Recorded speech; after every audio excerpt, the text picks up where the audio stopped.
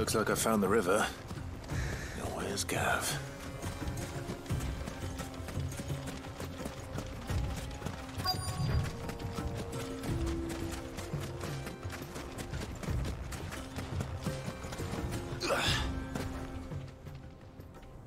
Sorry to keep you, Gav.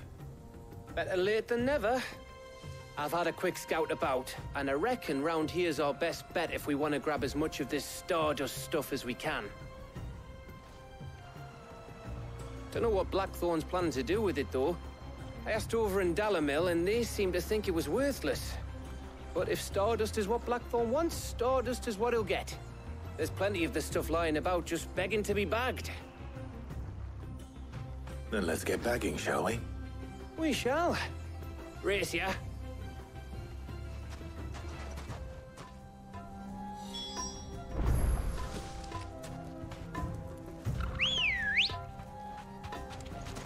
Come on.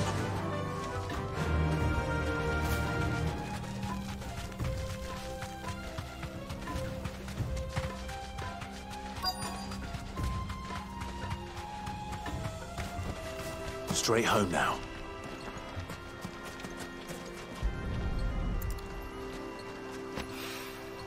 So this is Stardust. It just looks like black sand to me.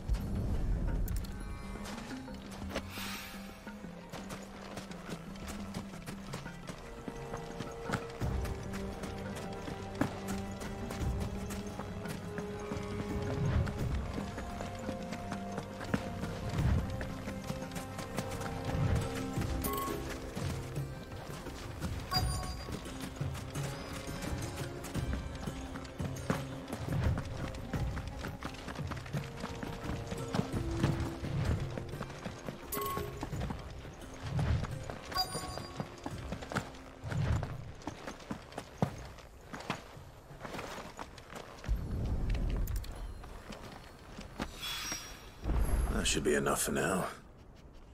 Let's see how Gav's getting on.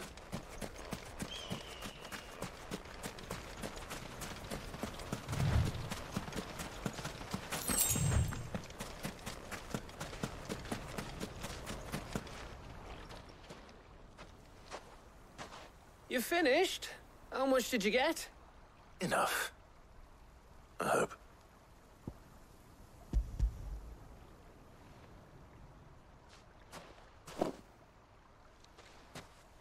Oh, you win.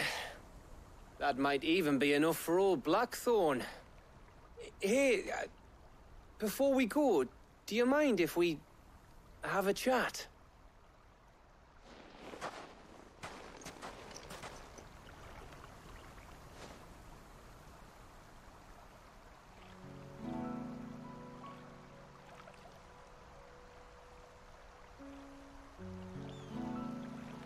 Feels like ages since we had the chance to talk.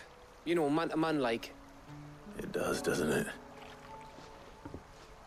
Back when you first took Sid's name, we were talking all the time. Working out what to do in that. There was a lot to work out. And there still is. Those shoulders of yours starting to feel the strain. Hardly ever see you around the hideaway nowadays. Always on some errand or other. You can take a day off, you know. Says the man who spends most of his time behind enemy lines. Only 'cause you keep sending me there. I know I can count on you, Gav. Likewise.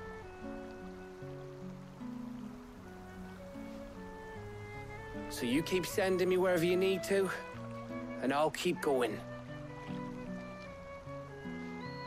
Safe in the knowledge that I have a home to come back to.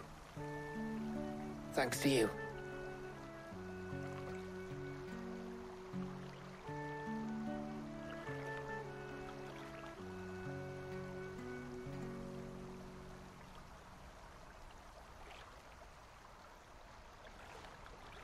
Right. That's enough soppy shite for one day. We'd better get this lot back to Blackthorn before he slings his hammer at someone. You go on ahead. And try to get some rest once you're there. Oh, I plan to. Believe you me.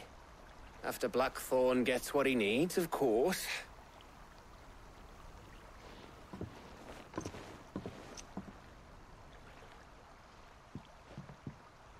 Right. Ready to go home, boy?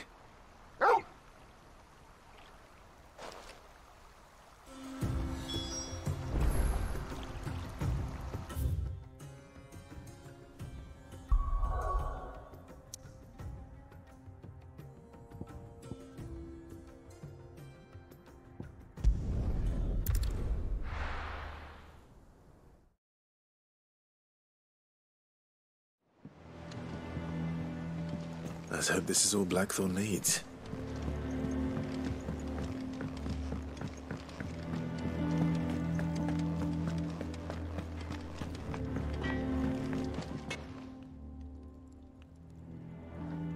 Blackthorn, got everything you need?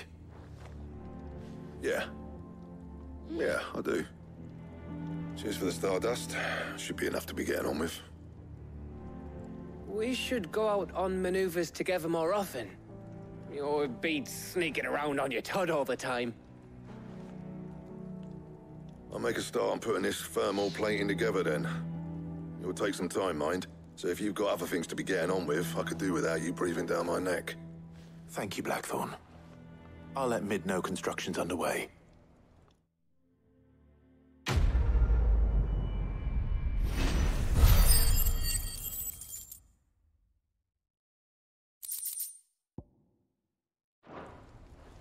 Suppose we'd better be getting back to work too. Give us a shout if you need anything.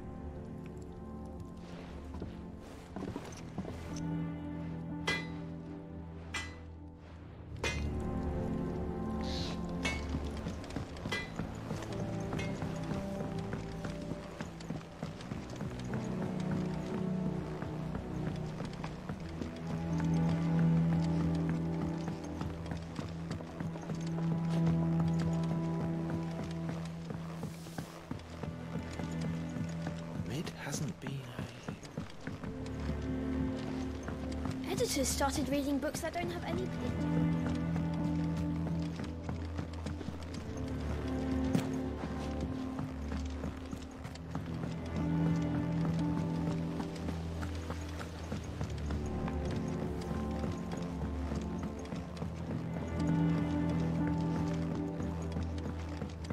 If I don't come up with something soon.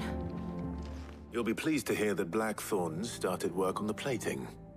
Excellent. 1 down, 2 to go. So, what's next? The helm, of course.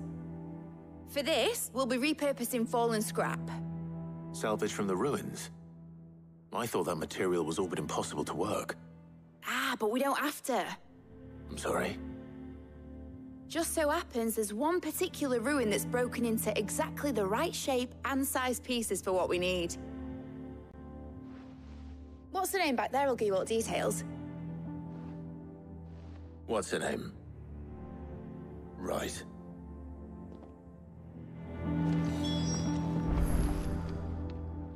Oh, Sid, is this about the helm? Yes. Mid said I should speak with you. I'll show you the plans then. Here you see the mithril engine, in which mithril is burned to generate heat. That heat is then harnessed to produce motive force. Excess heat is dealt with by means of the thermal displacement stack, which disperses it into the surrounding air. Now, were we to rely on thermal plating alone to achieve this effect, the rate of excess heat buildup would far exceed the displacement coefficient of the plating. In other words, the reactor would overheat and eventually explode. This is where the helm comes in. It connects to the plating, you see, and serves as a sort of thermal sink to absorb all that excess energy. Our experiments have shown that fallen ceramics are remarkably thermophilic. They can withstand and absorb levels of heat far above anything we are able to make today. And not only that, They're also waterproof and immune to rust, making them the perfect material for our protective hood. Why? If sea or rainwater were to enter the reactor proper, it would vaporize instantly. The forces produced would tear the ship from stern to... You can stop there. I understand. Mid said we might be able to use parts of a fallen ruin. Where would I find it? Ah, yes. It's in Lorbert's Pass, near Lostwing. The thing is, well, I probably should have arranged to have the pieces we need brought here sooner. You see, a certain unwanted visitor has taken up residence there. It's no longer a matter of just walking in and taking them. It's, going to be considerably more dangerous than that. I see. Then I suppose I'd better deal with this unwanted visitor for you. Would that help? Oh, very much. Thank you, Sid. I'll gather my team and head there right away. We'll meet you outside the ruins.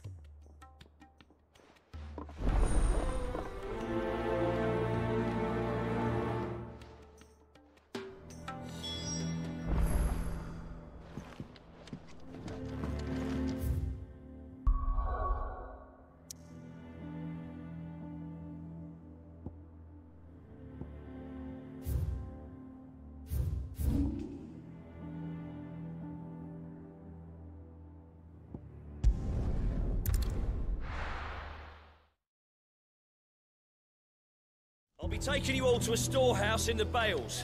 Leave anything you don't need behind.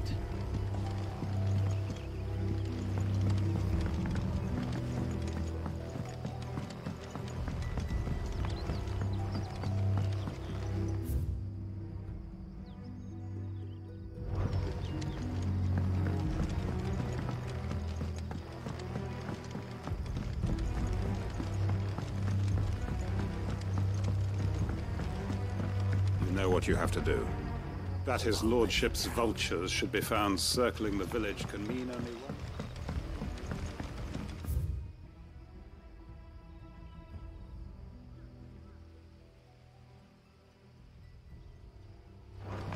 one. Ready? We leave at once.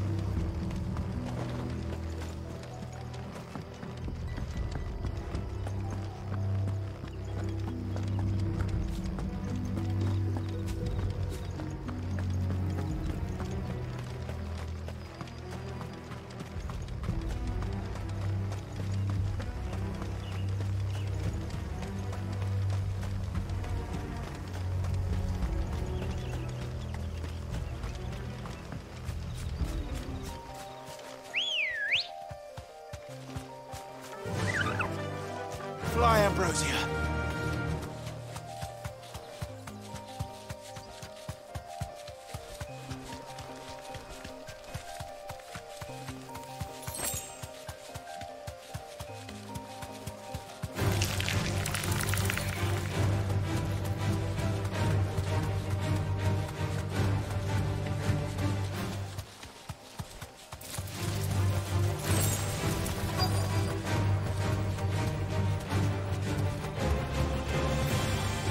Deserve a rest.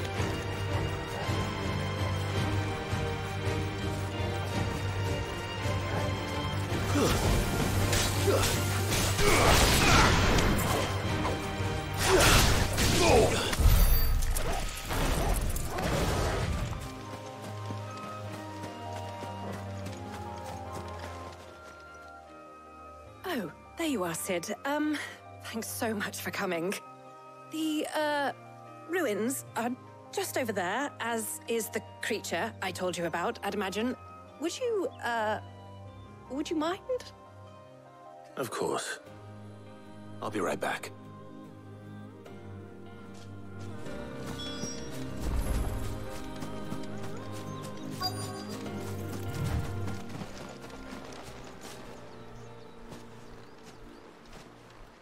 Anybody home?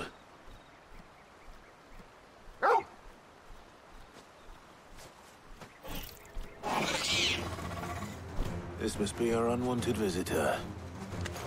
Time to go.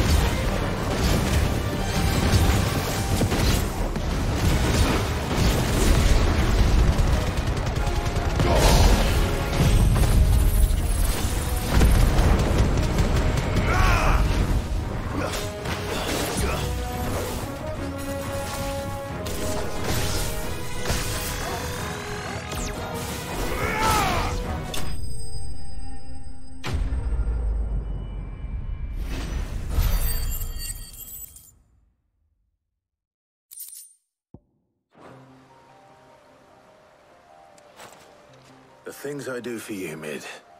Sid! Oh, thank goodness you're safe. You shouldn't have any trouble now. Indeed.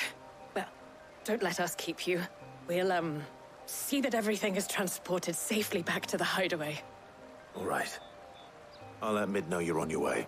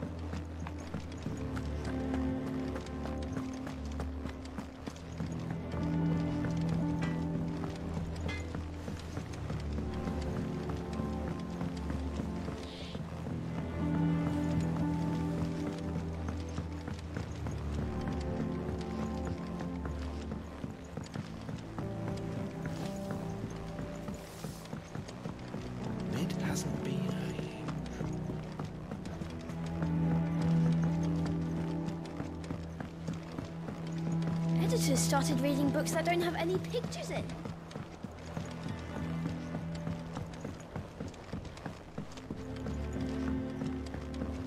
If I don't come up with something soon.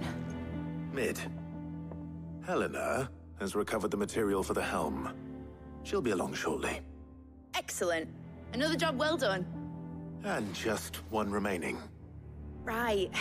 Right, the shielding. This one's a bit of a bugger. How so? The plating's enough to stop the engines going pop, but those things will still be spitting out enough fire to set the rest of the ship ablaze. Which is why you need proper shielding. A prism for the dragon's breath that's blazing away inside.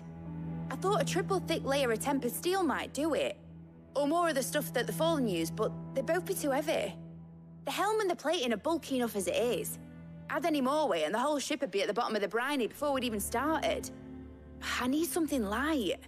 But I've racked my brains and I just can't think what would do it. Well, if I were in need of obscure knowledge, I know whose counsel I would seek. Harpocrates. Tomes? Yeah, well, I'd thought of that, obviously. I've got all the details written down here.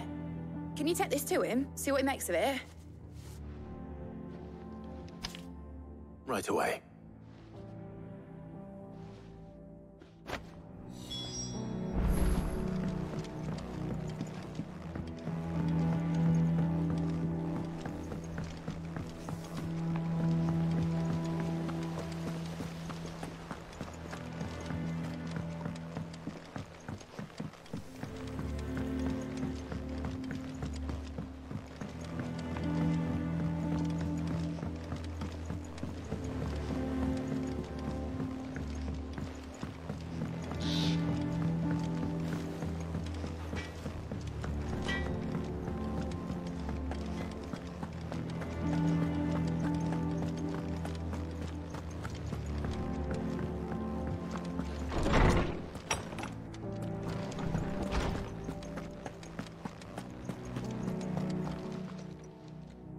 Harpocrates, do you have the moment? For you, Clive? Always. Well, actually, it's for Mid this time. Could you take a look at this?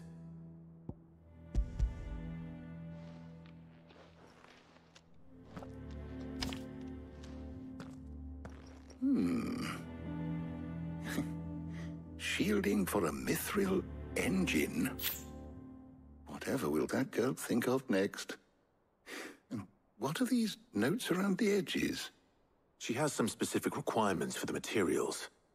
The shielding needs to be able to resist extreme heat on the inside, and yet remain cool enough on the outside not to set the ship alight, while also being light enough not to sink it. As you can imagine, she's struggling to find anything that meets her needs. I see. I wondered if you might know of a solution, or if you might be able to search the records for one. Perhaps it is not a different material she requires, but a different approach. What do you mean? Consider the lake we have made our home. Its blighted waters eat away far more quickly than fresh water or even brine, at timber and steel alike. And yet, we have made a home here from those very materials nonetheless. We have. But Bardolph must varnish every board twice over to keep it from rotting. And Obelisk complains that without a constant supply of pitch.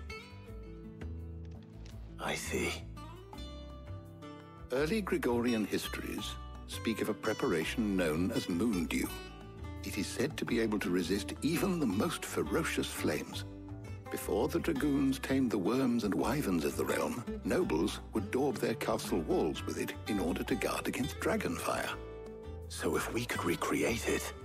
It might be applied to some material or other in order to provide the protection Mid requires. As to how best to apply it and to what material, perhaps Bardolph and Obelisk might be of assistance. I shall speak to them and see what wisdom they might have to offer.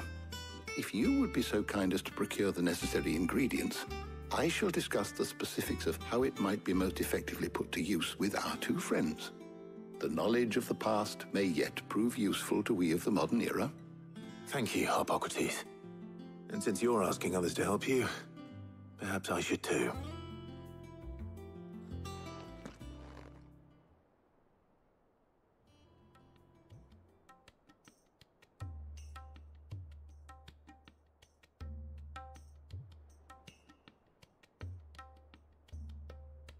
So you need a hand, do you?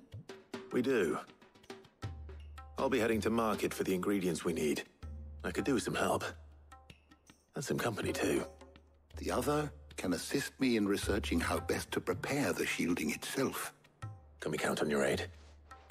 Always. Well, if Jill's game. Thank you. I am sure either of these fine young minds would prove indispensable in my research. I leave the decision as to who will go with whom in your capable hands, Clive.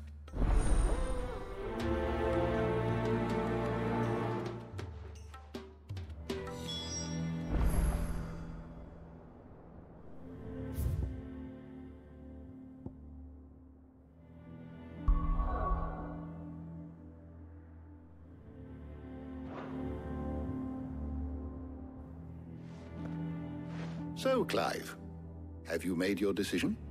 Who will accompany you on your little excursion?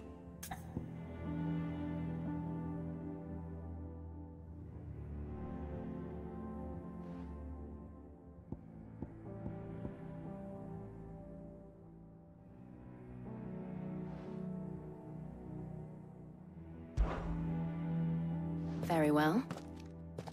So then, what do we need to find? I have taken the liberty of preparing a list. Here. White chocobo eggs. Pepio nuts. Are you sure this list is right? Everything on here seems very edible. I would have thought the ingredients would be a little more exotic. Though these items may seem mundane, they have potent effects that are rarely exploited, effects for which they were once highly prized. So much so, in fact, that they were harvested almost to extinction, hence moondews having fallen from favor. Now, of course, they can be obtained with ease. You should be able to find everything you need at the market in Northreach. Is that so? I've been meaning to visit Northreach anyway. I'll set out now. Join me there when you're ready. I will. Until then. You two enjoy yourselves. You too, Talia.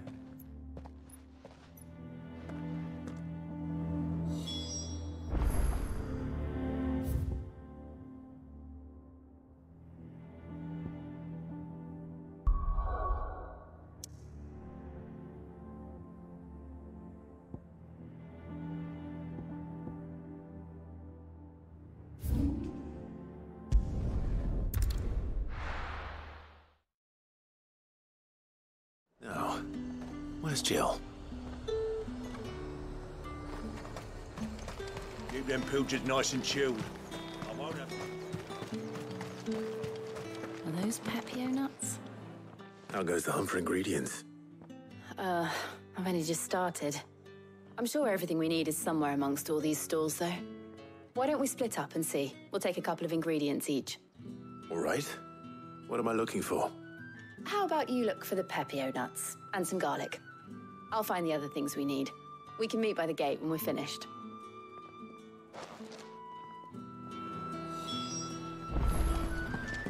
Up! You'll not find a bruised pippin. Fresh cuts! Come and get them before... Any friend of the innkeeper is a friend of mine. I hope it's to your liking.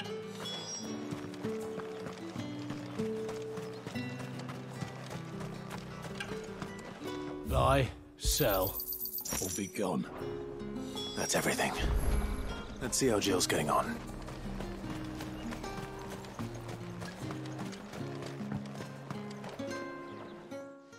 Did you find everything? I did. Here.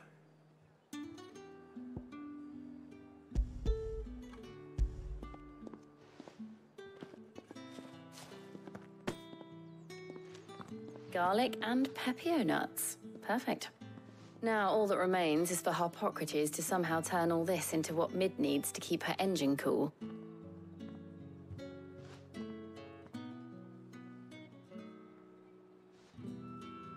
But before we head back, would you walk with me a while?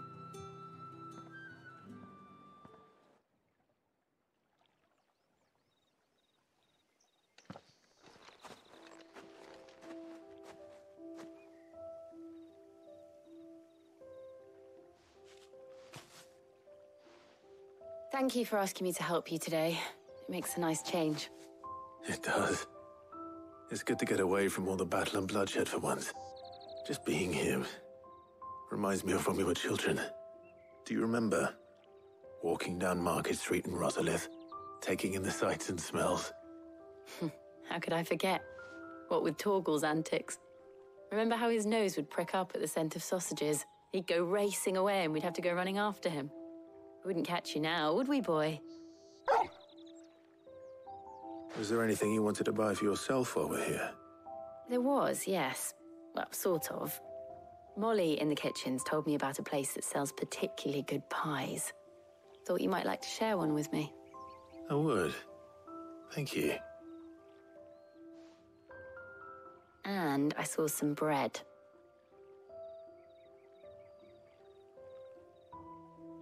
Big white cobs like the baker back in Rosalith used to make. What do you think? I thought we might get some soup to dip it in. But then I tried a slice of the butcher's dry-cured ham and it was just... oh. You all right? Sorry. It's just... you're right. I really do feel like a child again being here with you.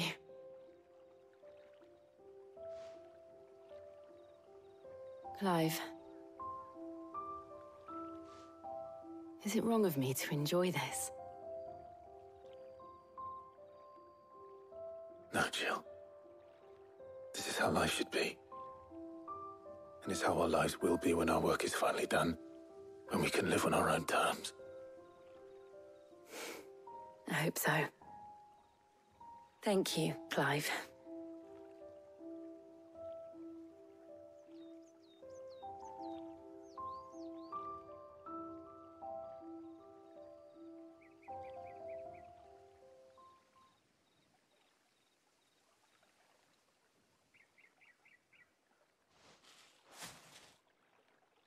Well, I suppose we better be getting back. I need to give these ingredients to Harpocrates and Talia. I'll see you at the hideaway. Take care. I will. You too.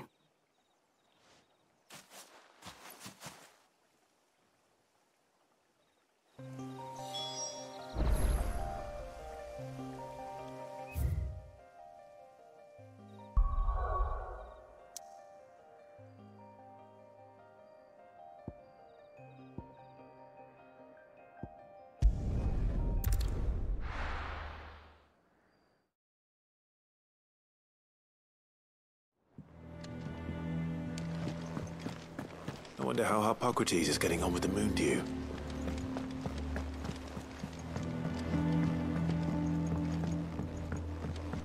We're seeing troops amassing at every border crossing. Oh, I wasn't expecting you back. All yours. Come again. I may have more for ya. Are you still running round after Mid? Oh, you poor bastard.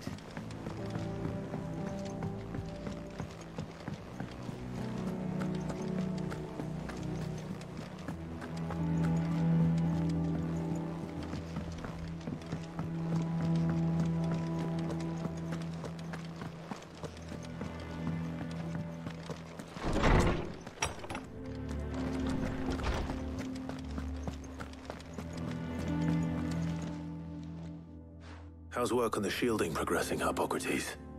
Well, very well indeed. And thanks in no small part to your kind assistance. I was just explaining to Tarja how we might best go about preparing the moon dew. And now that we have all the ingredients, we may begin.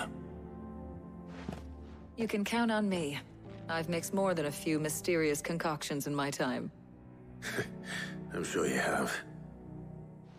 What about the shielding itself? Work is underway, under the watchful eyes of Bardolph and Obolus. Apparently, it'll be ready soon. Thank you. All of you. Right then. Jill, would you join me in the infirmary? Many hands make light work and all that. Of course.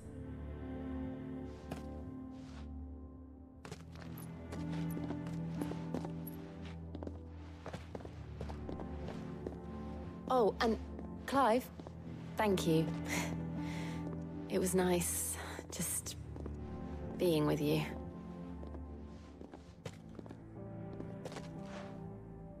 It appears our work here is almost at an end. A shame. I was enjoying playing the man of action for once.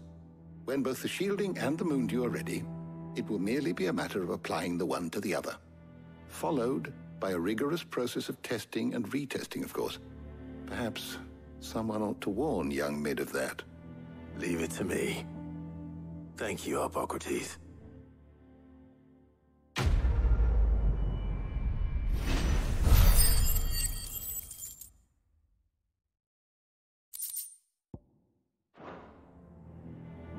Well, I better go and give Mid the good news then.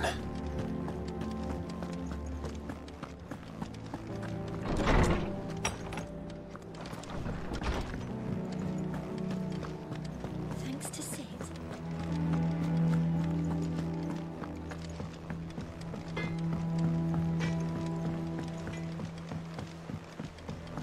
I went up to give some greens to the Chocobo.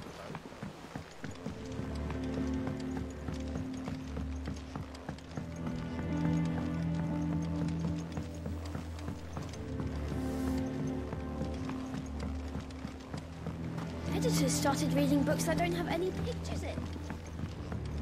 I think Mid might need some help.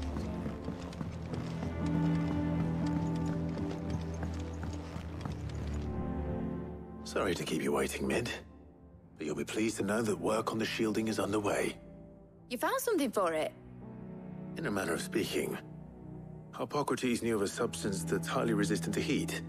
A coating that should provide the protection you need. He's supervising the construction and testing of the shielding as we speak. Brilliant! I knew you wouldn't let me down. Don't thank me. I'm just the errand boy. Right then, better start working out how to bolt all these bits together. To the Black Hammer!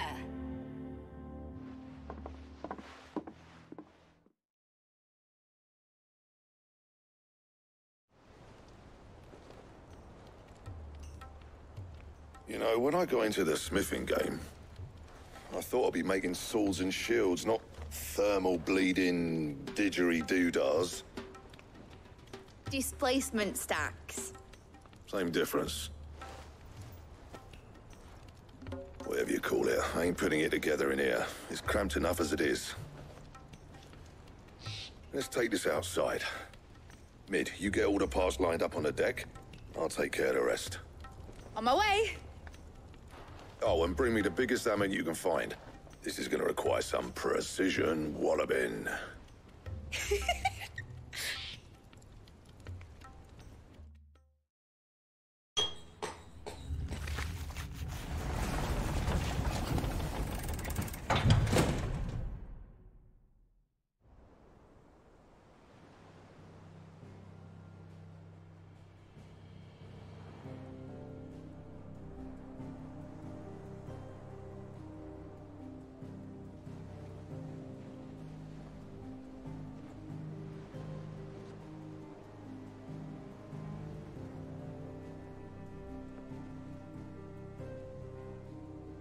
It's finished! It's finally finished! Thank fuck for that. I'll be feeling my hammer arm for weeks. Thank you, Clive, Blackthorn, everyone. That's one down and just 3 more to go. I'm sorry. Oh, didn't I tell you? The Enterprise has 4 mithril engines, and we'll be needing a displacement stack for each. You don't mean... Don't worry. Now they've got a finished one to work off. My gang in Canva can build the rest. Good luck to them, I say. Right, I'm off to get a sling for this elbow. Any other work comes in, keep it to yourselves, eh?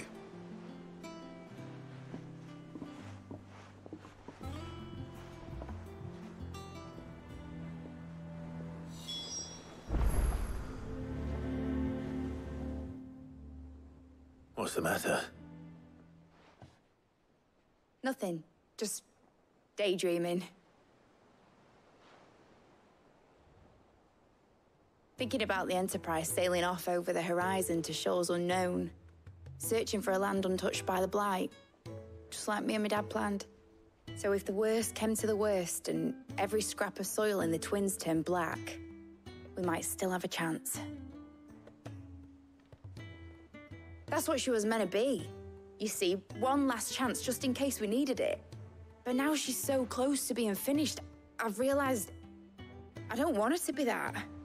I don't want it to be just a lifeboat for us to cling to if things get desperate. I want people to sail aboard her by choice, not from the lack of it. In a world where we're not just trying to survive, but where we can actually live. I'm working on that. And I'll do everything I can to get you what you want. Don't you always? All right. My mind's made up. As soon as the Enterprise is fit to sail, I'm putting her under your command. Sod our plans, I'm trusting in yours. Are you sure about this? Something tells me it's what my dad would have wanted. He'd be proud of you. You were gonna visit his grave, weren't you? I was. And you can come too, now that your little project is finished. Right. There's just one thing I need to finish up first. Won't be a mo. All right. I'll let Otto know you're coming. Meet us in the mess when you're ready. Aye, aye, Captain.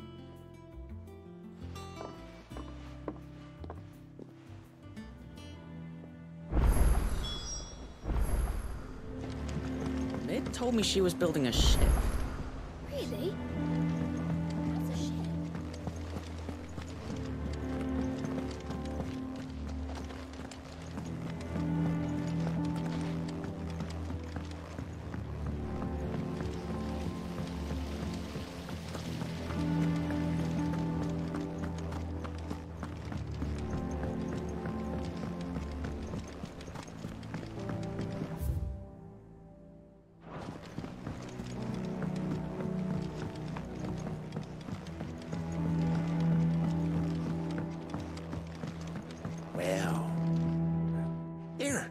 Sid, reckon you might be just the man to help me out of a bit of bother, if you've a mind to.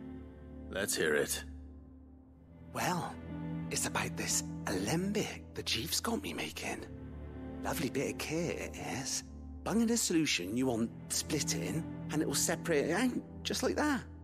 Problem is, it won't always get rid of all the impurities. And with some of the stuff we need it for, that ain't good enough. Which is why I've been looking for something to filter the liquid we'll be cooking off. And that's where I was hoping you could help me out.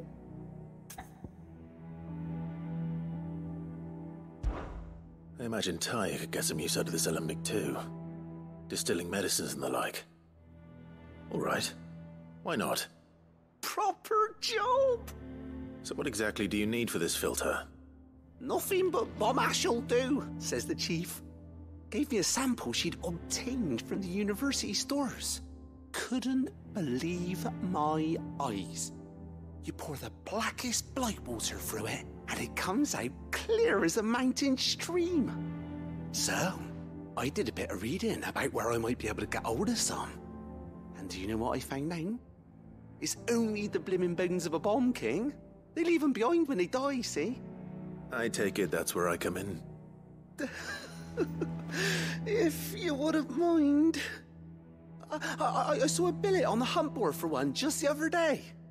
Would have gone myself, but, well, fighting dirty great balls of flame isn't exactly my forte. You, on the other hand... All right. I'll see what I can do. Thank you kindly. And good hunting, eh?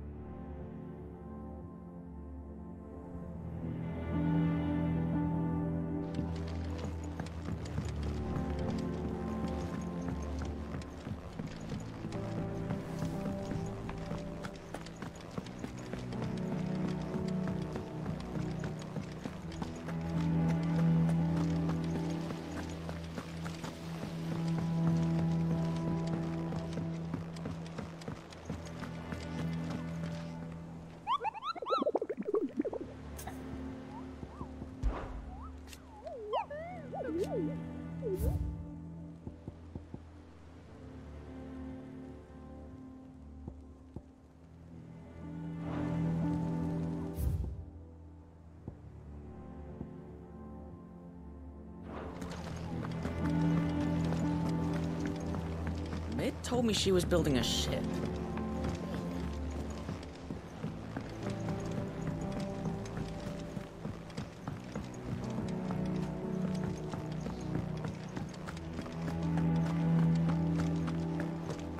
He cracked the crystal too.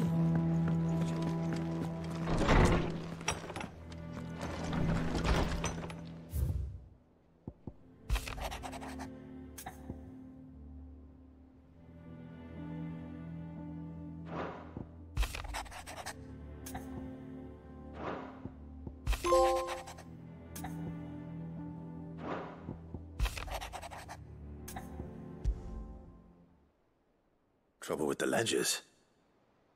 Shouldn't he be asking Otto for help?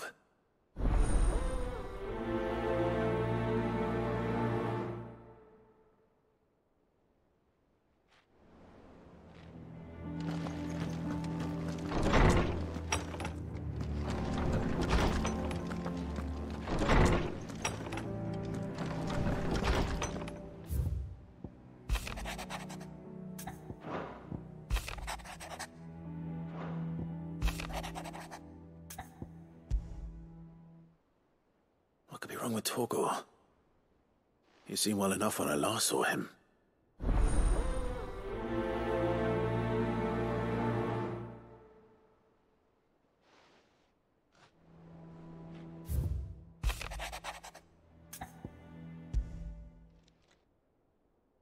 Hopefully it's nothing. But I should speak to Blackthorn just in case.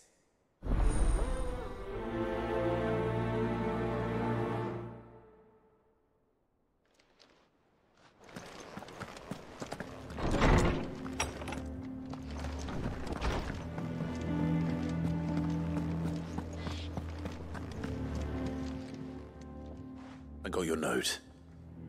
You think something's wrong with Torgor? So you can read. Congratulations. But I didn't say I were wrong with him. I said something weren't right. He's not been eating me treats. He used to love cracking the bones from Molly's boiled brown, but now he won't so much as look at them. Didn't like him. Which is why I'm of a mind that his mind's on something else. You've not been working him too hard, have you? No harder than usual. Is that it, boy? Do you need a rest? What was it he said he was? A frost wolf? That's what the lawsman seems to think. Then maybe this all has something to do with whatever it is that's woken inside him. I suppose things have been different since Rosalith. Perhaps Hippocrates knows something. Instead of everything, you mean? Perhaps.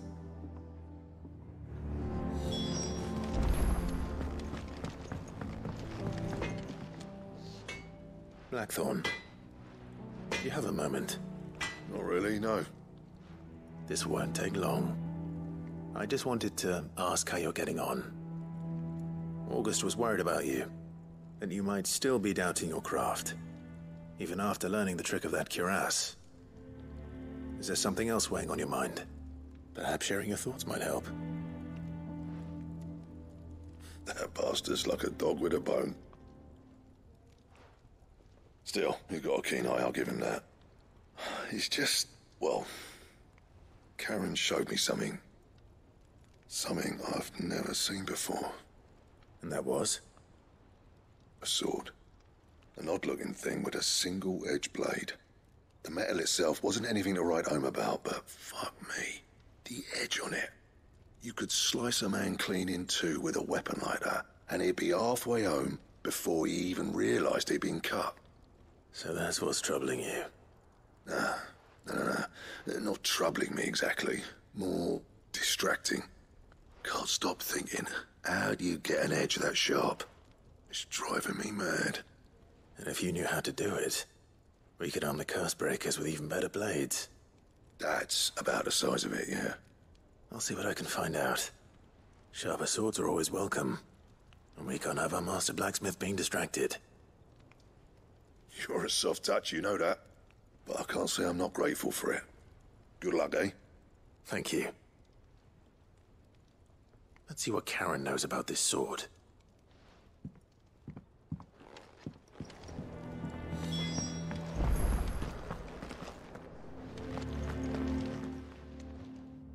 You're looking well, Karen. What do you want? Out with it. I want to know about the sword you showed Blackthorn. Single-edged and extremely sharp. Running around after him again, are you? I suppose I am, yes.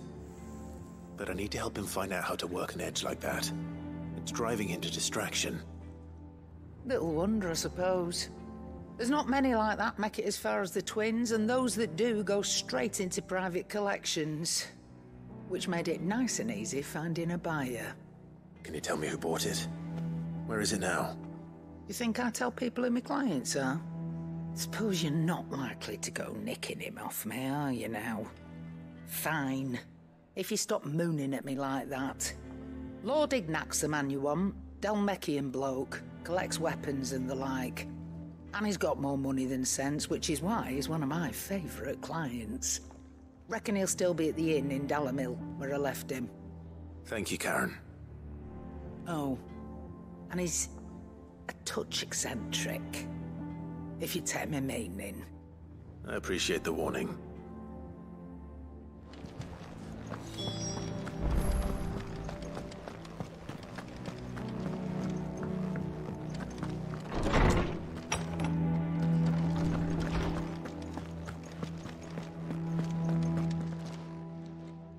Lawsman, I need to ask you about Torgal. Something's not right with him. He isn't ill, is he? I don't think so. But according to Lady Karen, he seems to have lost his appetite, which is certainly a new development. She says he's hardly been touching his bones of late, and she believes it may have something to do with what happened at Rosalith Castle. I rather think she might be right, though not about his appetite. All canids are instinctively inclined to crack open bones for the rich marrow that resides within, and I see no reason why a frost wolf should be any different. Accordingly, I suspect it is not a lack of appetite that afflicts Torgal, but a surfeit of it. If we assume that his newfound magics require additional nourishment to sustain, it may well be that the bones Lady Karen is accustomed to providing are no longer sufficient. Frost wolves, after all, habitually prey upon far larger animals, whose bones may yield altogether different nutrients. As to where one might find a suitable substitute, some antelopes that graze the meadows of eastern Rosaria have been known to grow to a size more than double that of their lesser cousins. I don't recall ever seeing any that large. And little wonder. The oldest and largest such creatures rarely leave the safety of the highlands for fear of predators. The last elder antelope sighting I recall hearing about took place near Cressida, and that was long before the village was abandoned. Even so, it seems like a good place to start. Good hunting, Clive.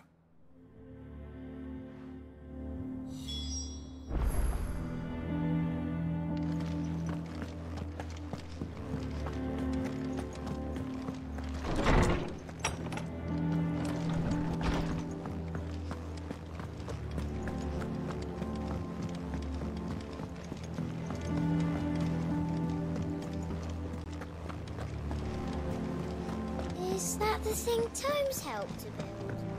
Mid told me she was building a ship.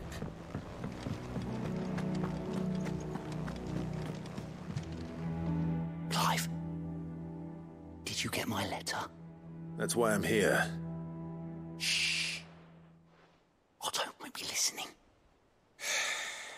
Is this better? A little. Listen. I've some bad news. It turns out the hideaway may be slightly behind in its payment to certain lenders, and it may be my fault. But I swear to the goddess, I thought I had the numbers square. Sadly, that square turned out to be more of a circle. 0, you might say. I can straighten it out, I swear, but it's going to take some time, and I'm going to need help keeping it from Otto. Bit late for that, I'd say. There you are! What a surprise! So let me get this straight. You forget to pay our lenders what they're due, and instead of coming straight to me, you get Clive to come to you. And I hope he'll dig you out of the hole you've dug for yourself. Clive, the man in charge of the place you've been cheerfully trying to bankrupt. And you thought this was a cunning plan. Why? Well, who needs paying? Oh, just Martha. And the dame. And, well, Lady Karen. But only 500 talents. We owe 3 of our most trusted friends 5 million gil. Each. 5 million each. They lent us the bulk of the money we used to rebuild the hideaway, you see, and, well, I must have made some sort of oversight.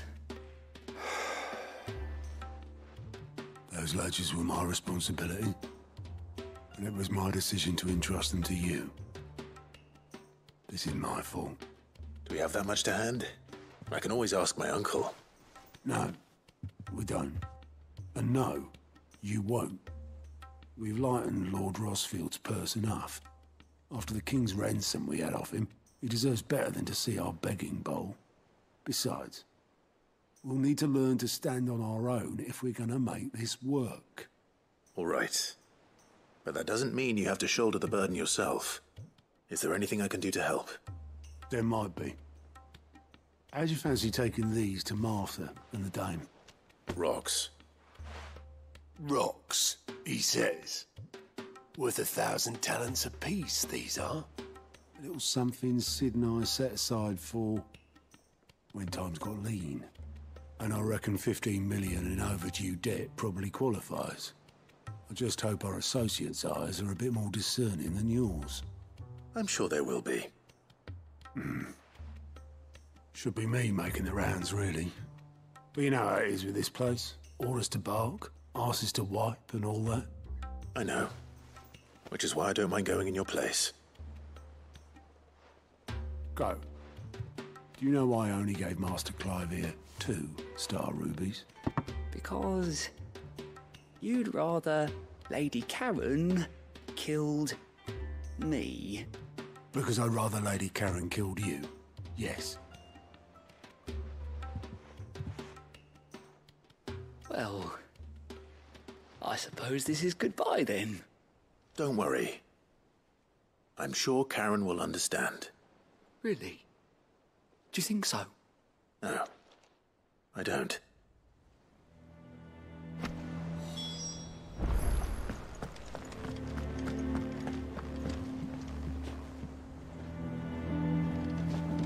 Mid told me she was building a ship.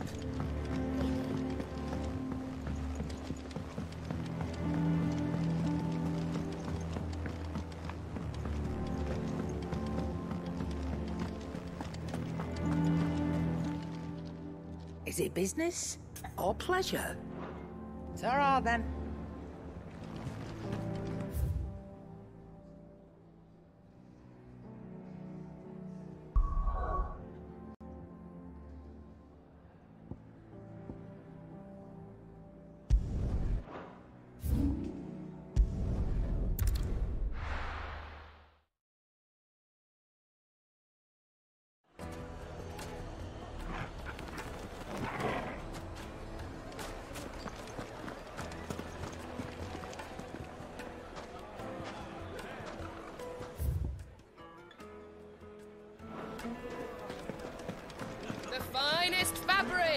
Take a sniff, now, sir. Dusan, I know you're keen, but do you have to use it?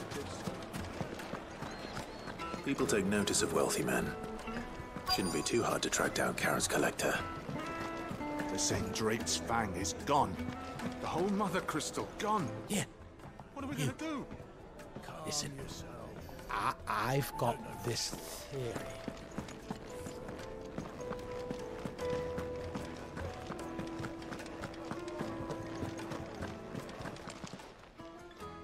My reputation will be ruined!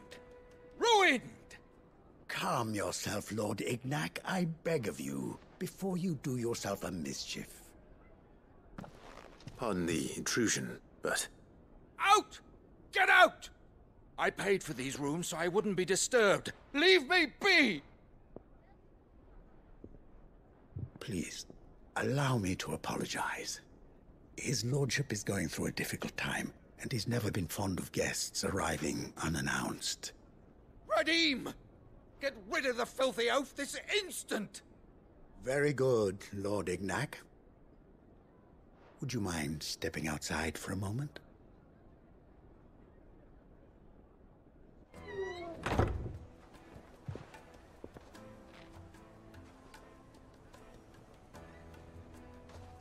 I'm sorry if I've caused you any trouble. That? Oh, no. That's just how his lordship is. Though the morning's events have left him somewhat fractious. He has been dispossessed of his luggage, you see. The thieves also made away with a considerable amount of coin. Coin the innkeeper will soon be keen to collect. I don't suppose a certain blade was among the stolen items. A single-edged sword. It was purchased from a merchant friend of mine. Ah, you know Lady Karen? Yes, I'm afraid it was. Then I'll retrieve Lord Ignac's luggage. But I have one condition. You have but to state it. You are welcome to anything that is within my power to grant. I want an audience with Lord Ignac. A few minutes should be enough. Then I'll be on my way. A condition I would be a fool to refuse. Of course, you shall have your audience. I don't suppose you saw where the thieves went? I did not, no. Though some discreet inquiries made on his lordship's behalf mean that I know where you might find them. The bandit's bed. Every ill-gotten coin in Dalamil is said to pass through that disreputable corner of the Valcroy. And that's where I'm heading.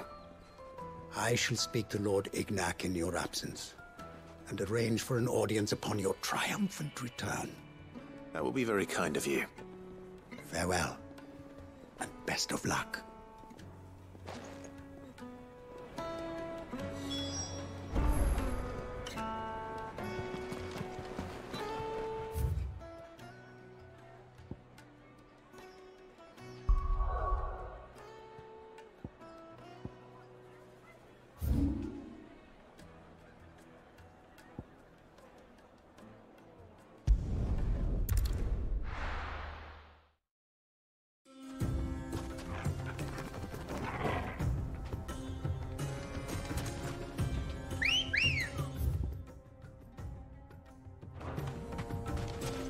Let's go.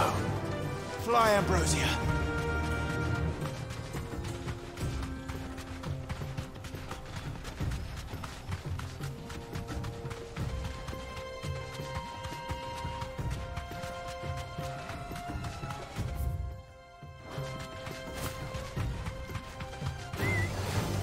Dumb vultures.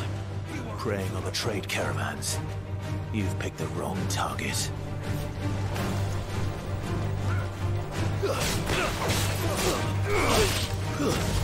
Stay down!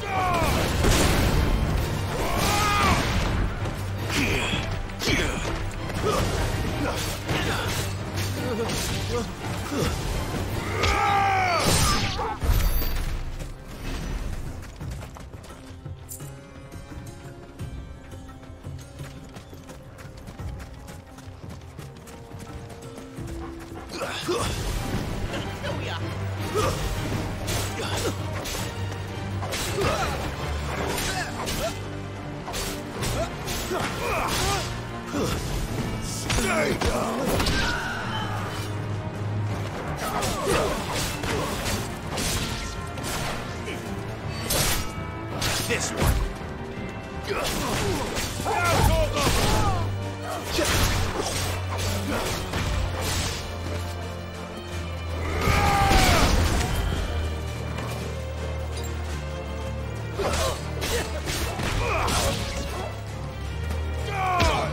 It's over.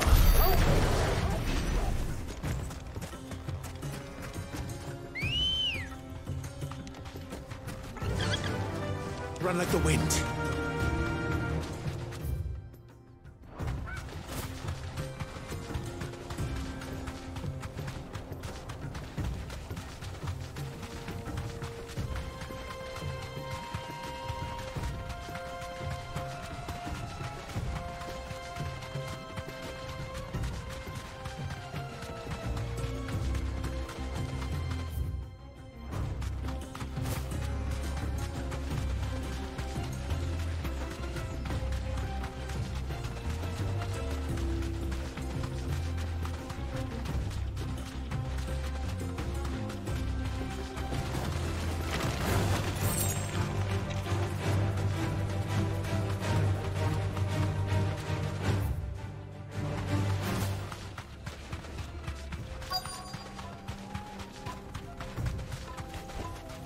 You deserve a rest.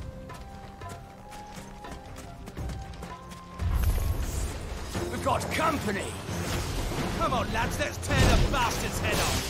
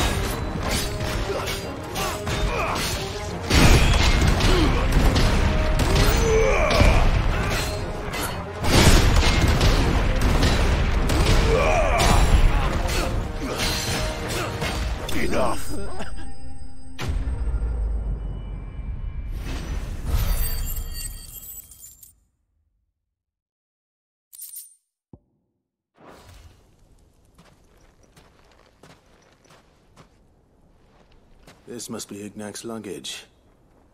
Nothing seems to be damaged. All right. Let's get it back to Dalamil.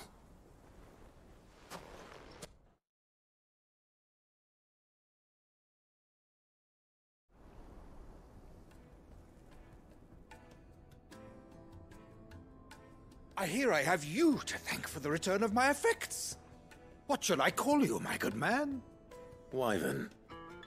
Glad to make your acquaintance. A formidable name indeed. Well, Wyvern, I appear to be in your debt. Redeem here tells me you wished for an audience. Is that all? A few moments of your time should suffice, yes. You're a peculiar fellow, Wyvern.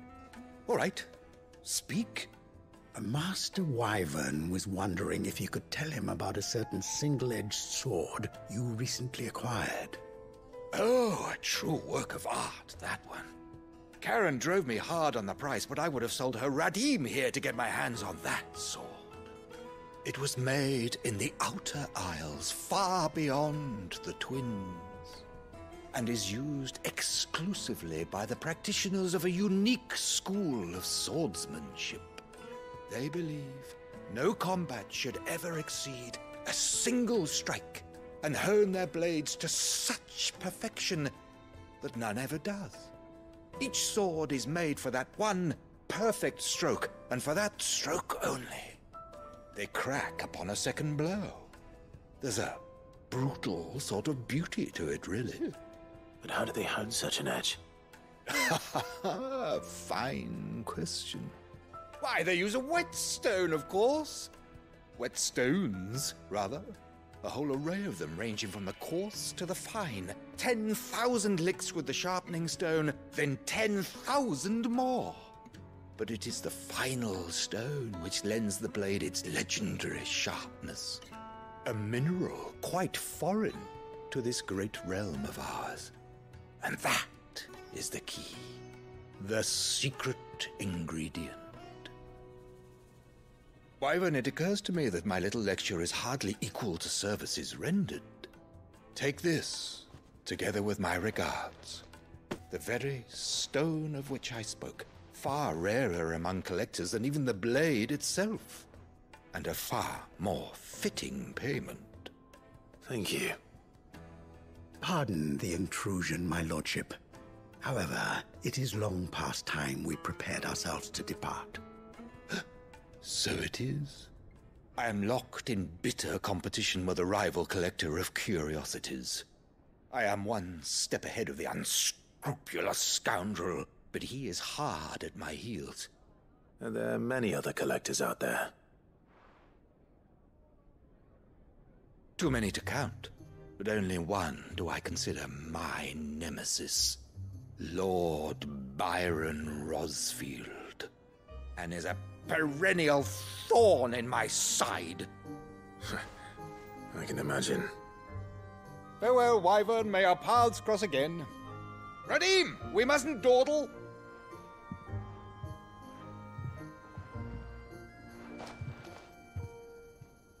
I think his lordship is rather taken with you, Master Wyvern.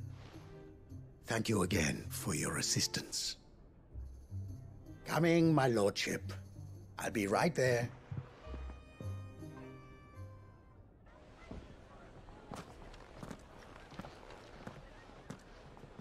Trust Uncle Byron to find such an interesting rival. Now, let's see what Blackthorn makes of this whetstone, shall we?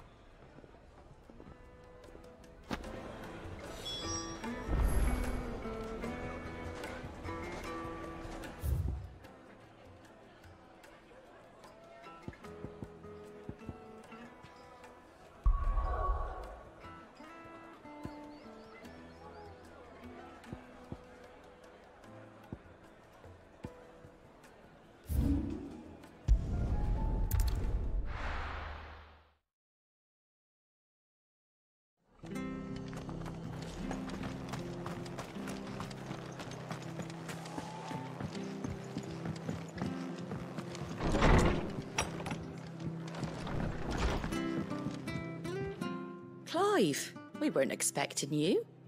I wasn't expecting to be here, but it seems we still owe you a considerable amount of coin for your help with our rebuilding efforts. And though I doubt it's what you were expecting, we were hoping you'd take this as payment.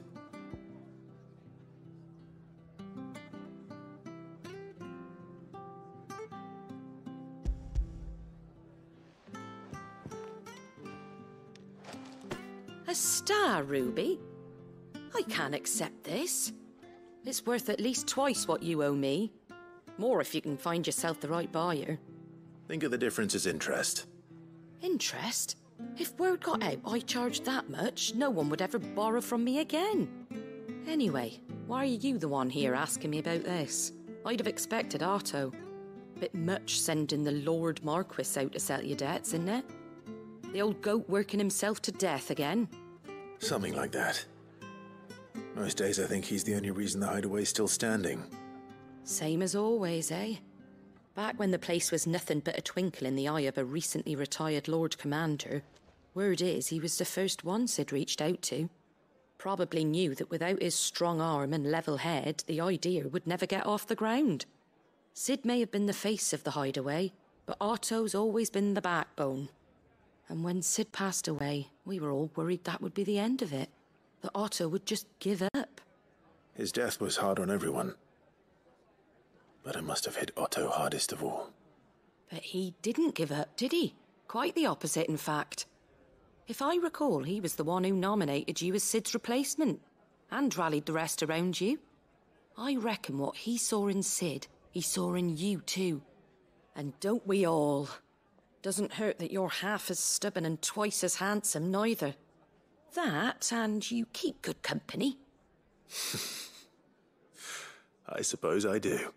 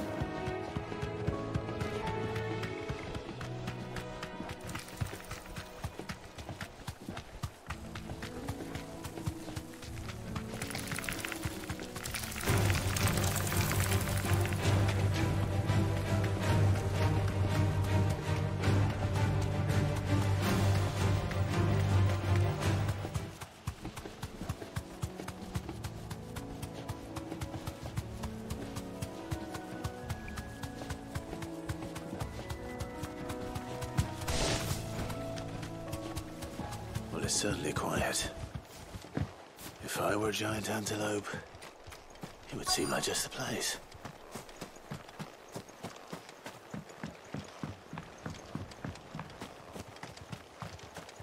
I doubt we'll find one bigger than that.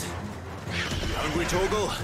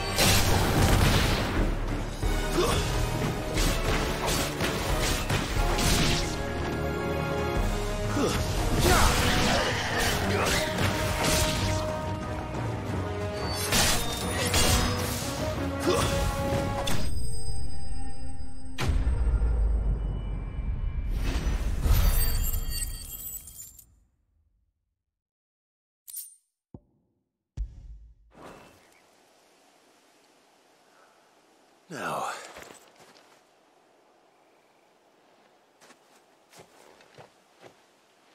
will it be enough, I wonder?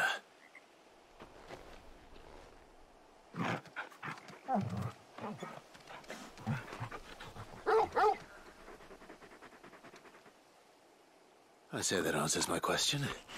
Which means we owe the lawsman our thanks. You're just a big puppy, aren't you? A very big puppy.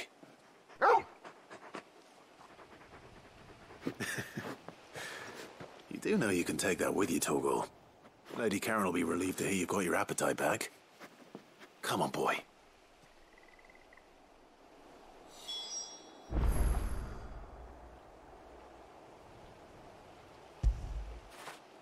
After it.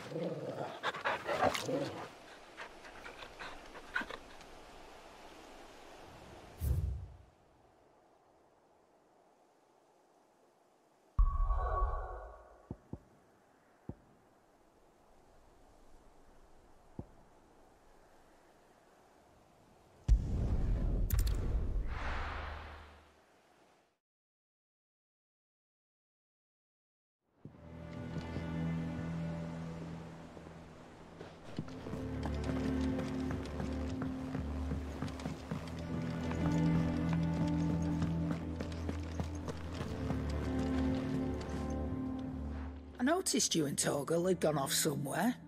Take him for a walk, did you? You could say that.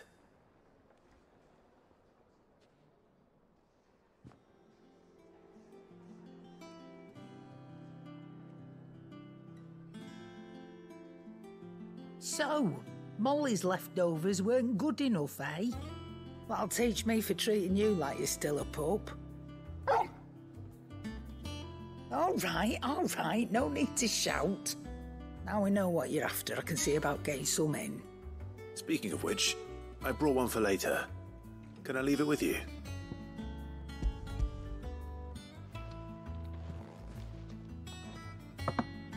You can, aye. I'm nice like that. In return, you can thank Tomes for me. The bloody know-it-all. I was just on my way to see him.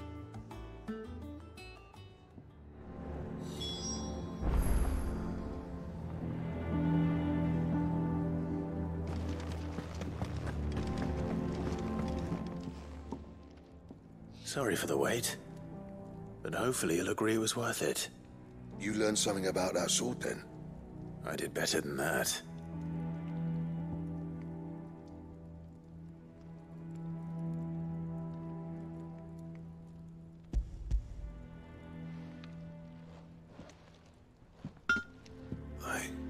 A whetstone? Yes. But not one you'll find anywhere in Valisthea.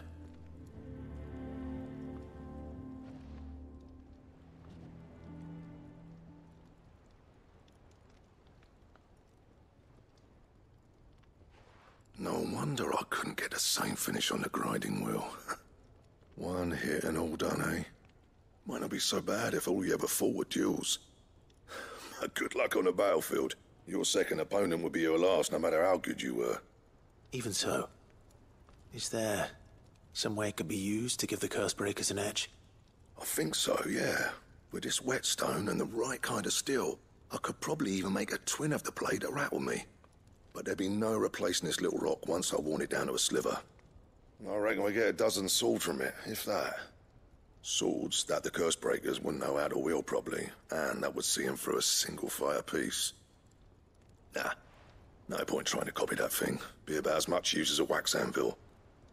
But finishing our blades with a whetstone this fine, now that's something to consider.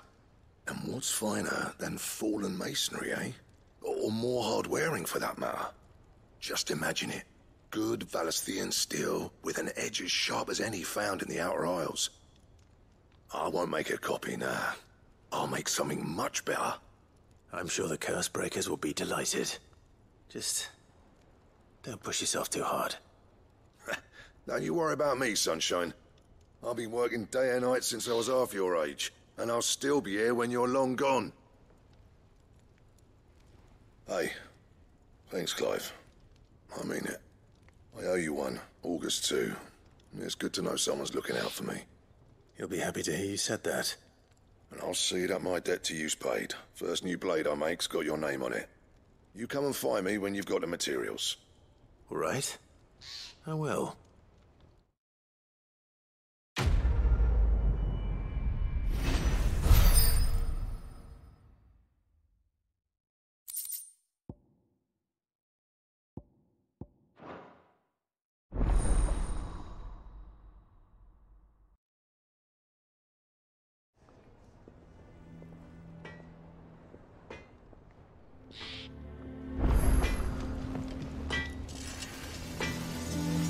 Clive, what do you want?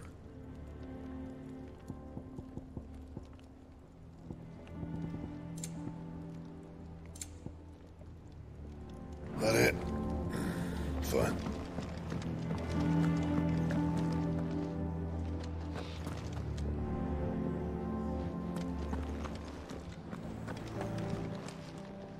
Is it business or pleasure? I don't know. If you're gonna buy something, be quick about it. It'd better all be here.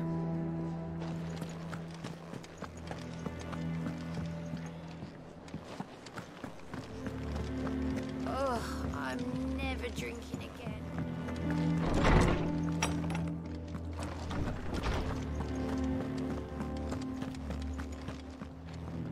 Ah, Clive. Were you able to locate your quarry? We were indeed, Lawsman. You pointed us in exactly the right direction. And Torgal's been a very happy hound ever since. Very good, very good. Lady Karen sends her thanks, by the way, for your part in solving the mystery. Ah. But that reminds me. After your last visit, I found myself pondering Torgal's talents. Do you recall our conversation concerning Lady Jill's role in Torgal's transformation? About how she somehow woke the power within him. Precisely that. A reasonable conclusion, I thought. But one which raised certain questions in my mind. You see, the Fenrir of legend served Shiva and Shiva alone. And while the powers attributed to him are certainly impressive, the records imply they are somewhat different in nature to those you described Torgal as having used. What are you suggesting? That Torgal may be the beneficiary of more than one Eikon's power. Consider that in addition to Lady Jill, he has served as a loyal companion to you, your brother, and even the late Cid. In short, the Eikons hitherto near at hand, or should I say at paw, have been diverse and plenty, and that number has only grown as the realm's dominance have fallen to your sword. One can but speculate as to how all of this has affected Torgal. He has seemed more fierce of late. And if I'm not mistaken, he will grow fiercer still. We are fortunate indeed to be able to count him amongst our allies and not our adversaries. Oh, he's more than an ally. He's a friend.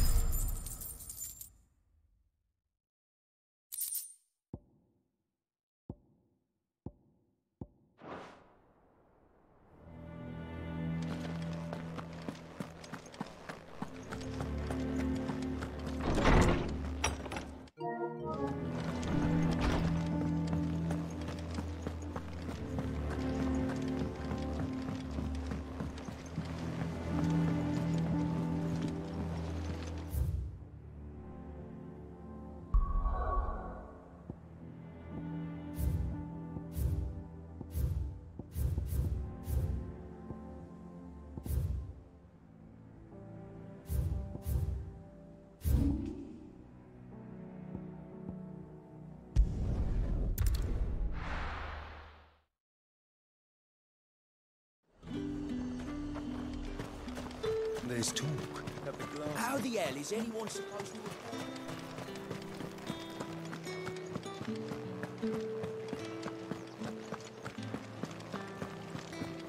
Did you hear? The gates to heaven. want to see you again. What am I going to do without Sweetwater and Olive Talc? Milady, I come bearing gifts. Gifts? Whatever is the occasion.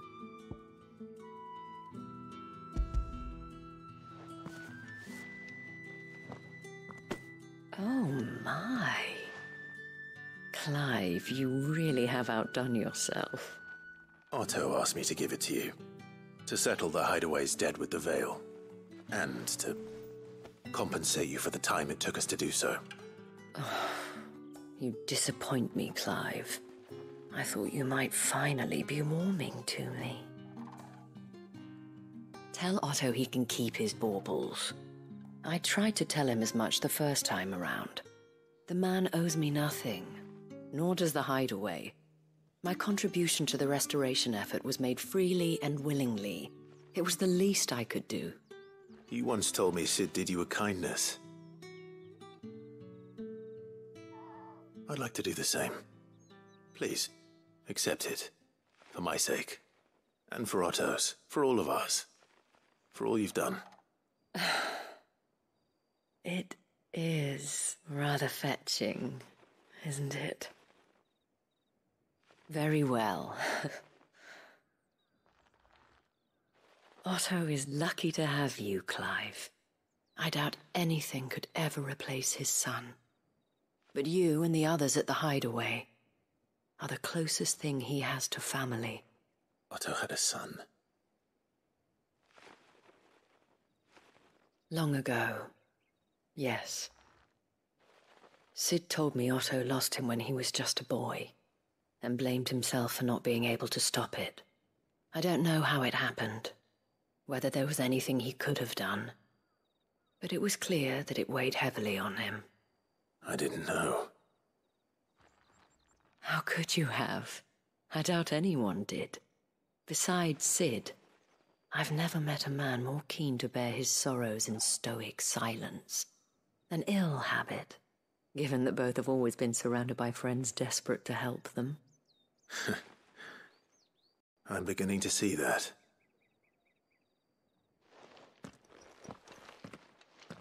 Go will want to know the stones were delivered. If he's still with us.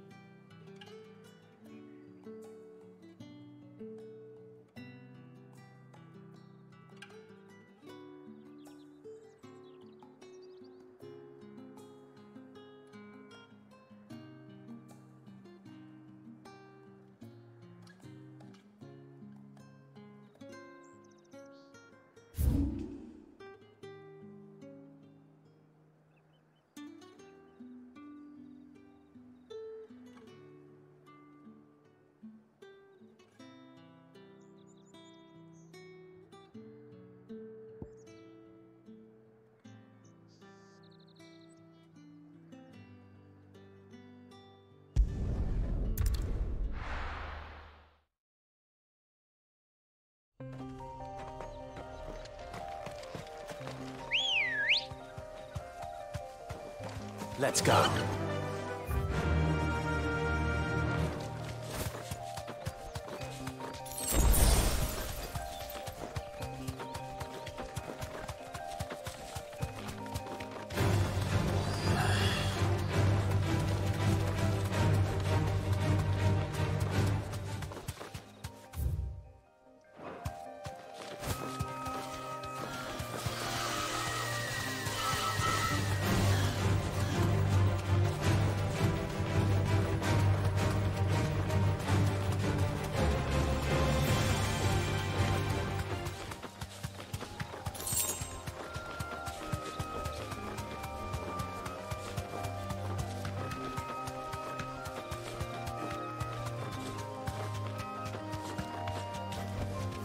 That'll do, girl.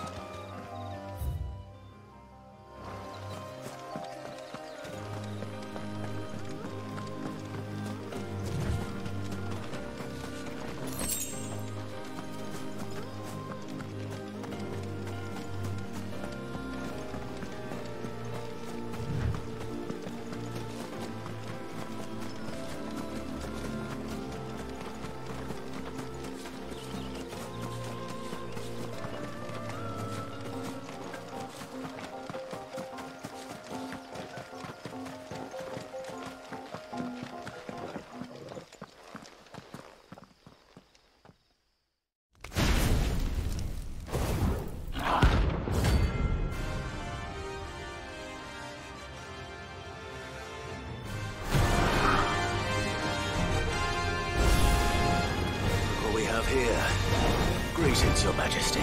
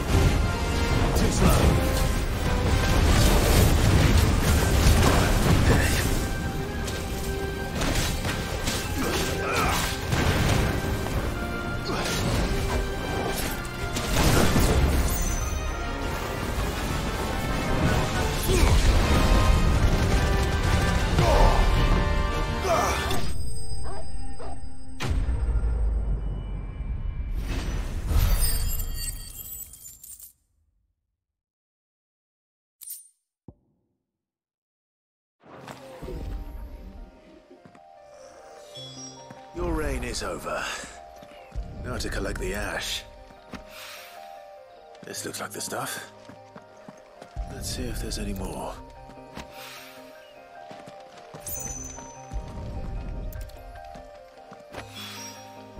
That should do it. If a wine needs more than this.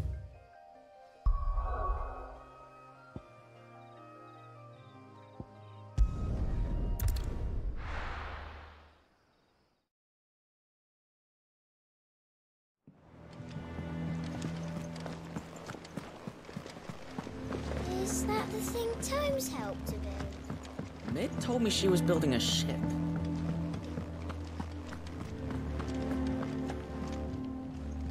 Goat. Still alive, I see. So Lady Karen accepted the ruby. Ah, about that.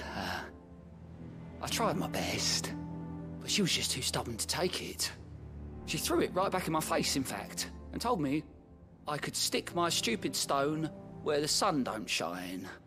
Karen refused payment. I hope it wasn't something I said. I'm sure you were as tactful as ever. Let me see what I can do. Oh, wonderful. I hope you have better luck than I did.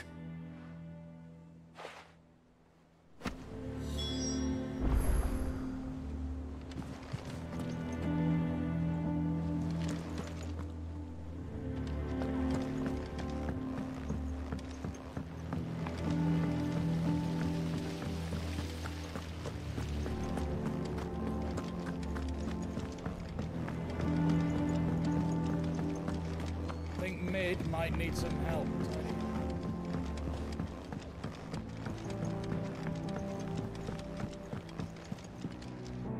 All right there, Sid?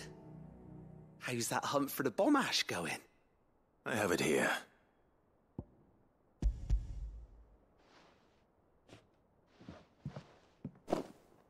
That's the stuff. And plenty of it, too. Enough to keep the alembic bubbling away for a good old while. You're a gent, Sid. Let nothing say otherwise. Right then, let's get this contraption up and running.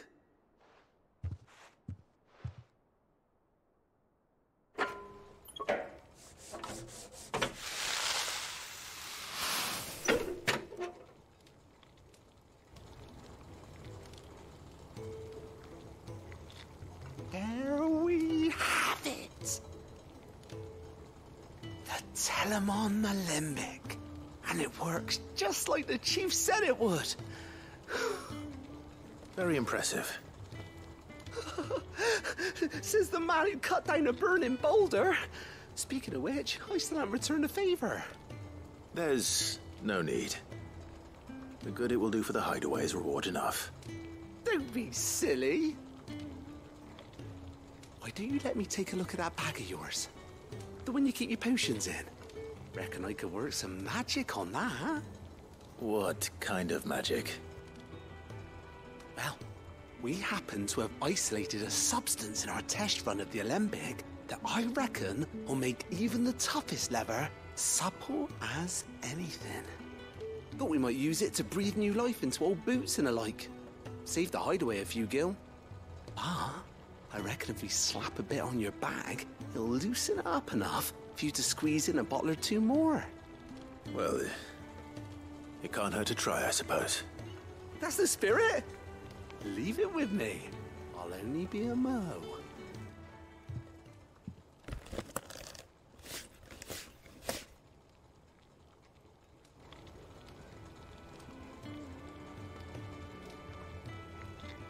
Well, what do you reckon? It certainly feels more flexible. Right? Told you. Thank you. I think. No. Thank you for supporting Mid and the rest of us in our endeavors. Without you, we'd never have been able to discover wonders like that stuff I rubbed on your bag. And I'm telling you, there's plenty more where that came from.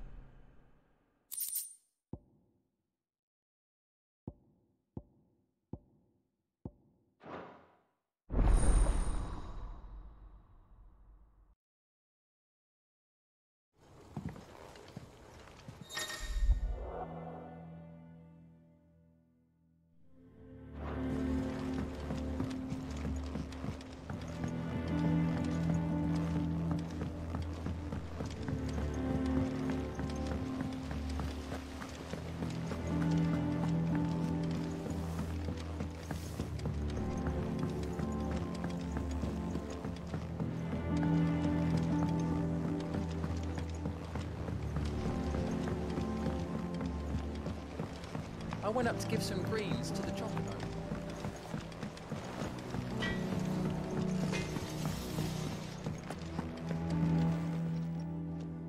Lady Karen, Goat tells me you weren't happy with our offer.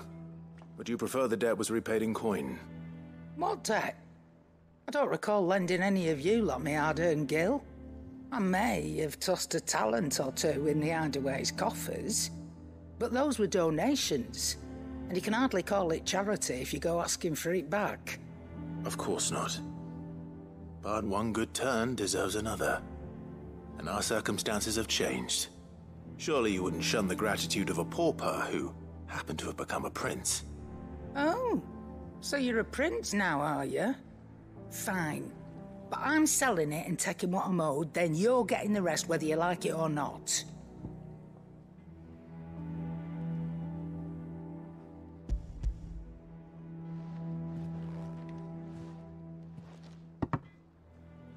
Where'd you even get this? A decent trader might nab 1,000 talents for a star ruby. A canny one, meanwhile, might claim it were nicked from the belt of Sid the Outlaw himself and ask twice as much. Might be I already have a buyer in mind. Might be you even know her. A fine continental maid whose beauty's only eclipsed by a guile in commerce. You wouldn't mind, would you? Not at all. Just be sure to tell her that it's always a pleasure doing business.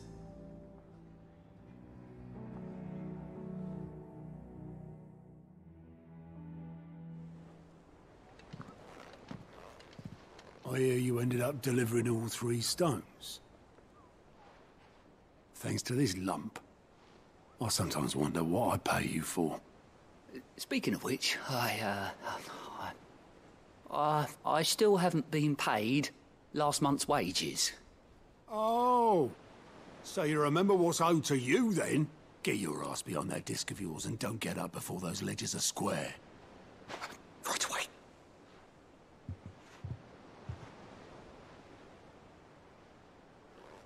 I've seen that before.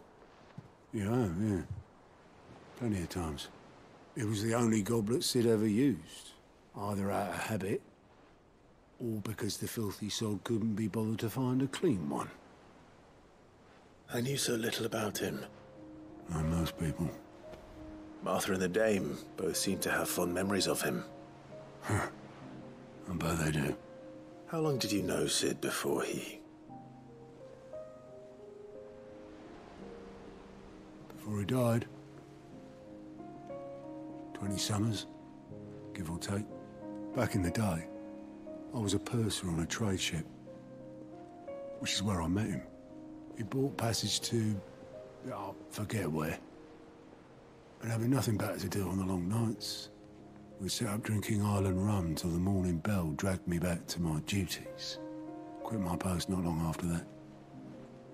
On account of making a fine maiden's belly fat.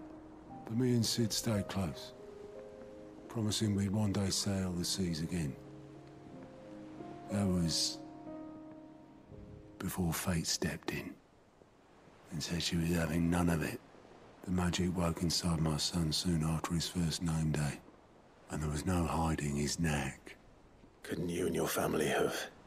My family were the ones who summoned the constable, wanted the monster taken away. I couldn't turn my back on him, forget what I felt, and I couldn't for the life of me understand how they could. Luckily, Sid was of the same mind as me. It was him who stood beside me when all I wanted was to tear the whole world down. Him who cried for me when I had no tears left of my own. Him who swore he'd do everything he could to stop it from happening again. And he was true to his word, too. Left the Royal Army once and for all. His ranks, his ribbons, gone. Just like that. Threw away everything he had. All to right a wrong that no one else had the courage to face. I knew then I'd follow that man to the ends of the earth.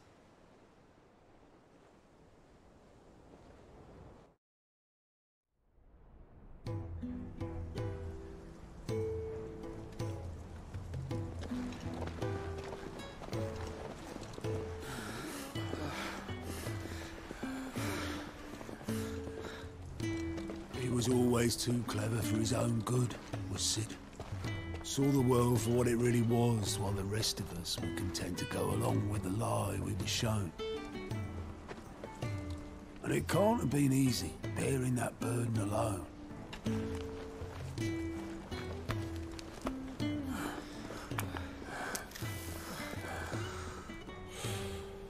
But he didn't let it stop him.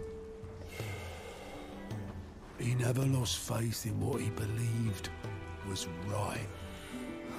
And that gave us faith in him. Faith he'd steer us true. So I swore to myself that I'd always be right behind him, ready to catch the stubborn sod, if ever he should fall.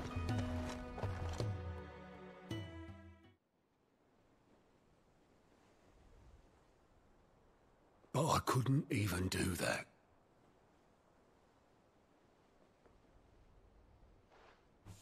Ignore me. Just the ramblings of a tired old man. Leave that lot. I'll tidy it up in a bit.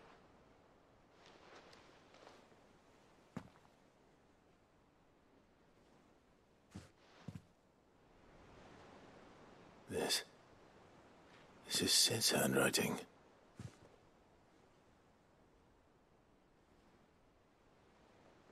Dear Otto. I may be drunk, but I wanted you to know this place would be fucked without you. Love you, you grumpy old sod.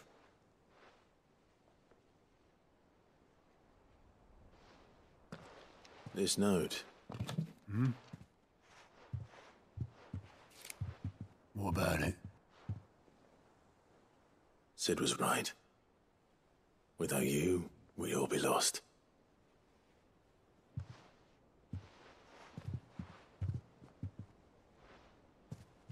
He should have bloody well said so then.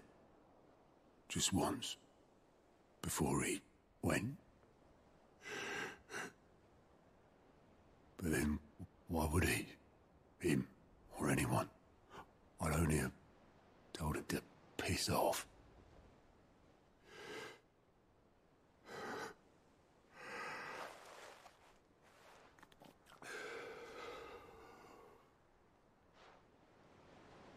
You're wrong, though. Both of you. It was never just me keeping the hideaway afloat. It was all of us. I just shoved people in the right direction. I barely seem to be able to do that anymore.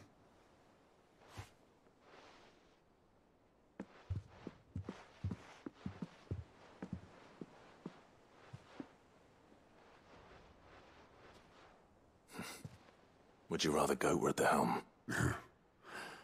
Well, maybe I've got a few more years left in me. I'm going to hold you to that, Otto. Before you go, Sid would have wanted you to have this. But that's... This'll do me just fine.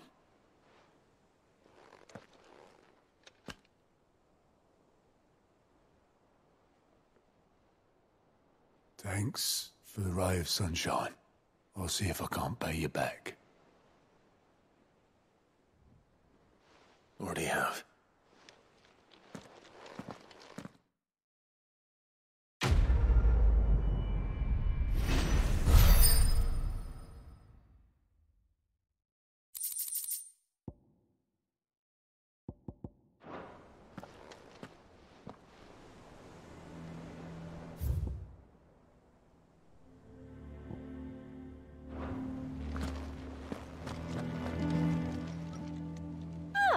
I wasn't expecting you back so soon. Here's everything we've received and everything promised. Here you are. Come again. I may have more.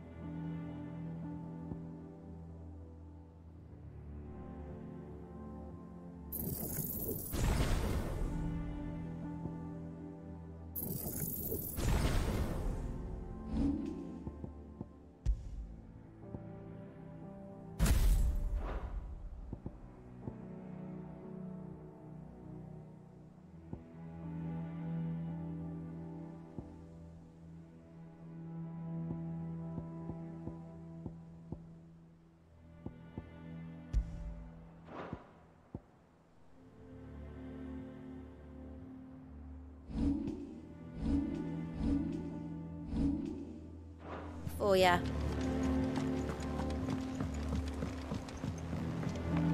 They told me she was building a ship.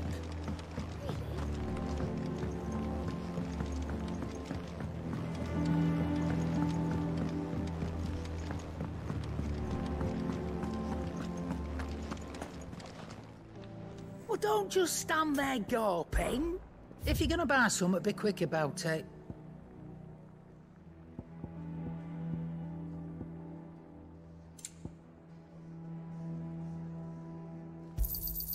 You'll not find a better price than that. You're rubbing me blind, you know. You'll not find a better price than that. Is that all?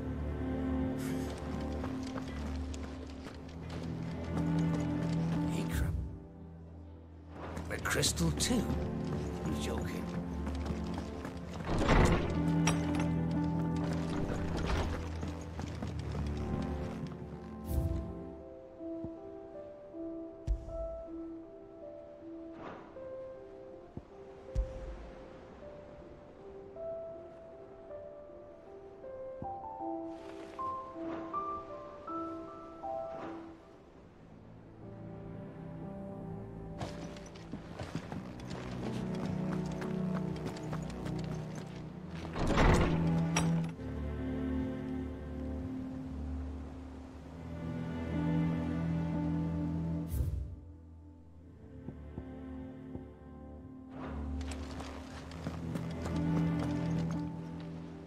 Welcome to the Patron's Whisper.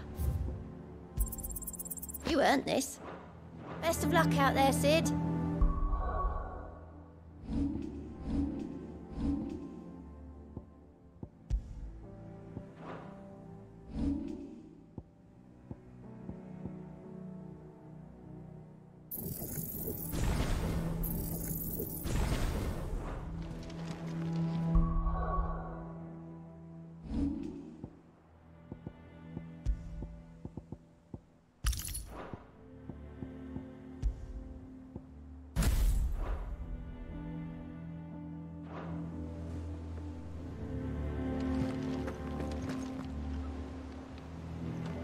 All right, Clive. Asterix. Mid finished sending half the hideaway traipsing across the twins, has she? I swear, that girl'd do anything to put off visiting her old dad's grave. No excuses now, though, eh? Not quite. She said there was one final thing she had to take care of. I'm sure she'll be finished soon enough. She said that? In those words? She did, yes. Clive? Were you born yesterday or something? There is no thing. She'll probably be halfway to Canva by now. Mid. I might still be able to catch her.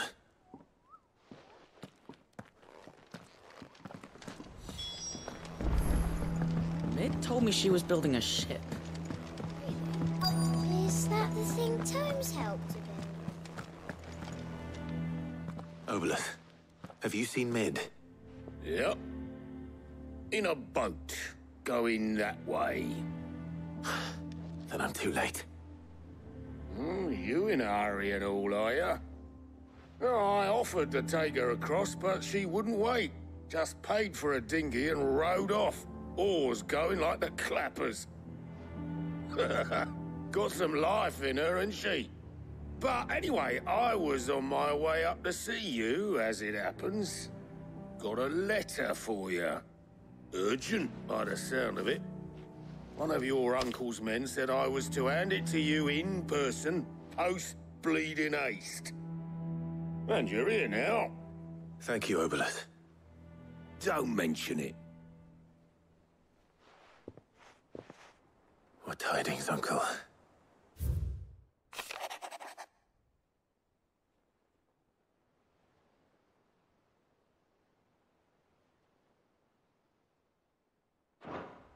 Trouble in Canva. Well, I'll need someone to keep an eye on Mid.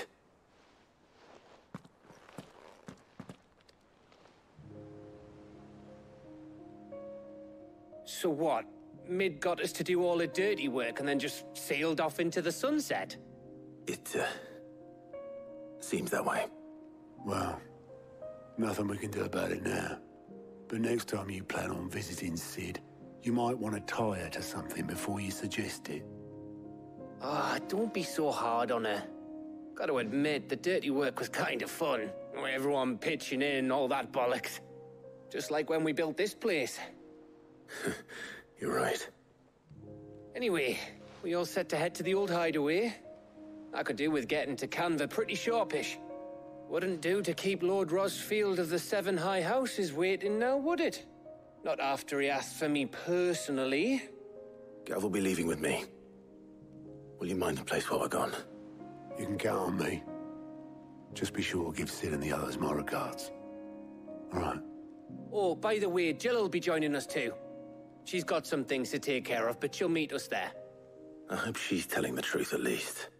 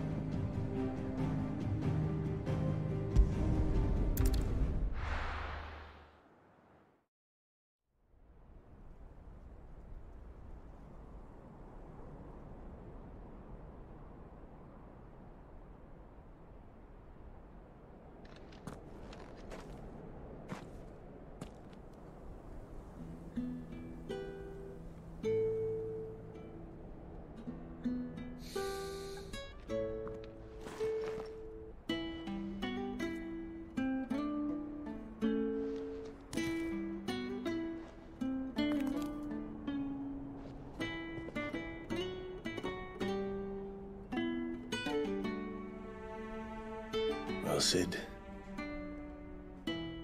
I remember what you told me. But if no one is listening to what you have to say, you may as well not say it.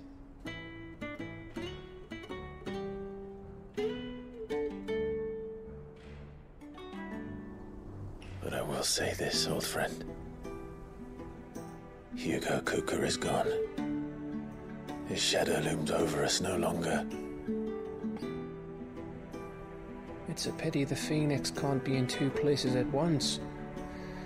If he'd have been with us, maybe he could have done something for the lost. Not even the Phoenix can bring people back from the dead. Life has a beginning and an end. So we must live while we have the chance. And not as slaves to the crystals, but as free men. May we join you?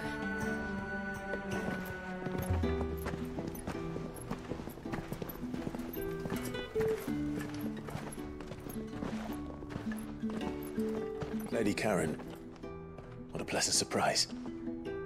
I thought I'd drop by and see how you were all doing before heading off to restock my supplies.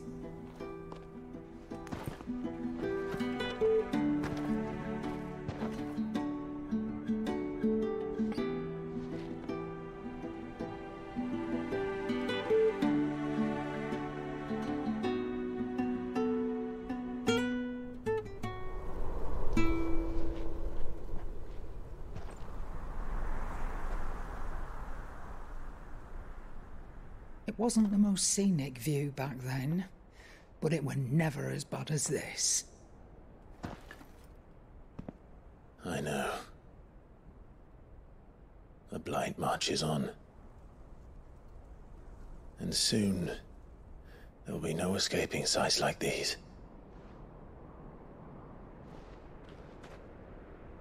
So our mission remains unchanged. We cannot stop until every Mother Crystal is gone, and their thirst for ether with them. The only one that remains in Storm is Drake's Tail in the Crystalline Dominion. Our next target. We're going to Twinside. It's the capital of the Empire these days. I wouldn't like to think how tightly guarded they've got the place. Not that that'll stop you. But we do well to scout it out before you go charging in. We would indeed. If you're off to the Dominion, you can take this great lump with you. Goods. Oh, I am sorry. Have you forgotten you're the most wanted man in the Twins? I thought you might like to disguise yourselves as the attendants of a travelling trader, assuming you've no better ideas. You wanted to buy yourself some tools, didn't you? Well, now's your chance. You're letting me go with them? Oh, thanks, Nan. Stop that! You break me bones, you great galoot.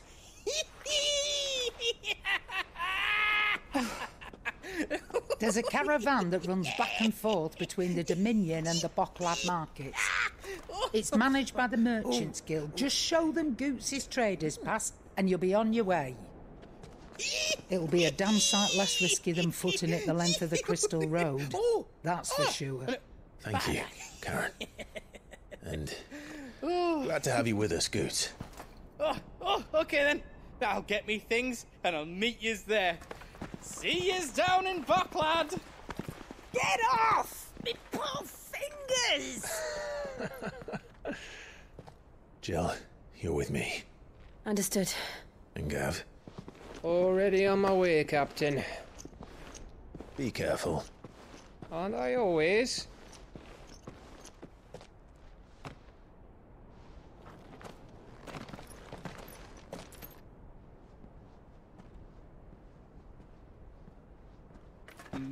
Do you see that, Sid? Your protege's making a proper little outlaw of himself.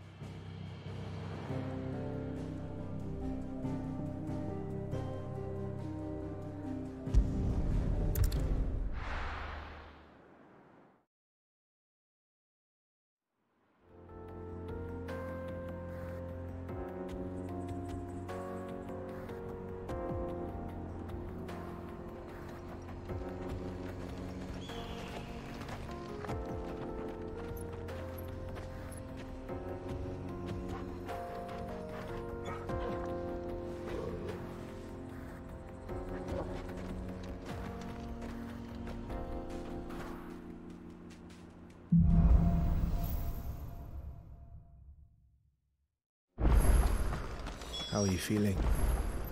Better. Thanks to Taya. I'm glad to hear it. And Torgal helped too. Didn't you, boy?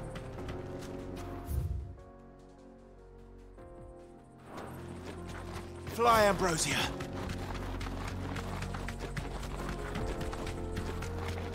This used to be a trade route for merchants crossing the Scars, till the Republic laid a new road wide enough to let wagons pass, and all official traffic moved there. Leaving this one for those living outside the law. Indeed. I doubt we'll be the only outlaws on the trail today.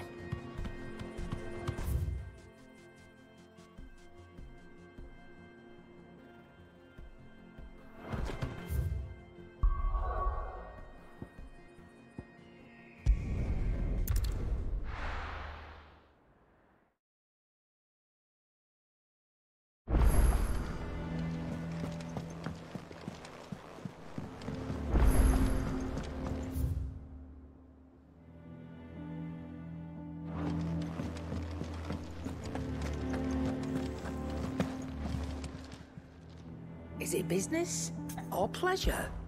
If you're gonna buy something, be quick about it.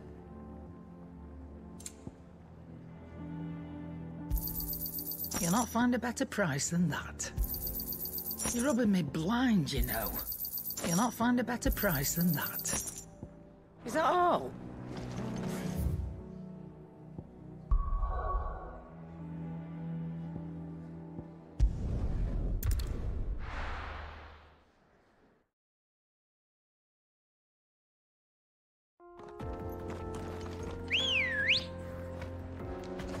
Let's go.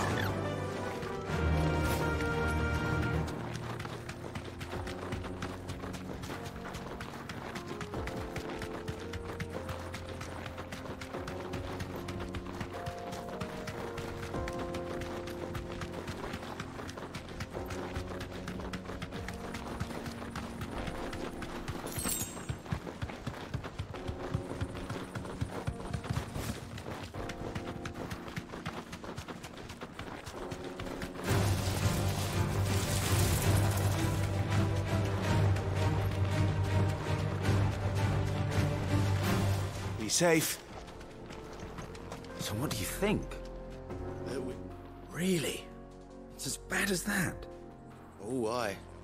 There's trouble up ahead. And too much of it for us to handle. I take it there's danger on the road. Oh, what about this fearsome-looking fellow? You think he'd be equal to the task? Oh, no doubt. Assuming he's willing to hear us out. Well met, friend. My brother and I have been tasked with finding a merchant's missing cart. You seen it by any chance? How does a merchant misplace his cart? Oh, the man's a coward. When he thought goblins might come a-snarling, he ran, leaving his livelihood abandoned in the pass. He sent the two of us to fetch it, but it's gone. Now, I'm not much of a thinker, but I know the work of thieves when I see it. My brother's right on all accounts. And by my estimation, the bastards are lying in wait just down the road. We may have seen our share of action, true, but we've not got the skill in arms to boldly brave an ambush. You, however, have the look of a man who needn't fear a band of backwater ruffians. What do you say? Will you help us out? Chances are they'll come for you either way. But if you promise to lend us a hand, at least you'll pocket a reward for your troubles.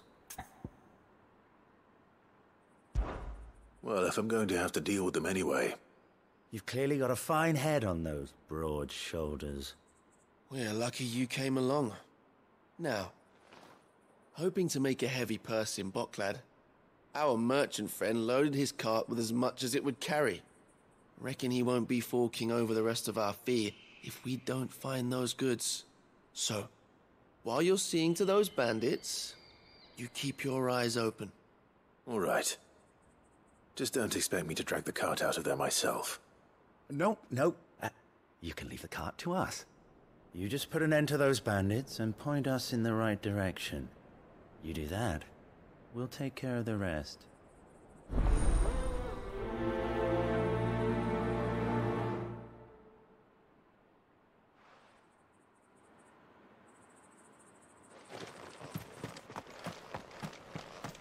I'm not sure I trust those two.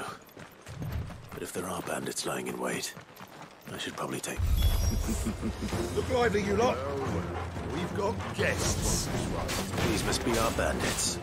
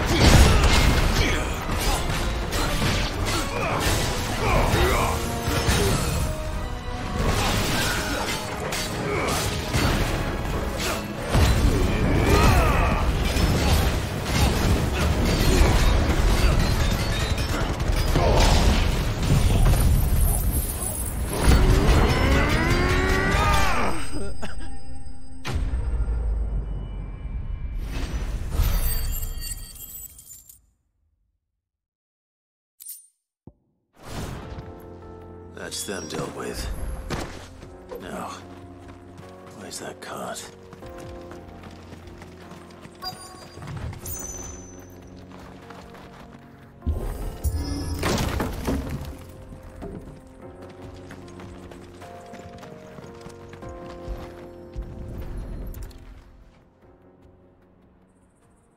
Getting all of this out of here will be a nightmare. Seems we've found ourselves the right man for the job, wouldn't you say? Found the cart and didn't leave a single bastard breathing. Our merchant friend will be delighted. And how exactly will he be getting his goods out of here? You leave that to us. After all, it'd be wrong to make such a fine warrior haul cabbages to market. You've done your part. And that's all you need to worry about. Here.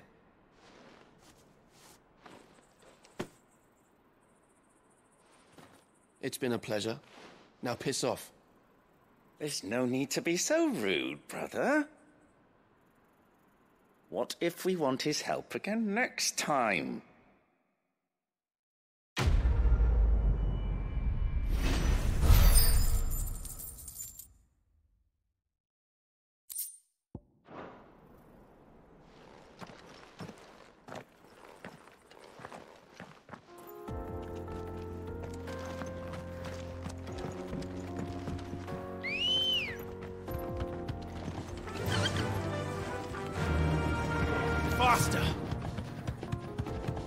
I see the Dalmex lag behind Rosaria when it comes to bridge building.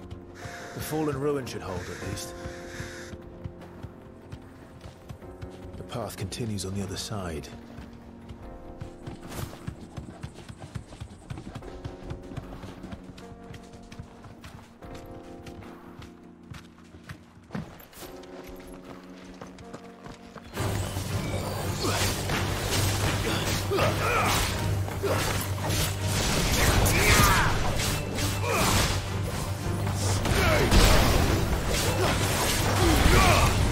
Farewell.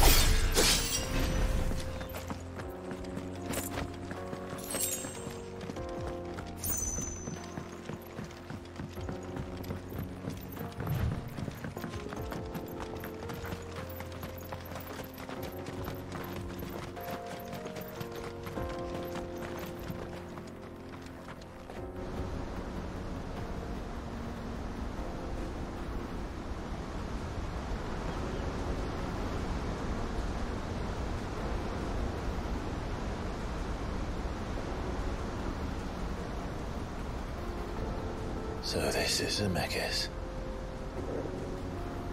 The land of the gods. It's even more impressive than I imagined. I remember being captivated by the story as a child. Long, long ago, man was overcome by avarice and challenged the gods in a bid to win their power. The final battle took place here, at these falls. Or so the legend goes. If anyone ever manages to plumb those depths, perhaps we'll learn if there's any truth to the tale. That the gods emerged victorious and punished man for his defiance by visiting upon him 2 curses. Dominants and bearers. To tell the truth, I always thought it strange that the dominants and their Eikons were deemed a curse. Back home, the dominant inherited the throne. They were admired and exalted, not spurned. Whenever I got to that part of the story, I always assumed there must be something I'd misunderstood. You had a lot of storybooks, didn't you? In your room, I mean. When we were young. The old legends were always my favorites. Epic battles between gods and men. Father encouraged me to read as much as I could. He thought it good for my education. You really were a boy like any other, weren't you?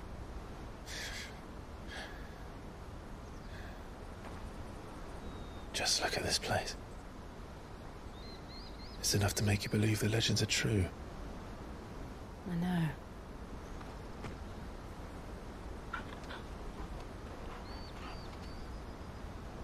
We're not far from Boklad. The road will be busier up ahead. And we'll have to keep our wits about us.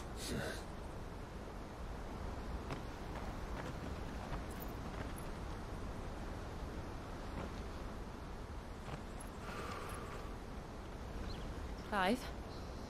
Something wrong? Nothing. It's nothing.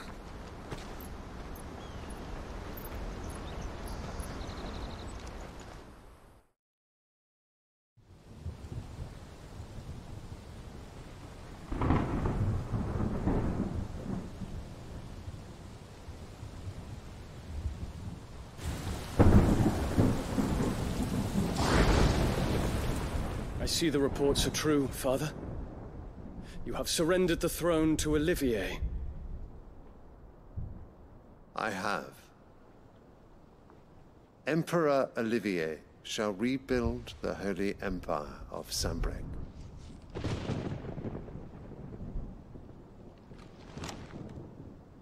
How is he to rule an empire? He is but a boy. I shall advise him until he comes of age. Father, please. Or for as long as I am able. The empire we seek to build needs young blood to rule it, and I can think of none better suited to the task.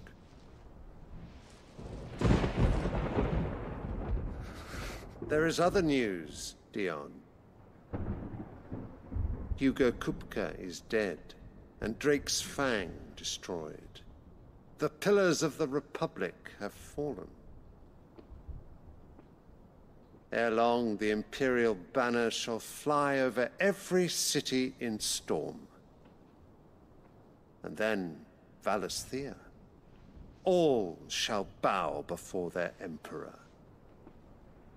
Father, these are the words of a tyrant. They are the words of a god. The Emperor whom I gladly serve. Great Grieger, made flesh.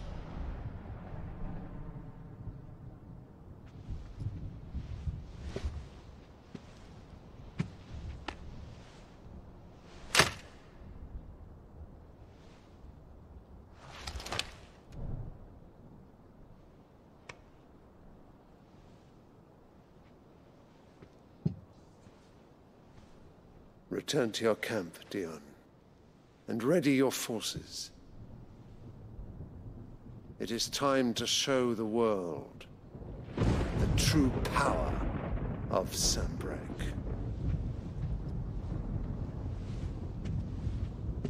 Father.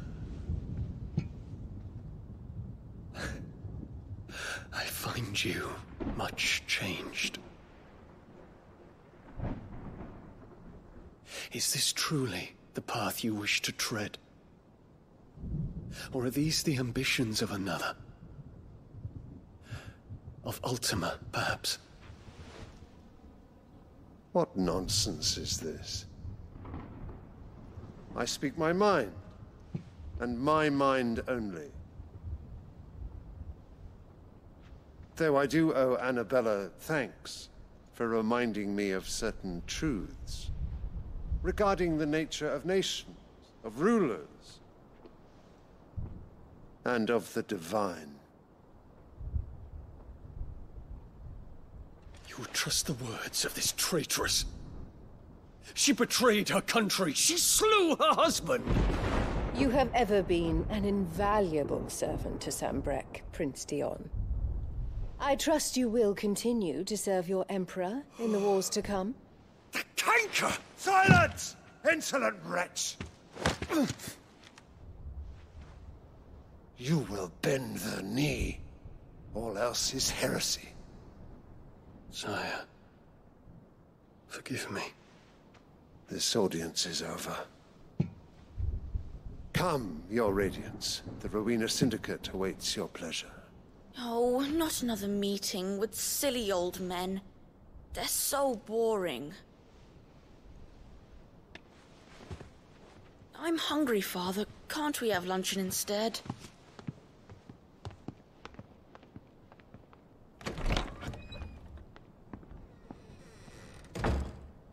Does it pain you that you will not inherit your father's throne? I have suffered worse.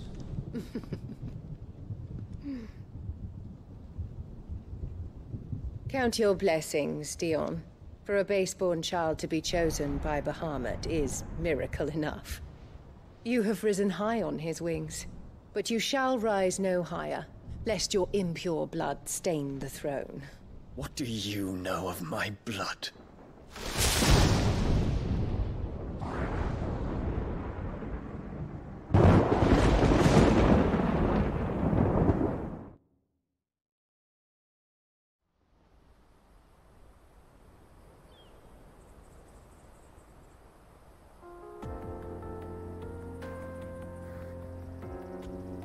The Boklab markets are to the north. We just need to hug the coast. Good girl. Yeah!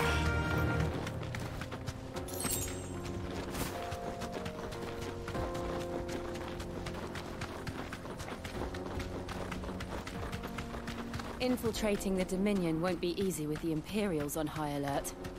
No. His Radiance has lost one capital already. We can be sure Sylvester will do everything in his power to hold on to Twinside. His troops are well-trained and increasingly battle-hardened. But it's not as if we can wait for the siege to end.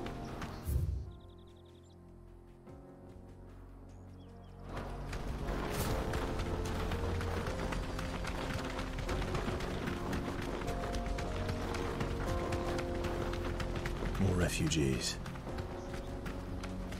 And they're all making for the Crystalline Dominion. Because they don't know how to live without the crystal's blessing.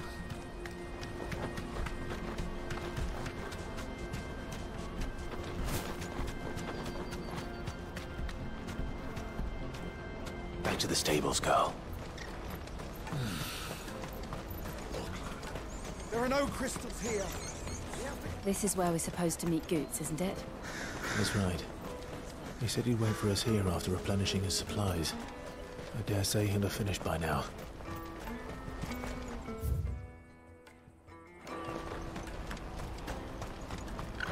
What do you think, girl? Is the Crystal Road ourselves? This is everything. Let me carry your goods. I'm cheap. And nasty. Well met. A fine choice. Farewell. Out of my sight, wretch.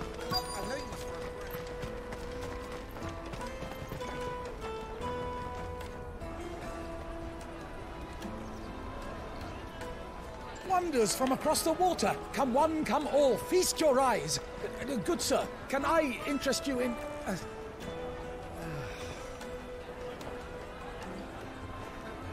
How much? For a measly crust of bread? You won't find any cheaper. Not nowadays. But you're more than welcome to look.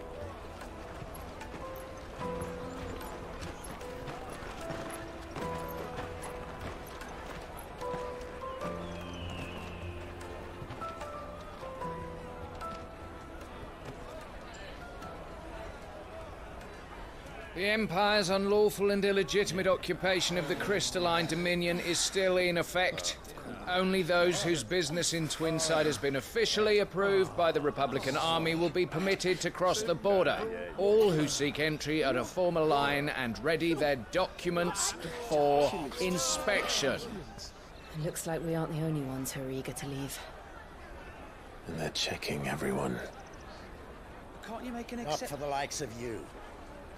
We won't get through without that pass. Let's go and find Good, shall we?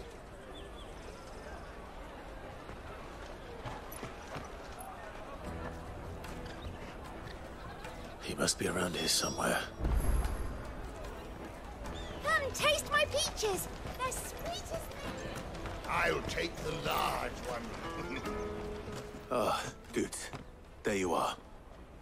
Clive, I'm so sorry. Don't tell Nan, will you? Slow down, Good. Just tell us what happened. It's betrayed us, Pass. It's gone. We cannot ride the caravan without it. We won't even be able to get through the flipping checkpoint. Do you remember when you last saw it? It was in my pocket a minute ago. Then a bairn bumped into me and... Yeah. You don't think that they might have nicked it, do you? It wouldn't surprise me. A busy market like this is prime territory for pickpockets. So, to get the pass back, we need to find this child. Where would we even start? I know where! I've got a pal in Bocklad who might be able to help us. No one knows more about what goes on round here than she does. Where do we find her? She's the owner of the Crimson Caravans, up that way. Sign's got a red chocobo on it. No time like the present. You two go on ahead. I'm gonna check the rest of my stuff, make sure nothing else is missing. All right. We'll meet you there.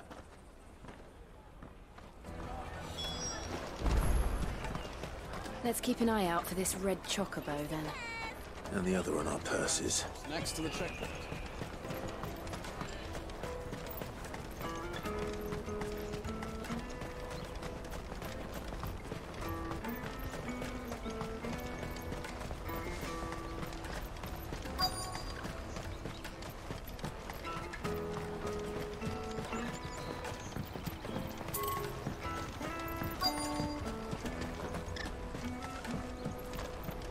Bloody crimson caravans. Scooping up customers.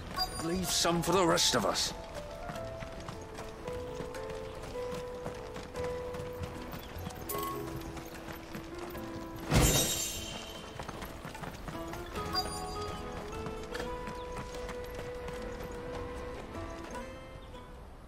Looking to hire a coach? It's 10 million for a two-birder to the Crystalline Dominion. Take it or leave it. Oh, we're not here for that. Then I bid you good day. Oh, wait! Don't go, El. He's me mate. As I live and breathe. Goots, what are you doing back in Bocklad?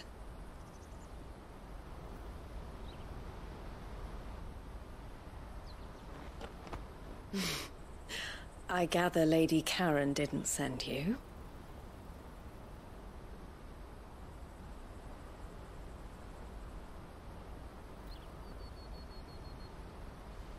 So what trouble have you got yourself into this time? It's me trader's pass. It got stolen. By a little bairn. Of all the... You're the size of a marble. Honestly. Ugh. Goots told us that you know the markets well. Might you have an idea which little bairn could have done this? We don't intend to punish them. We just need our pass back. Then, we can be on our way. I see. So neither of you has a trader's pass either. Not that anyone would take you for traders, but I suppose that's why you came to me, correct?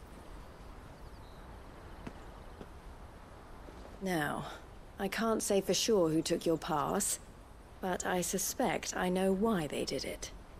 Let me explain.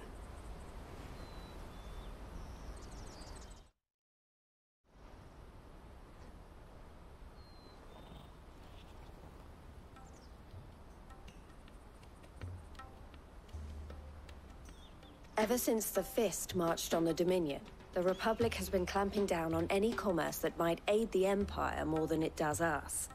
Which means traders' passes have gone from being merely a way of easing one's progress to being essential if one wishes to cross the border at all.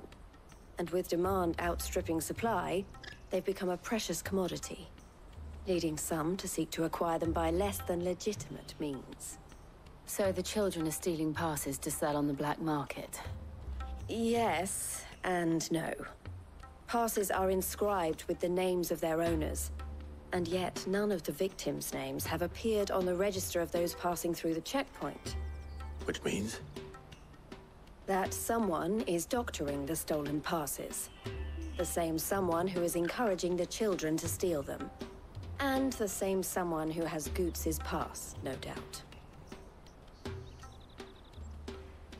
Whoever they are, they're ruining the livelihoods of honest merchants, which is why we've decided to take a stand. Will you stand with us? You want to get your pass back, and we want to ensure that no more are stolen. Catch whoever's behind it all, and two birds shall be slain with a single stone. Is there any other way of getting to the Crystalline Dominion, Goots? They won't let you in if you're not with the caravan. It's that, I don't know, try swimming across the strait. But the guards will definitely spot you if you try and do that. Like, we don't want to get spotted, right? So either we find the people who took the pass, or give up all hope of entering the Dominion. All right. We'll help. Thank you kindly.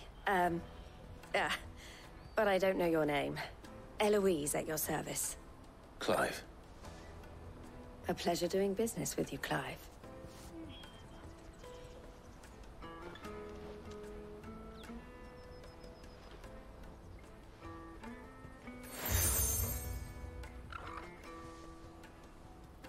The proprietor of the furniture makers by the coach stop is spearheading the search. Wear that, and he will know you for a friend. I suggest that you speak with him first. The furniture makers. Understood.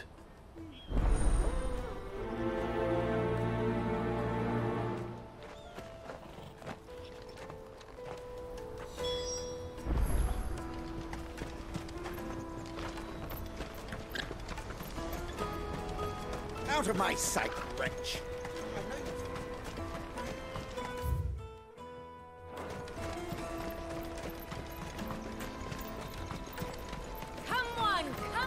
Jug of snake spit for the road?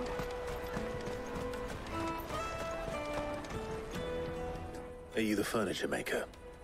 Looking for something in particular? Ah, Eloise collared you too, eh? Then I expect you want to know more. She told me you were leading the hunt for the pickpockets. What have you learned? For one, that they're targeting the traders carrying the biggest packs. Harder to watch your back, see? And less chance of the mark giving chase if they're spotted. Not that they'd be likely to catch them. Those imps know every inch of this warren like the backs of their hands. Their eyes must have lit up when they saw Goots. The fishmonger round by the gate's been trying to track down the children involved. You should go and have a word with her. Thank you. We will.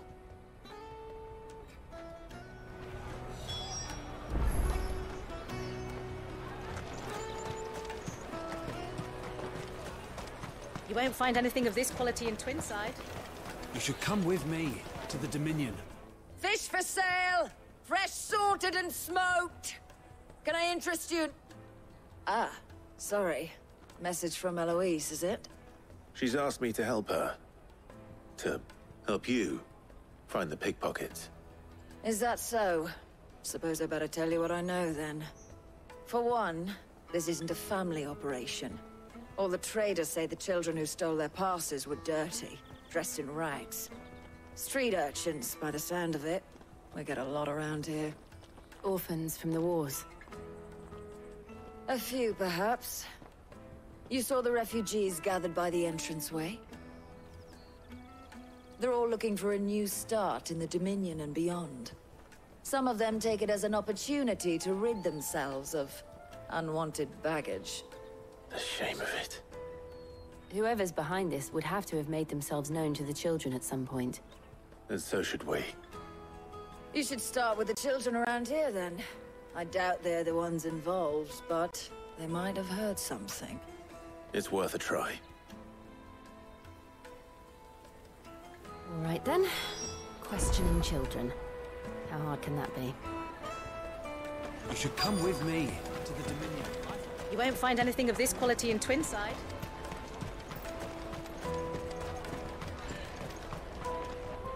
Do you have a moment? What do you want?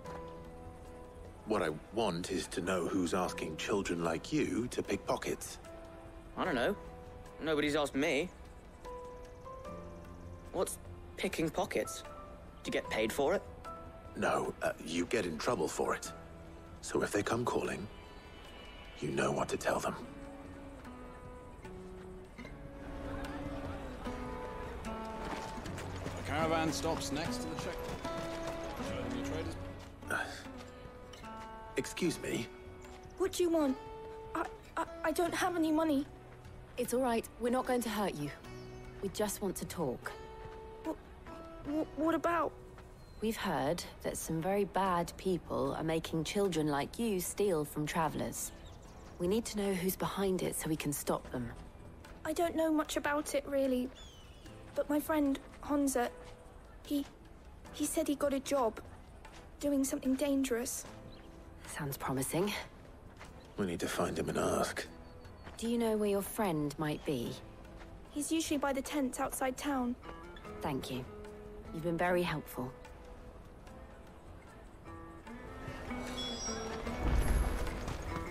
Come on, come all!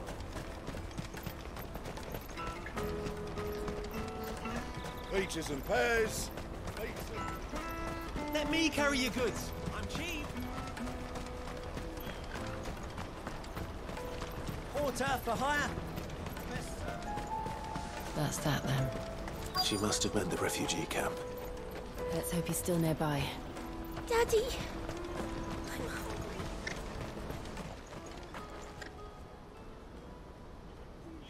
That big fat donkey was easy pickings. He wouldn't have noticed if we'd robbed his boots off him. Yeah. Wish we hadn't handed over the pass, though. Could use one of those things to get out of this dump. Chance would be a fine thing. The moment they found out, they'd string us up by our guts. Would they now? Perhaps you'd like to introduce us to these charming characters. Shit! We're in trouble now! What do we do? You two get caught if you want. I'm off. Hunter, where are you going? So that was Hunter, eh? Jill, you watch these two. I'm going after him. All right.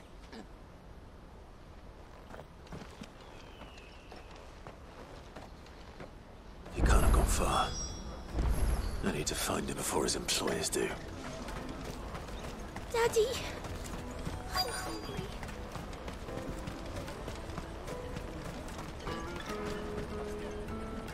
Did you see a boy run past? He stole something from a friend of mine.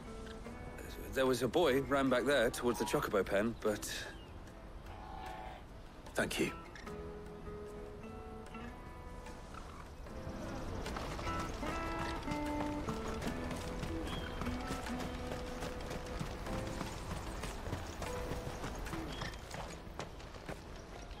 Shit! Cornered. It's all right, Hansa. I'm not going to hurt you. I just want to ask you some questions. Fine. Not like I've got a choice. I'm looking for the people who are making you steal for them. Who are they? Called themselves the Carstones. They said they'd give me good gill if I did what they told me. I knew they were bad, but bread doesn't come for free. Didn't come at all half the time, before I started buzzing for them. You know, if I didn't do it, they'd just pick on someone else. Someone they could push around easier. Hansa. You found him then? Jill. Where are the other two? Eloise is watching over them. She sent Goots and I to look for you. You're... him! I haven't got your pass anymore, if that's what you're after. I gave it to the Carstones. Whatever you do to me, I can't get it back. Not that I go against them anyway. If it weren't for their gill, me and my mates would have starved.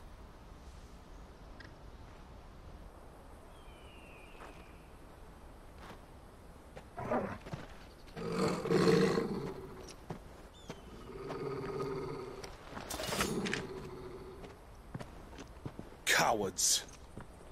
You will not force another child to do your bidding. Wait, we're not... Don't hurt him.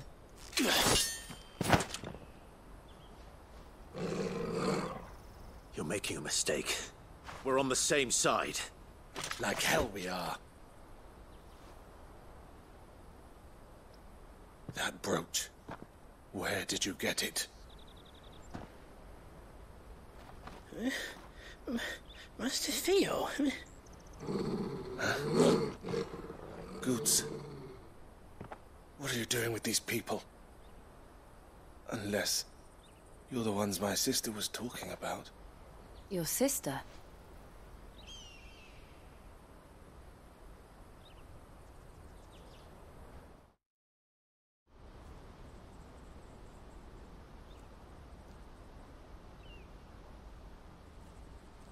Eloise didn't tell us she had a brother. And why would she? I'm just a back and a blade. Theodore, at your service. Sorry about before. Theodore, what do you know of the cast stones? Vultures who have made Boklad their hunting ground. They prey on the desperate, stealing from those with gill and bullying those without it into joining their flock. I'd been looking into their activities in hope of sparing the refugees any further hardship. But it seems they've already stooped even lower than I'd feared. Hansa's a good lad. Don't blame him for what they've made him do. If he and his friends hadn't agreed to work for the stones, some other poor souls would have. On pain of death, most likely. Clive, was it? And my sisters asked you to help put an end to the pickpocketing. Then we all want the same thing.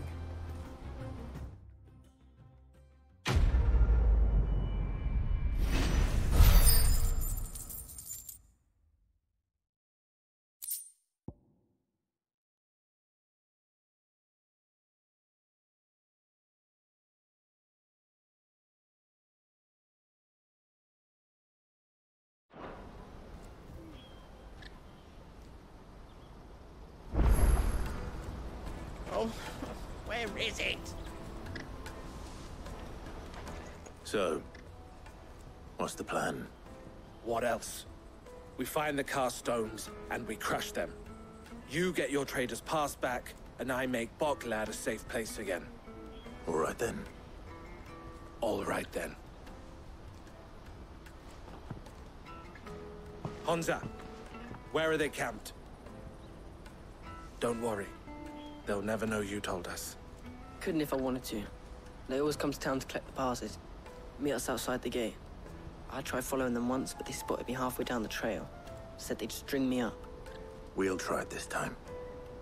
Which way were they going? Back down the road towards Leighton's Cleft. To Laney's Cleft, then.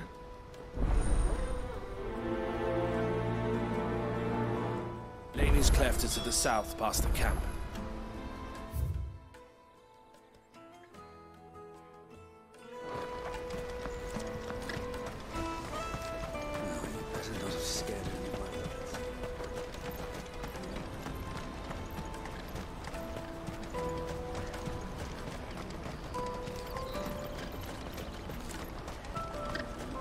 There are no crystals here.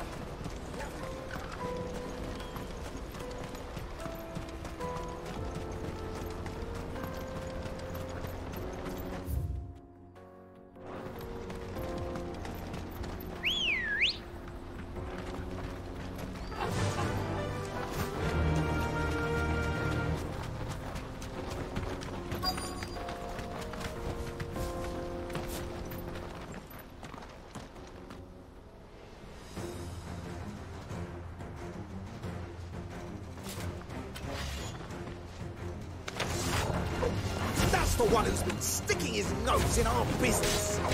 You should have minded your own.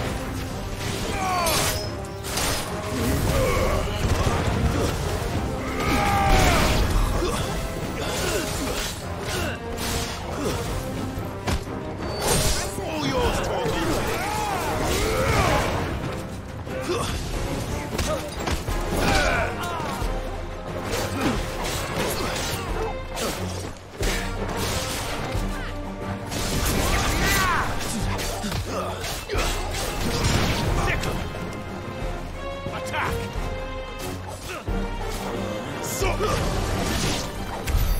I doubt these were the ringleaders.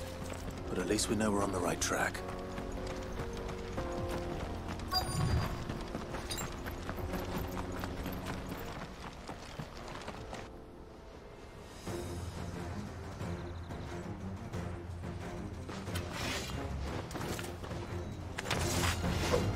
We got company! That's the lot.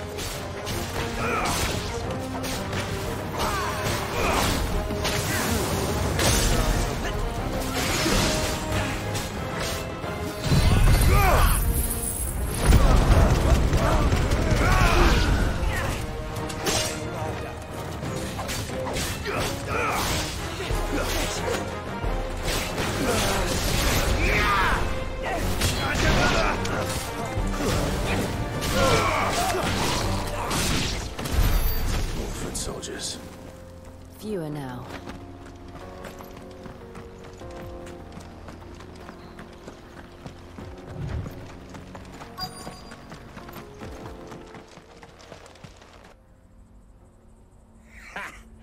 Not a bad haul today, eh? Aye.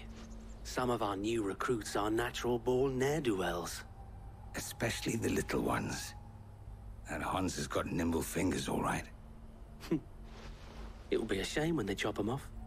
But till then, let's make the most of it.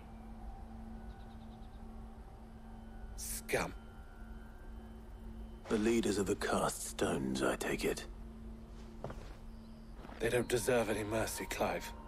I wasn't planning on showing them any. We're ready when you are, Theodore. Oh, I'm ready.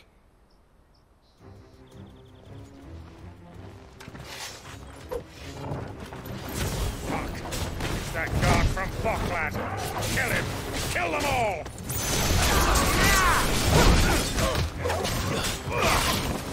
There's more! Look after yourself, Robin.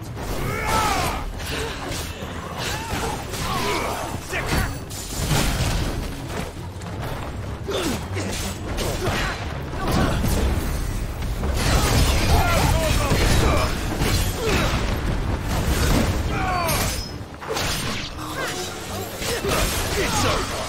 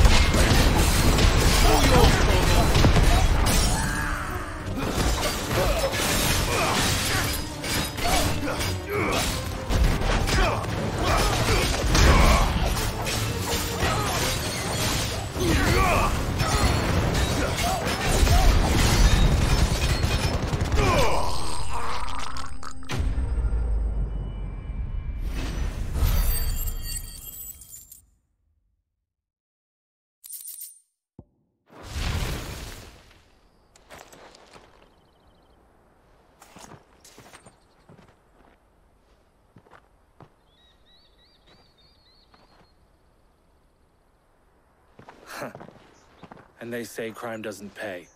Gold chains, rings, purses. And traders' passes. Dozens of them. Have the names been changed? Not yet. I recognize some of them. No doubt Goots's is somewhere among them. Now I just need to sort through it all and return everything to the people it was taken from. We should go and give Eloise the good news. Can we leave things here in your hands, Theodore? Of course. Oh, and, be sure to tell her of the part I played, won't you? We'll be glad to.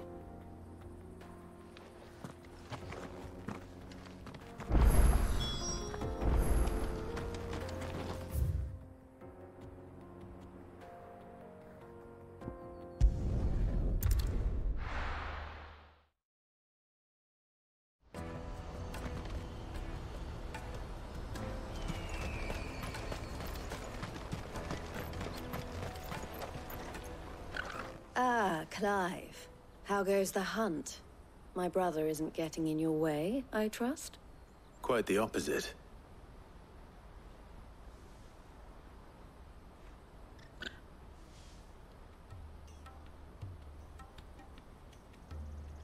So it was the cast stones who were behind it all. Theo told me he'd been on their trail. And their demise solves 3 problems at a stroke. That of the pickpockets, the bandits pulling their strings, and the passes they were stealing. I only hope yours is among the items you recovered. Only time and Theo's return will tell. Speaking of whom, welcome home, dear brother. You are too kind, Eloise. Here, Clive. Goots's pass. Ask him to keep a closer eye on it from now on, would you? I will. Thank you. El, I've asked our boys to carry the rest of the goods back. Can I count on your help in sorting through it all? Of course. I'll make some space in the storeroom. I expect you'll soon be on your way then. But it wouldn't do to leave without introducing yourself properly. Would it now? Sid. Don't look so shocked. We're on the same side. I don't understand. As you now know all too well, we at the Crimson Caravans are always happy to help those in need. For a small fee, we will move anything that needs moving. Be that goods to market, or bearers away from it. I was the first my sister helped escape. If it wasn't for her, I'd have been branded as a boy. I had no idea. It just so happens that we are seeking to expand our operation. And who better to join forces with than the leader in the field? Wouldn't you agree, Theo? I would. It seems our purpose is the same in more ways than one. So what would you say to working together again?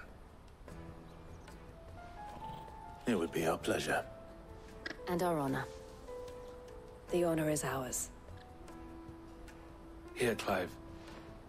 This is for you.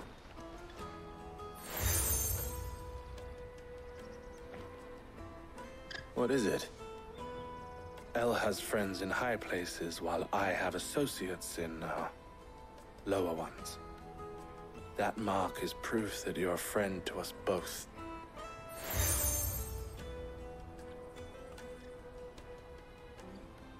I shall bear it with pride.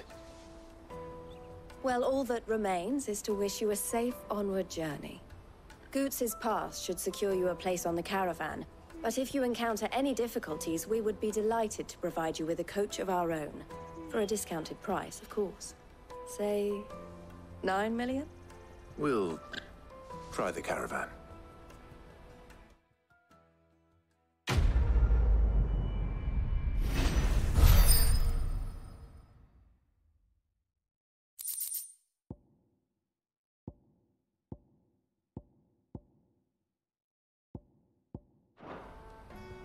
Right then. Let's get this back to Goots. And then it's on to the Dominion.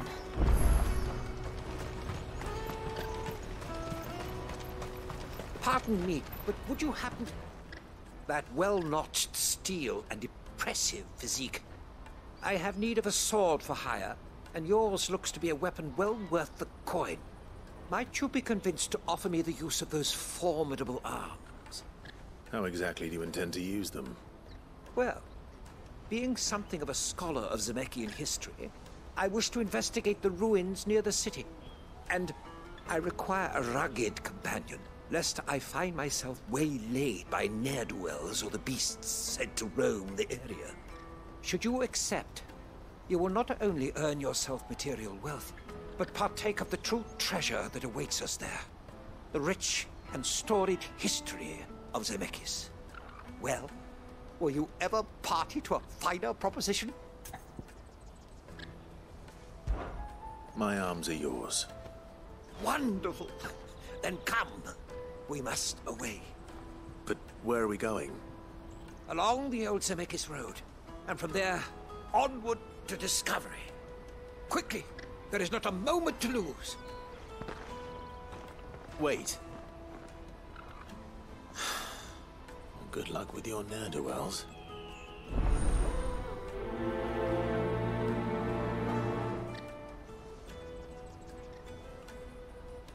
I'd better make sure he doesn't get himself killed. Porter for hire. Best service. I see you've been of some assistance to Eloise. Perhaps you can extend me the same kindness? Perhaps. What would I be doing? Finding someone. You see, I've been having trouble with thieves, and despite the many pains I've taken, I can't stop them from rummaging through my packs. I was griping about my lot to a friend of mine a few days back, and he offered to track the culprits down. Now, Joseph's a sellsword, and a good one at that. But he's been gone days, and I'm beginning to fear the worst. Any idea where his search for the thieves might have taken him? The old Zemeckis Road, perhaps? He doubted they would be fool enough to linger here in Boklad. Joseph's lived a hard life. Made him grey long before his time. I just pray he hasn't been killed over a few sacks of grain. Can't imagine there are too many grey-haired sellswords around. Hopefully someone will have seen him.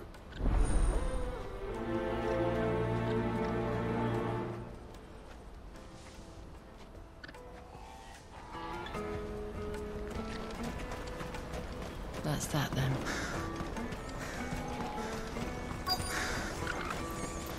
There are no crystals here. We have to keep going. What do you want? I've no coin on me. Just information. Has a sellsword passed through here? Grey hair. Now you mention it, there was a young man with salt in his mane sneaking around out there a while back. Which way did he go? How am I supposed to know? Buggered off down the road, I expect. Now why don't you do the same and leave me be?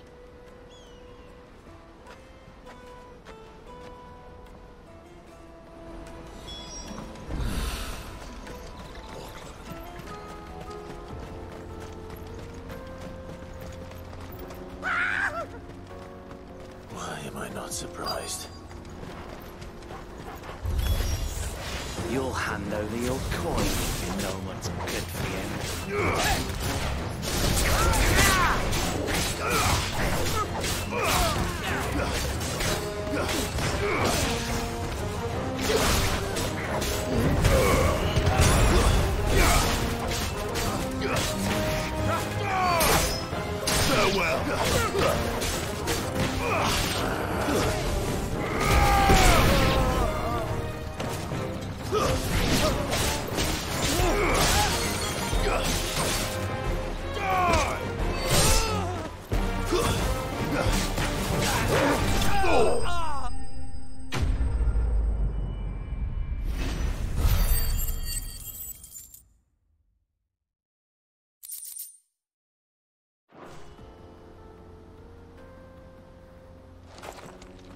Are you hurt? Happily not, good sir. Thanks to your timely intervention. More importantly, we have arrived. Now, feast your eyes upon the marvel before us. Ruins. A relic of the fallen civilization. A sight so common that man is oft blinded to its wonder. Colossal vessels, dashed from the very heavens. Airships, we call them, with very little thought to what wonders such a word might describe. Oblige me, if you would. Does anything strike you as peculiar about this particular specimen? Though we ourselves find fallen ruins to be nigh indestructible, whatever gouged the final sin from the rock cleaved clean through the structure you see before you. A tantalizing mystery, no doubt, but merely one of countless enigmas in which Zemeckyan history is steeped. Come, good sir. Our expedition continues, and we still have much to learn.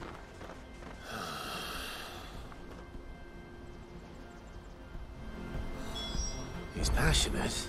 I'll give him that.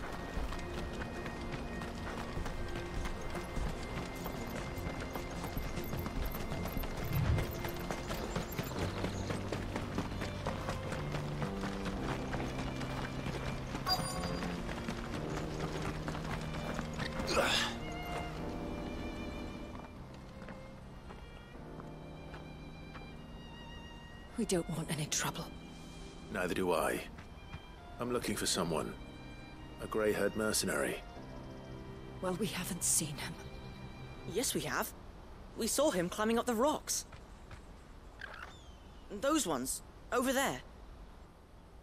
Maybe he found his thieves. Mum won't let me near them. She said there's goblins up there, and that they eat little boys for dinner.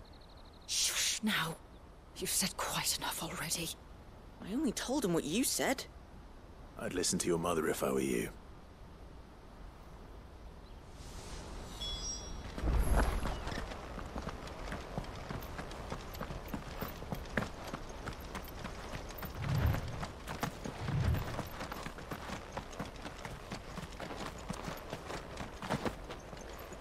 Did Joseph's thieves really lug their stolen wares all the way out here?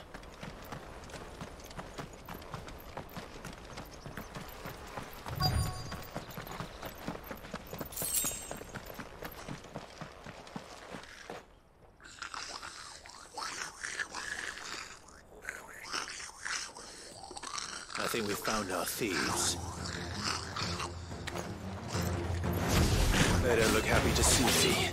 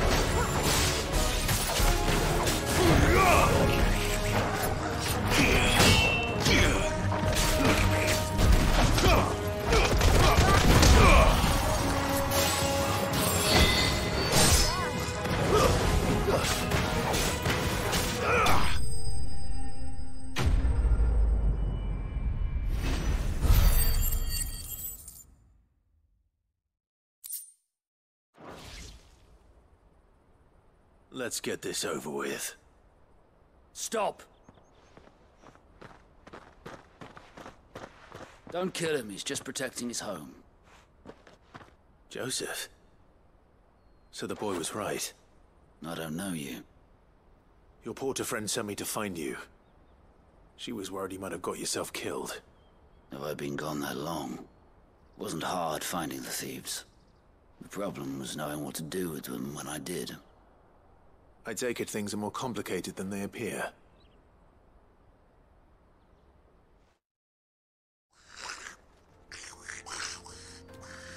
I'd all but ruled out bandits before I even left the market.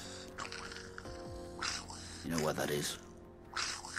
Because our thieves had no interest in gold or gems, or anything they couldn't eat for that matter. Add to that the rumors of goblins in the area, and the mystery practically solved itself. I soon found their cozy little homestead and all the missing food. I launched myself at them, full of righteous fury, but their leader was the only one who moved to meet me. The others, they huddled around that food, ready to die protecting it. They stole because it was that or starvation. I've been there myself, back when times were hard. So you spared them, and earned their trust into the bargain by the look of it. These goblins aren't native to the area. They don't know how to survive such barren lands, so I've been teaching them. And once they've learned to hunt and forage, they won't be fool enough to risk their necks in Boglad. I'm impressed. I didn't know goblins could be reasoned with. Do me a favor. Let the porter know I'm safe. I'll head back to the market once my work here is done. Oh, and don't mention the goblins. I don't want people coming here brandishing pitchforks. Not now this lot have sworn off thieving. Your secret's safe with me. I appreciate it. Thank you.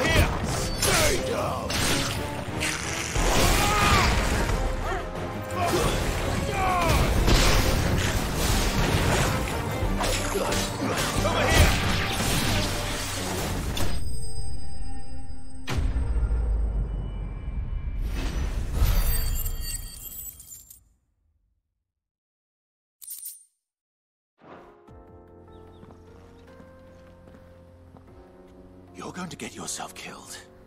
Oh, that would not do. That would not do at all. Not when such majesty stretches out before us. Behold, the final sin in all its glory. As Moss tells us, a battle was fought here in ancient times. A battle of such ferocity that it tore a great crater in the very land upon which it was waged. In reaching for their holy sanctum, did man enrage the gods, and great was the vengeance that was rained down upon him. Alas, the full truth of the matter is lost to time, though I live in hope that I might see it discovered. But we must not dwell upon such things. There is more yet to see. Onward! History awaits!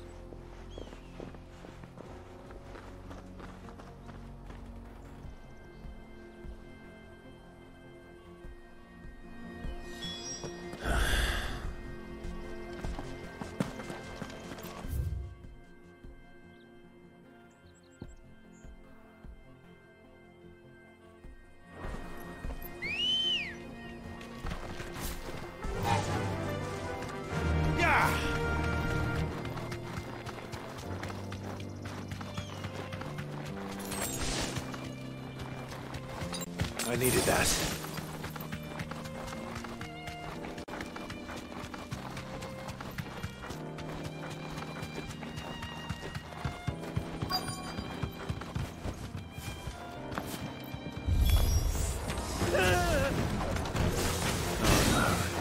He's really got himself into trouble this time.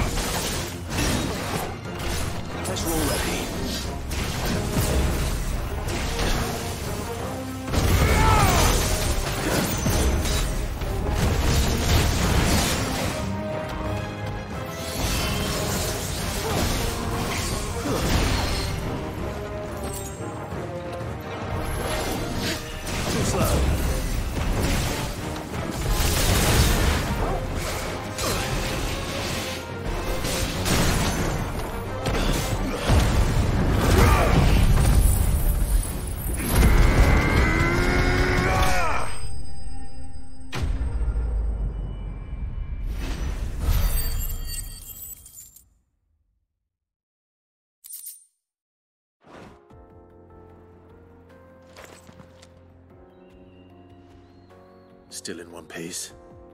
It would seem so. Once more I am in your debt.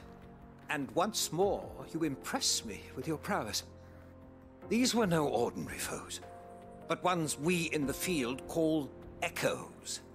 Though Moss the Chronicler concurs with the legends in attributing the fall of Zemeckis to a wrath wrought upon mankind by the gods, he offers little in the way of explanation. Could the ruins we see before us here, in all their elaborate beauty, perhaps suggest an answer? Could the construction of such miraculous edifices have been considered an encroachment upon the province of the divine? Alas, all is mere speculation. But one day, perhaps, I will learn the truth. Not if you keep running headfirst into trouble. You are right, of course. And not only have you plucked me repeatedly from the jaws of death, you have proven yourself a willing audience to my ramblings. Glad to help, but didn't you say you came here to investigate something? I fear I may have rather overstated the case on that front. In truth, a captive ear was all I really desired. You see, even my fellow scholars have grown somewhat weary of my musings of late. And so I came upon the idea of purchasing a companion. A captive audience, if you will. That's what this was all about. I am afraid so. And now, my good man, it is high time we returned whence we came. Fine. Just don't go running off this time.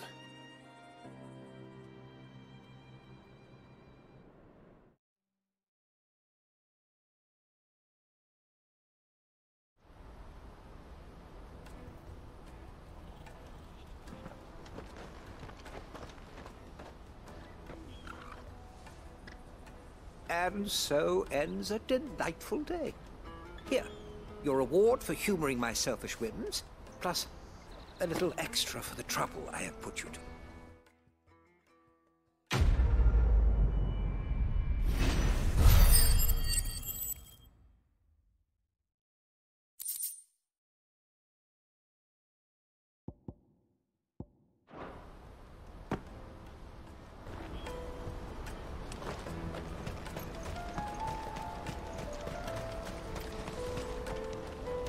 Joseph's fine. He'll be back once he's tied up a few loose ends. That's a weight off my shoulders. He certainly knows his business. You found your thieves all right. And I dare say they won't be coming back. A good man to have around, that Joseph. And if he says there'll be no more thieving, that's good enough for me. Thank you for putting my mind at ease. Here, for your troubles.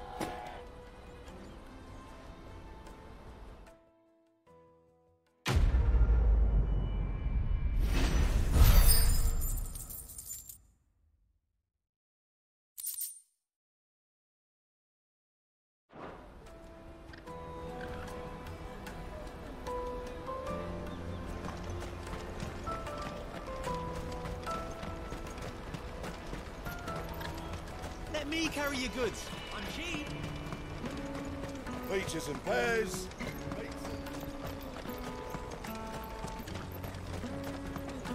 Come on, come on!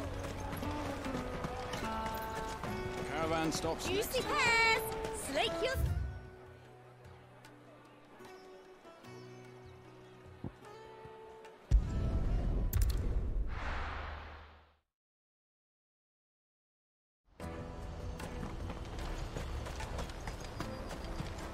You won't find a finer array this side of the strait.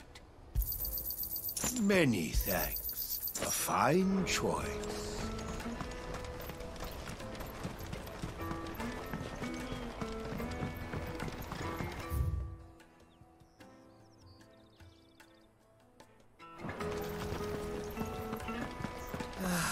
If I knew where I was... No, I just need to see you about getting a word. I want to know right away. Bad news. Good, actually. Something worth celebrating for a change. Only trouble is, the serving girl's still new to the job, so I can't leave her while I go and invite those I'd like to celebrate with. What exactly are you celebrating, if you don't mind me asking? I've come by a particularly fine bottle of red. A Gotan 66, no less. Gotan Rouge is the only good thing to have ever come out of the Empire, and most wouldn't part with a 66 if you held a knife to their throats. So I've heard. Oh, so you know of it then? Clearly you're a gentleman of taste. A gentleman who might sympathize with my predicament, perhaps? Would you pass the good news to a few friends of mine? I'll give you a little something for your time, of course.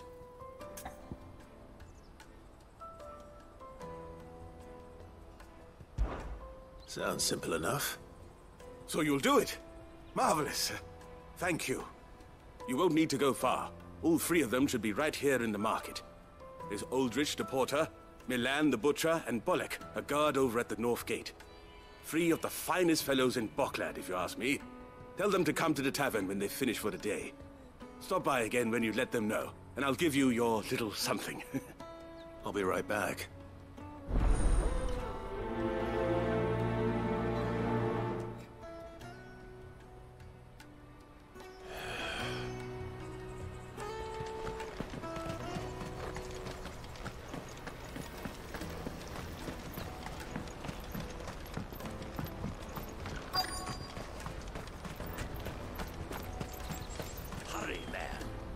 I've been asked to find Aldrich, the porter. I don't suppose that's you, is it? That's me right enough. You need something delivered? The innkeeper sent me. He said there's a cup of Gotan 66 with your name on it when you're done for the day. A 66? Bugger me. If he's just got hold of it now, it must have been in the crates he had me carry down from Sanbrek. From the Empire to Boklad. You must be a braver man than most. That's a treacherous route to the best of times. Such is the porter's lot. There's not a patch of storm these feet haven't traipsed across. They'd Soraflam one day, then off to Canva the next. The farther you're willing to go, the fatter the purse. Which is why there's no shortage of competition for some of the longer routes. I'd say I've done enough for today to earn myself a cup of something tasty. Thanks for letting me know.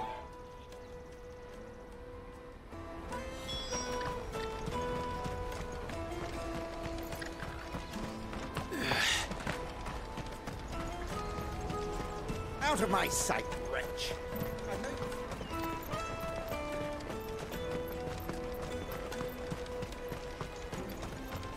Come on, come on!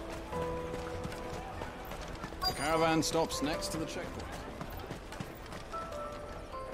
Are you Milan, the butcher? That's me. What can I do for you? The innkeeper's just had a special delivery. He thought you might like to join him for a cup of wine after you pack up for the day. He knows me only too well. And I've got a ham here that will go handsomely with a nice drop. Wine and ham to spare. Boklad clearly isn't suffering then. Comes with being the place everyone has to pass through to get to everywhere else. Those who travel the Crystal Road bring all manner of goods with them. We get meat from Sanbrek, herbs from Rosaria. Why, sometimes we even see curiosities from across the Narrow. My old man knew what he was about when he set up shop here all those years ago. Anyway, thanks for the good news. Oh, you know what? Maybe I'll shut up shop early. Wouldn't want to keep our friend waiting.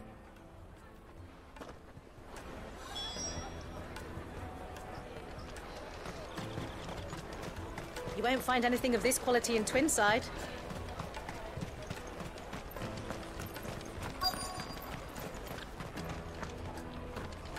The Empire's your enemy, not us. I'm looking for Bolek. I was told he'd be guarding the gate. Well, you found him. You're not here to enlist, I take it? The innkeeper sent me. He's just taken delivery of a rare vintage, a Gotan 66. He thought you might like a cup. I've never said no to a goat hand. I'm not about to start now. Thanks for letting me know. You must be a busy man. The market would be flooded with refugees if we weren't here to stem the flow. Oh, my heart goes out to them, all right, but we've got our orders. No papers, no passage. Plenty try to slip past us nonetheless. And every now and then, one of them's foolish enough to try and force their way through. And when they do, well, things can get nasty. You know what? That wine's sounding better by the moment. Well done. I wonder if the innkeeper might spare a cup of that wine. Let us through!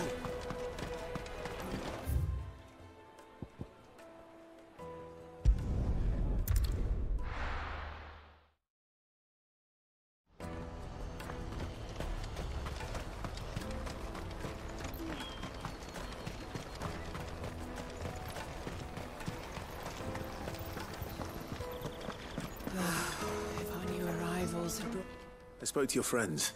They'll be along soon. That's fantastic news. Thank you kindly. It's been a while since we all sat down together.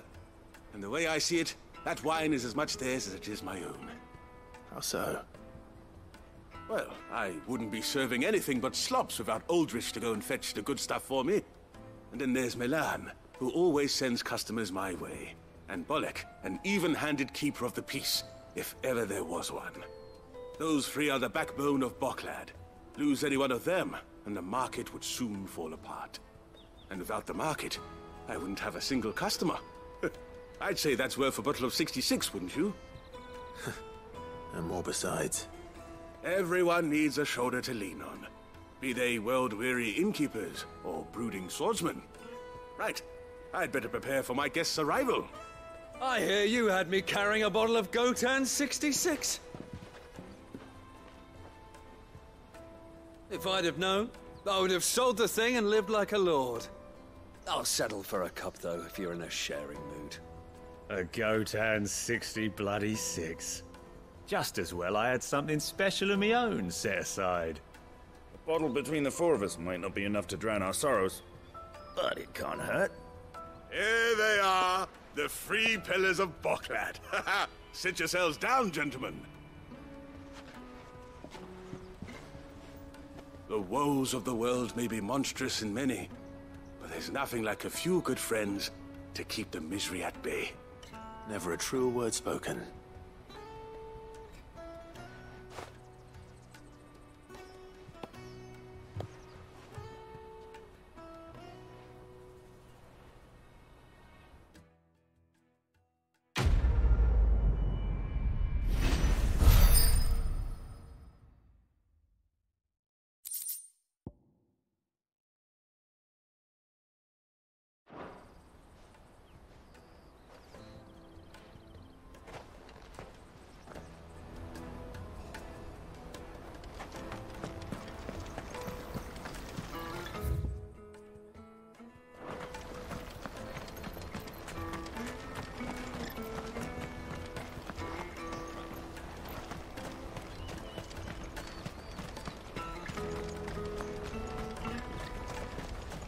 Out of my sight, wretch! I know...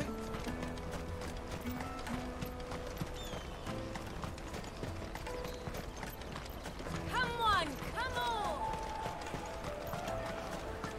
Caravan stops Juicy next. pears! Slake your thirst! What I really want to be... Here you are, good. Try not to lose it again. Me pass! You found it! Oh, thank you so much. Nan would have killed me if I'd come back without it. I'll have to say thanks to Elle and Theo, too. So should you, Hansa. You and your friends don't have to steal anymore. If anyone threatens you again, you know who to turn to. We do. And we already have. Miss Elle's given us a job shifting the Chocobos shit out the stables. It's hard work, and the pay isn't half what we got from the stones. But if we stick at it, we'll keep ourselves fit. You stick at it, then. And Goots, I'm sorry for stealing your pass. That's all right. I've got it back now. And all's well that ends well, eh? You said you're trained to be a blacksmith, right? Well, I'm gonna be your first customer. I'm gonna save up all my gil and get you to make me a massive sword. I'll do me best. Till then, eh?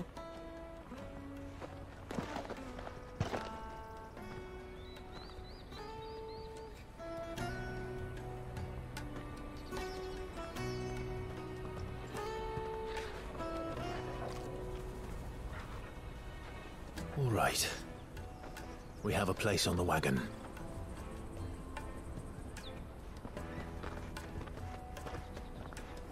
Remember, Goots, we're mercenaries. You hired us to protect you. Mercenaries. And you remember the plan? You're to ride all the way to Twinside. Jill and I will go with you as far as the outskirts, then find our own way in. I'll buy that stuff I need. Right. And we'll scout out the Imperial's defenses. There's a square with a big bell tower right in the middle of town. If you get lost, or out goes wrong, we can meet up there. Right. Let's go.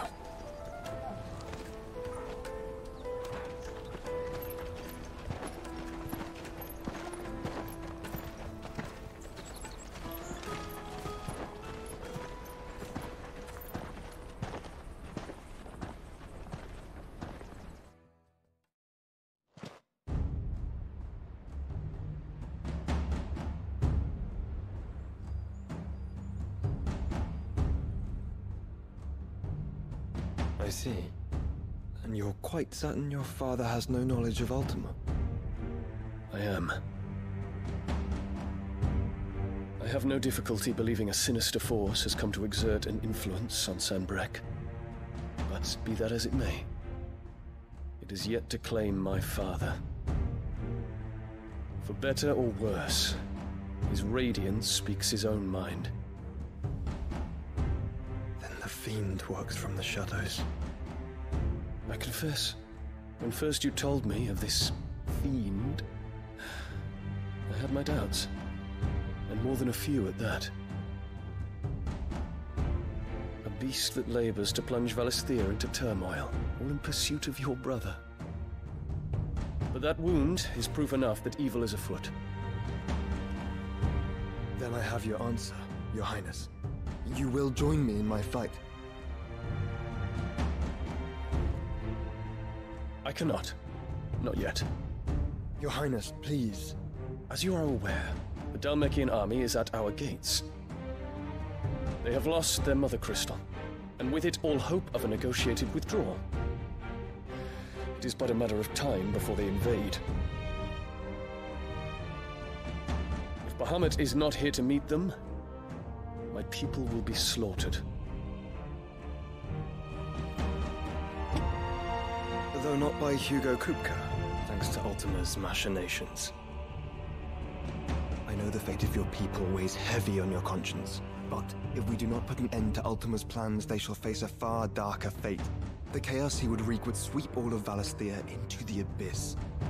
The lives of every man, woman, and child in the Twins are at stake.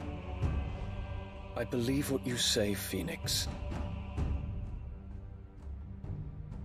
But I have duties of my own, and I must discharge them. Come what may.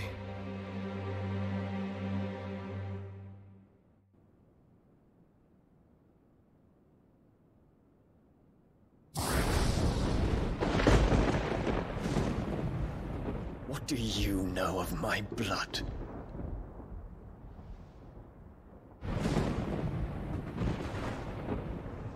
I know that it is wholly unworthy of the highest offices of state, which rightly belong to those of purer breeding. Alas. Your bloodline runs through the Oriflamme gutter, from a whore who weighed her child's worth in gil. Have you threatened my father? Of course not. I merely whispered in his ear that his mongrel son is plotting a rebellion. What? Sylvester listens to the words of his astrologers. And they have ears too. You have been feeding them your lies! Should you remain loyal to Emperor Olivier, his radiance may yet crown your head with laurel, and not with tar. Fork-tongued witch!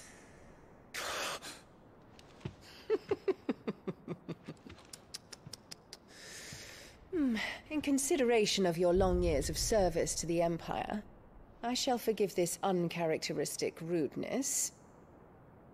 Now hurry and make ready, Your Imperial Highness. Emperor Olivier expects much of you, Dion. Or should I say, of Bahamut. May your fire reduce his enemies to ash. Till all of Valisthea bows to its rightful ruler.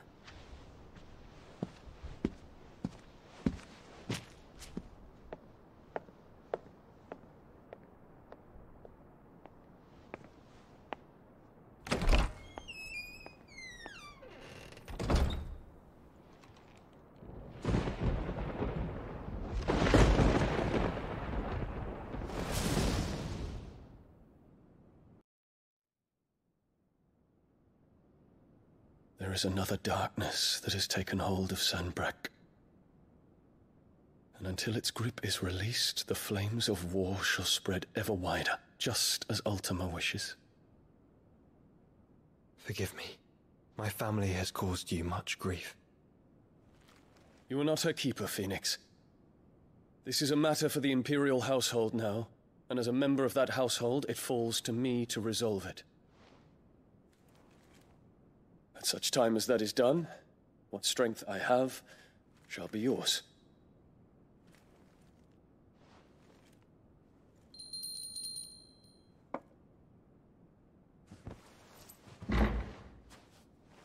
Thank you, Your Highness.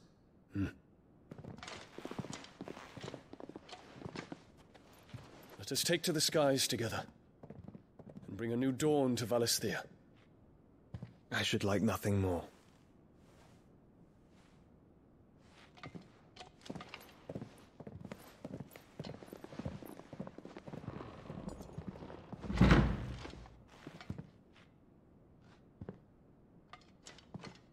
Terence.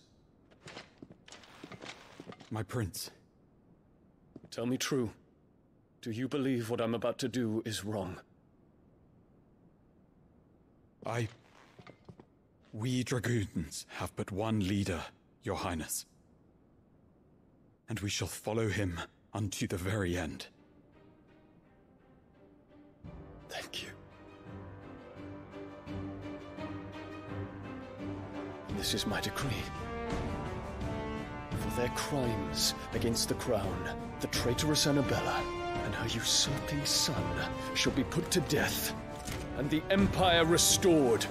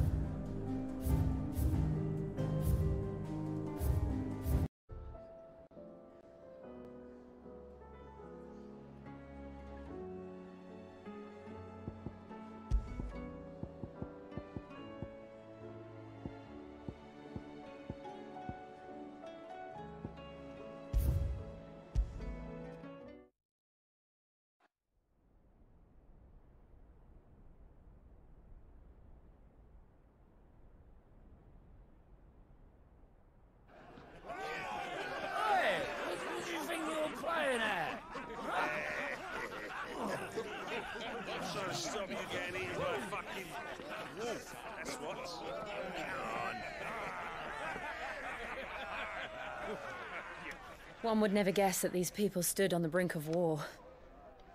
They're afraid. They turn to drink to forget their fears. Anything you want to forget?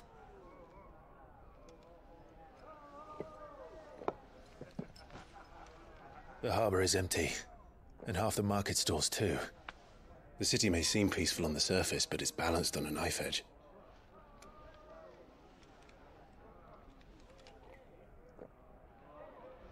Were we to give it a nudge, it might be just the distraction we need to reach the Mother Crystal. I thought you might say that. We should send for Gav. We'll need someone to keep the fires we start from going out. And we can busy ourselves scheming until he gets here. I'll send a Stolas then.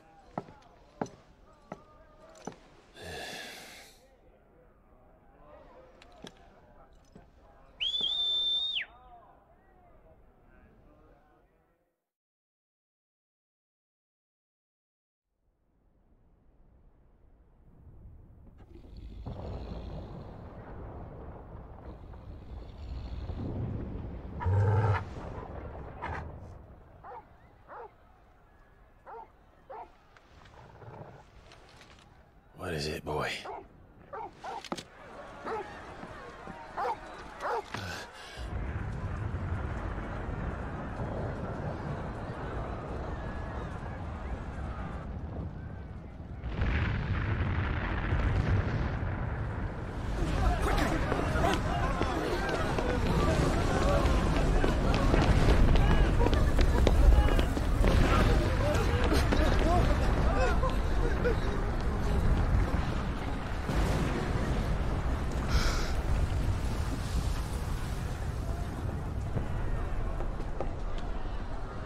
What's happening?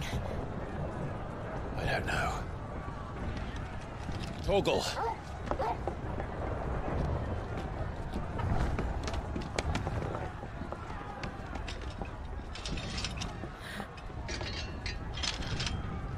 This way.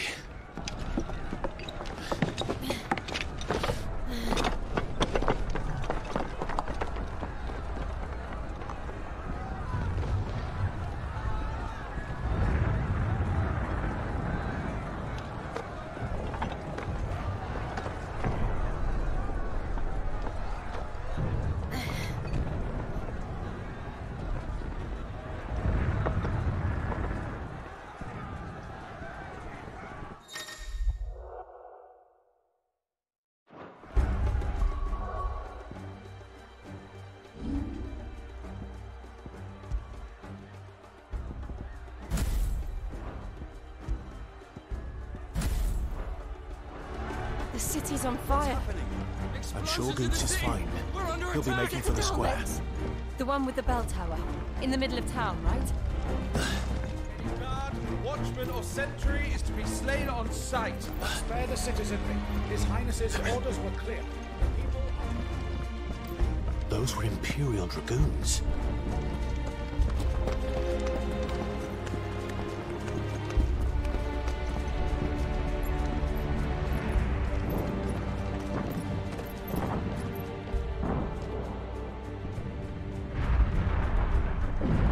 What in the hell is going on? Let's go and see. Right.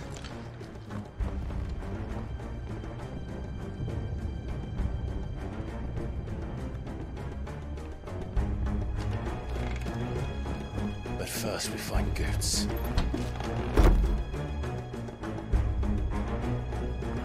I just hope he's all right. You there! Identify yourself! We have to.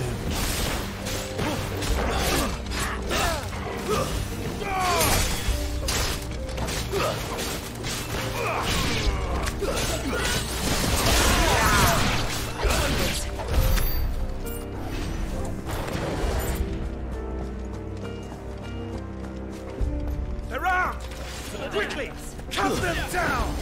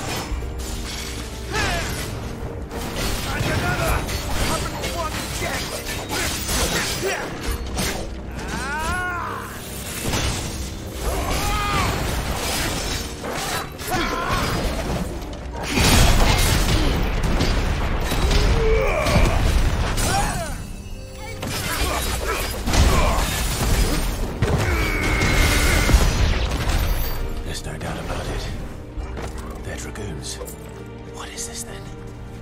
A civil war?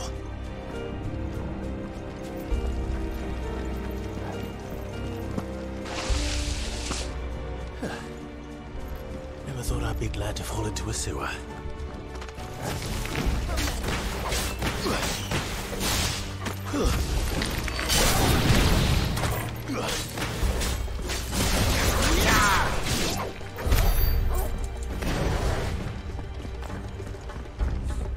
Ward secured, Captain.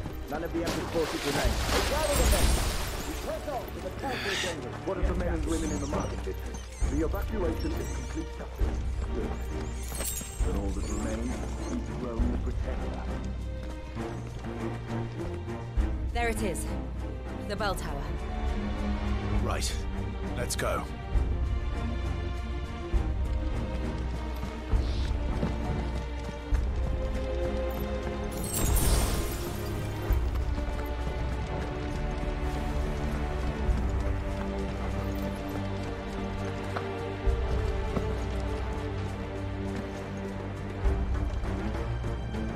Ah, no goods left.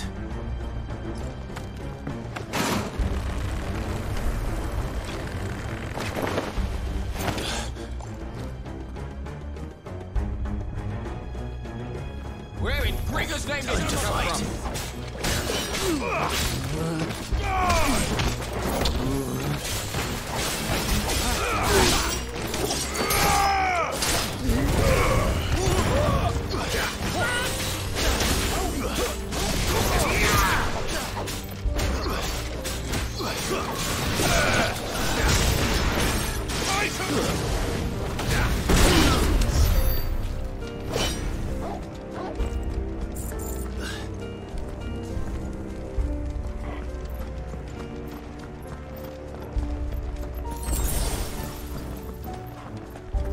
Intruders!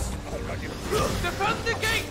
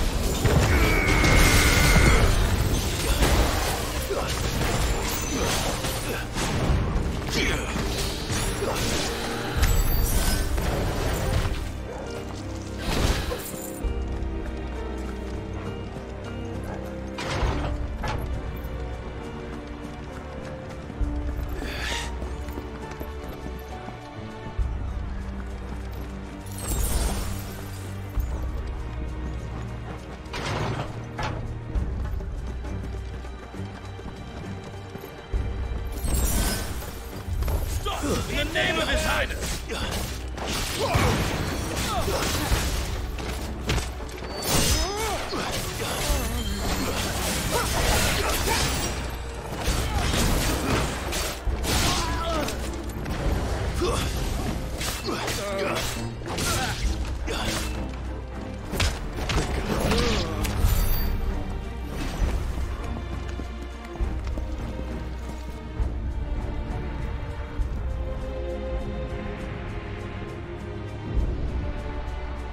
Hold on, kids.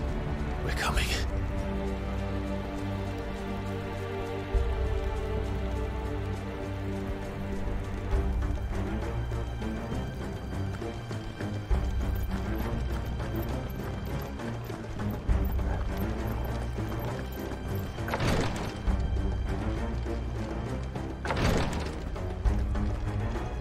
Who goes there? In the prince's name, none shall pass!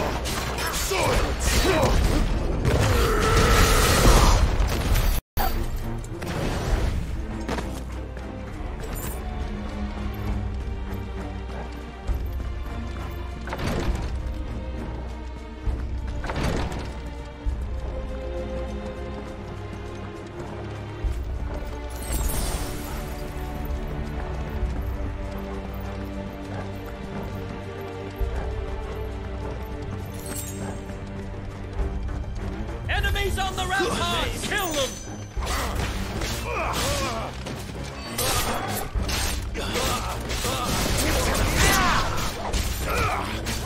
It's over!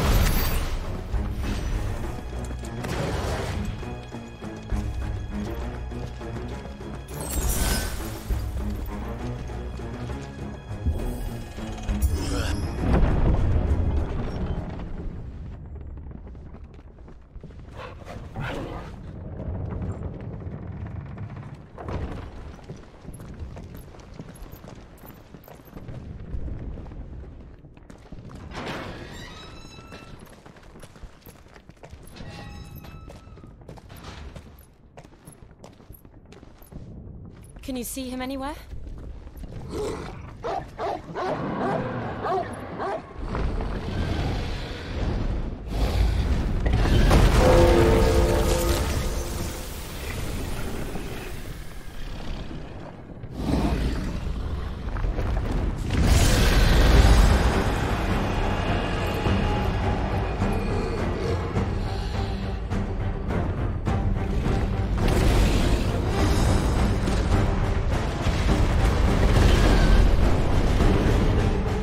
It must be one of the Dragoon's pets.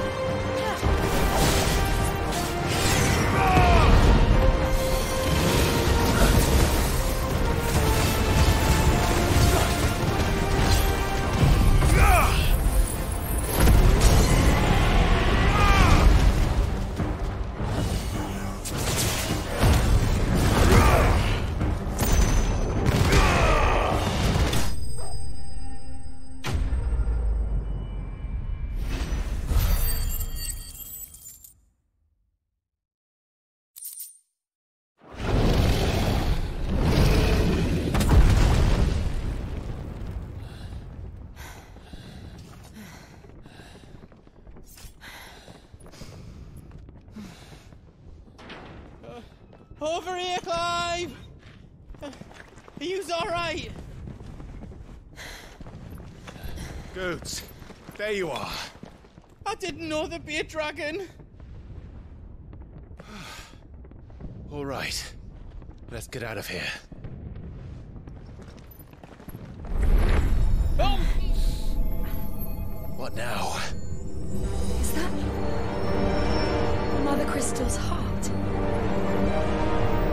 What the hell is it doing up there?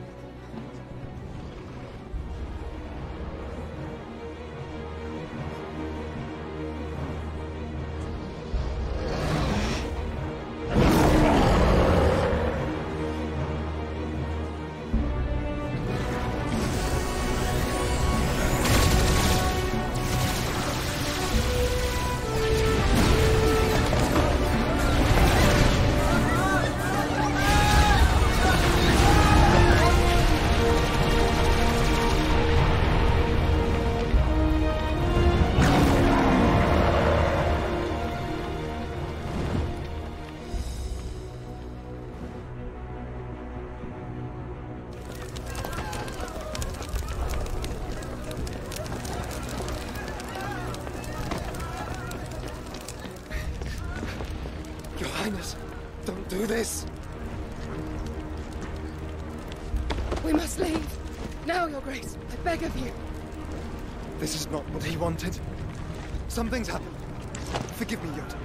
But I must put a stop to this. Your Grace!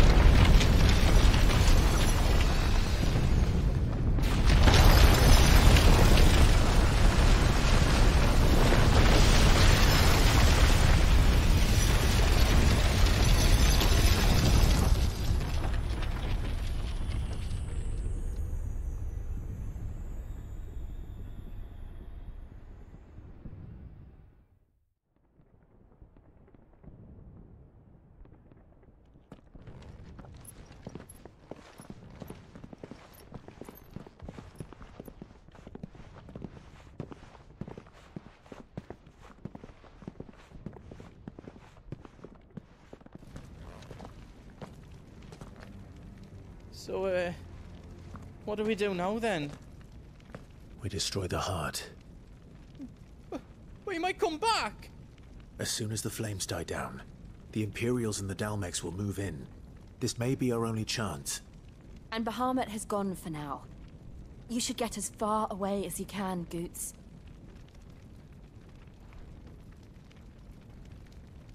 What? And leave you lot in the lurch? I can't do that. If you're staying, then so am I. I packed everything up before I made a run for it, so if there's out yous need, just ask. But I won't be giving it away for free. Nana'd never forgive us if I did. Thank you, Goots.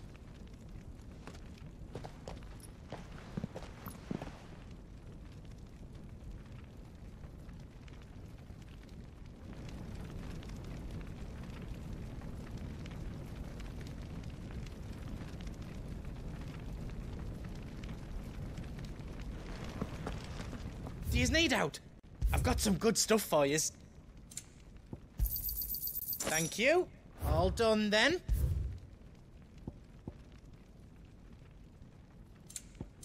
You don't want me to make yous out else?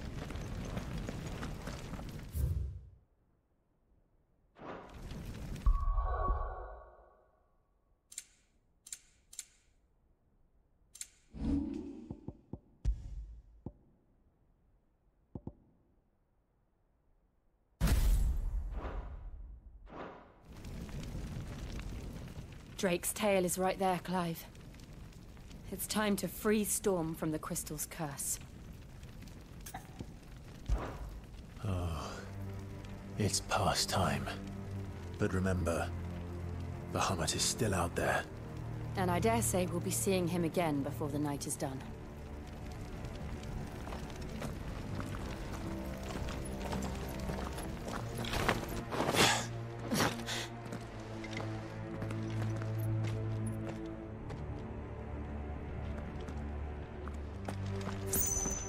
No more roads. We'll have to find our own path. Do you feel that, Clive? Ether. Just what we need. Another flood. It's already turned them. But there's no reason to hold back. Stay down!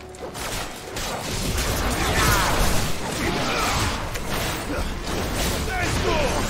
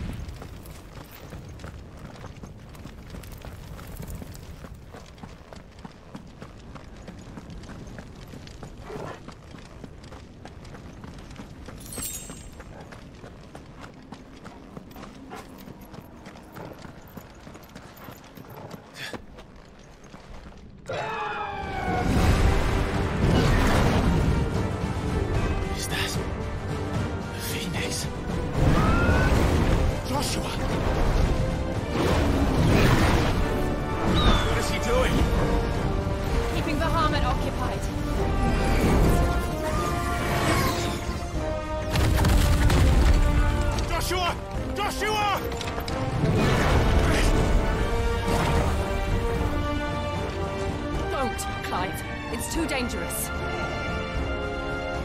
Fuck. Hold on, Joshua. I'm coming!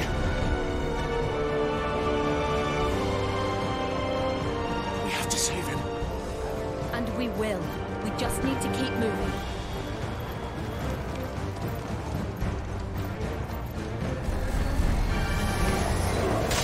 Come again. Not now. Stay down.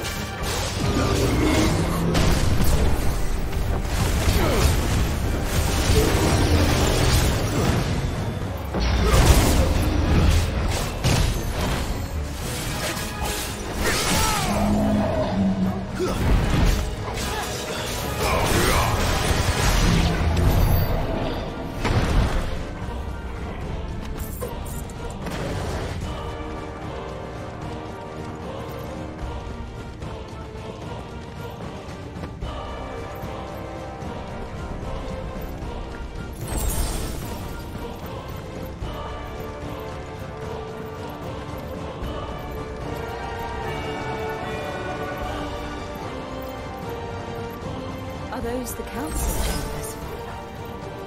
How are they still standing? I don't know.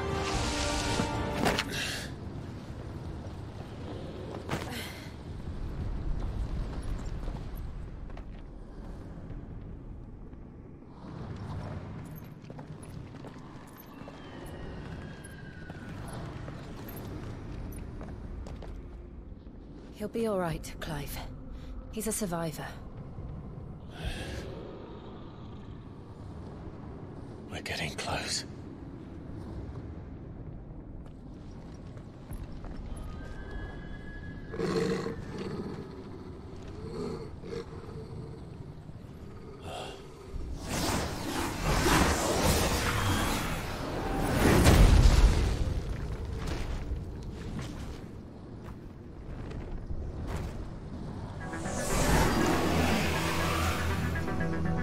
It looks like somebody doesn't want us getting any closer. I don't care what it wants. Neither do I.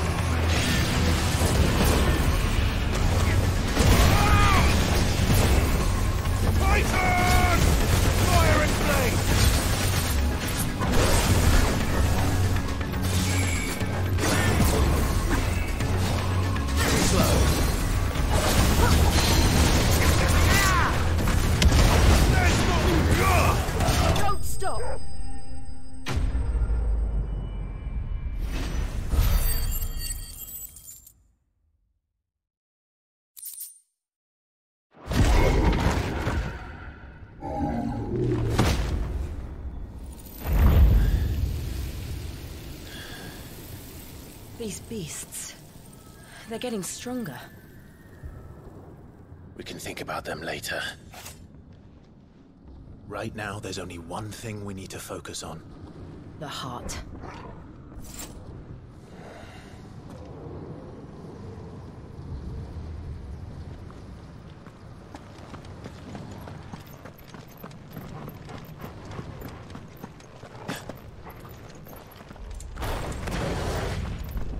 We might be able to get up through the building. It's worth a try.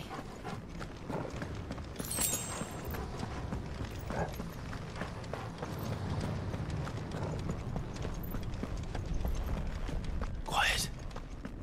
There's someone up there. Is someone there? Mother. It's you. What happened here? He tried to take him from me. Oh, my boy.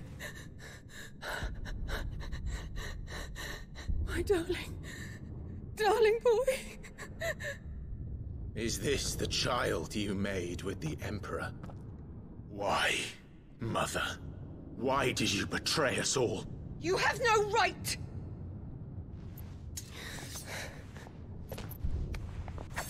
Answer him.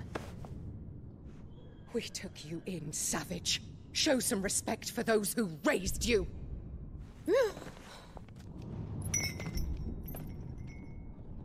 Honorable Elwyn, always thinking of his precious homeland. But what worth is a homeland in a world beset by the Blight? Father did not seek to protect his country. He sought to protect his people. A leader's duty is not to protect his people. It is to protect the source of his sovereignty. The noble blood that runs in his family's veins. So long as this bloodline remains unbroken, what does it matter if a nation falls? One can always found another. Unlike him, I did my duty. I preserved my line. I bore a son of the noblest blood, to whom the whole world might kneel. That is why I gave Rosaria to Sambrek, that I might join my line with the Lesages and birth a savior of this benighted land, blessed by both Bahamut and the Phoenix! You sold your country for a child. Why did he need another? You had Joshua. I had nothing. You were always your father's son, so very strong and bold and daring, and yet you failed to awaken. Would that Joshua had been granted 1/10 of your strength. Oh! How the nobles laughed that Elwyn's firstborn was surely the son of a concubine, and my own, not long for this world. The shame of it! The shame of being slandered by one's inferiors! How could you ever know how that feels? It should have been you! Why didn't the Phoenix choose you? Joshua's every waking moment was spent trying to shoulder the burden that you and the Phoenix and the Duchy foisted on him. That's why I became his shield. To help bear the weight. But what did you do? You betrayed your own blood and surrendered your son to his fate! Joshua. My darling boy. I never meant to hurt him. The soldiers' orders were clear. He was to be spared. Why did you survive? When the only one I truly cared for died? What? Have you not looked out of the window? Joshua is here! The Phoenix lives on! He's battling Bahamut as we speak!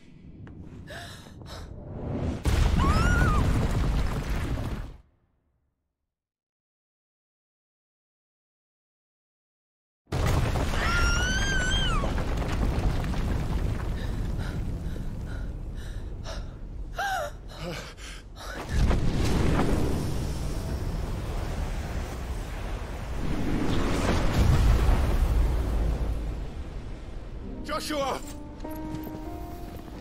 Wake up!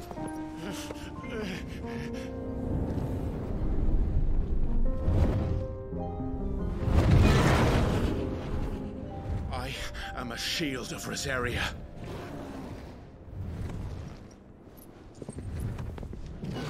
And I will do my duty. What are you...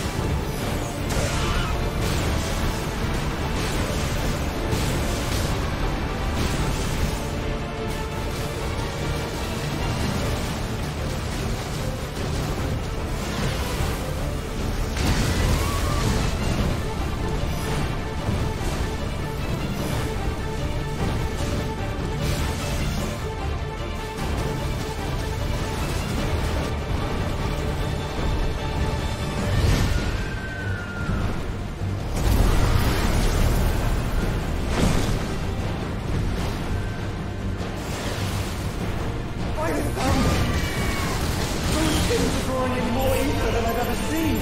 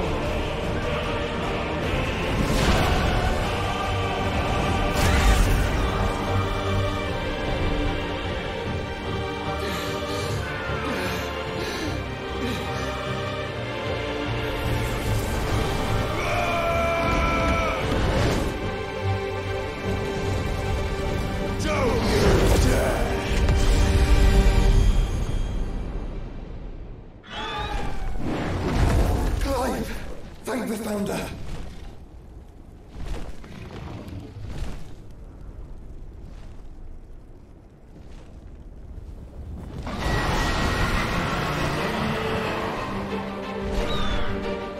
It's now or never, Joshua.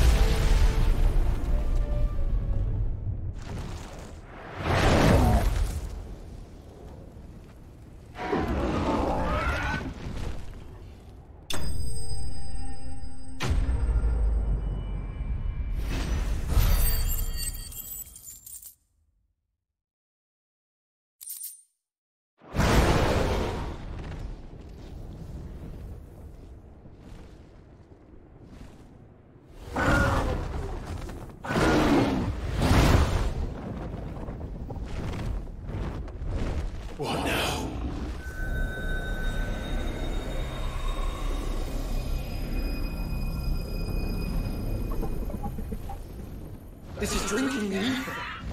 We have to stop him.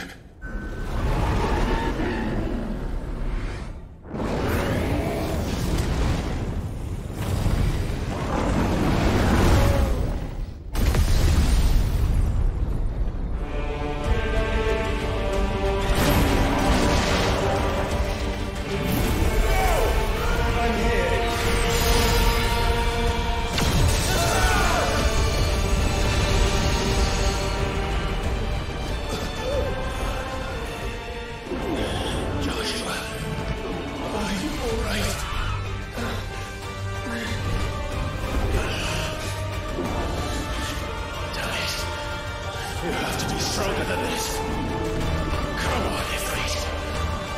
Show us your true power.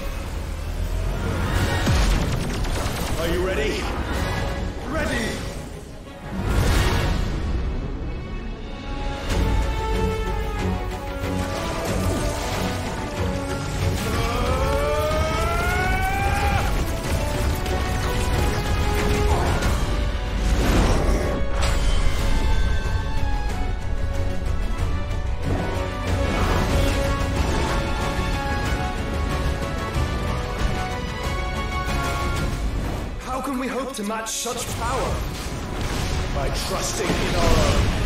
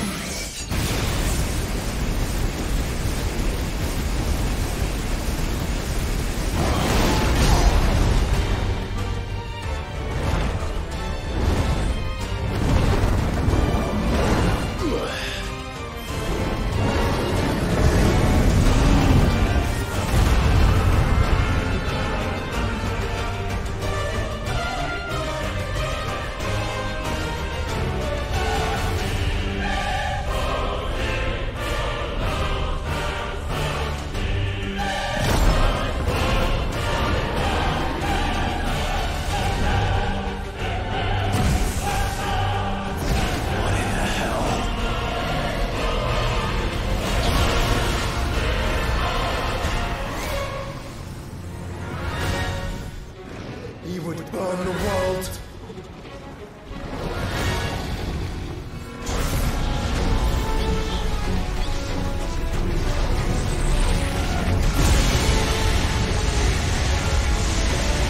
Not today. Come on, Joshua!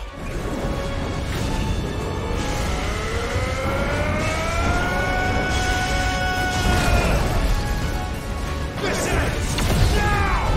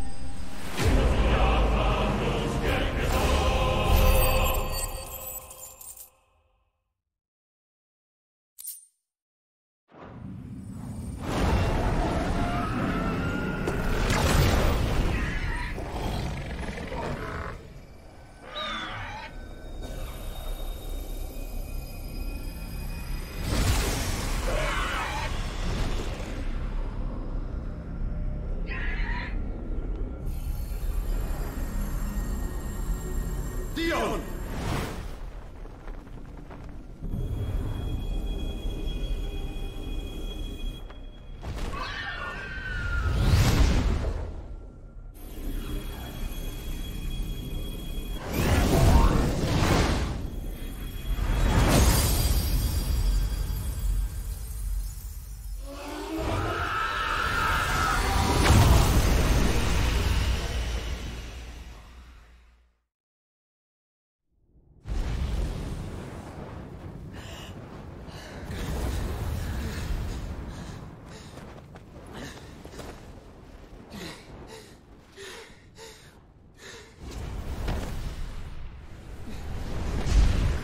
Joshua!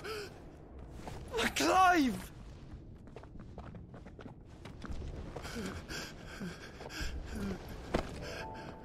My brother. I'm sorry. I'm so sorry. You're alive. We both are. Nothing else matters.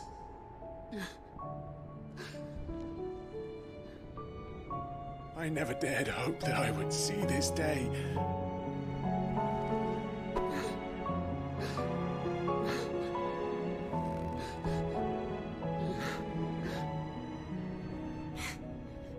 Reunited at last. Jill.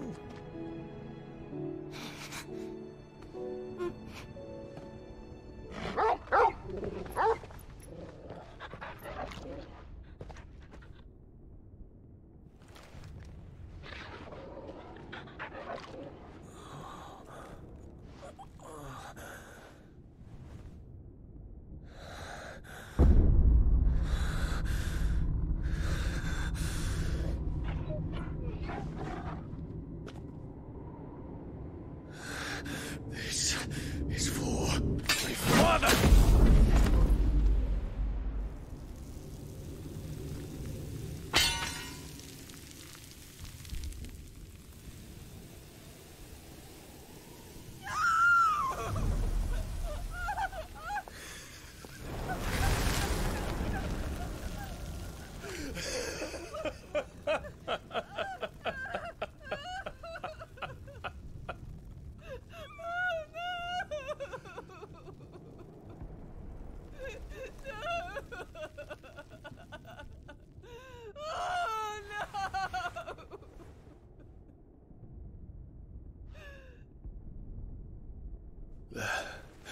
It is done.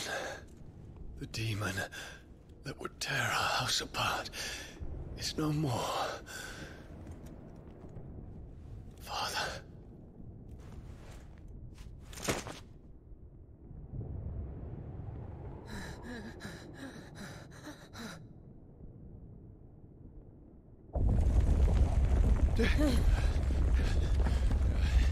The Mother Crystal.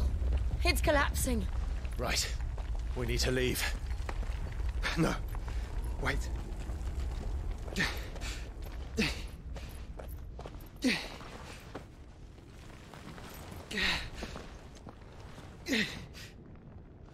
I owe him a debt.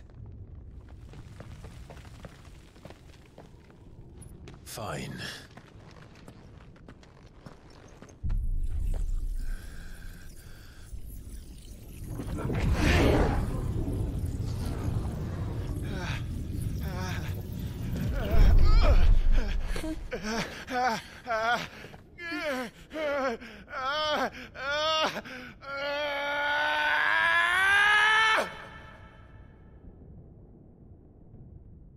You there. Don't reinforce the walls. Report, Captain. Can nothing be done to call them off? I regret not, Your Radiance. The Dragoons answer to none but His Imperial Highness. The Council is powerless to intervene. We're hearing reports of rebel Madness is this, Dion. throughout the neighboring districts. Focus all efforts on extinguishing the fires around the capital. The city can wait. Don't dally, man, go! Your Radiance. And I want you to find out Make sure the doors are locked. next movement. By the light! Dion, have you taken leave of your senses? Call off the Dragoons at once! Fear not. The populace will come to no harm at their hands.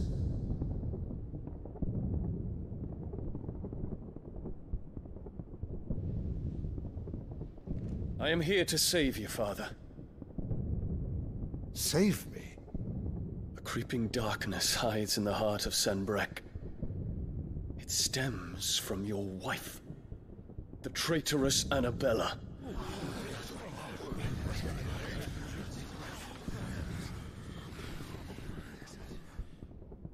Not another word, Dion. Father, though you may not see it, the darkness has taken hold of you. It has made you forget yourself.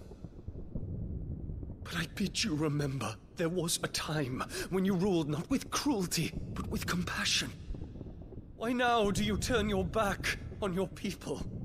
Why now do you seek to stoke the fires of war? You too have borne witness to this change, Your Eminences. And you know, as well as I, who is responsible for it. A puppet now sits upon the throne, but cut his strings, and the master loses the power! What? Dion, you bear steel before your Emperor? Guards! Take him!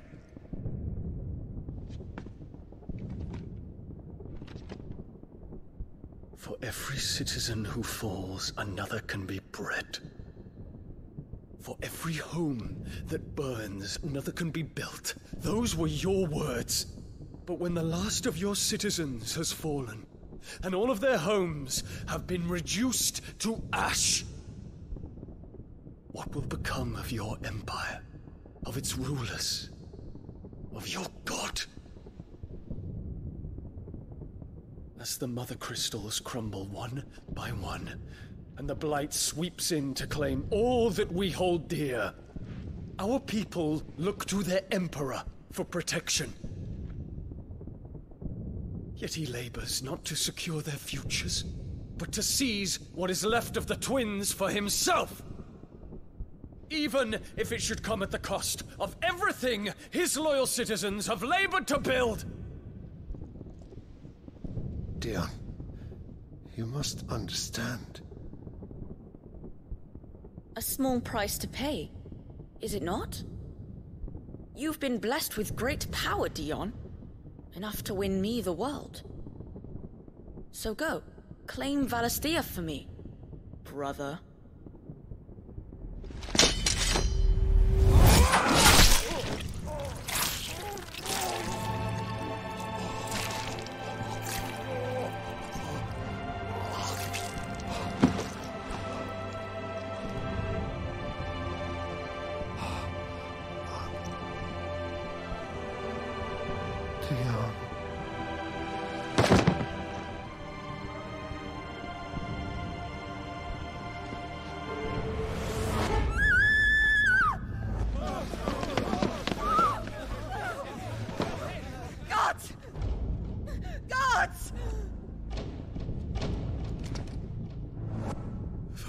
Father. Poor father. How he doted on his children. That he would die to protect me was plain. It was but a matter of when. You planned this? You did well to endure so long. But you broke in the end, as I knew you would. And now Muthos approaches. Put him to the proof. I would see if he breaks. Go, Bahamut. Kinslayer.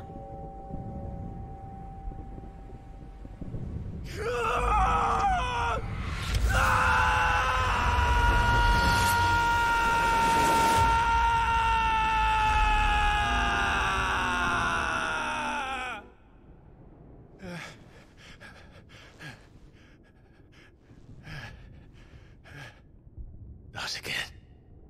Brother? It's a long story.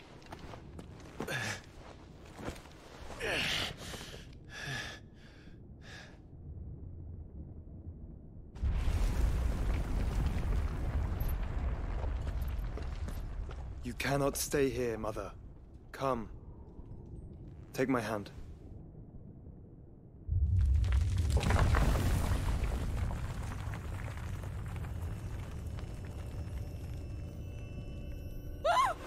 Get away from me! This is all just a dream, just a bad dream!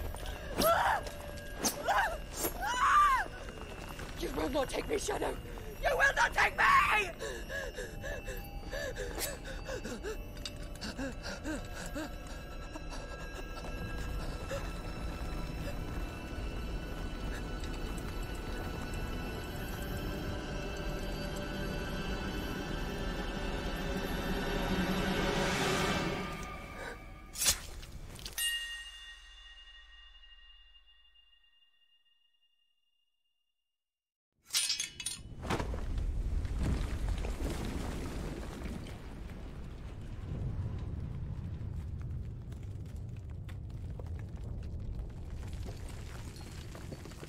Mother.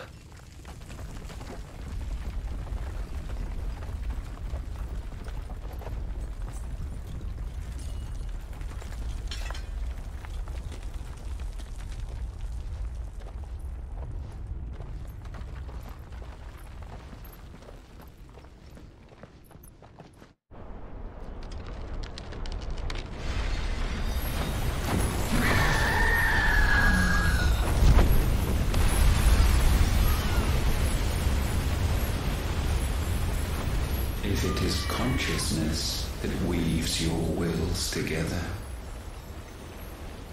consciousness that blurs the boundary between your own will and that of others, then we shall set you apart once more. The ties that bind you shall be severed, and humanity return to its proper place.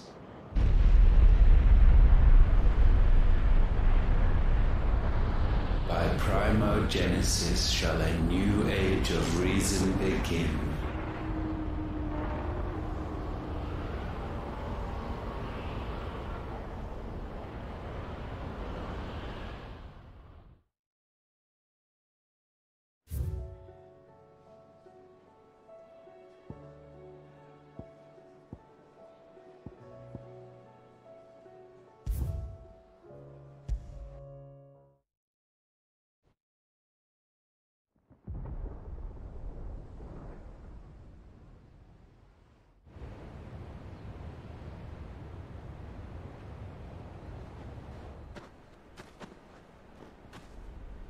Sounds like thunder.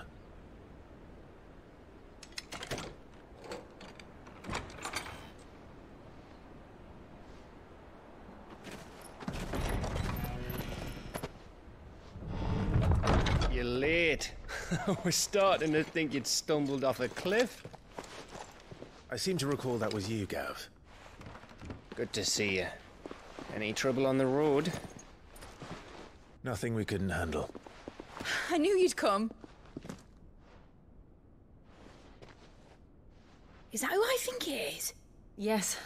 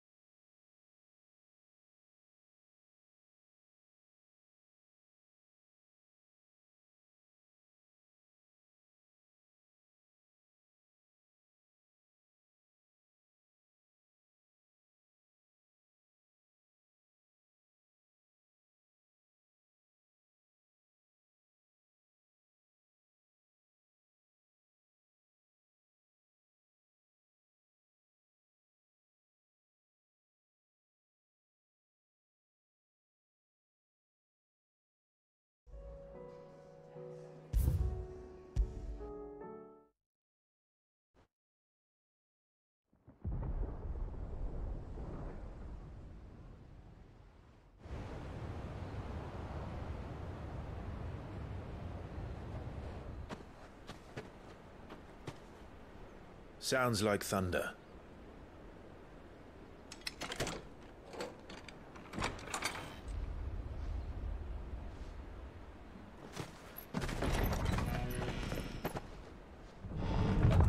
You're late.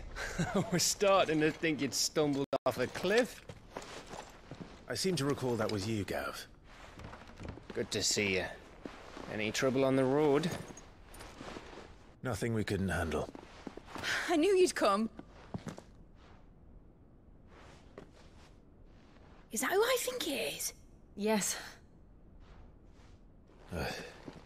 Allow me to introduce my brother, Joshua.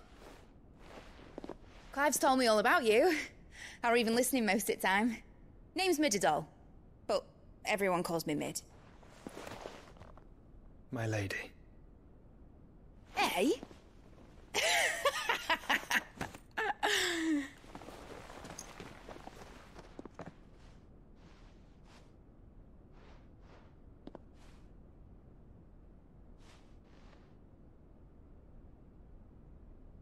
My boy.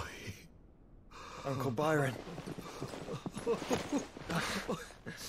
It's really you. I never thought I'd see the day.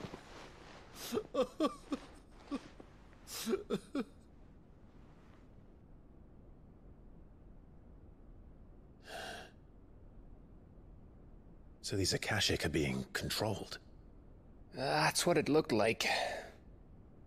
Empty eyes, eerie blue glow. No doubt they were turned, but silent as monks, every last one of them. Your man here speaks true, Clive. We saw more than a few in the city. They moved in ranks with a purpose, and not of their own. Ultima's doing. Perhaps. What of the city? The people? Dead, mostly. Mostly, but not all. A handful managed to lock themselves in their villas before the Horde arrived. Some in the Merchants' District to the west, and a few others on the far bank. If the Akashic stumble across either hiding place, a few bolted doors won't hold them for long. We need to find them. And quickly. What do you propose? We split into two parties. I will make for the Merchants' District, while you look to those across the river. Mind keeping an eye on my brother? Not at all. We find the villa and try the servants' entrance. Understood. And what of us? Mid, is she fit to sail? The ship, the Mithril engine could probably do with a few more tweaks. Then you better work fast. Even if we do reach the survivors in time, they'll never make it to the hideaway on foot. You leave that to me. See that Mid doesn't get herself into trouble, would you? Think I can manage that? I'll keep him safe. Looks like you stuck with me, Byron. That's Lord Rosfield, you little gutter snipe!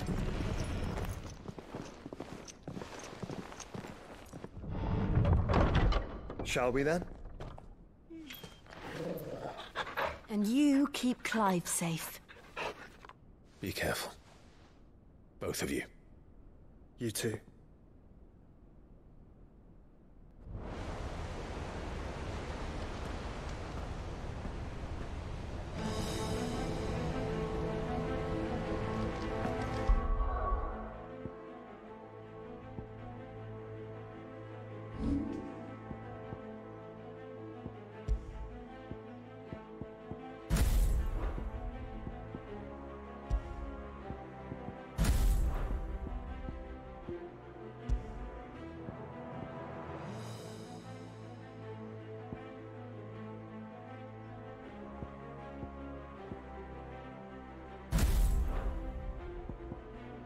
All right, Torgal. Let's find those survivors. They don't stand a chance against those things.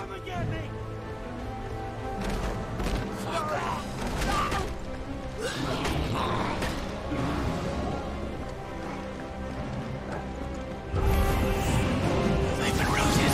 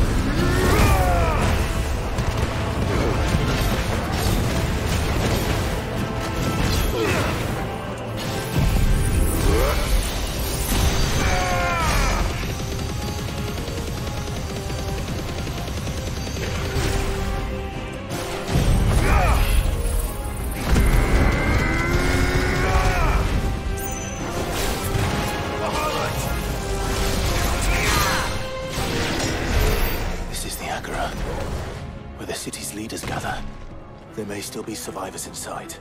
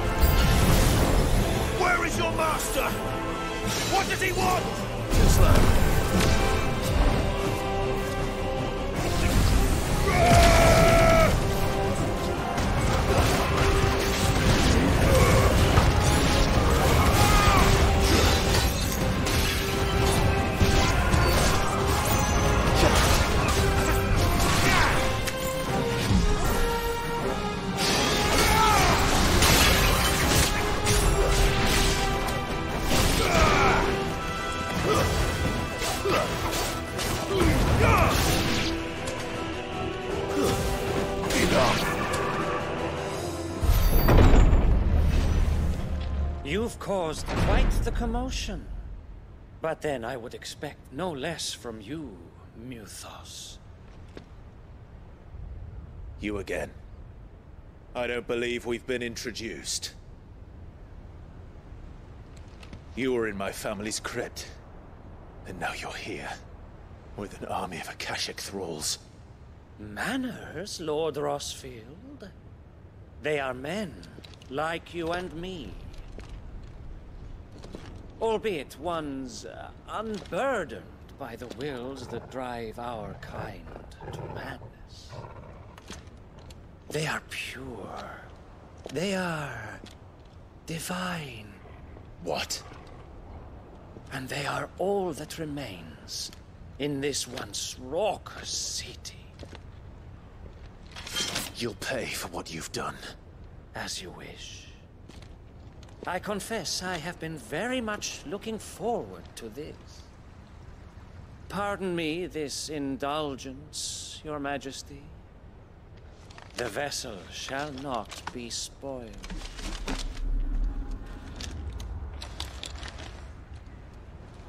I am Statesman of House Harvard, and you will yield. Or not. As long as you don't hold back.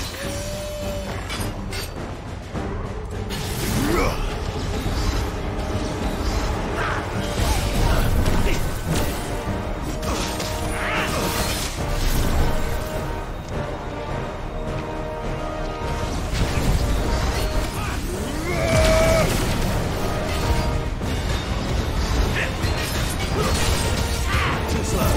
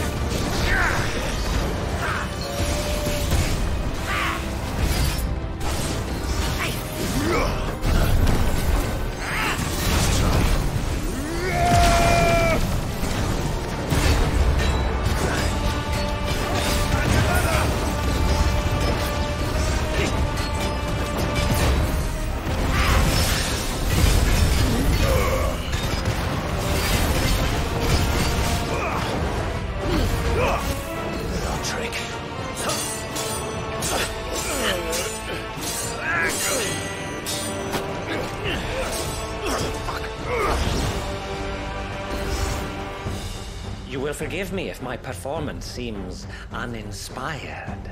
It is just that I expected so much more from our chosen one. Perhaps this will kindle your flame? What now? A gift from my liege lord's armory. Gungnir. Watch closely, Mythos.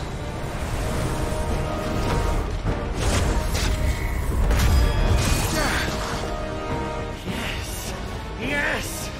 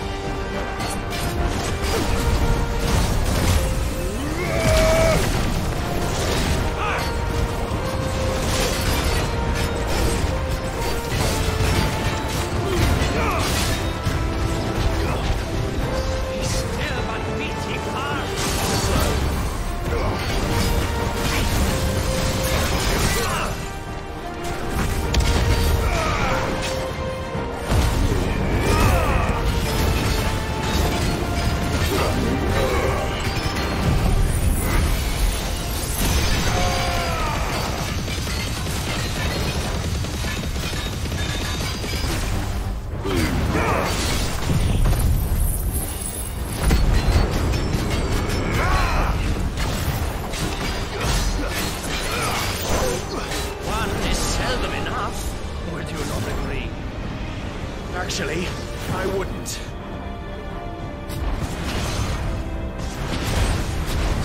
Let's try.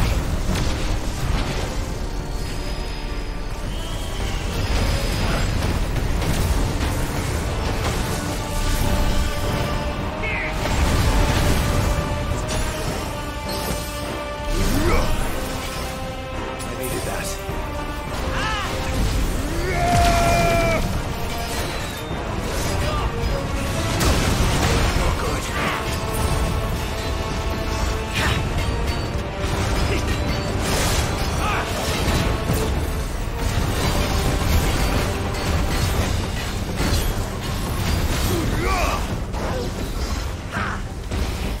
Too slow.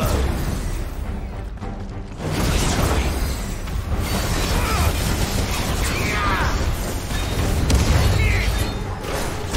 Too slow.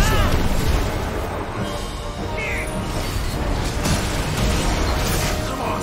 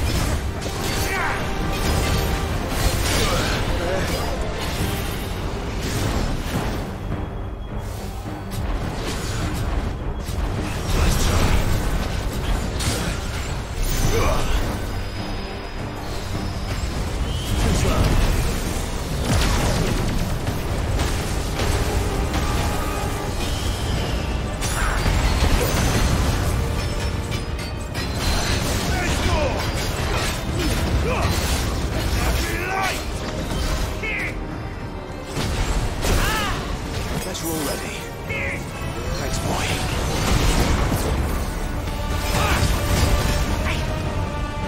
Let's try.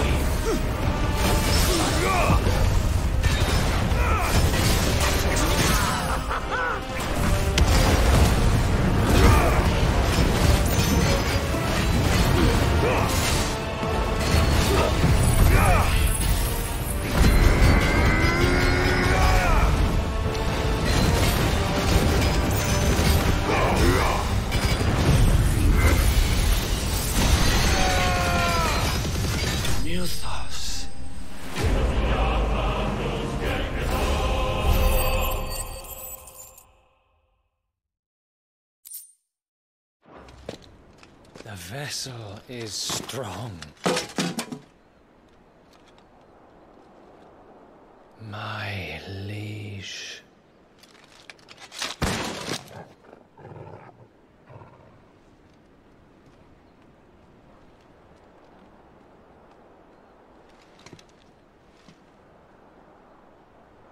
Clive! You're all right. As are you, I see. We are, yes. I'm sorry, but we couldn't save them. It was over before we arrived. Well, you did what you could. I fear we were all too late. What's wrong? Nothing. I hope.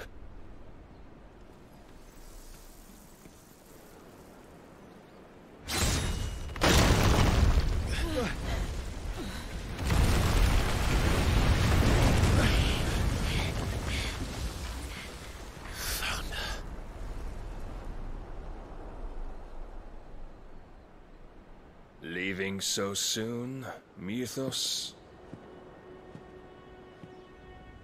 It's the king. Indeed. You may kneel before Barnabas Tharm, Warden of Ash and King of Walud. Get back.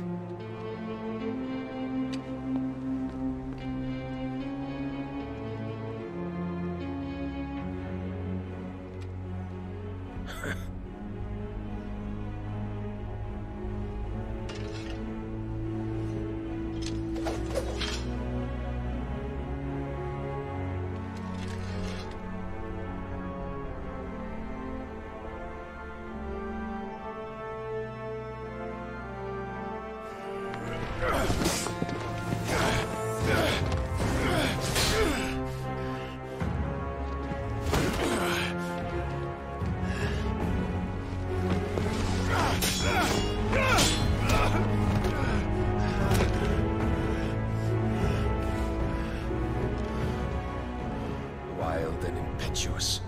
I expected more of the boy who bested my Lord Commander. Yet I see why my master covets you so. The power within you, Mythos. The potential.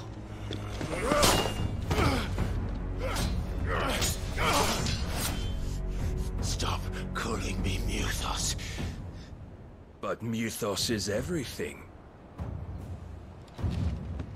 The cornerstone of all creation. The Lord's vessel. Your purpose. My purpose? To surrender my mind and body to that thing.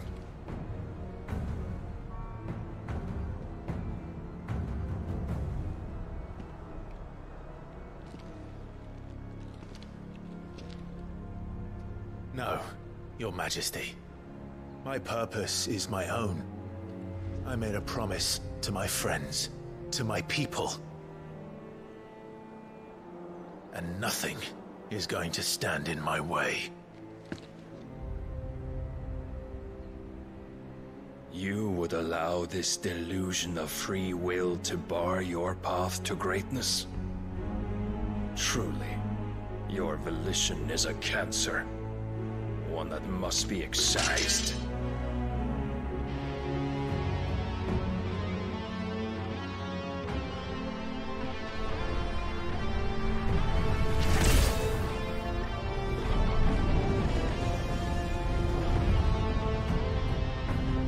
Try it.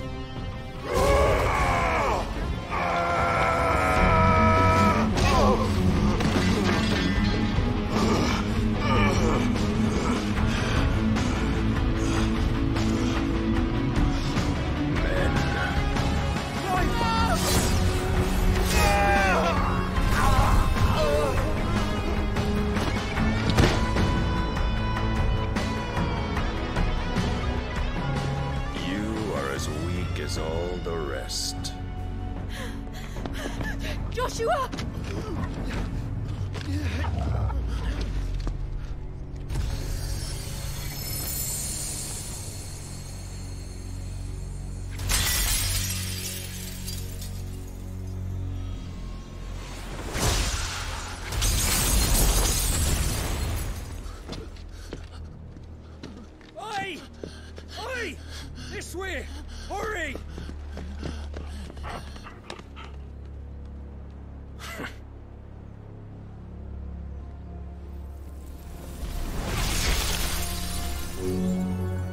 beyond reckoning, and they use it as a crutch. Such a waste.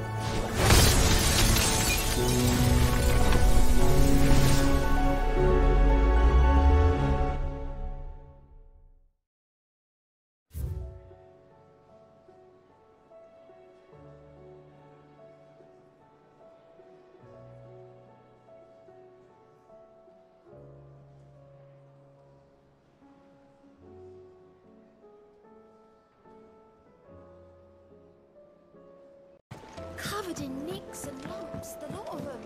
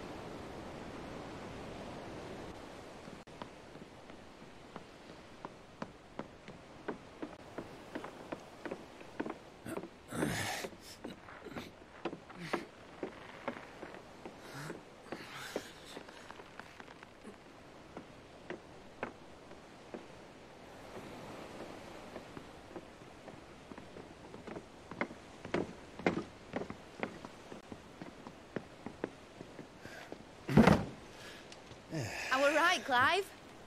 My dad had it all worked out. He'd be proud of you, Mid. His writings may have helped, but this achievement is all yours. Can we catch them? The Aina is one of the largest, fastest vessels ever built. And it won't help she has the wind at her back. Any other ship would be hard-pressed to keep pace with her, let alone reel her in. But this isn't any other ship. This is the Enterprise! And the world's never seen anything like my dad's engine. It certainly hasn't.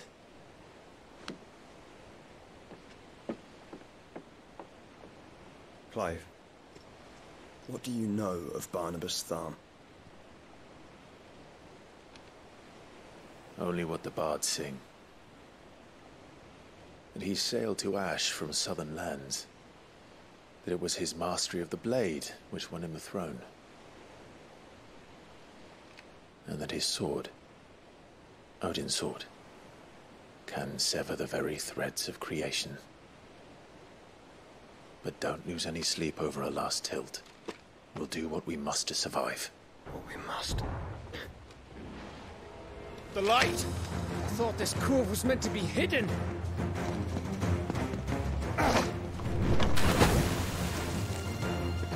Mid! Company! Eh? We'll hold them off until the ship is ready. But hurry! Alex!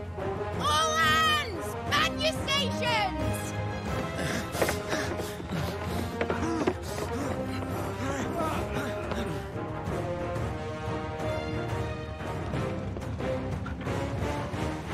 Everyone with me?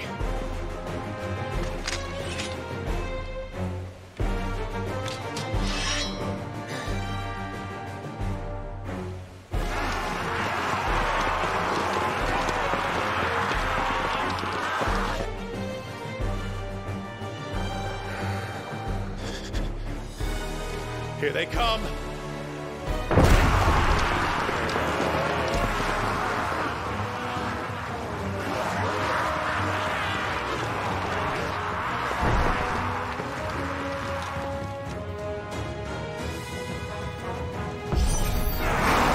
needs every moment we can give them!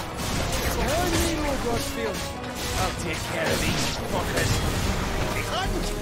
I'll have you know, earthbreaking here. One struck fear into the heart of every man in the fleet.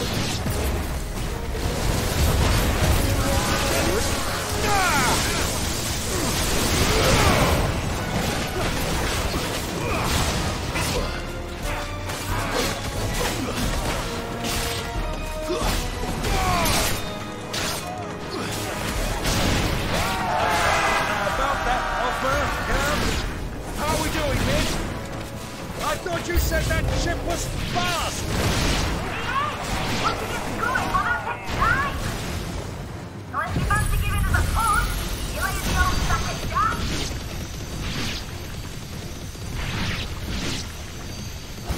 Oh? I haven't felt this alive in 20 summers! Come on! Rules like the coffee, nerd. Without the pay, you know, stand if I'm going first.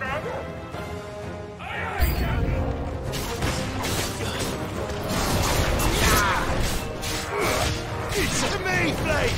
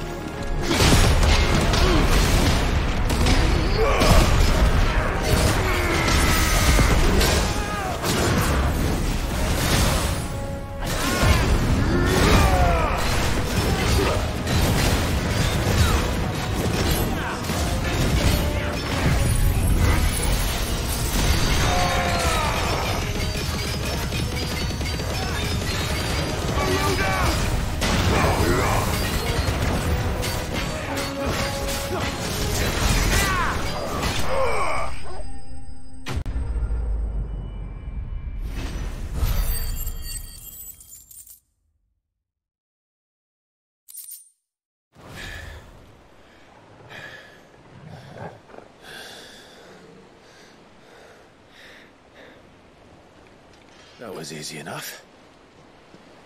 Alright, you lousy lot. Get your asses on board. She's ready to sail. You heard the captain.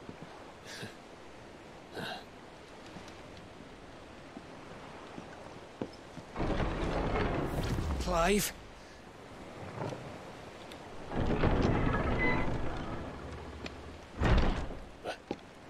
But I thought he was... Confounded. Then it is as I feared. Sleipnir is no man, but a creation of Odin.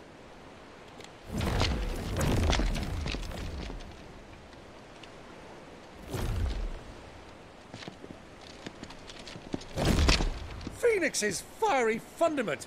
Have you no normal enemies?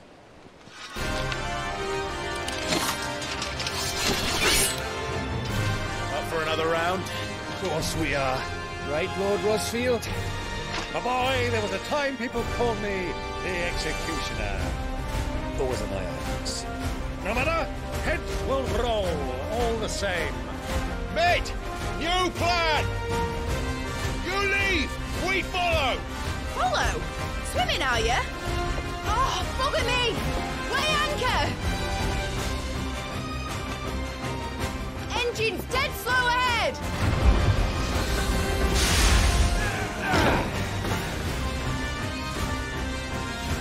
Have care, my friends. 'Tis not blood that runs through a Negi's veins. These foes will not fall easily. But they do. Like oaks before a woodman's axe.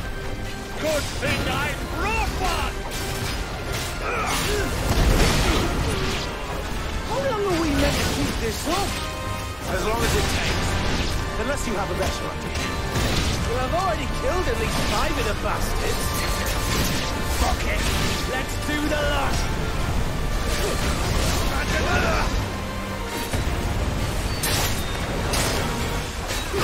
Farewell!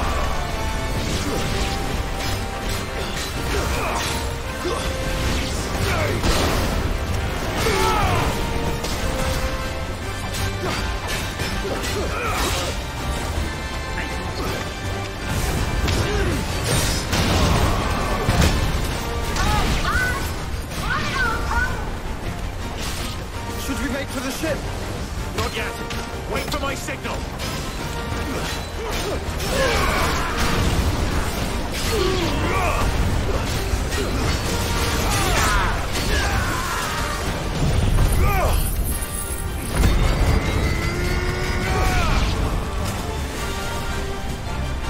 Silent stone!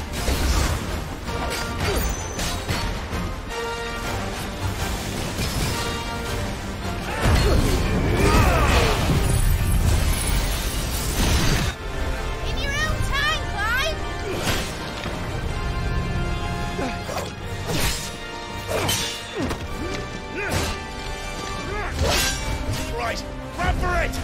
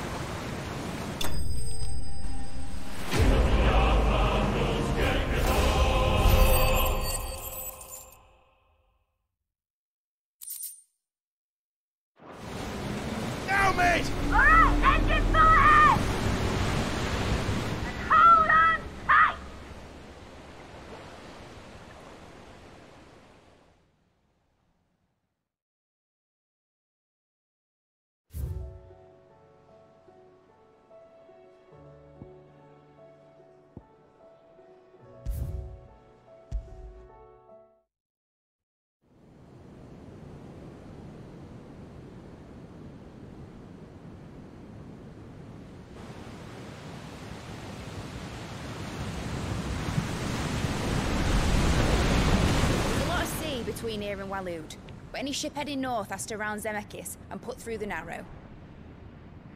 Maintain our current bearing north-northeast, and we'll catch the Black Galleon before she vanishes again. What's to prevent her from circling around Ash from the south? With these winds in those waters, it'd taken forever and a fortnight to reach Stonehere. Mid knows what she's talking about, Clive. Better than any of us lot, anyway. I say we do as she tells. Sails on the horizon. She's ours.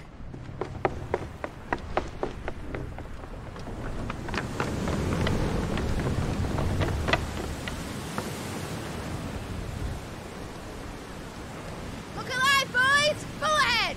And keep those furnaces fed! Aye, aye! Do you feel that? Jill. All hands! Battle stations!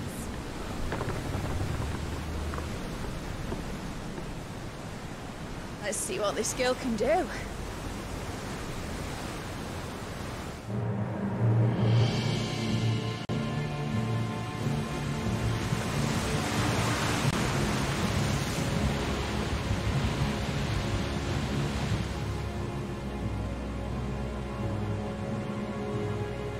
Where one leads, so does the other follow. The bond of consciousness which joins them, condemning both to the same fate. Yet my every attempt to strike it from their hearts serves only to tighten its hold.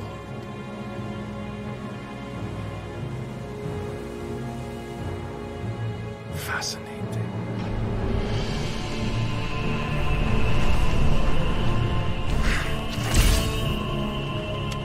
But then, there is naught my blade cannot sever.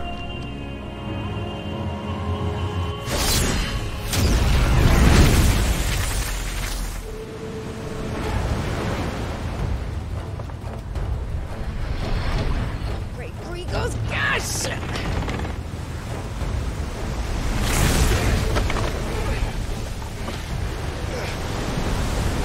One of us. Hard a port! Heads down, you brutes! And brace for impact!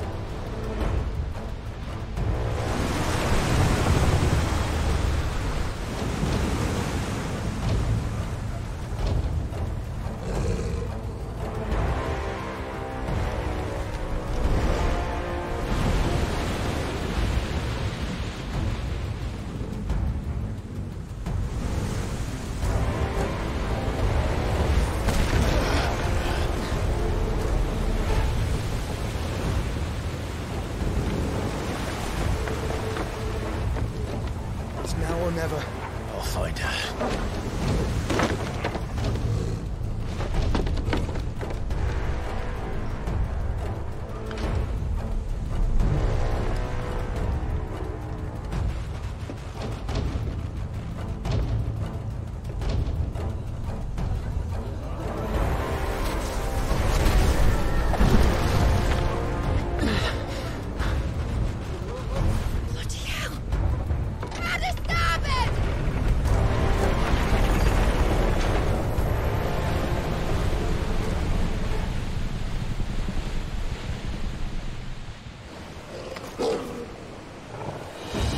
Where did you hide her, Barnabas?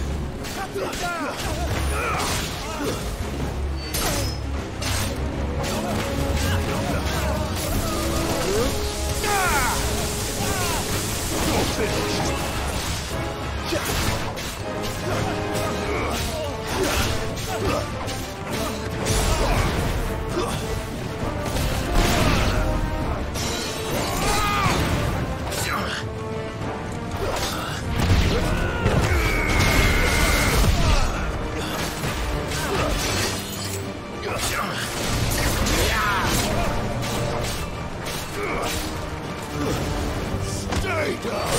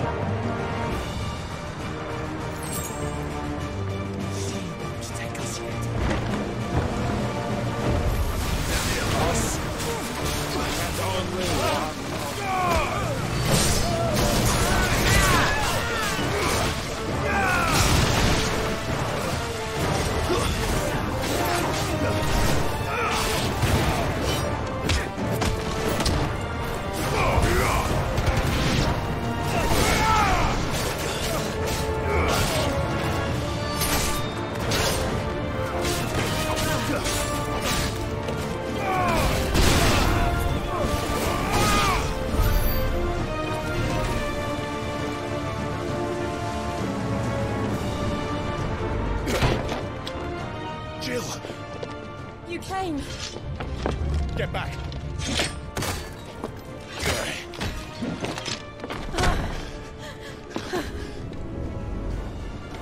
Clive, how did you... I'll explain later. Hands.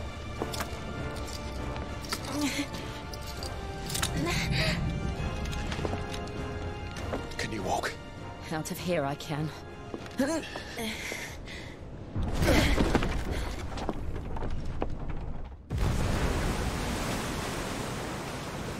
Stand still!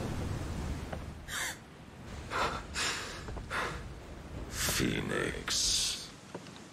Are you not the dominant of fire? I see naught before me but a guttering flame.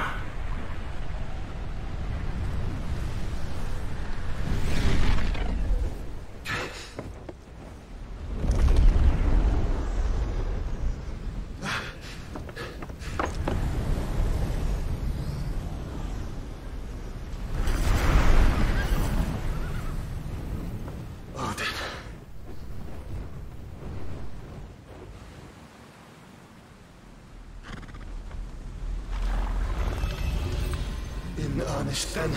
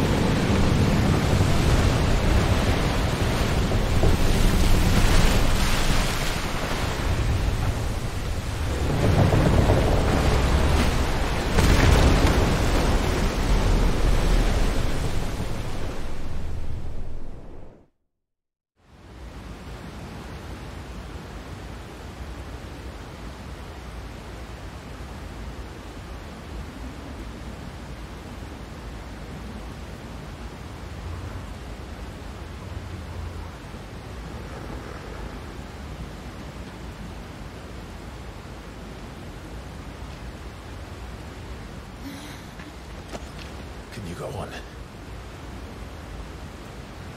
I think so.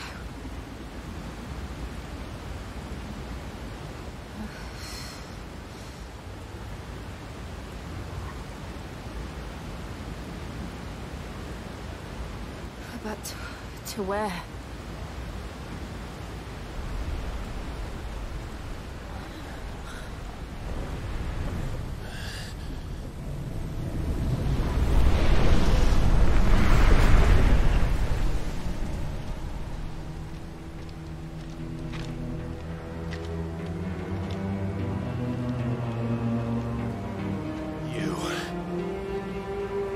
What did you do to Joshua? The Phoenix? Oh, I expect he will survive.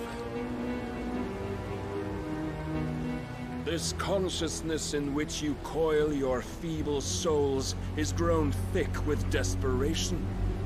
And thus has my master turned to my blade.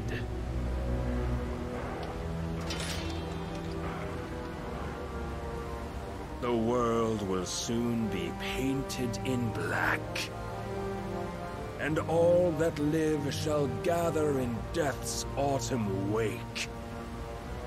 Not if we remove the cause of this misery. Not if we destroy the last of the Mother Crystals and restore balance to the world. Come. Do you truly think it's so simple?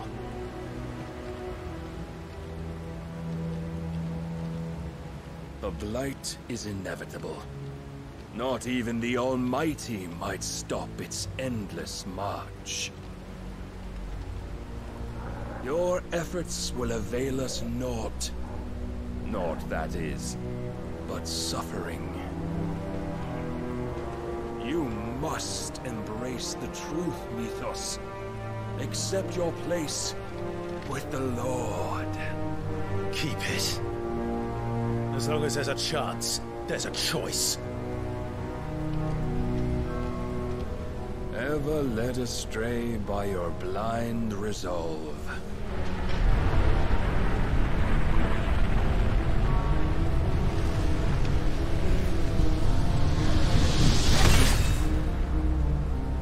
Now, it is time you learn the inevitability of your divine fate. However much it may hurt. Get as far away as you can. Clive, no. Trust me, Jill.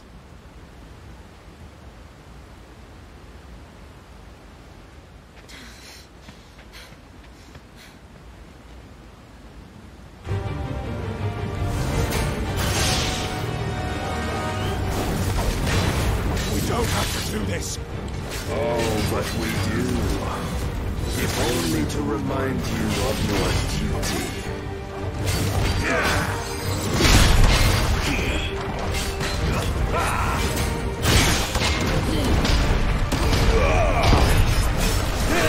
In the short time since our last meeting, you have grown much. Yet as a vessel, I fear my lord will still find you lacking. Titan!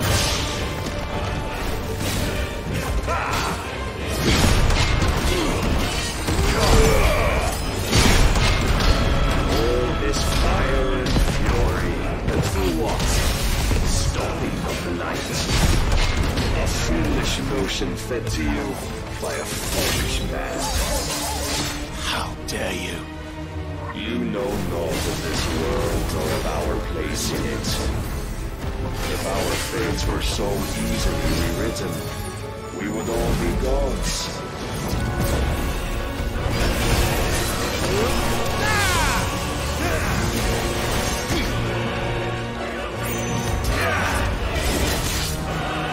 Defend yourself.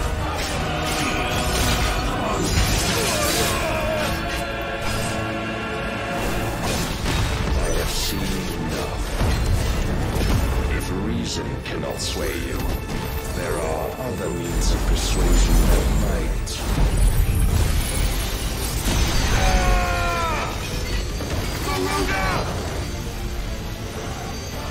Cast of flash.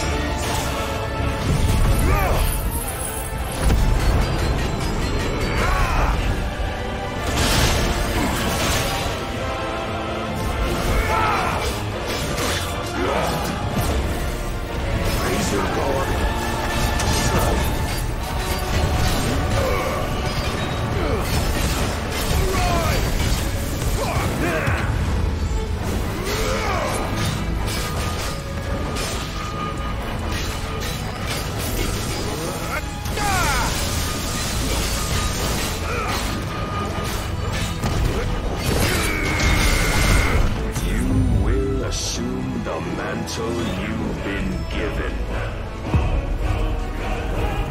And thus is the light of hope severed.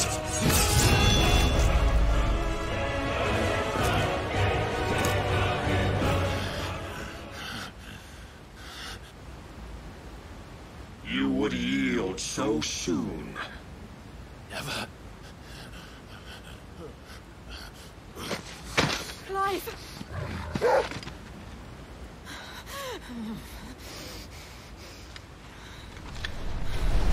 Do you not see?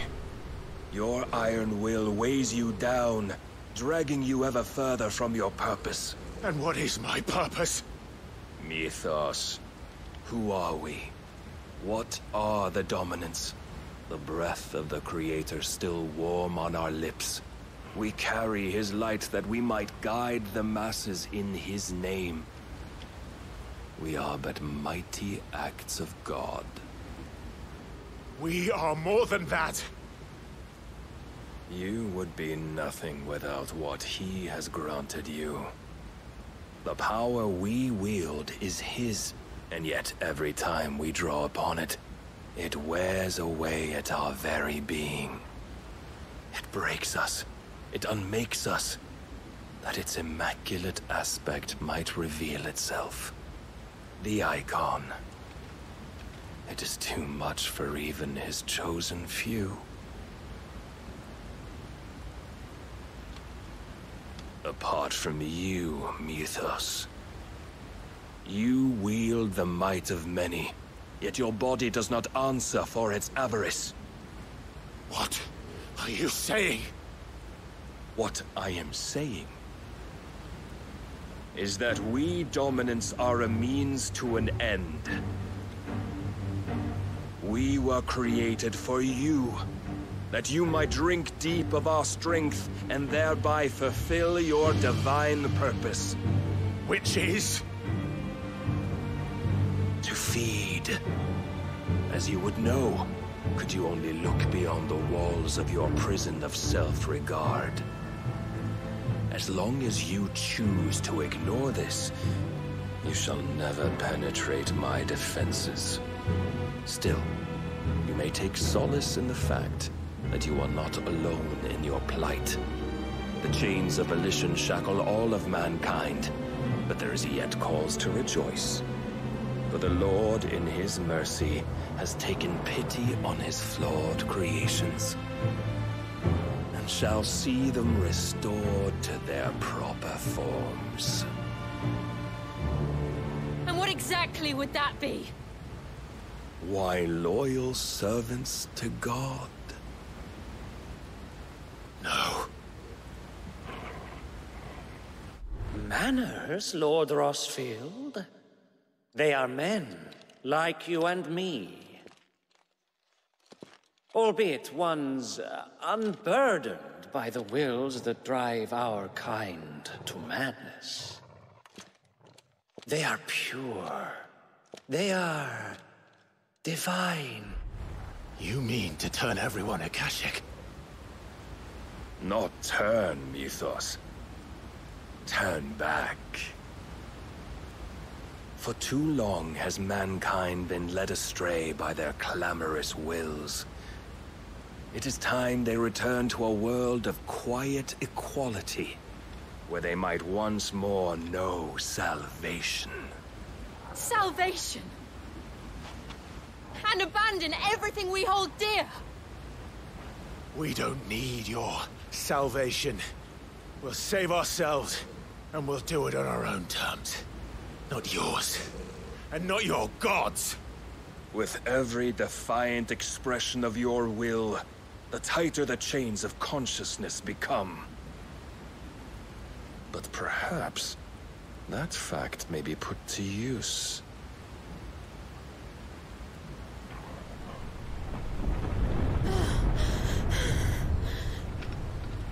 Clive! The faster it binds you to the remaining dominance, the stronger your hunger will become. Until it leads you back to the only answer there ever was. Mayhap not by the path my master intended, but back all the same.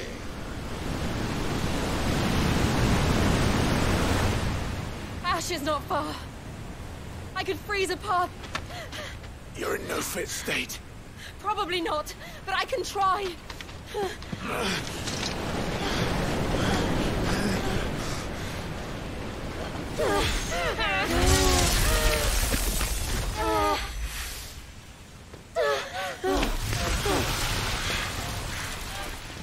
Don't look back!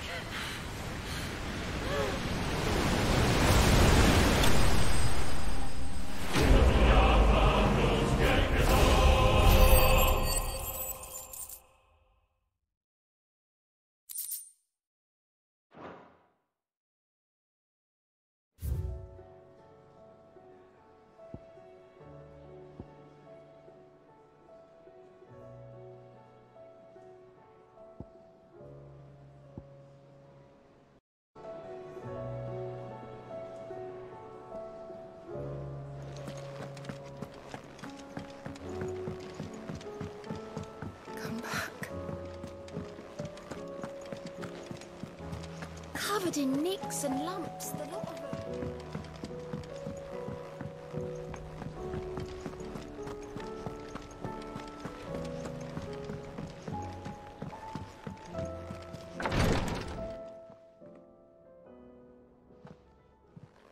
How are you feeling, Joshua? Better than I was. But not nearly as well as you should be. Your cuts and burns may have healed, but your body still bears the burden of every spell cast. And what would you have had me do? It was no ordinary foe we faced. It was the Warden of Darkness. Yet still, it was not enough. The king could have ended me at any moment, but instead chose to toy with me like a curl does a mouse. Yeah. You underestimate yourself. Oh, it was crystal clear. Only one man established his dominance that day, and that man was Barnabas. I'm sorry, brother. That was ill-spoken. It's just, I have never felt so powerless. And when so many are looking to us for strength, perhaps the prince feels the same.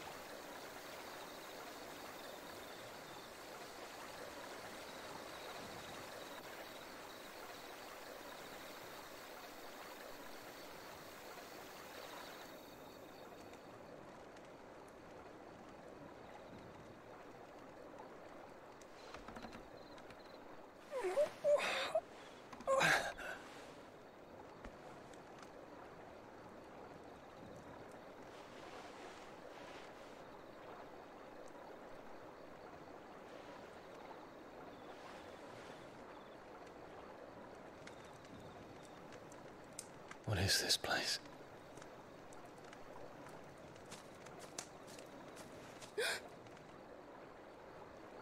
Don't move.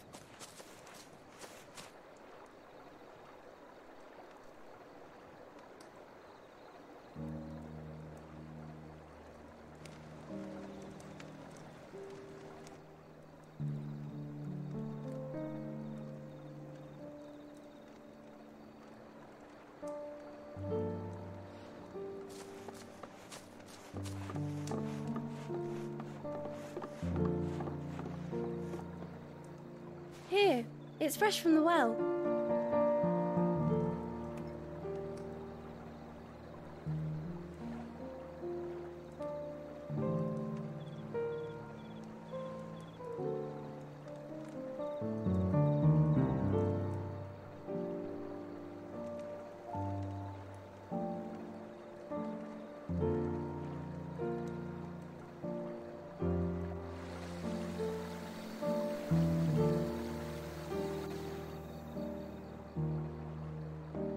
Grandmother told me spirits sometimes get lost, and that the lanterns guide them to their proper place.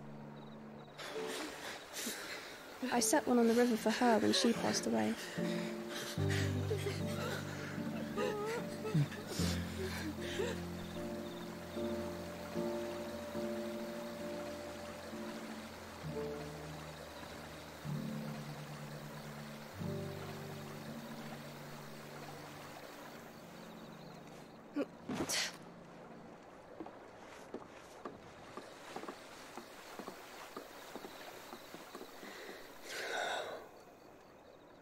The fiend works from the shadows. Was it you who guided my hand then, Ultima? No, not you.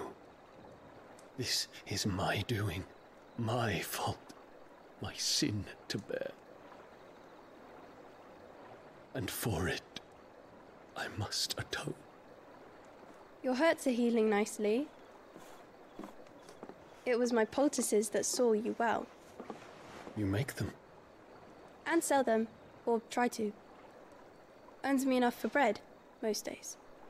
Forgive me. I have nothing to... I know, but I couldn't just leave you lying there.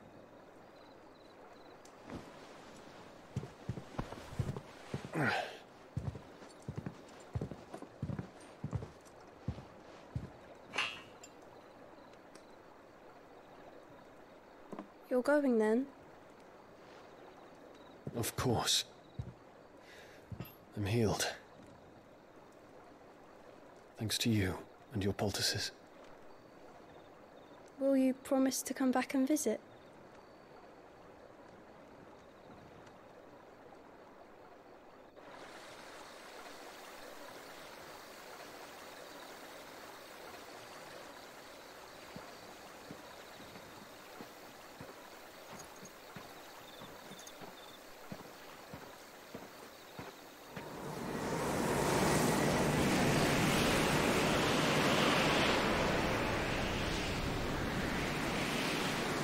Well, Phoenix, it would seem that I owe you my wings.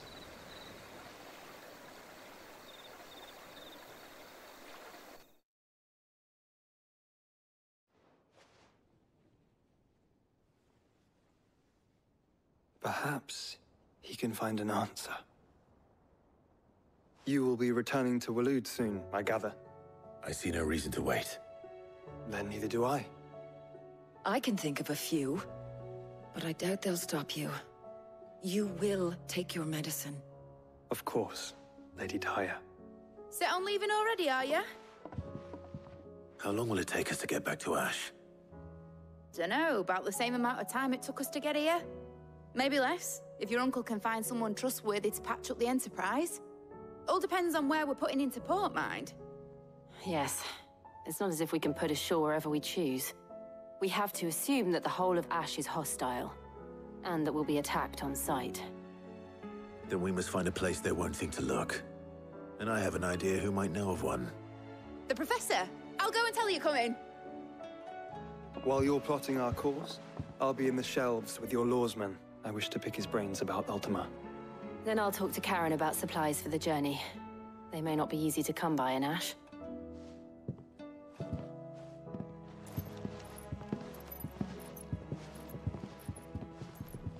Your brother's body won't take much more of this recklessness. You know that, don't you? I do.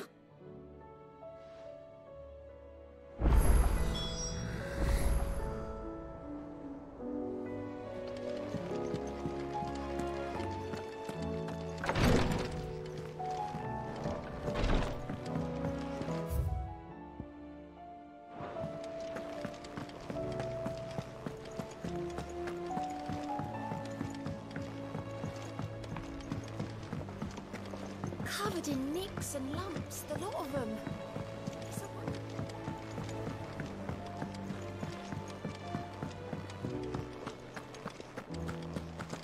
The stew's awfully thin these days.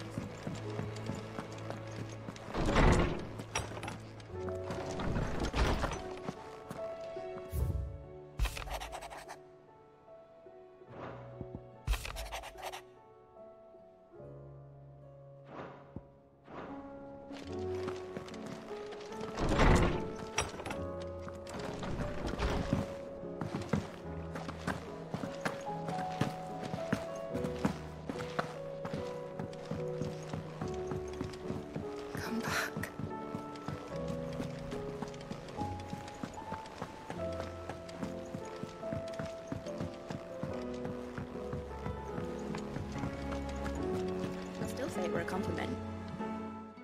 Ah, Clive. I was wondering when you'd arrive. Please tell me you've come to take our young prodigy here off my hands. I'm not here for Mid. I need information on Ash. Then why not ask Molly if you can look in one of her ovens? Go on. As soon as the Enterprise is ready, we'll be setting out for Drake's Spine. And we're going to need a safe place to land. Preferably one that won't see my ship blown to shit and splinters. If it were that easy, do you think Waloed would have resisted invasion for so long? Very little is known of Ash, and the information we do have is spotty and outdated. We have the good King Barnabas to thank for that. Waloed's borders have been closed to outsiders since the day he seized the throne. If there is anywhere safe to land, you won't find it on my map. Then tell us what we will find. I'm sure you know better than we do. But no splinters. All right, if it will get you out of my hair. But interrupt me and it's over. Understood?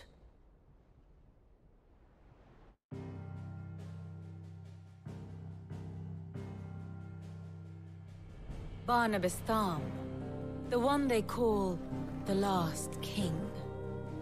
Understand him, and you will understand the kingdom of Waloed. Barnabas was only a boy when he arrived from beyond the southern seas, and barely a man before he united the ragged tribes of Ash. And having unleashed them upon the formidable Veldemark, he set his throne upon the ancient kingdom's ruins. The victory sent shockwaves around Valisthea, tales of Odin's might spreading through every court, parlor, and drinking hole in the realm. Note that this was in the year 843, and that the king still sits upon his throne some 40 years later, quite untouched by time. Waloed's recent inaction left many wondering if Odin had lost his appetite for war. And yet here we are. The Einherjar was committed to the fray, a bold declaration of intent. Orcs swarm around Drake's Fang, and throngs of Akashic haunt canvas streets. Though how precisely the havoc they wreak serves Waloed remains unclear. Regardless, if the order to attack truly came from King Barnabas, then one thing is certain. Waloed has achieved the impossible, and made bedfellows of beastmen and the ether-addled alike. All of which is a roundabout way of saying that you will be in unknown territory when you set foot on Ash. Much of the continent has already been lost to the Blight, and what few ports remain will be fiercely guarded. And that is to say naught of its natural defenses. Offshore currents will cast an ill-equipped ship out to sea one moment, and dash it against the rocks the next. But then the Enterprise is anything but ill-equipped. And Mid has made land there before. Now, if only there were someone with an intimate knowledge of the Shadow Coast, and where a daring gentleman might put ashore.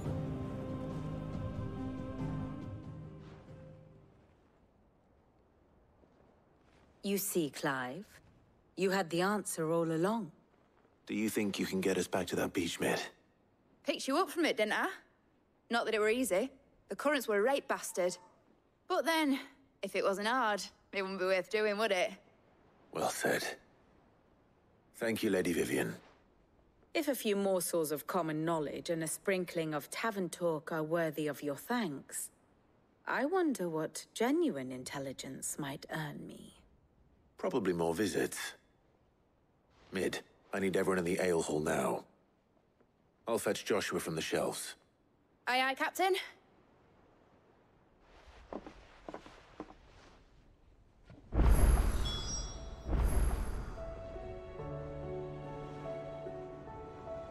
Back again? What is it that you wish to learn?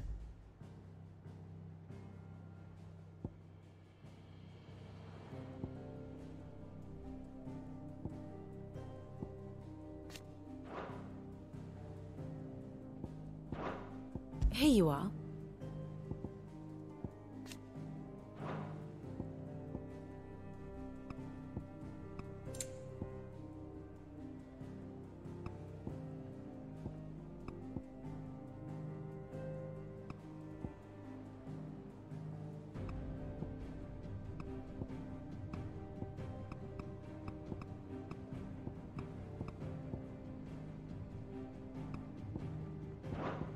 Thus ends today's lesson.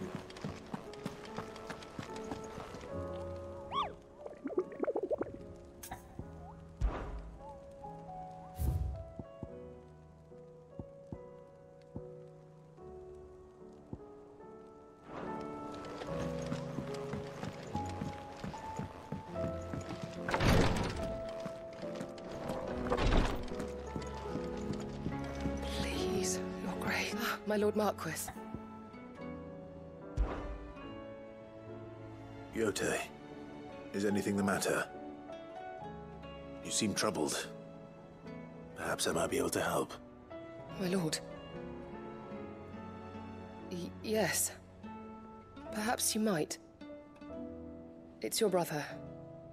His condition continues to worsen, though he does his best to hide it. The lesion on his chest pains him more with each passing day. I had feared as much. There are certain elixirs which can ease the suffering of those afflicted by the curse, but... But His Grace's case is severe. The drafts I have been able to prepare for him thus far have ceased to have any real effect. So I consulted with Talia and certain of my comrades among the Undying about the possibility of finding something stronger. And thankfully, a recipe was found. The only problem being that the critical ingredient is exceptionally hard to come by, and our supplies are almost exhausted. Unless we can secure more soon, your brother's anguish will likely become unbearable. My lord, I know that I have no right to make demands of you. But would you help? For Joshua's sake.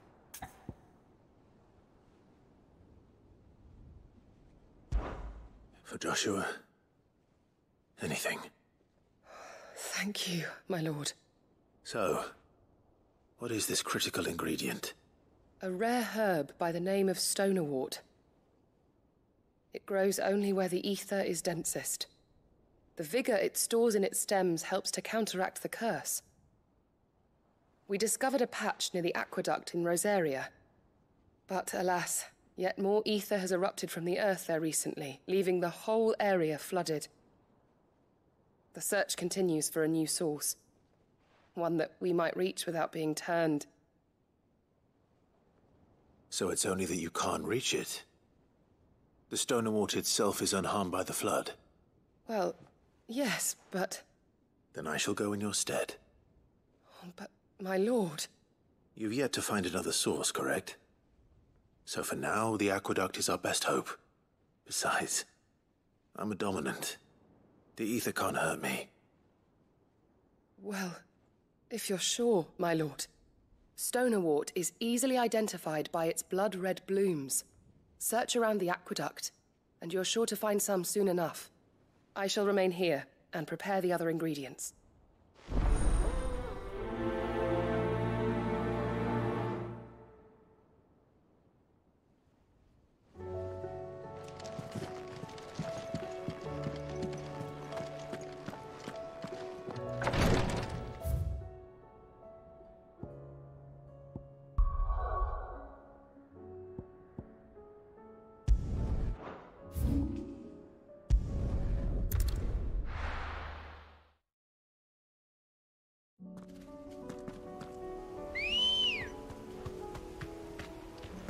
Come on.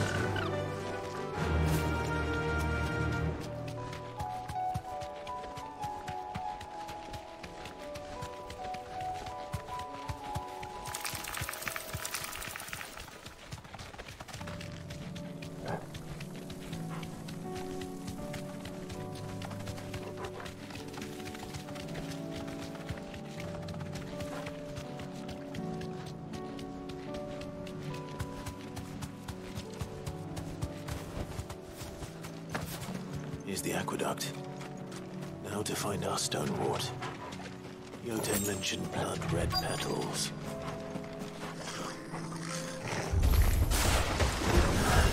Just my luck. Well, I won't know anything till they're gone. There's only one thing for it.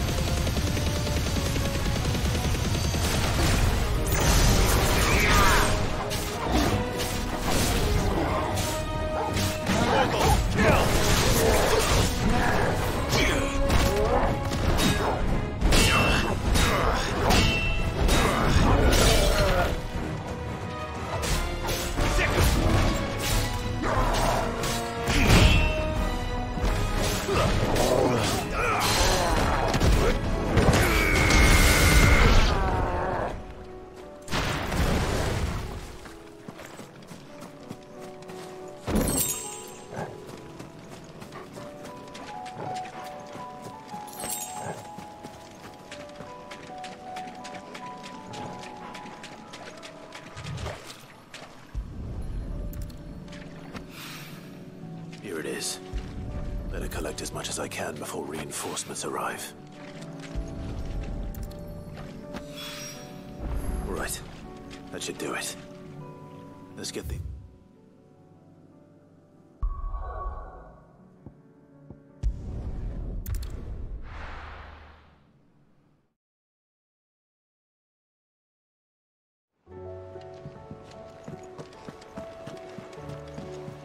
Covered in nicks and lumps.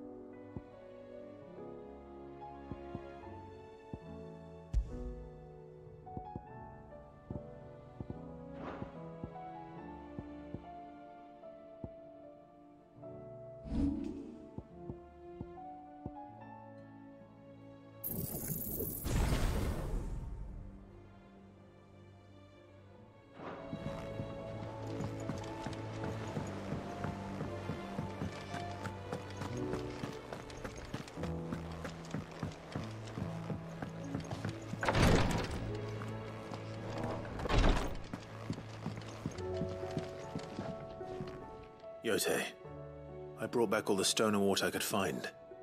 Will this be enough?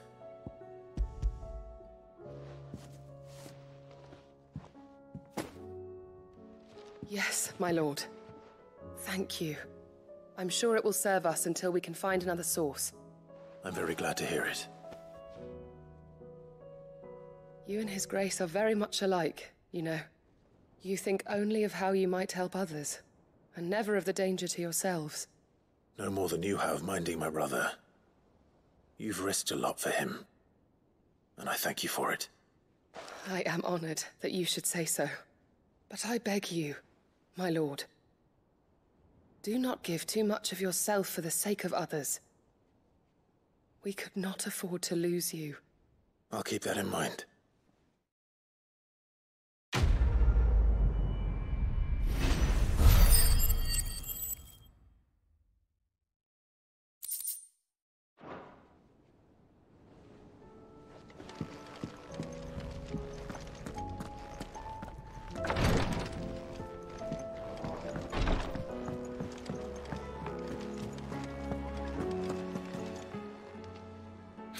Help you today, Clive.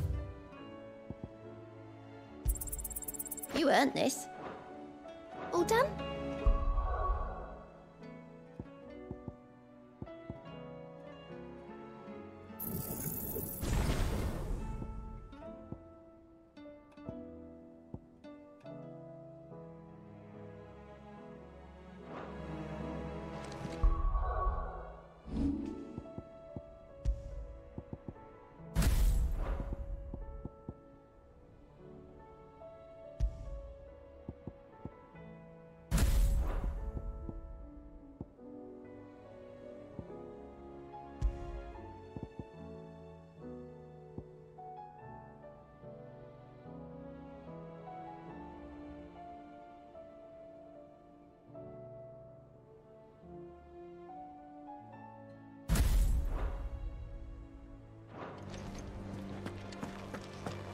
How do you split the sea?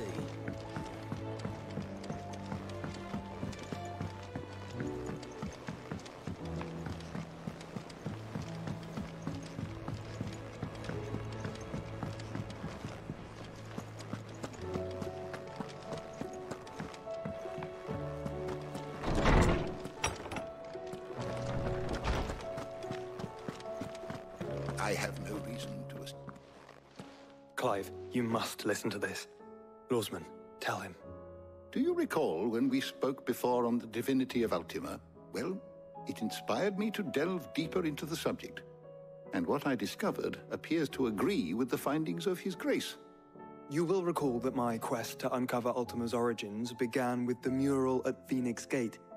But while I've always known it to be important, its secrets have heretofore eluded me. Now, however, I believe I know where to find the more complete example, one that will reveal all we seek. Master Clive, have you ever in your travels chanced to hear of the Circle of Malleus? I would think not, few have. But there was once a time when the faith flourished, the oldest known religion in the Twins, and though its popularity eventually waned on Storm, hints of its dogma remain embedded in more modern faiths such as the Crystalline Orthodox. Wait, you said it waned on Storm. What of Ash? Religious monuments are often torn down or repurposed when new faiths rise to prominence. But if no new faith arose, then perhaps the ancient temples might still stand. And so, you see now why I must accompany you to Waloed. It would appear the past still has much to teach us, though in this case, it would not have been possible without the musings of Moss. To think that you carried a copy of my old mentor's chronicles all along. I am relieved to discover it in good hands. I shall guard it with my life. Joshua, if you're finished here, join me in the ale hall. I need to speak to everyone before we leave. Right away.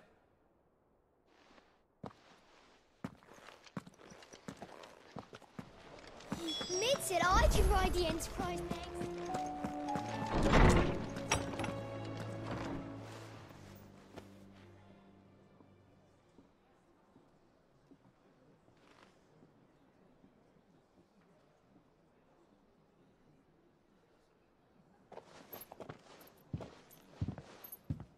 My apologies. By now you've all heard where we're going and why. So I won't bother you with the boring details, only the important ones. If we attempt to approach Stone here by sea, there's a good chance we'll be sighted and fall prey to the capital's artillery. So instead, we'll disembark on the southwest coast and make for Drake's Spine on foot. I say we, but it's highly likely the entirety of Ash is under the rule of Ultima. A large party would only attract unwanted attention, as well as slow our march and require supplies which may be difficult to obtain. Only Joshua and I will be going. And a scout. Preferably a good one. Gav, do you know of any? You bet your ass I do. Might still borrow some of Lady Vivian's maps, though. Just in case, like. Once you've dropped us off at the Shadow Coast, you need to retreat into neutral waters, fly merchant colors, and stay inconspicuous. If you sense any danger at all, you leave us behind and return to Storm. Inconspicuous is my middle name. But like hell am I leaving anyone behind. The ship ain't going nowhere till your scurvy mugs are smiling on deck. Jill, the Enterprise will appear a tempting target for royalists and pirates alike. You're to stop anyone boarding.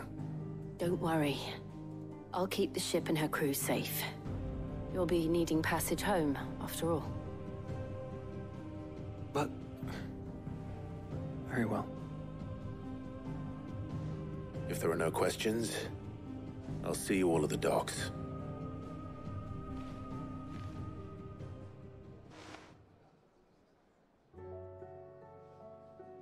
Let me know when you're leaving. I want a word before you go. Of course.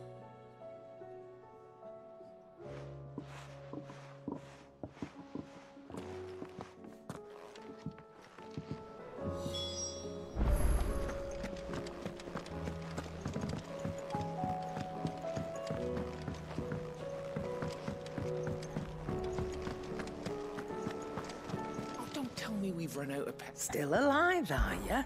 Going purse weighing you down? You're rubbing me blind, you know.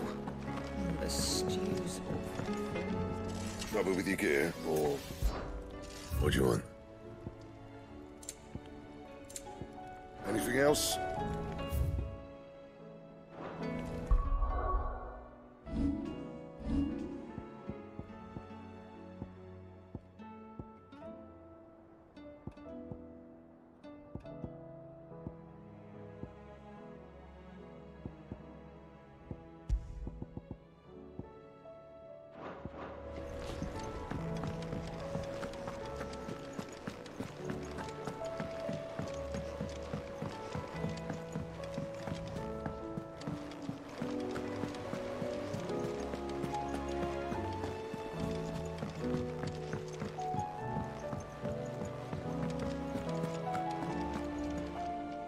Is something wrong?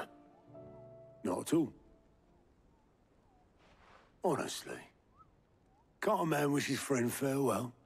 Just wanted to let you know that I'll keep things in order while you're off saving the world. I'll hold you to that.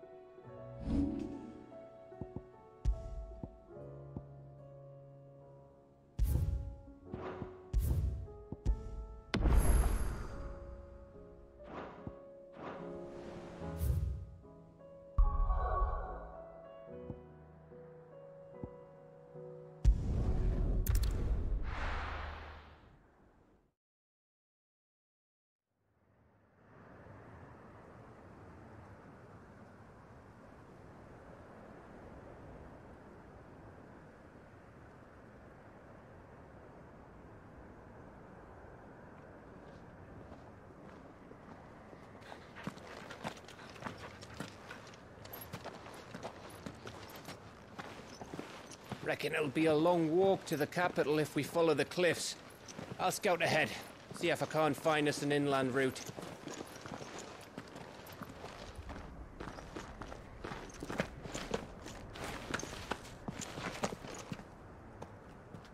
Clive.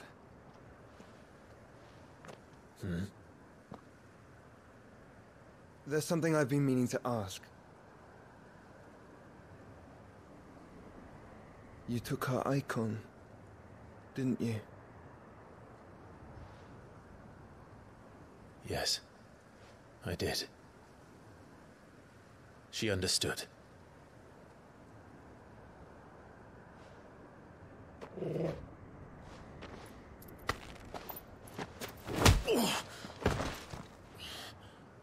Oh, she understood. Understood that you decided to save the world all on your own, and that you'd die without her power. How dare you make her choose? You knew damn well she'd never refuse you. But I will. You can't keep pushing us away, Clive. The world is ours to save, not yours.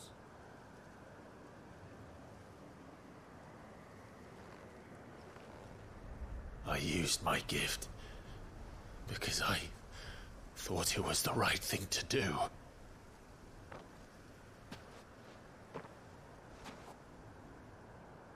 And you truly believe this will save you? Will save us all? I do.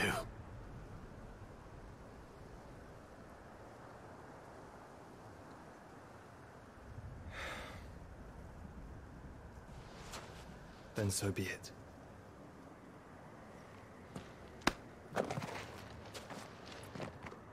Just don't forget, you're not alone.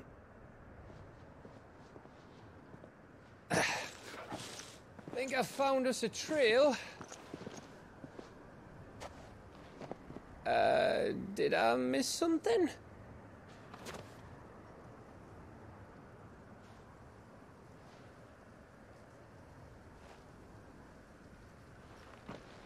Only that Joshua didn't.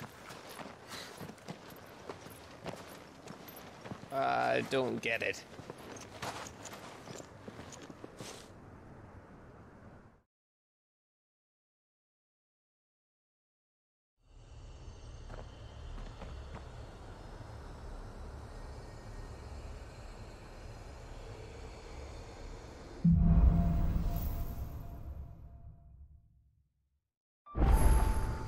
Always wanted to visit Ash. We're in Waluda territory now. Don't expect a warm welcome. Oh, I don't know, Clive. That castle over there looks inviting enough. Shall we sample its inhabitants' hospitality? Run like the wind.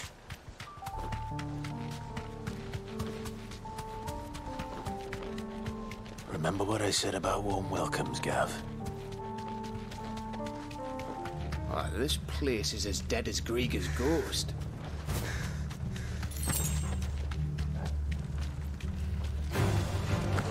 I knew I smelled something. I see only orcs and a cache here. I hope the villagers made it out in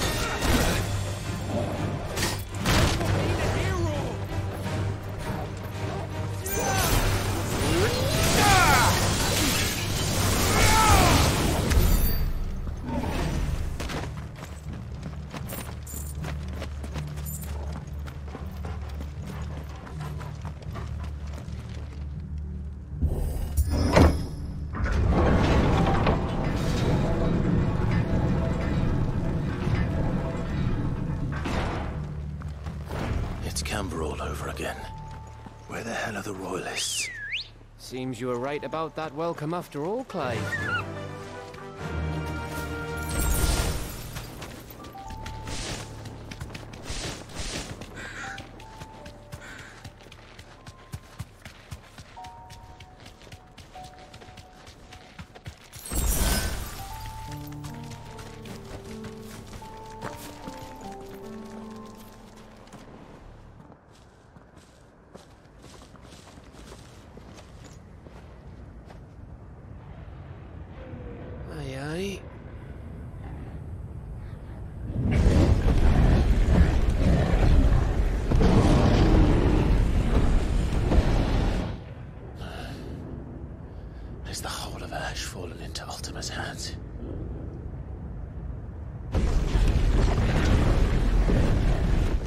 us. No peace delegation. We should send a warning to the others. No. My uncle will have an eye on the coast. I trust he'll find a way to entertain any uninvited guests. Our mark is Drake's Spine, and there's a lot of road between us and it. We press on to Stone here. Aye, you never know. It might not be a nest of slavering monsters.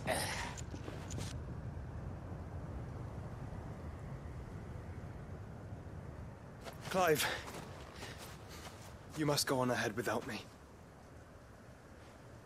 This stronghold is as old as Phoenix Gate, perhaps older. It may yet hide Ultima's remaining secrets, and if we are to best him, they must be unearthed. All right. Stay out of trouble. I always do. Mostly.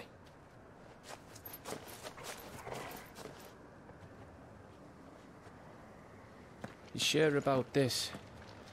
About leaving my brother on his own. Of course. Mostly.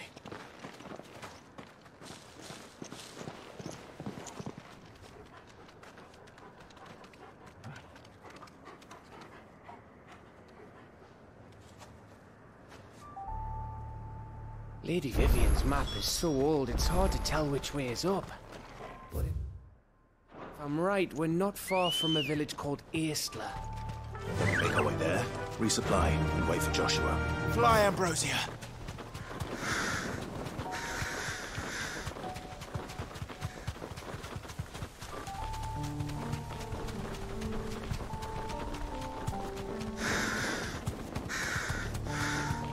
This place reeks like a moble's arsehole.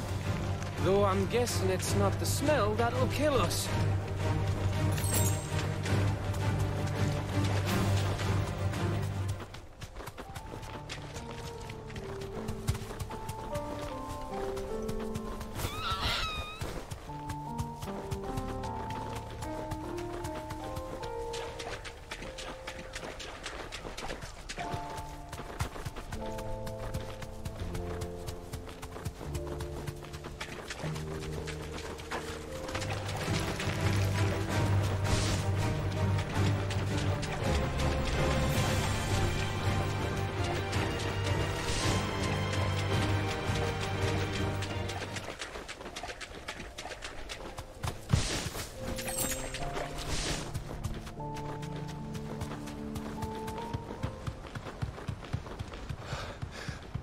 Oh, much breath.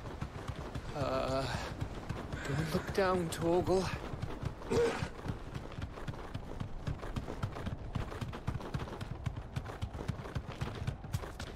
That must be Aistla.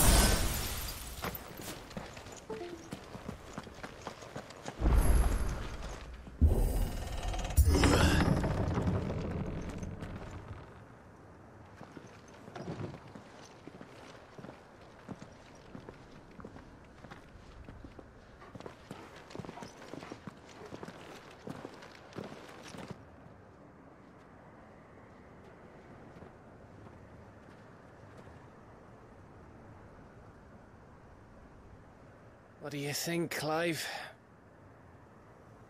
Then we're too late.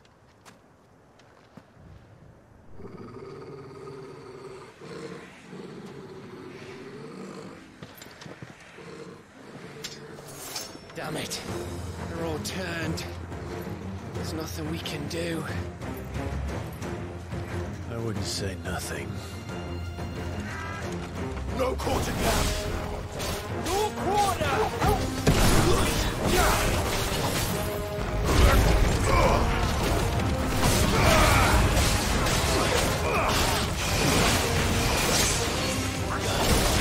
Nice try.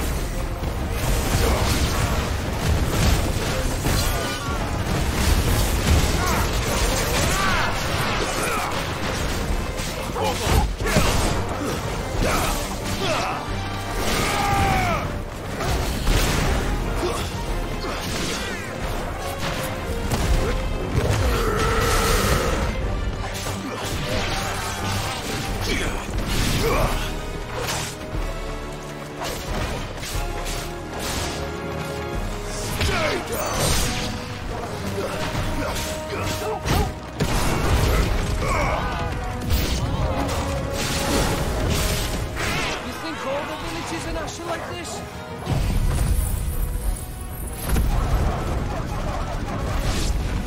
A question for later, Gav.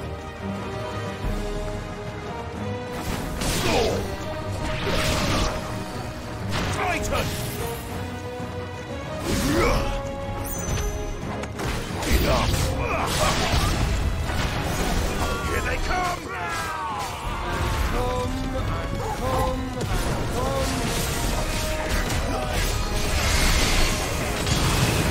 Soil and stone!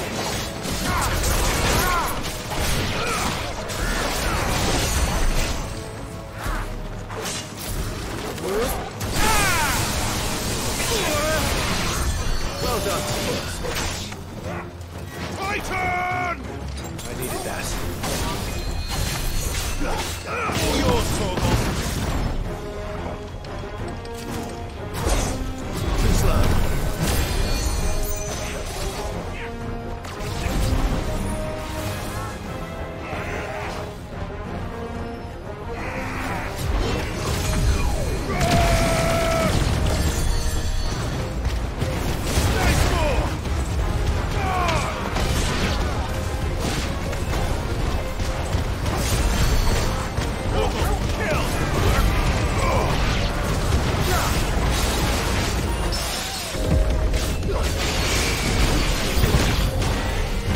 I don't want to die here, Clive.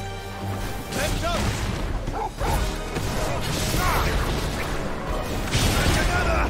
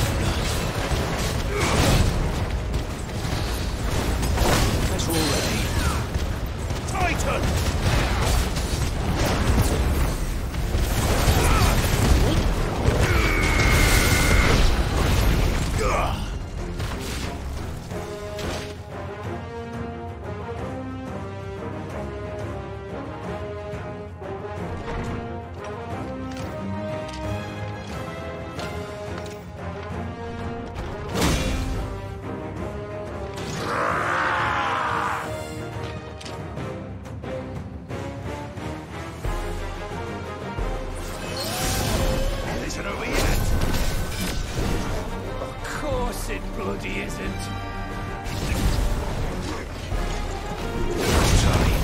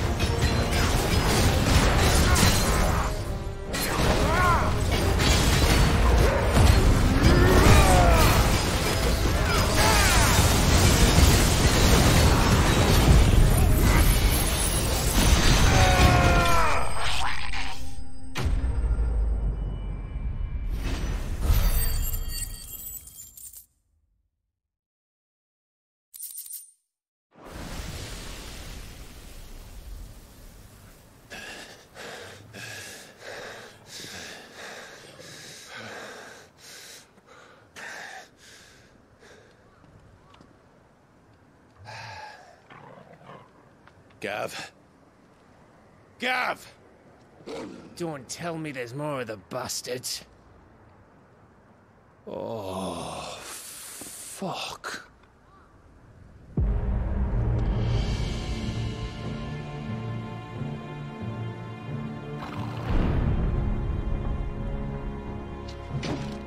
Have you come to watch, Odin? Bound for Stonehill. Good. My master awaits you in the capital, though I cannot allow you to attend him in your present state.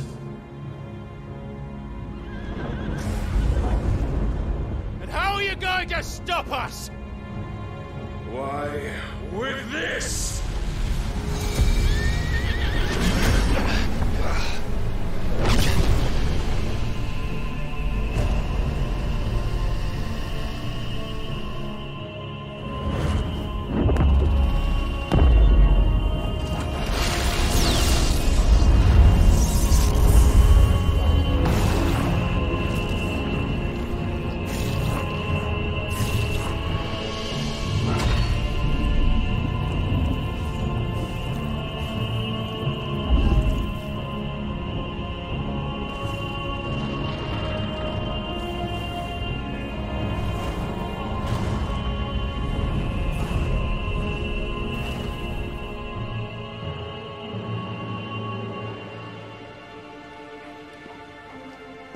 What did you do?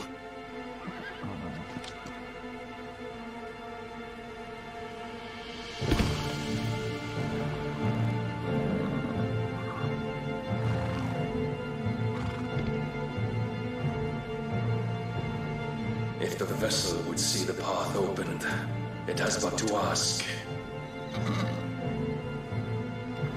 I shall see that my master's prize is made presentable.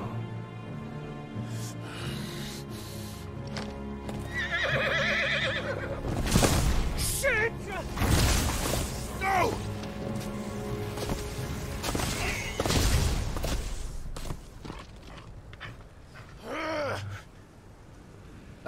Clive? Would you mind telling me what the fuck just happened?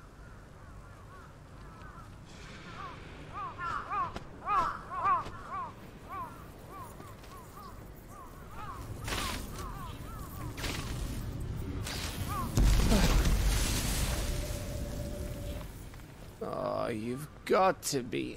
How are we supposed to get through that? We seek an audience with the king. If His Majesty wants me to come and ask him, then that is exactly what I'll do. Before you go practicing your petition, we don't even know where the fucker went. How about we cool our heads and think this through, eh?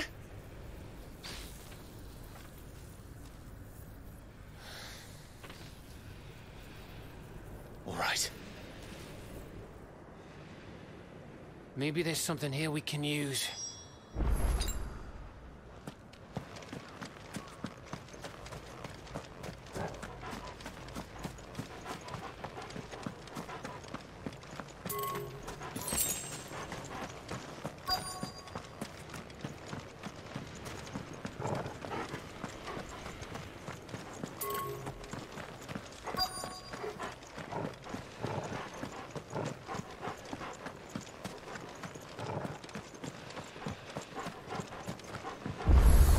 We got them all. So did I.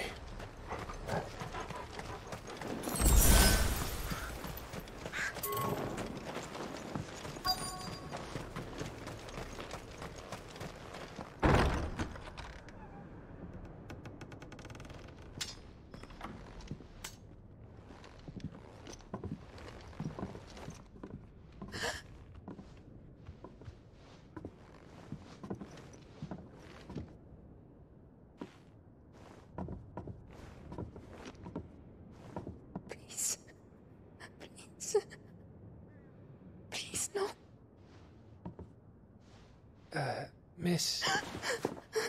Whoa. Easy. Easy.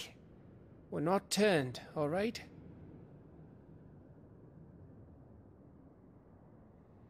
Who?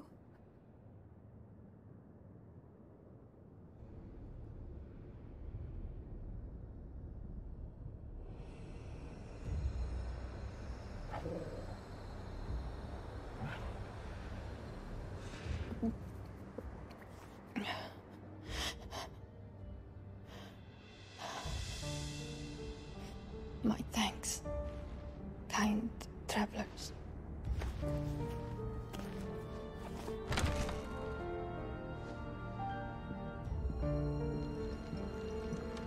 Edda, forgive me for asking, but what went on here?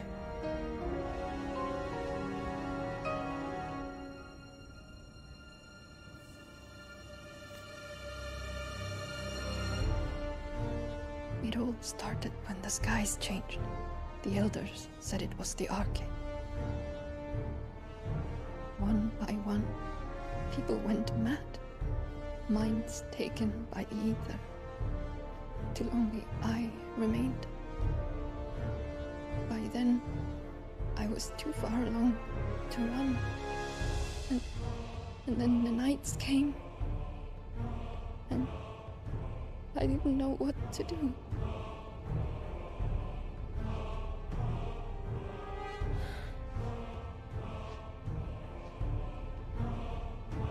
And this, arcade is... just a story. Something our grandparents told us when we misbehaved. About how the heavens would grow dark before the land took her last breath. The end of the world. You said the others went mad. But where did they go?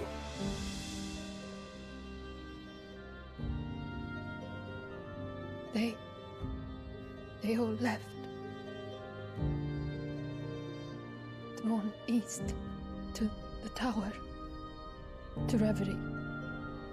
The elders, the healer, the blacksmith, my husband.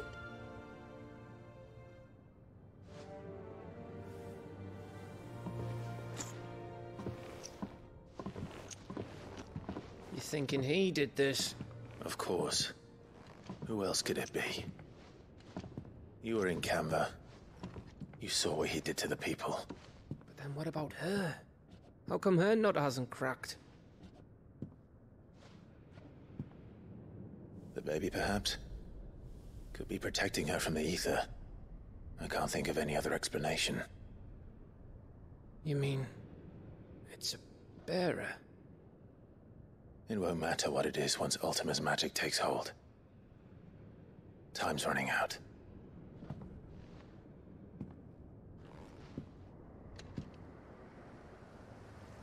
This tower. That's where we'll find the king.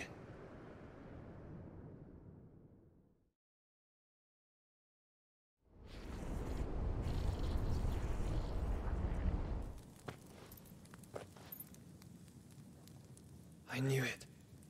It's the same as Phoenix Gate.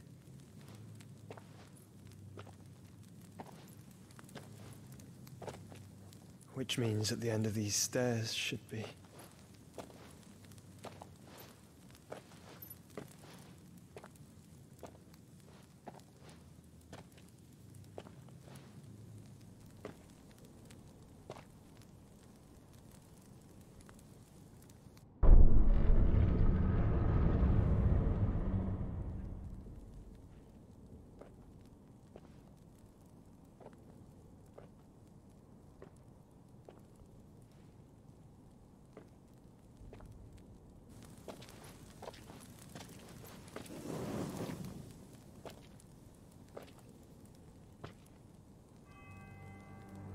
The mural is complete.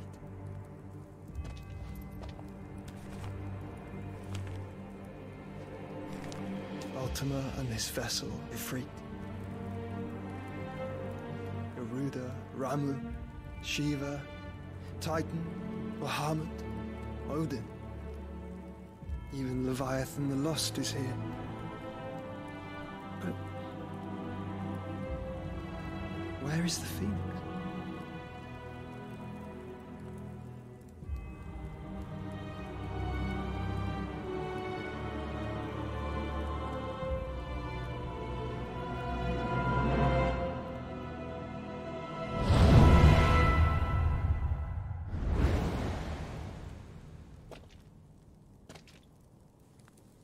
By the Founder.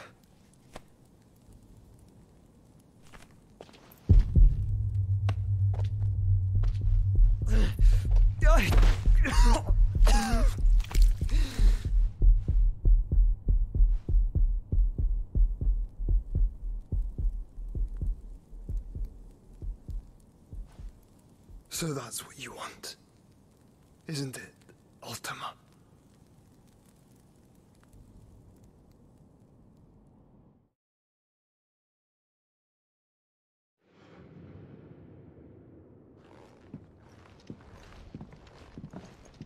So that's how it's gonna be then? I'm not asking, Gav. I need you to stay with Edda. What? I must do this alone. If I don't return, you're to find Joshua and make for the Enterprise. Understood? Aye.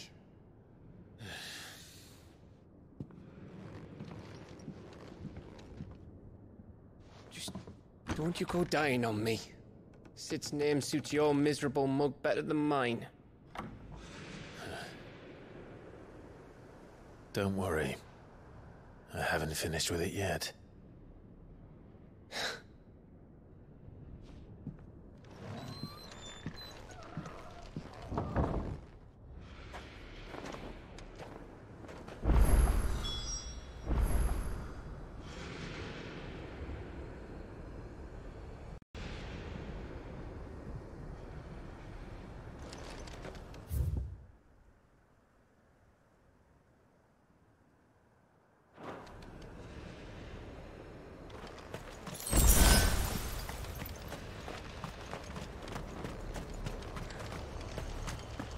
If Barnabas is controlling the Akashic, then wherever he goes, they'll follow. And so will I.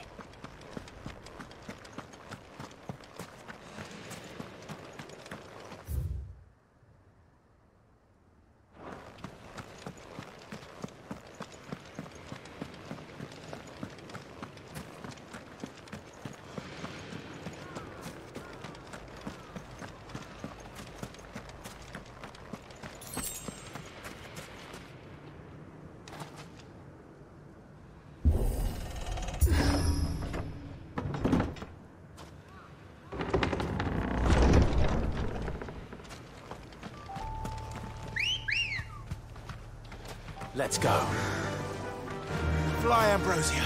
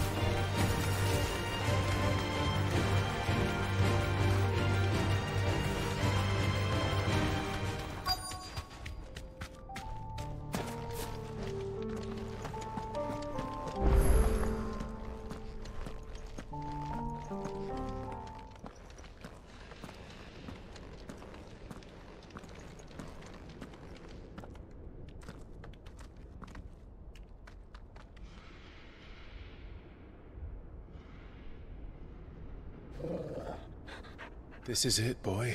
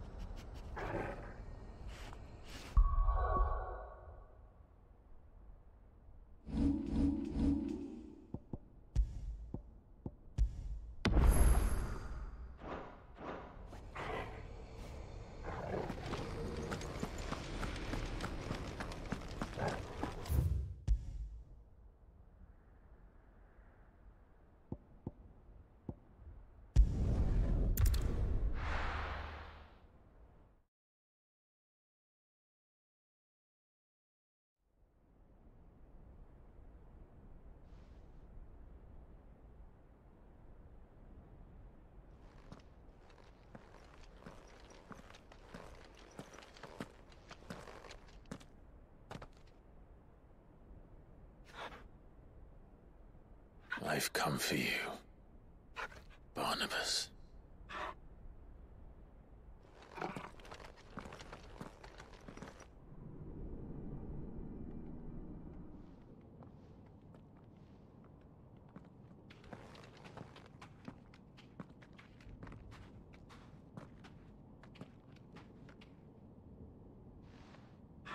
Stay close, Torgal.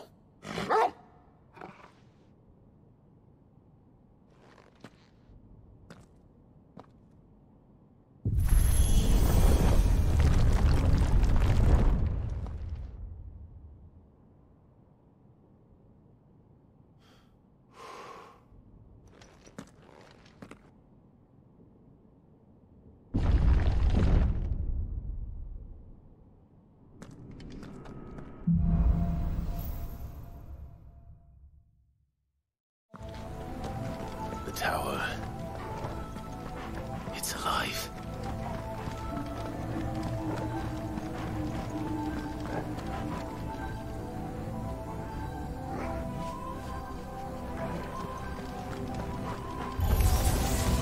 More echoes.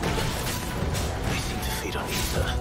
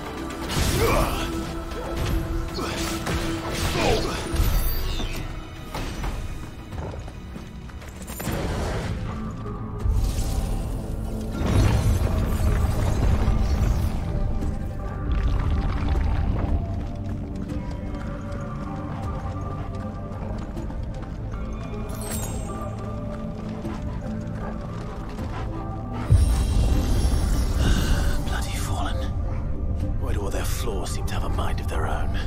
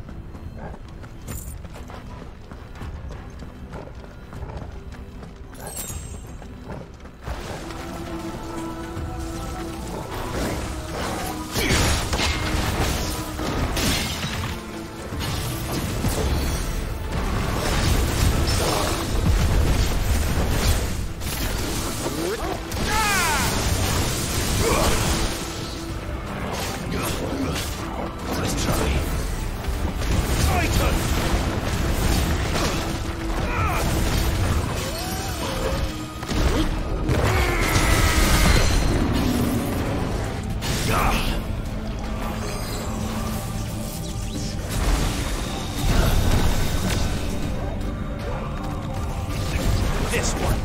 Let's learn.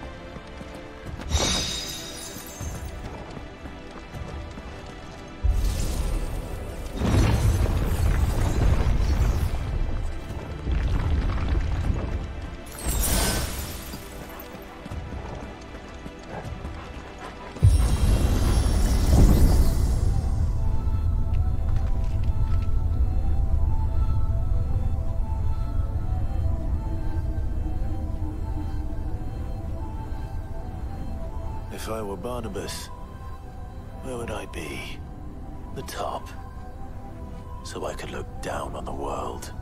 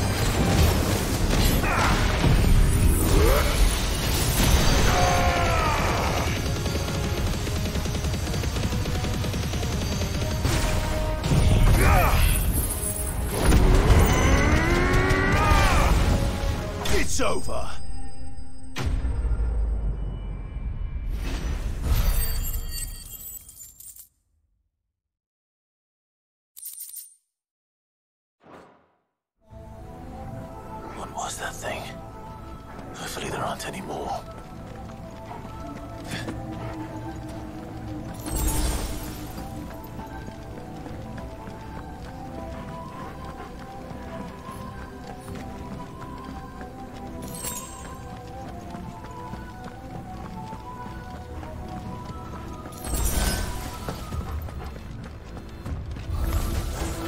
You know what to do, boy.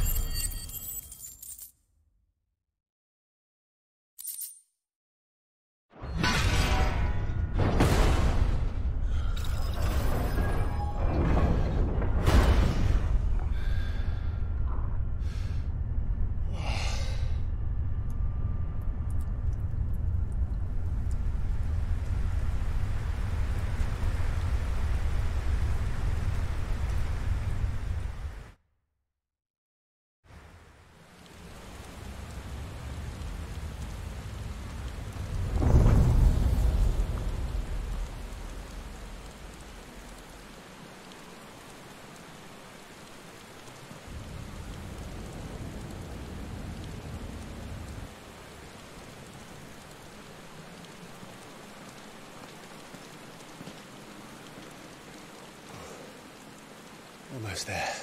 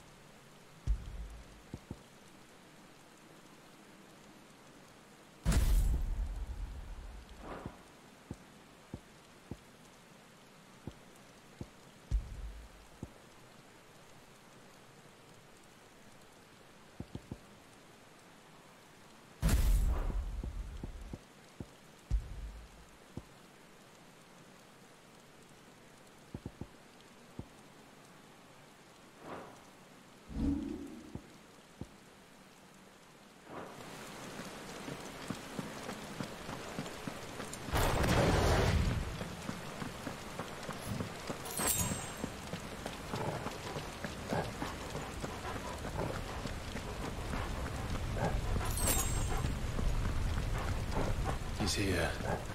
I can feel him.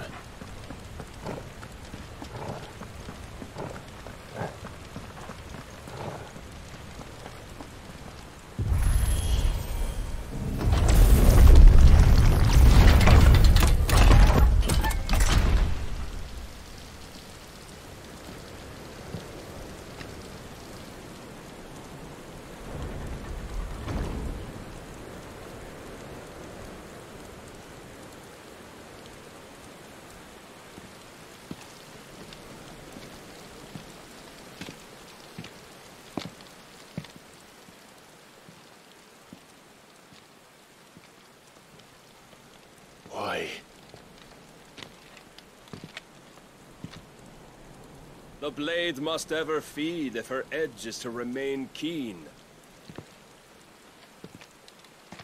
Butcher.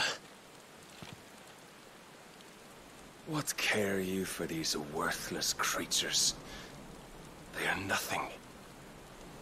Weak from the moment of their conception, ever longing for power not theirs to command, they turn unfailingly upon themselves. Like sheep, they roam in filthy flocks, eager to trample those few gifted a fleece of gold. Or that they might feel contentment with their pitiful existence. Prejudice and persecution, severance and strife, every earthly wrong springs from the malice in men's hearts. Malice born of the pain and suffering that is free will. Its corruption is gnawed at your being from the very moment of your birth. You're wrong. It is no corruption. It is who I am. Every choice I make, right or wrong, gives me reason to carry on. And carry on I shall. Not as a puppet, but as a man. Which are you? There was a time I too thought those the only choices. What? Long ago, God granted man the gift of magic. And with that gift did he build great civilizations. Yet over time, man lost sight of the gift's true meaning, stepping from the path of shared prosperity to one of avarice. He abandoned his creator for sword and flame, and through his folly, beckoned the Blight. Yet, there were those few who refused to turn their eyes from the heavens, and they prayed to God that he might lead them back to righteousness. And the Lord, he did answer. Before the worthy shall the gates of paradise open. And so did I spread my arms to the ether, and cast my soul upon its gentle waters. I gave myself unto him.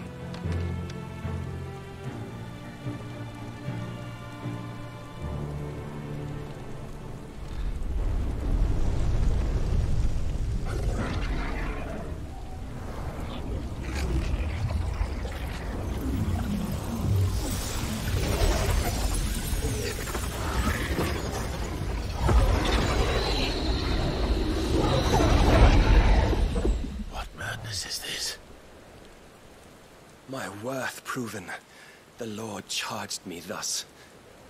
If your kind are to find salvation, they must be made to serve. You see, paradise lies but a single step away. Could we only take it? Could we only leave our transgressions behind? For none save the pure of heart and mind may set foot in the new world. I will save us. But it all begins and ends with you. You are the key, Mythos. And with this humble offering, shall I prove my faith once more. So you forsook your kingdom. You forsook yourself to serve. Tell me, how is that living?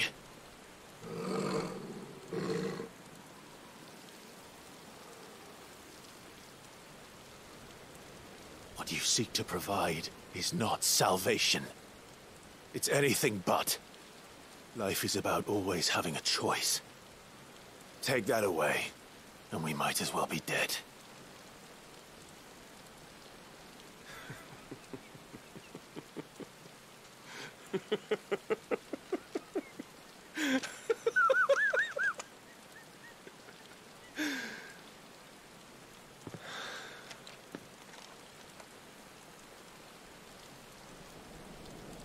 Very well. Come then. Show us the strength of your will. It's not the strength of my will that should worry you, but the weakness of yours.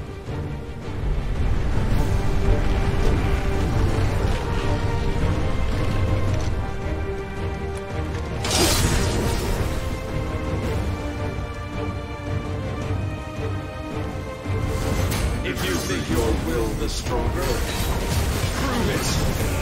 By this day's end, you shall know the truth.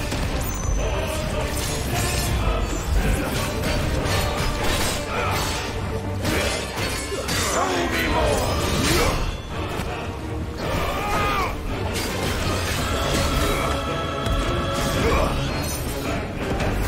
You will obey God. Blessed with the might of a god, yet still you fight like a man.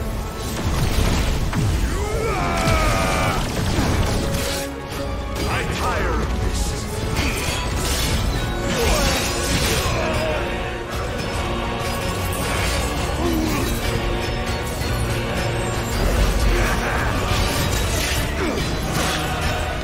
Must I show you?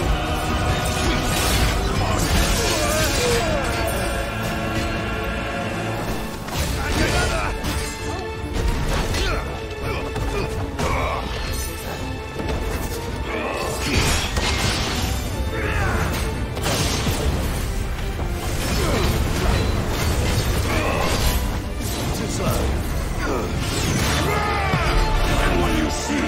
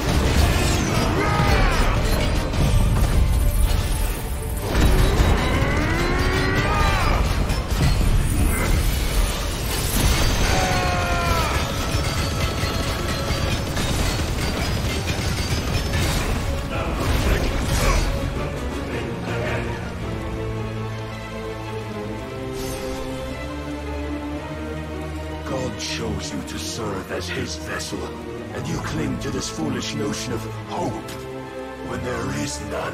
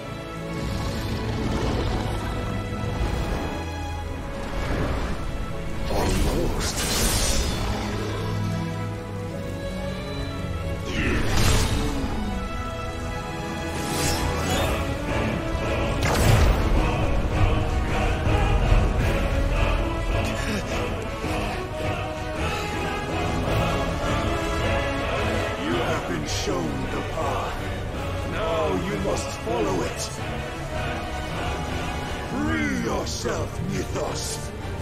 You will not defeat me otherwise. We'll see. Perhaps you still require persuasion.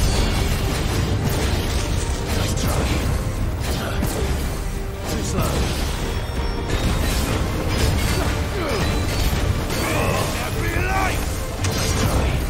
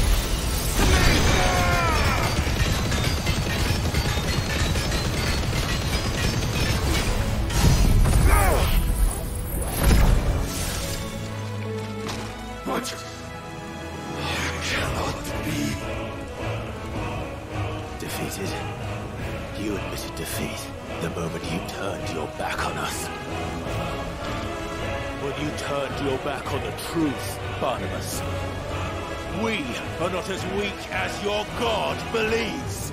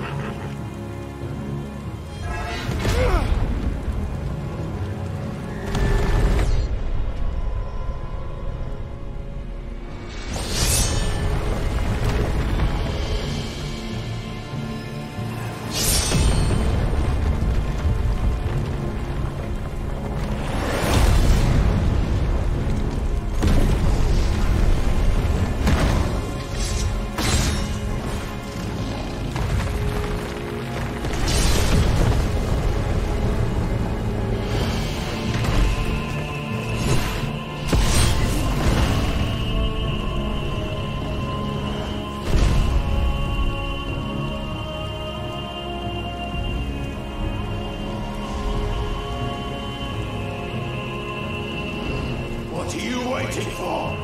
Men know nothing of strength.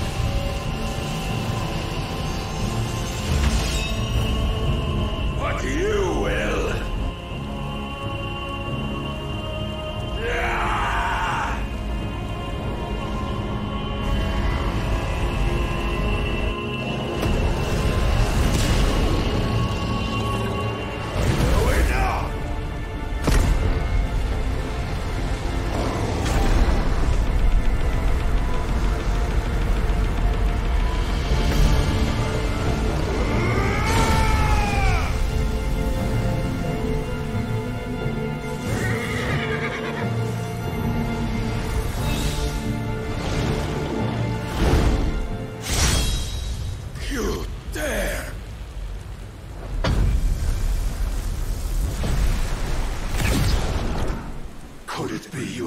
weapon of your weakness. My apologies.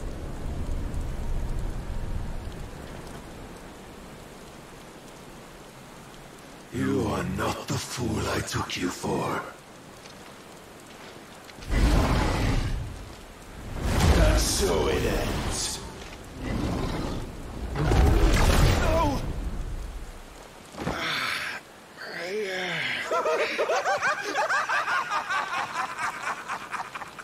Don't tell me you are tired, Mythos! Your stubborn defiance has stirred my long-becalmed heart, filling it with a joy that I have not known for generations!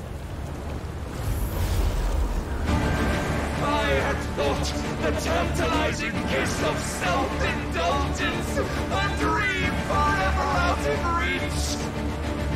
And now that its sweet ruin courses through my veins, I shall not be quick to relinquish it. Show me your work, Mythos, that I might revel in it!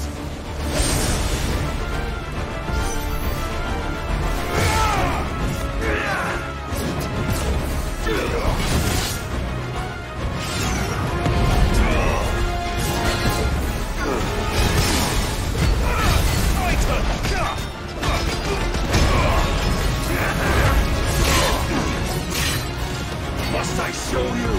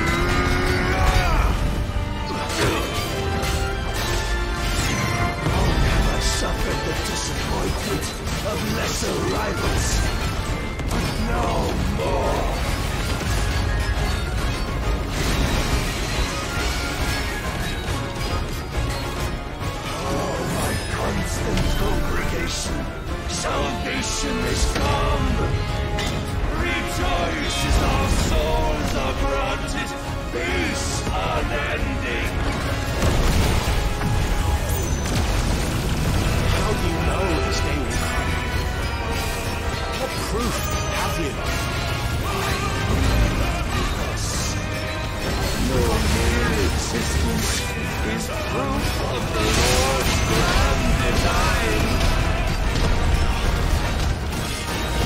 I'll never serve your god!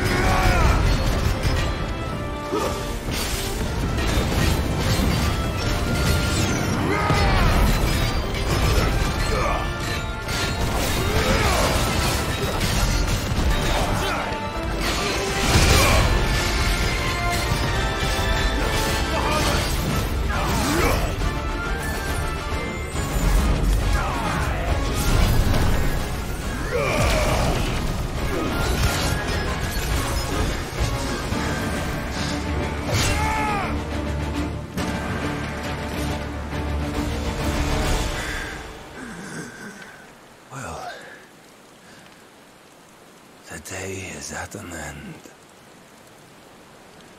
And we both know the truth. It is I who stand victorious. My will that prevailed. Your will? No. It was his. Clive Rosfield.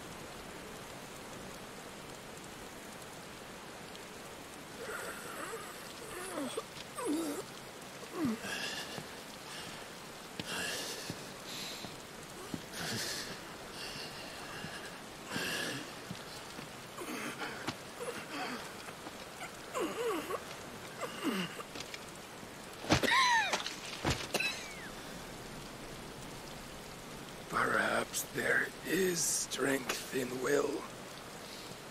Would that I had not relinquished my own.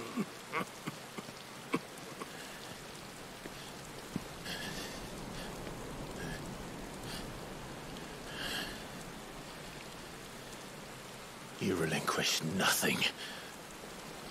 What was it, if not will, that made you strive for a new world? Strive to win your master's approval?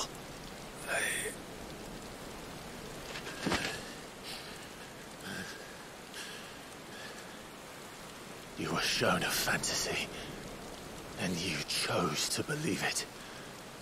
But you were wrong. There is no world, but the one we live in. And that world is worth saving, even if it means killing a god.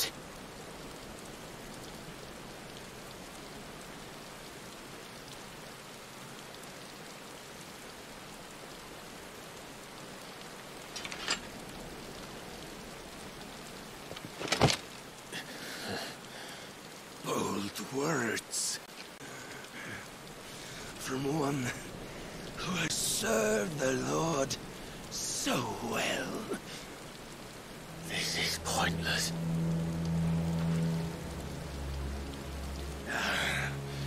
But I almost forgot.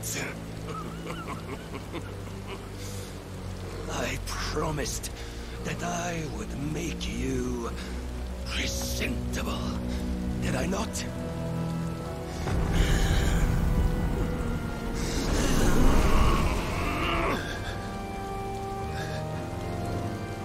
We shall fulfill our destinies, just as the Lord's Mother Crystals have fulfilled theirs.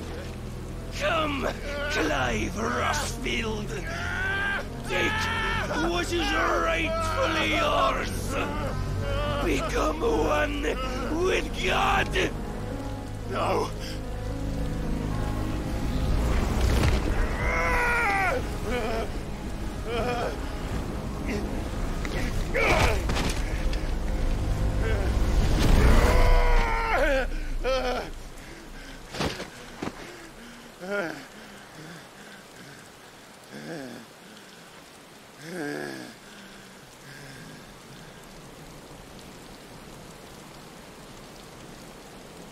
At long last, salvation.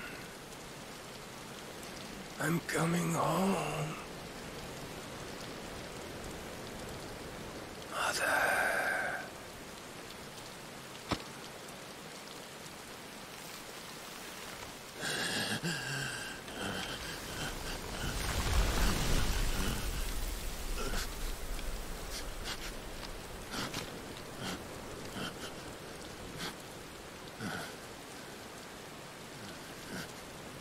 Tell me, how does it feel? Show yourself! Face me! How does it feel to consume your rival's strength, to gorge yourself on their beam, to edge step by trembling step ever closer to the divine?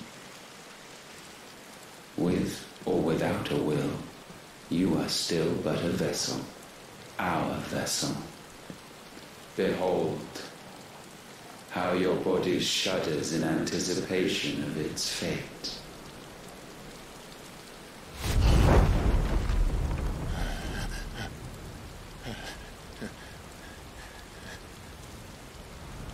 Oh, it's not yours yet. No. Come then, O wayward child. We shall await you upon the back of the first worm.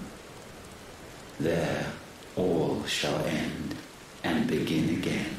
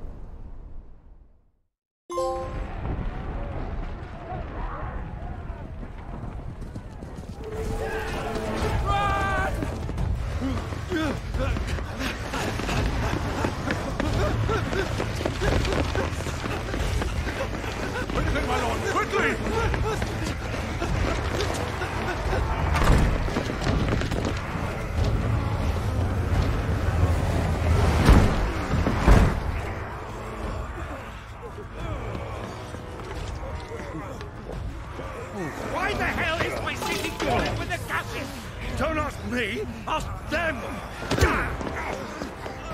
Since when was Eikon one to hide when there was a fight to be had? Since they stripped me of my rank and banished me from the battlefield.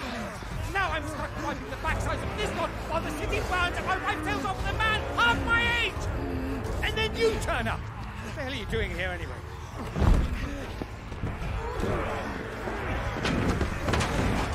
What indeed? The enemy numbers 200,000 or more counting yours. There are simply not enough soldiers garrisoned in the capital to repel an army of that size. Then one of the central keep, held by a contingent of soldiers and bearers from the surrounding boroughs. They are the sole reason it still stands. And all it took was an army on their doorstep to bring them together. The prospect of death does put things into perspective. Perspective? Perhaps it's what we've lacked all along.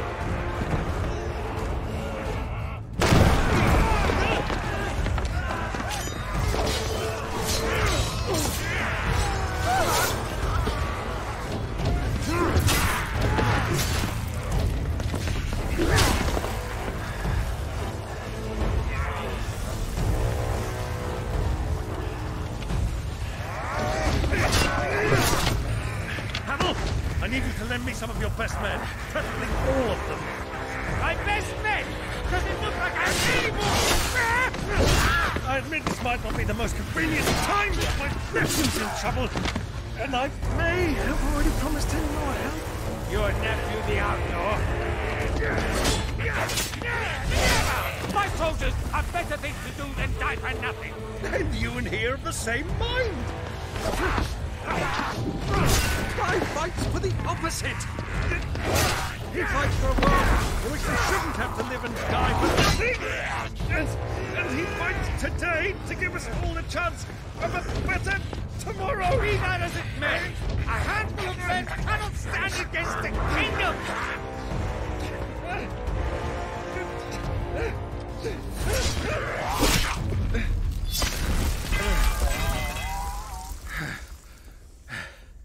Then mayhap they are the wrong men. Well, I'll be damned. Our numbers are few, but I shall rally as many of my dragoons as I'm able. You, apprise the Lord Strategist of the state of the city's defenses. Yes, Your Radiance. And you would fight alongside us? I owe the Phoenix a debt.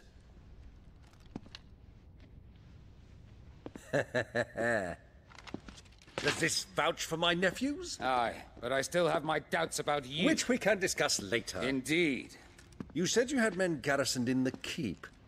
Captain, do you know how many yet remain? Allow me to confirm. Commander? Whatever their number, Randalar will be needing them all. Gather the bodies and build a pyre in the courtyard. Quickly. Terence. My lord.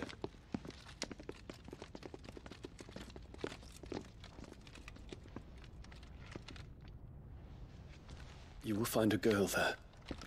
A girl? We are in the middle of a war. I owe her my life, and I always pay my debts. You are to see that she is provided for. Dion, I cannot leave. But you shall. If I'm ever to be worthy of the forgiveness of our people, then I must earn it. And I must earn it by my hand, and my hand alone. Know that I do not ask this lightly. And know that I will do it.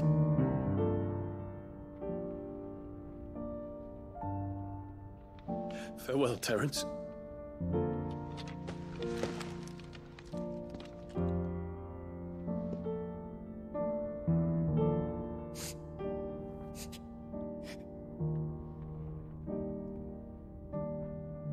Farewell, my prince.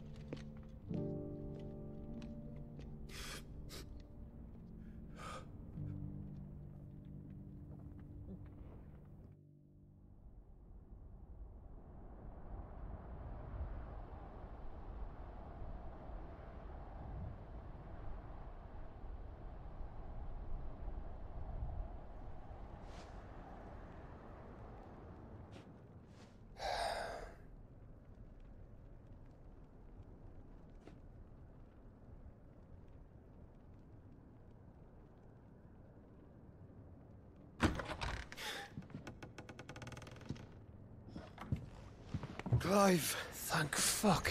You alright? I am. But I'm a damn sight better for seeing you, Joshua. And Barnabas. The king is dead.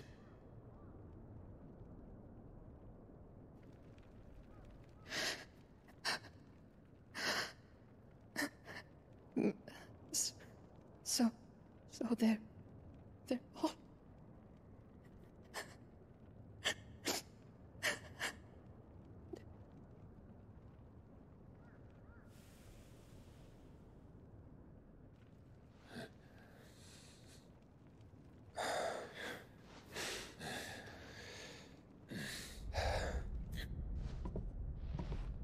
They are, but so is their killer.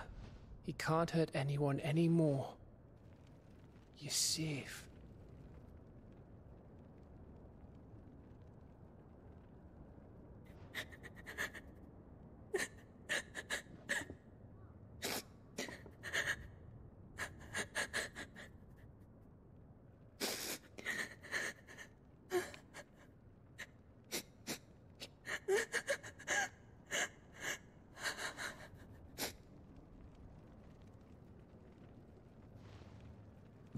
Gav, we need to talk.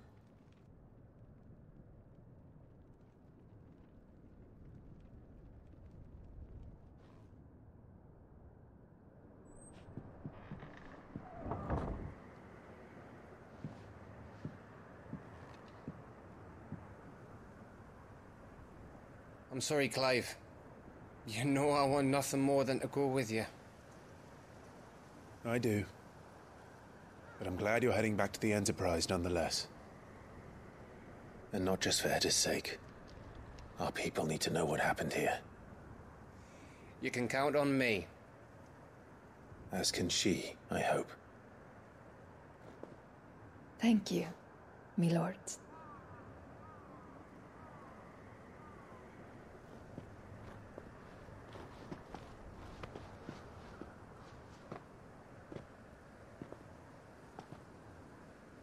Do you think that was wise? Wiser than leaving a woman with child alone in the Deadlands. They'll be safer at the hideaway. For now, at least.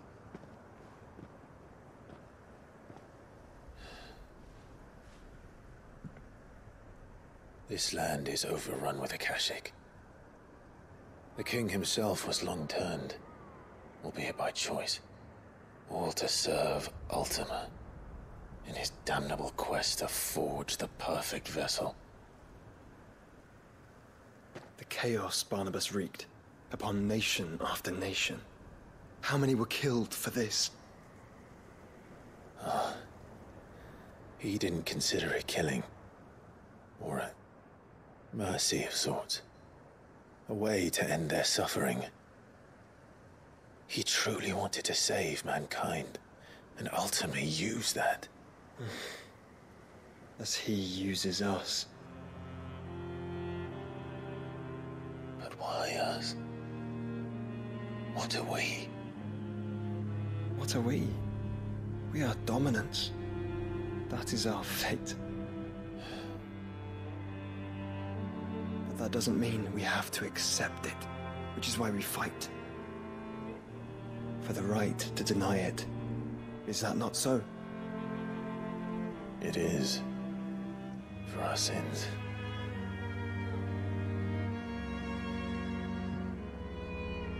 Barnabas said something else. That the Mother Crystals were Ultimas. Ultimas? Are you certain? We know that the Mother Crystals have been leading the land of Ether.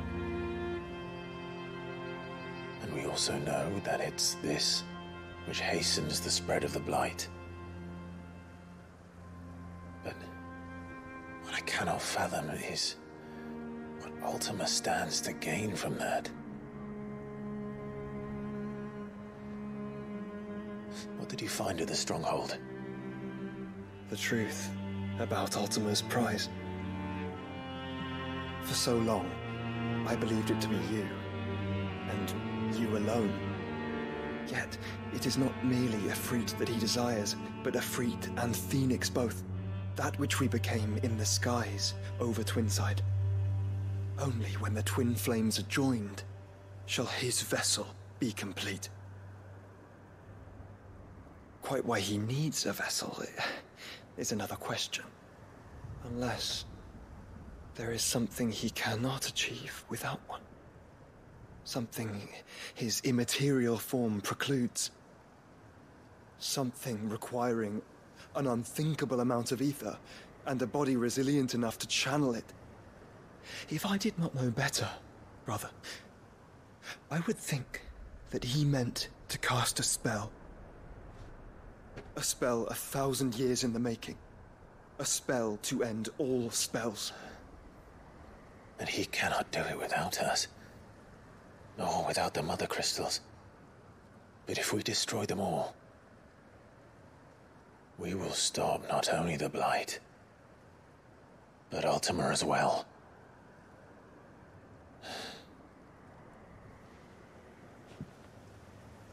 We stick to the plan then.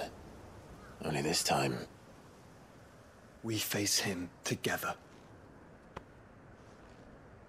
Well, it's a long walk to Stone here. Let's not keep Ultima waiting.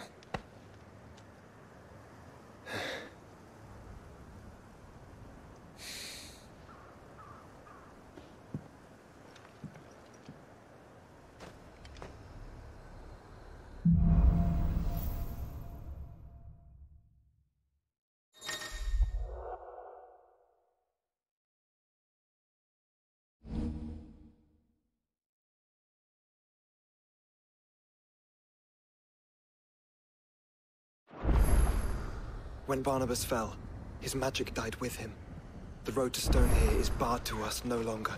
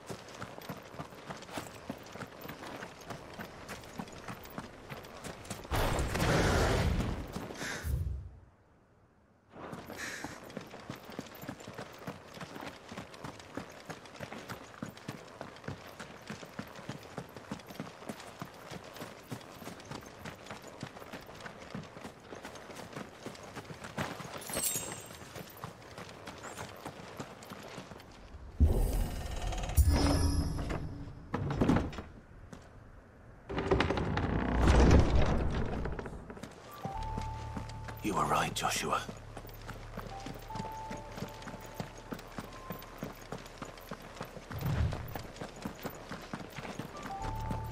Bodies up ahead.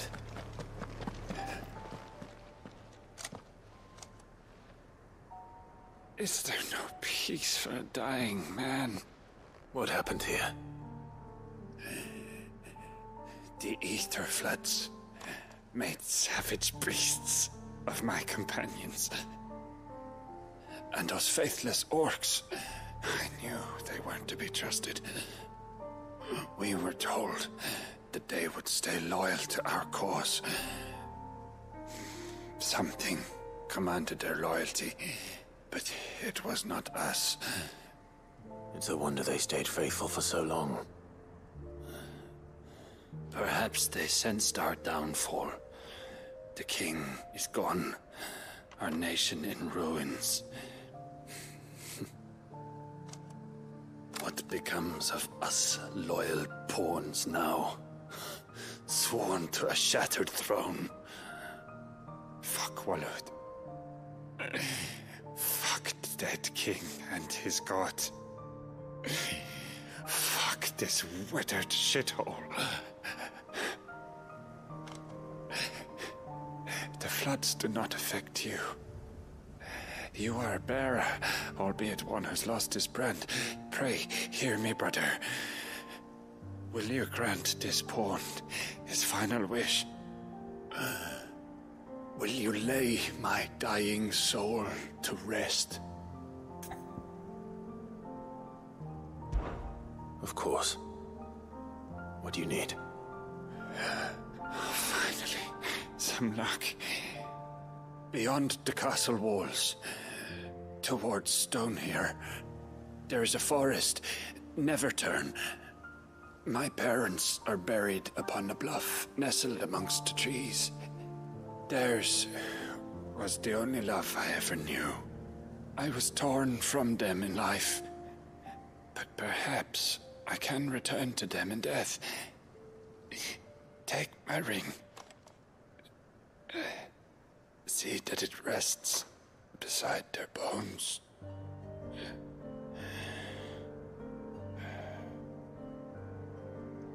May you find peace at last.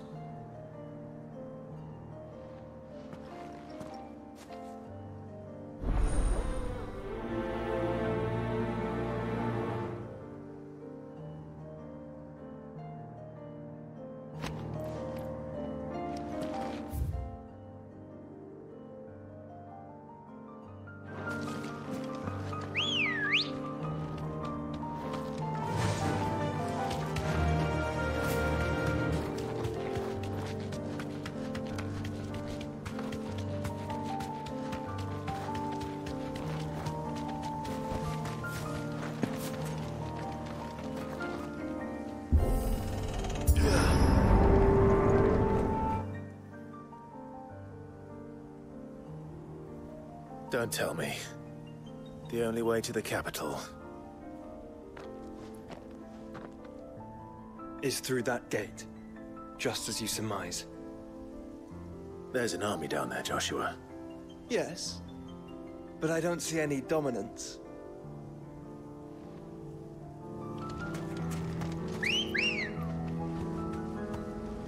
Good girl. Run like the wind.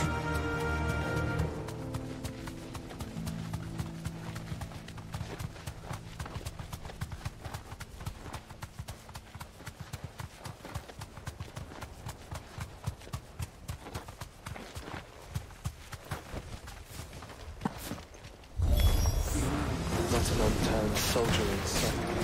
Let me end their suffering.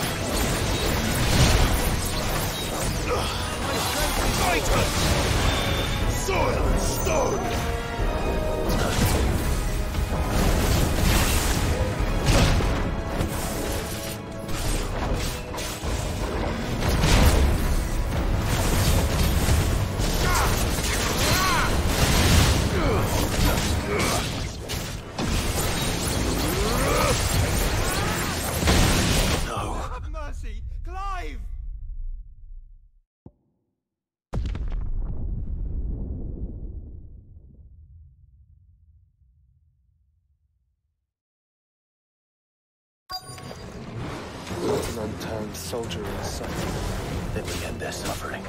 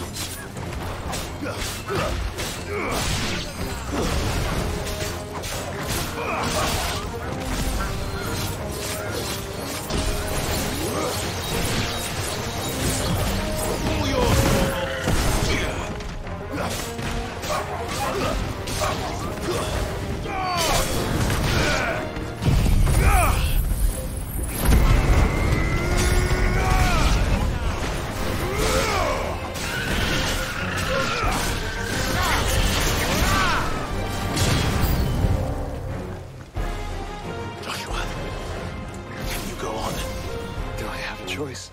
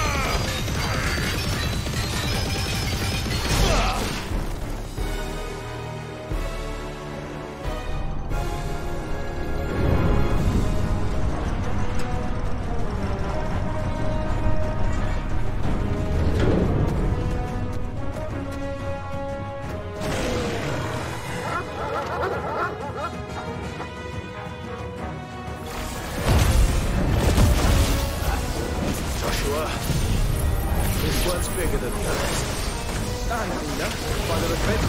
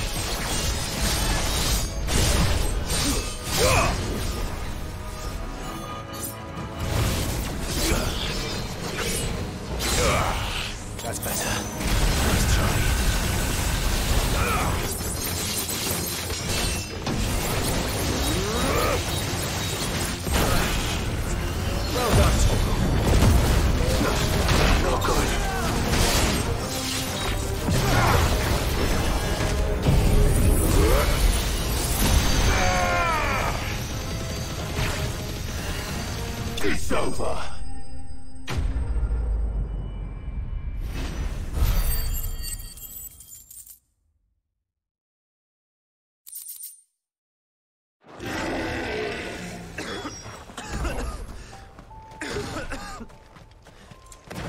We can rest here if you like.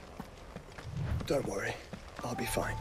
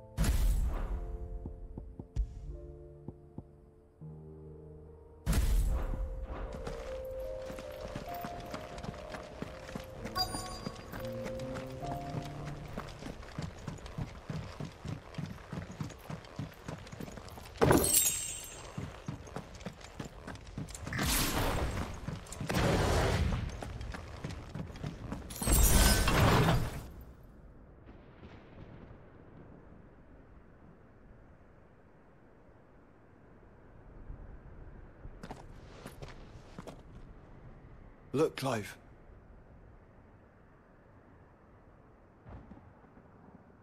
By the Founder. The place is a fortress.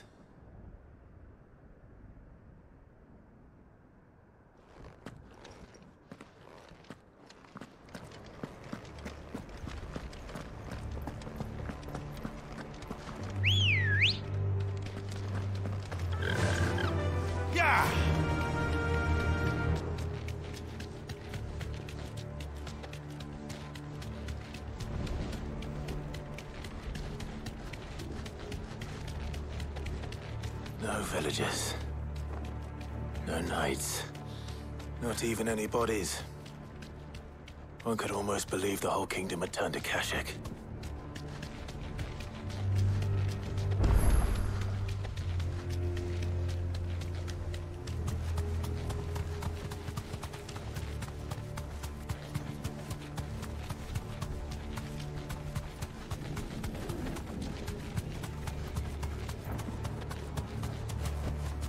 You deserve a rest.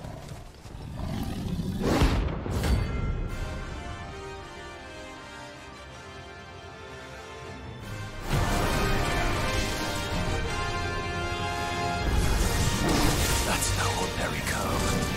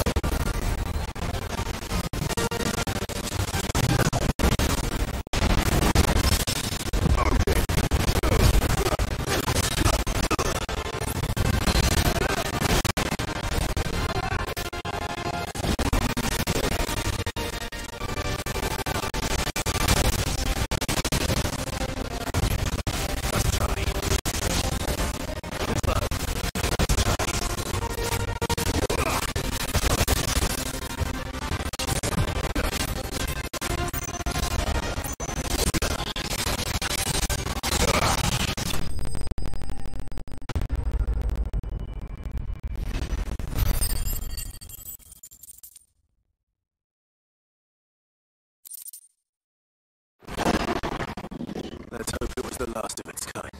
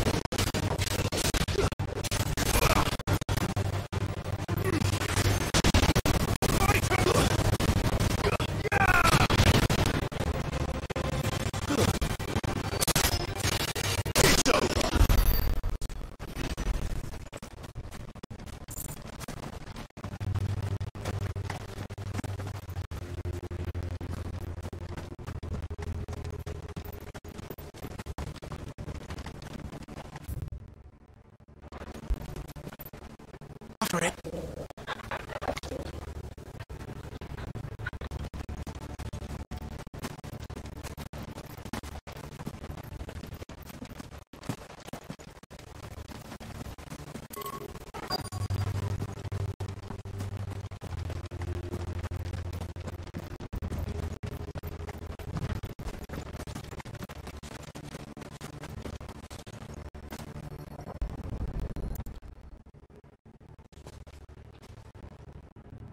Be able to see all the witches down here.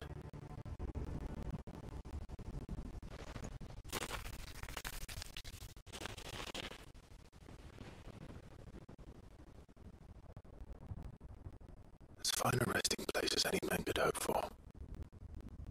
Reunited with those he loves at last.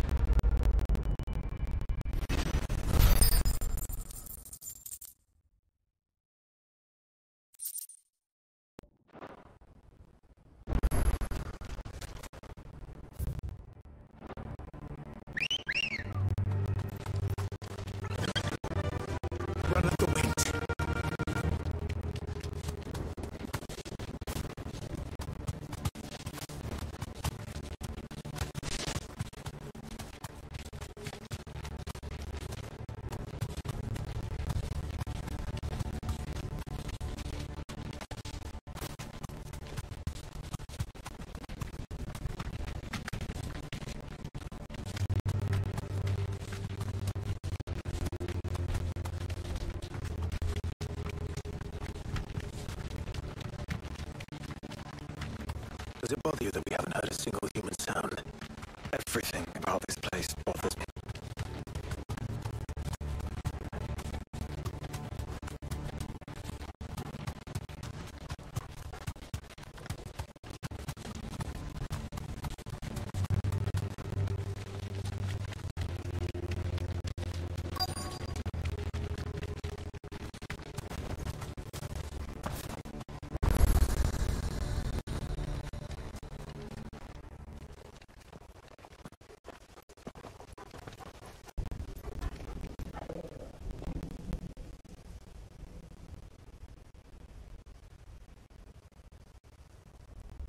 The calm before the storm.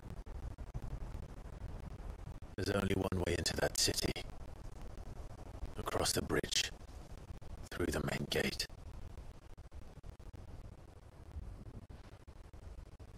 Right into the midst of whatever is left of the late King's army.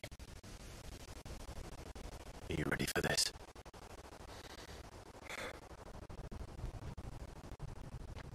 As ready as I'll ever be.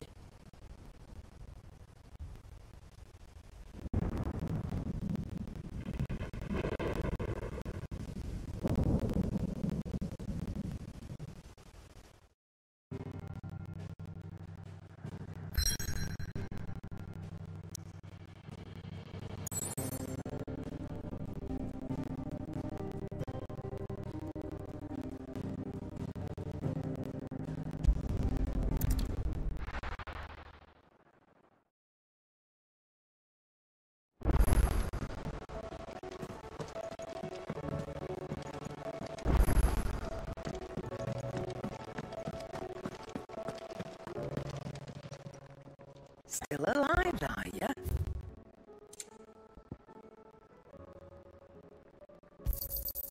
It'd better all be here. You're rubbing me blind, you know. It'd better all be here.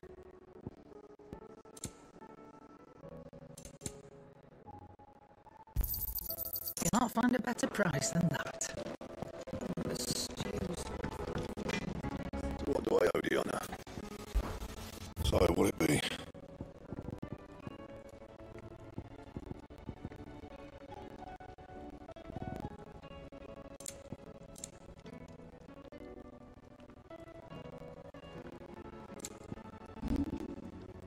Anything else?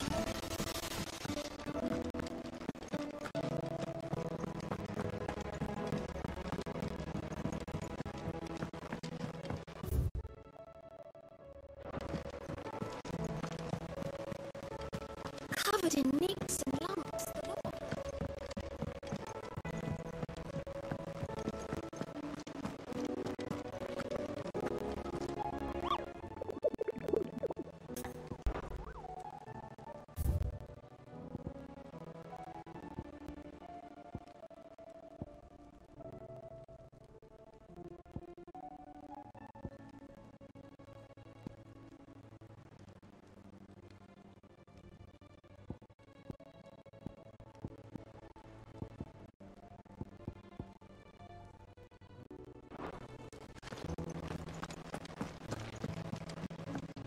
Back again.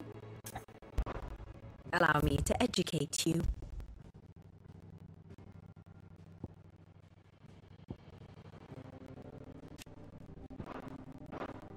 One must understand one's place in the world.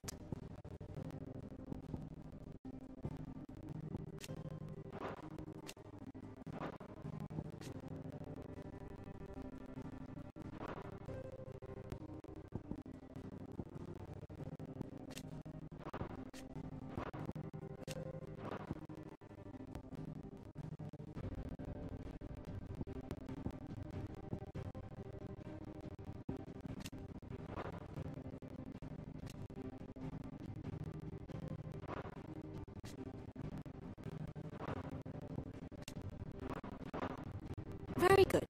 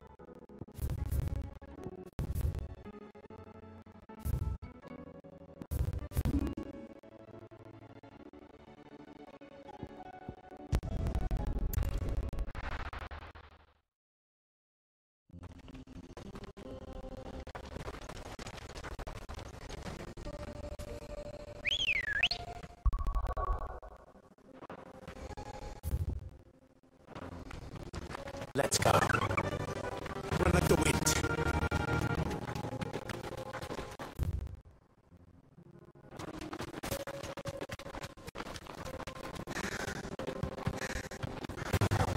Time to fight.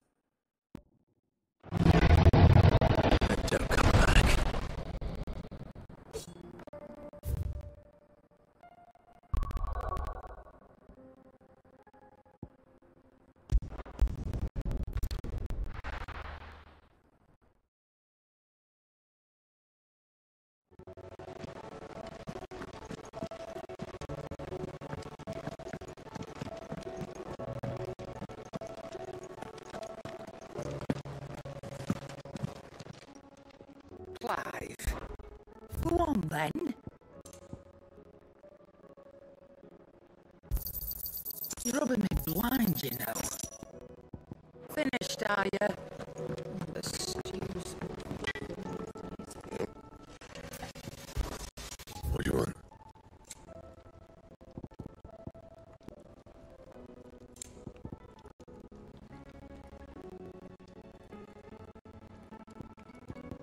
Anything else?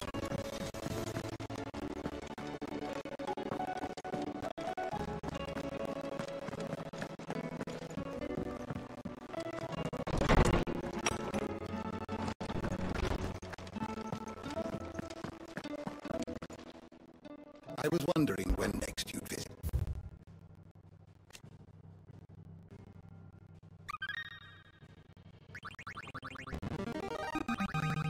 Now this, I believe you will find most interesting.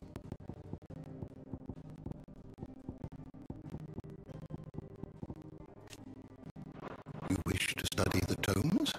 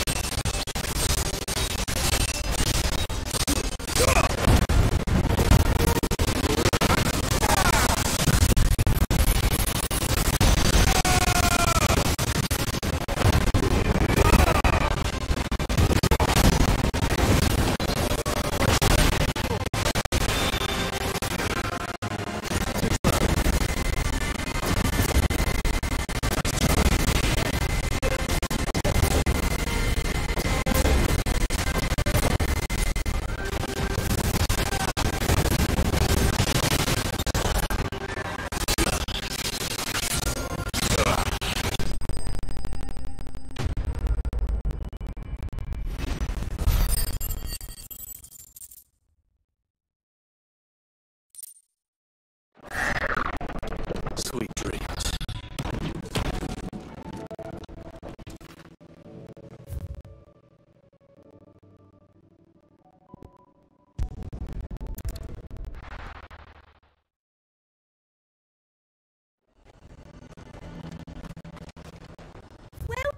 Welcome.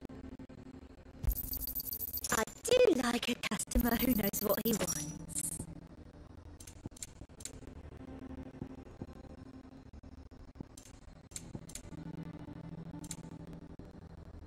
And a fine, fine day to you.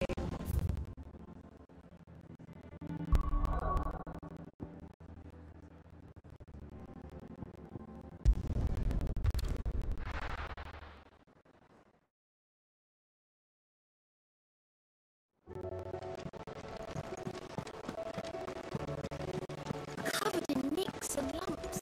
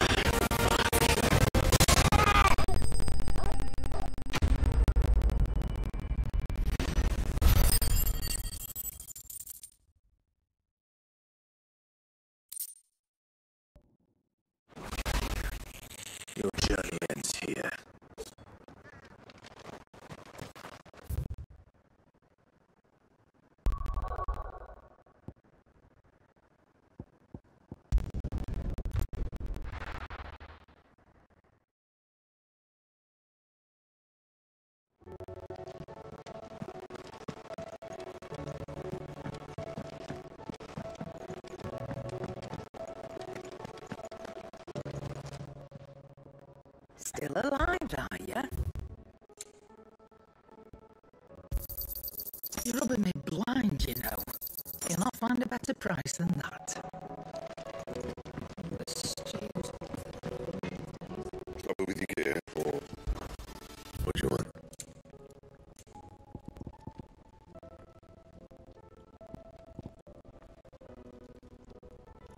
And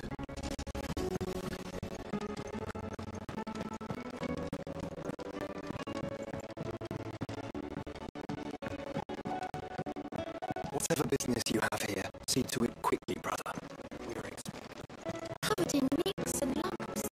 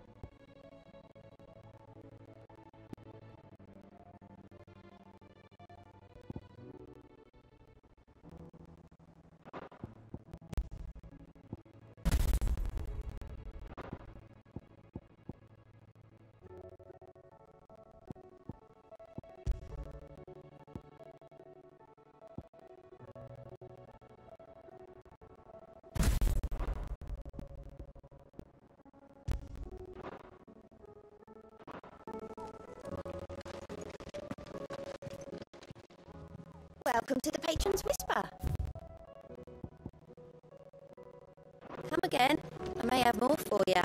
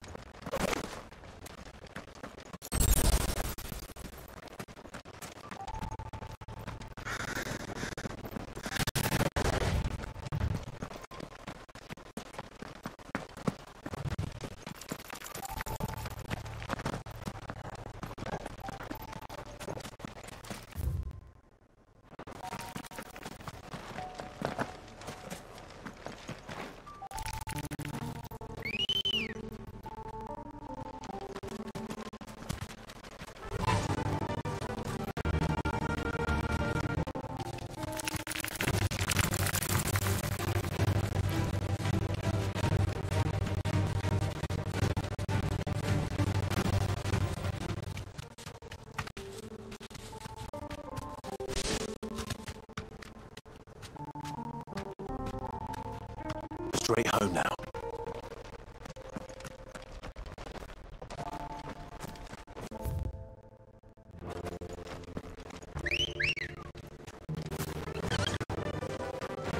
Fly, Ambrosia.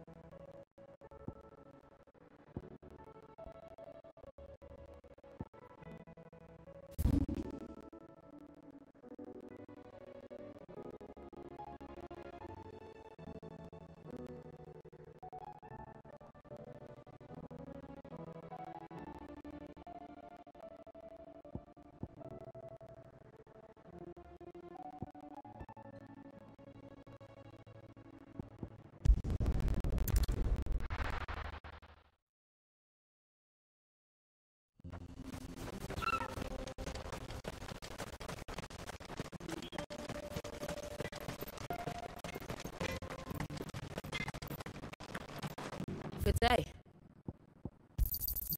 Here you are. Thank you. Certainly. I've got a new design for a blade.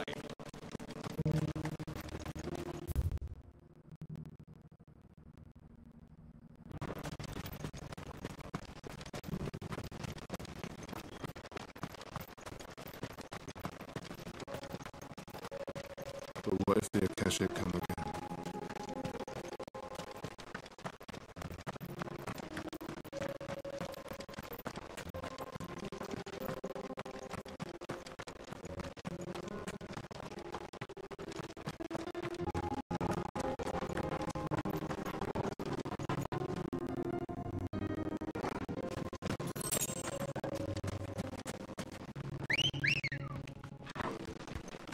Ready, go?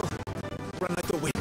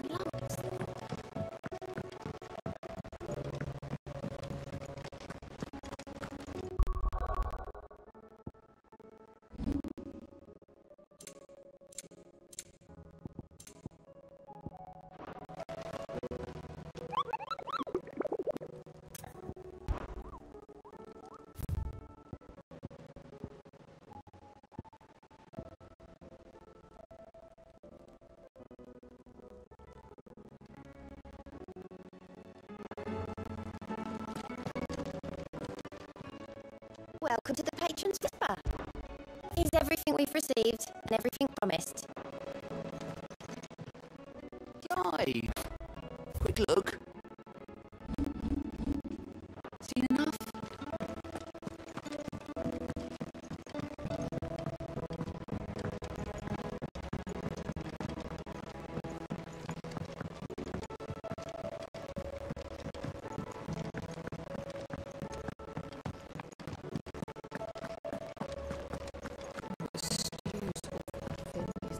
What do I owe the honour? What's that for, India? No scratches, all right? Anything else?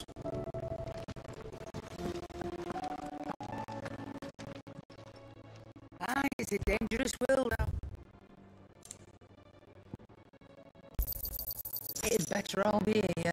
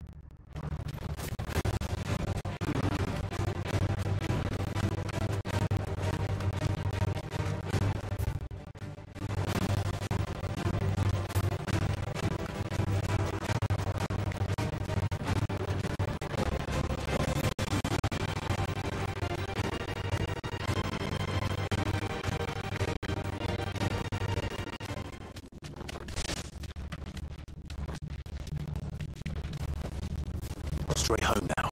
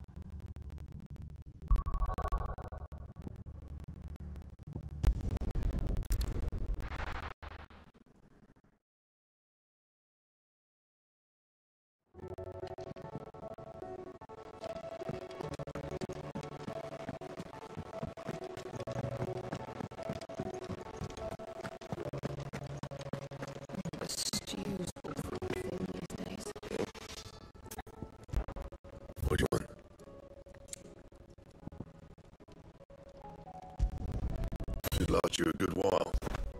And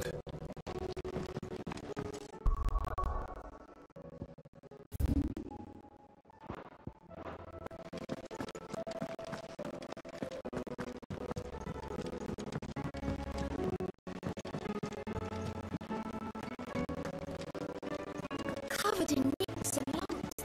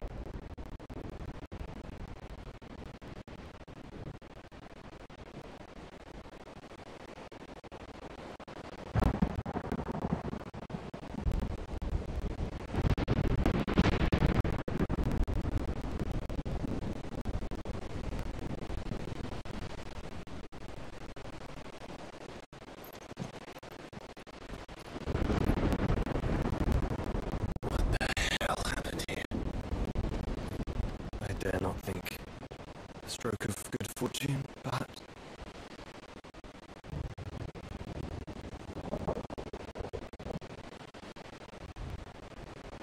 I hope you're right. So do I.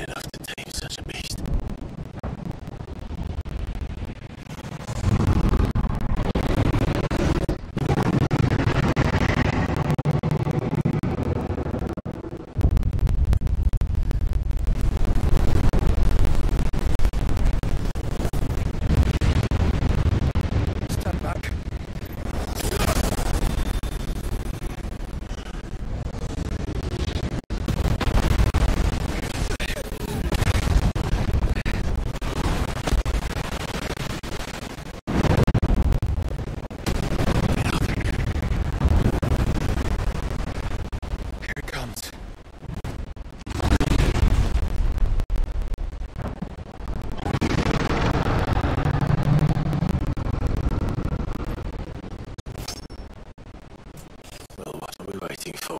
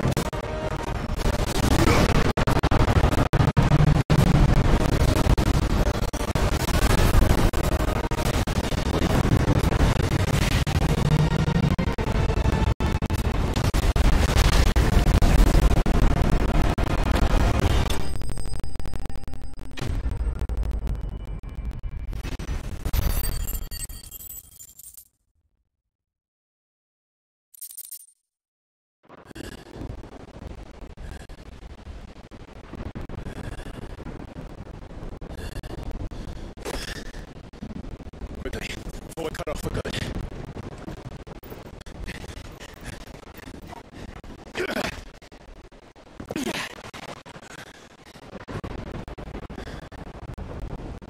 If it is like the others, the entrance to the inner sanctum will be at the foot of the crystal. We're almost there.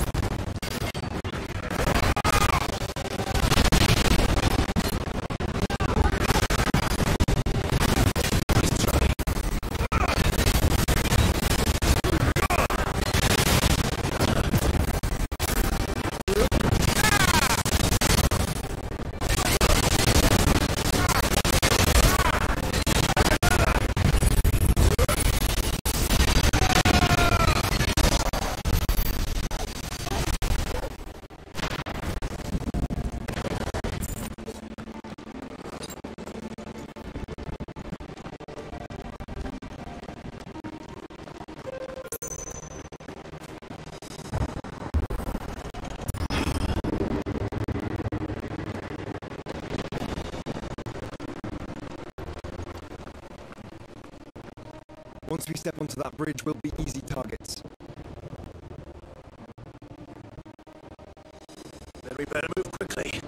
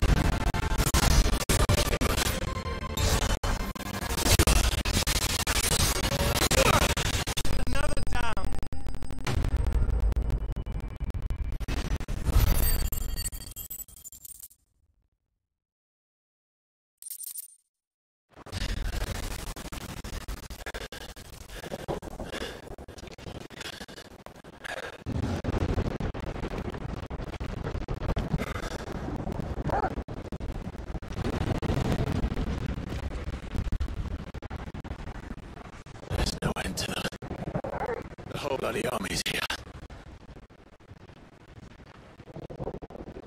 Stand back, Joshua. I'm summoning Ifrit. Stop, Clive. You mustn't. We still have a long way to go. If you tap your strength here, you'll have none left to destroy the heart. Then you'd rather die?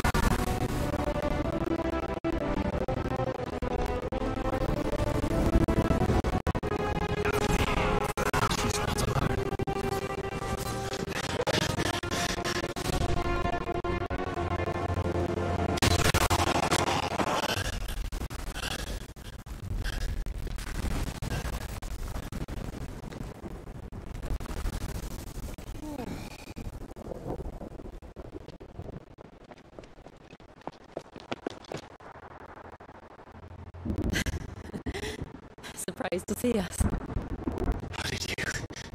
Gav. He told us exactly where you'd be. Even sniffed out a crack in the castle wall.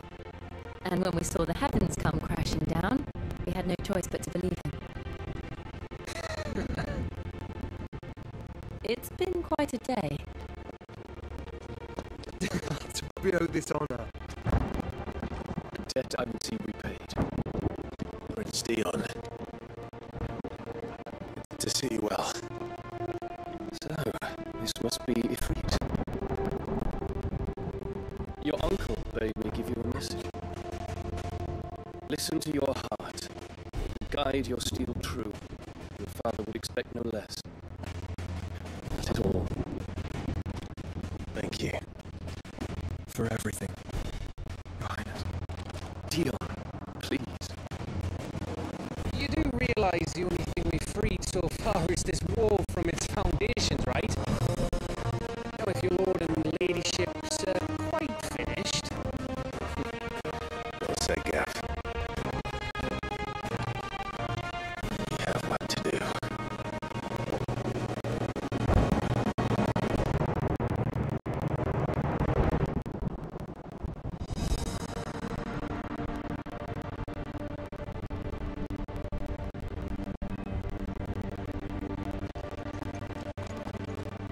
I don't suppose there's a weapon here to make you change your mind, so I'll just tell you to stay safe.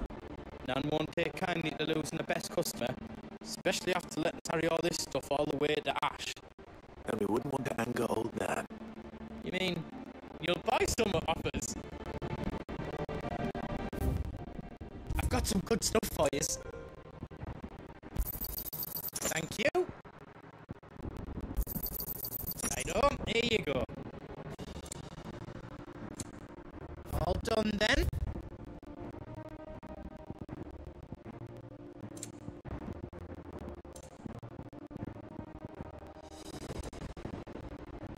Anything else I can make for you?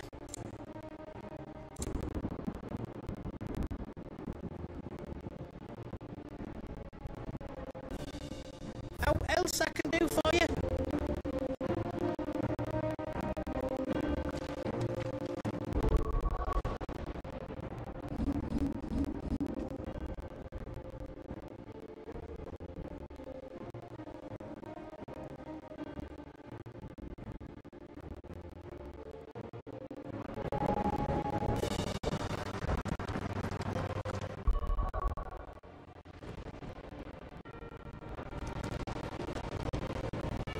You see, Clive, we're not alone.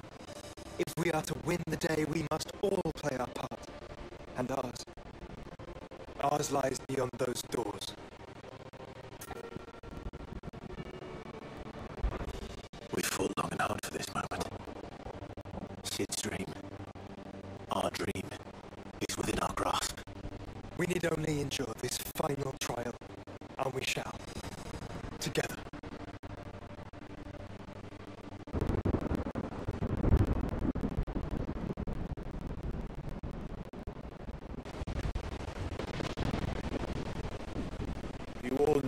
it is that awaits us beyond this gate. And we shall face it together. Aye.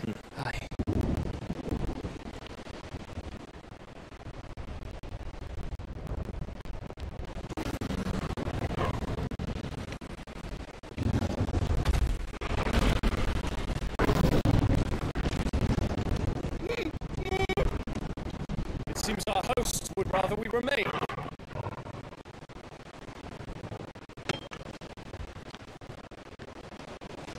I will stay them. We will stay them. Go! Just don't keep us waiting. Thank you.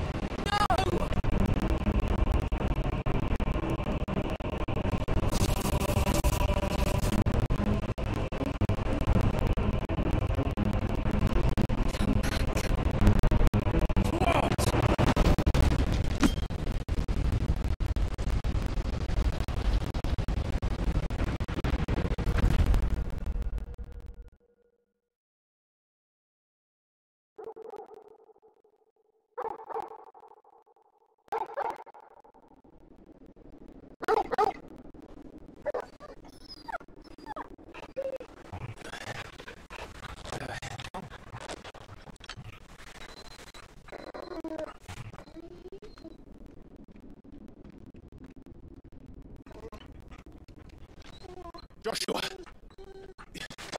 Joshua! Wake up! Clive, is that you?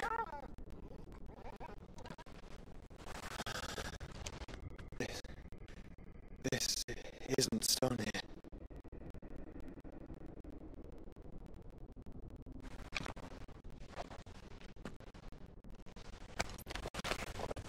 Welcome to our darkness. A rift between worlds wherein your kind might reflect. Show yourself! Grave and many are the sins of man. And we would have you know them. All of them. As fate has seen fit to deliver you home, consider this our welcoming gift.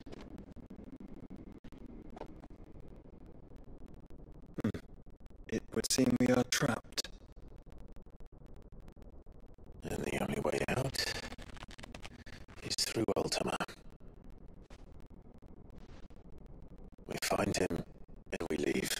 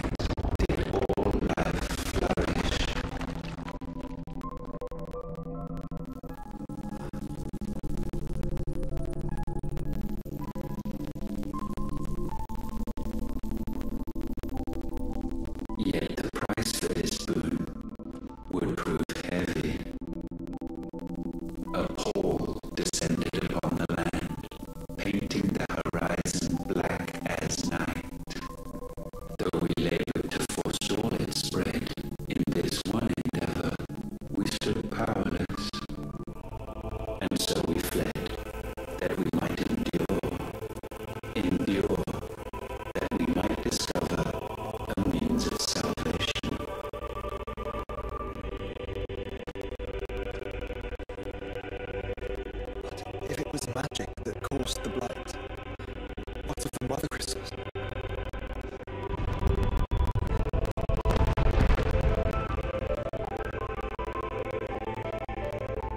I expect he'll tell us soon enough.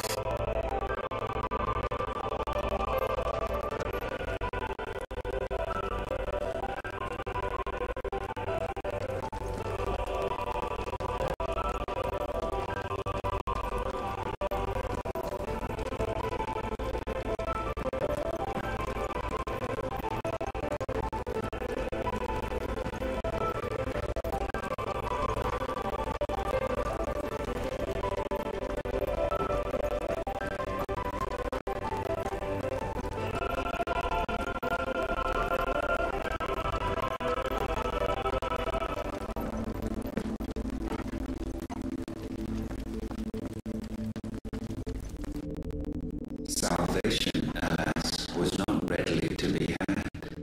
First we would require a land unvisited by the stain of corruption. An unprecedented journey lay before us, one beyond the limits of our fleshly bodies, and so we cast them off. Thus stripped of our very spirit did we find our new paradise. A land as pure as driven snow, Valisthea. There would the true work begin, for the black crept yet behind us. And soon did we arrive at a solution, the illness having spread to every organ. There was but one escape from this fate, to start afresh. With a new world. The one for which Barnabas labored. A paradise free from the blight where his God awaits. And where, if we only forfeit our wills and abandon everything we hold dear, humanity can join in. So, alter whatever's following the footsteps of the king. And follow we shall. For now.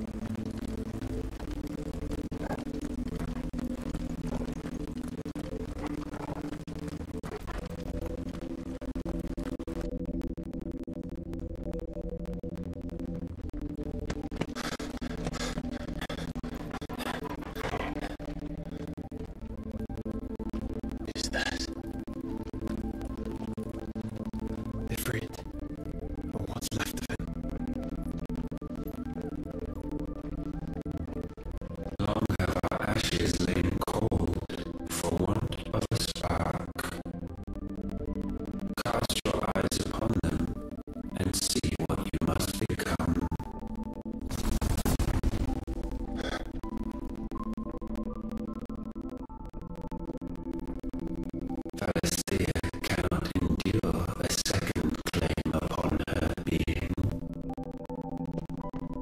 The avarice of man drives her ever closer to destruction, but she may yet be saved by you. It is what you were born to do, why we nursed you and fed you, as your own mother should have. And now that you are fully grown, our Mythos, it is time at last for you to serve your purpose. To right your wrongs. If our sin is wanting to survive, then you are as marked by it as we are.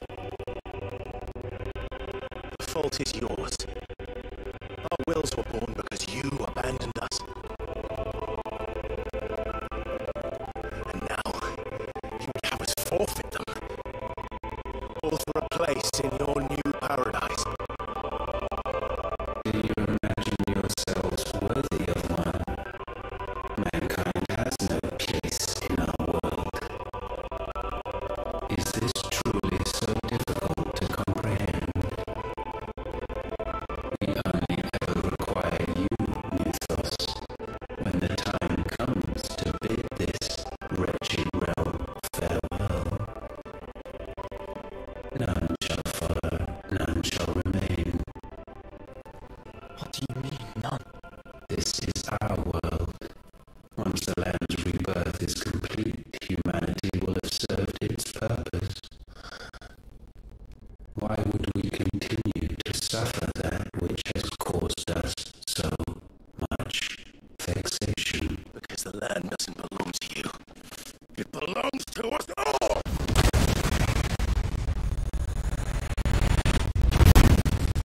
What? That is where you are mistaken.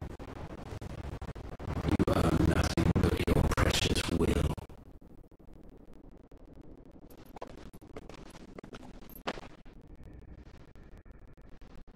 Brother.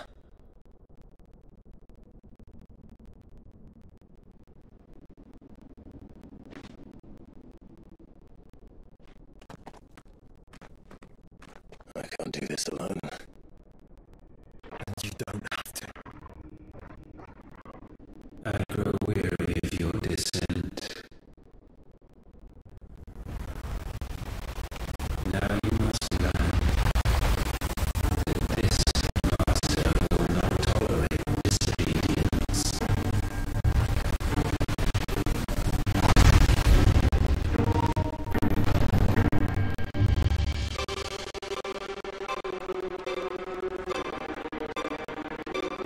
My friends, my family, we have all suffered, all fought to survive. This world may be flawed, it may be broken, but it's all we have. And if we can't share it, I see only one other choice. You have to go. You may have created us, Ultima. But it's time we lived on our own terms. This isn't your world anymore.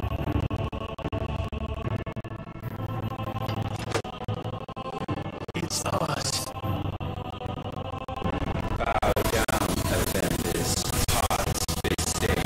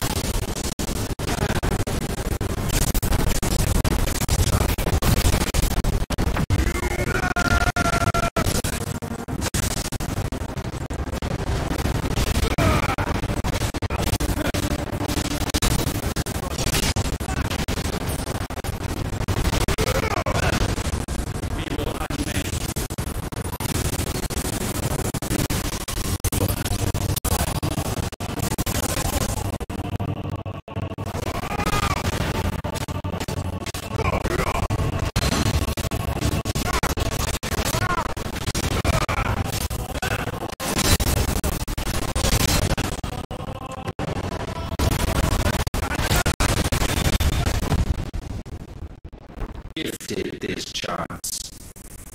And still you would raise your hand against the Lord. What now? The darkness bends.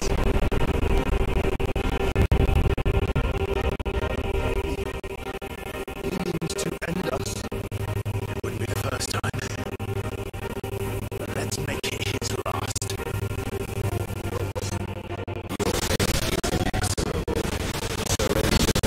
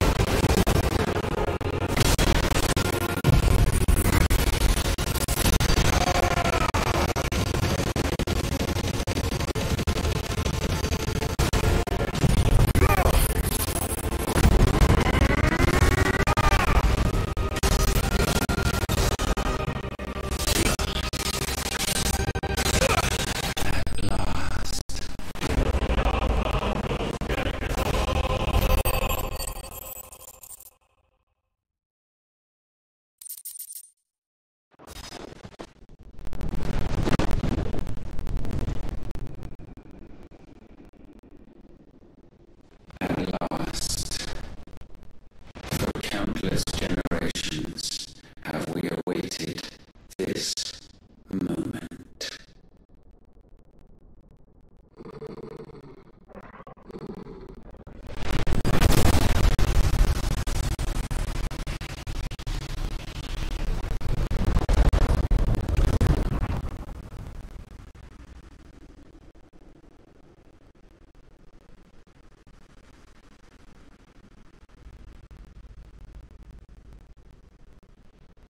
Your struggles have made you strong, yet your soul remains heavy with sin.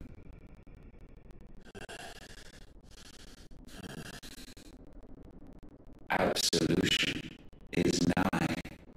Repent, and all shall be forgiven.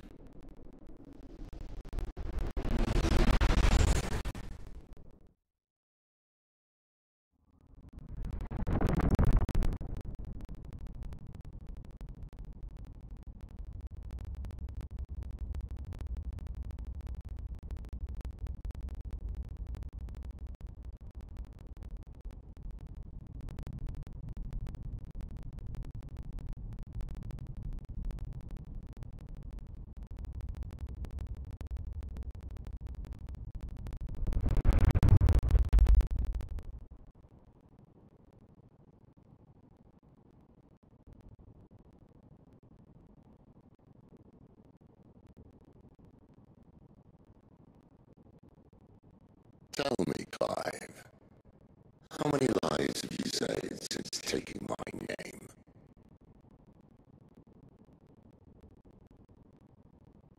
Fewer than we have ruined. Wherever we go, we leave a sea of tears in our wake. These are the wages of your will, son. What good are our choices when all they ever bring, all they will ever bring, is death? There's no atoning, Clive. No matter how hard you try. So why not leave it all behind? Leave it all behind.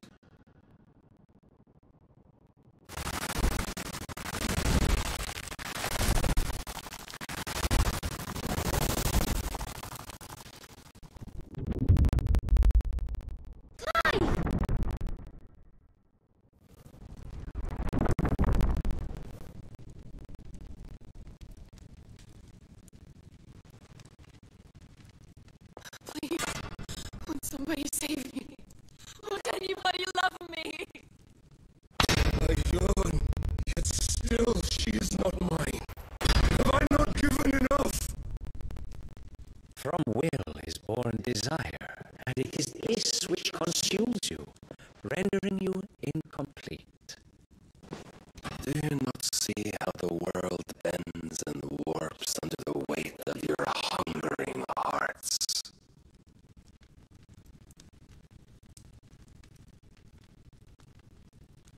What if it could all just go away?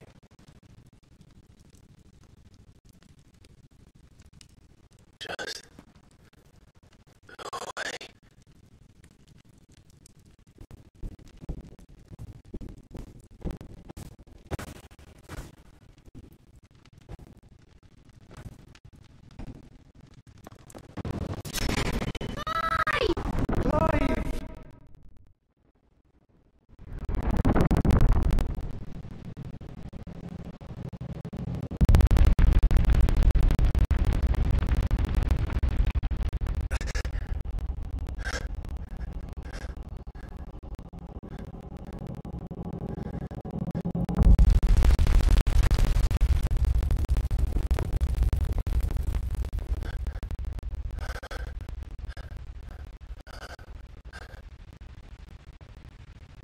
None of this is real.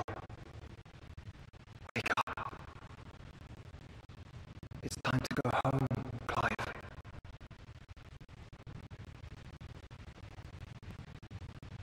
Clive. That's right. You're my brother. Brother.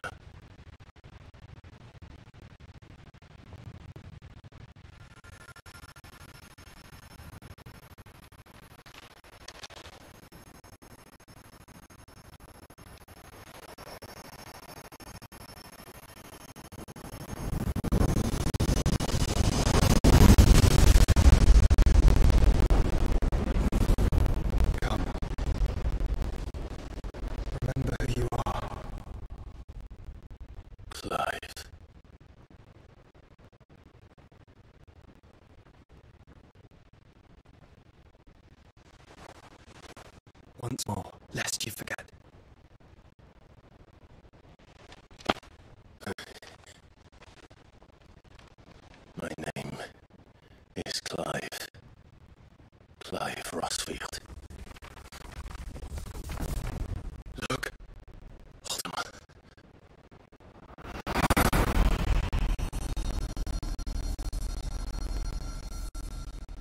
Even here, the light of the vessel's will cannot be quenched, and the Phoenix, his trespass should not have been possible. Not possible unless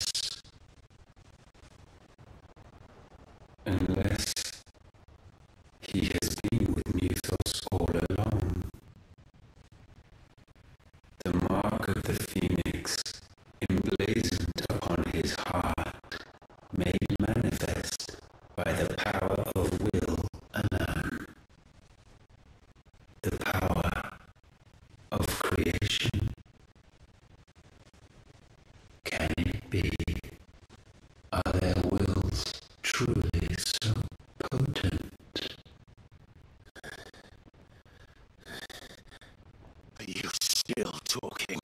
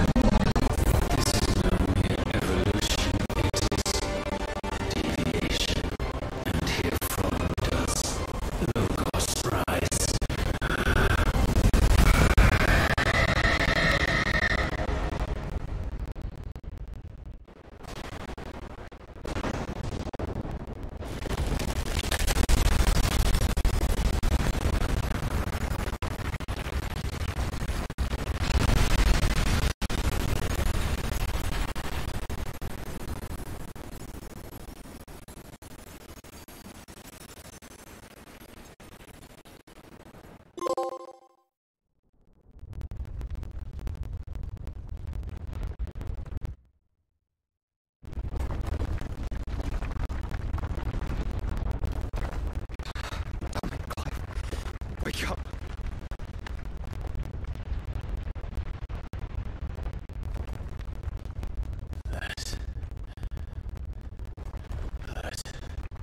Sorry to wake you, but I think it may be time to leave this place.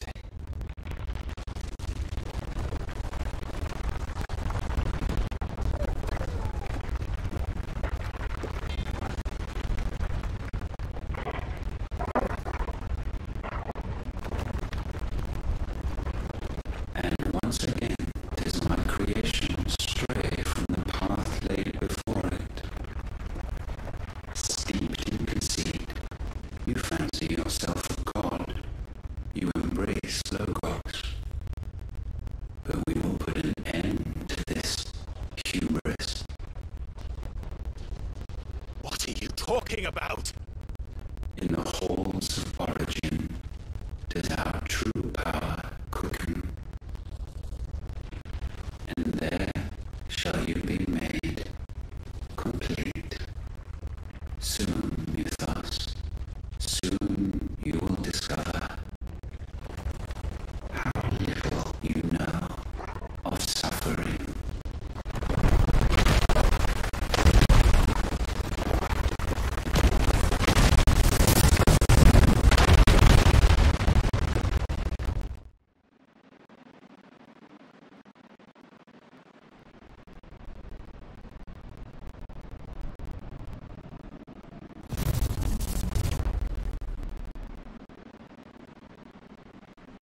And so the crystals are no more, yet in their silence a new song rings, its chorus building, a crescendo as it enters its final movement, stirring those long aslumber to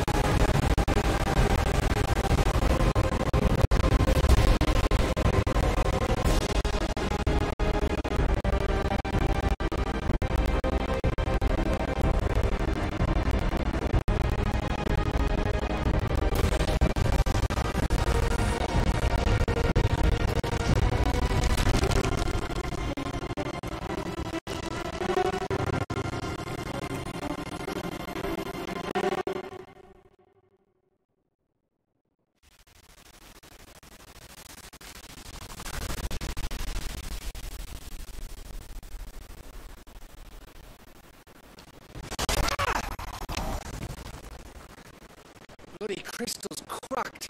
So where the hell are they?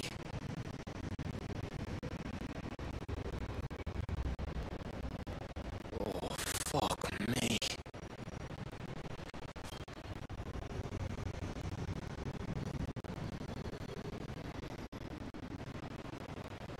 Is that ether?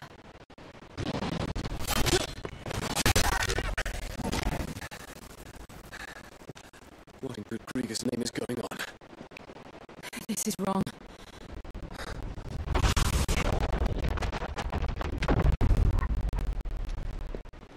Are we back? Clive! Joshua! Jill!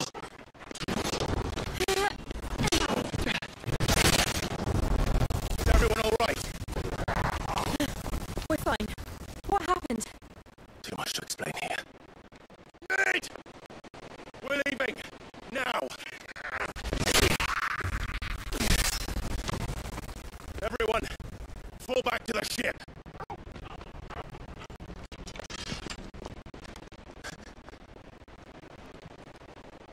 I will be with you anon.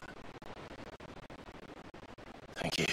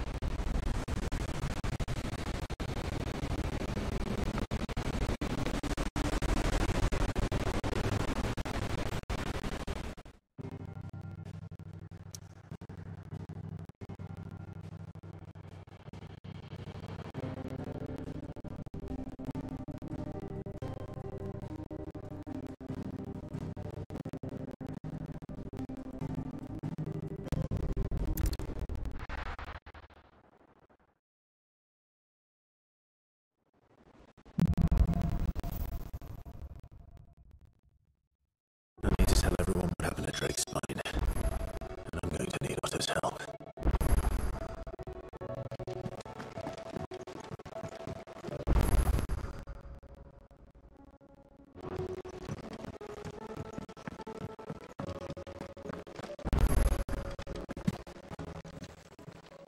Aye, it's a dangerous world out there.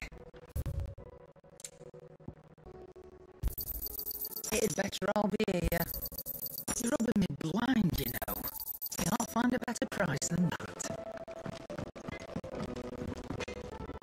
What do I owe you, Honor? So, will it be?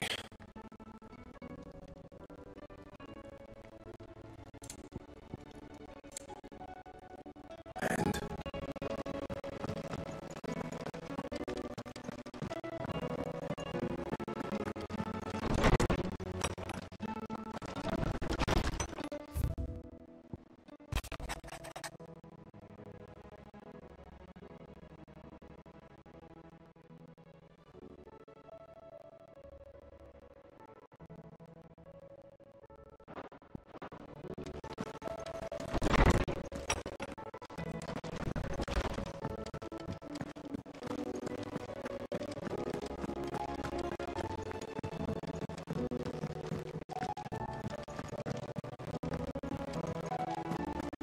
Did you know that it was I who convinced His Imperial Highness to join me?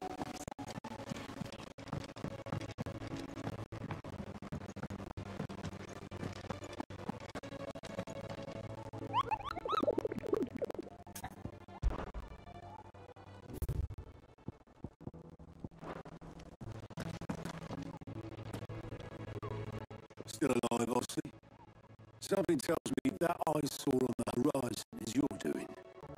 How'd you manage that? It's a long story. One that I'd rather only tell once.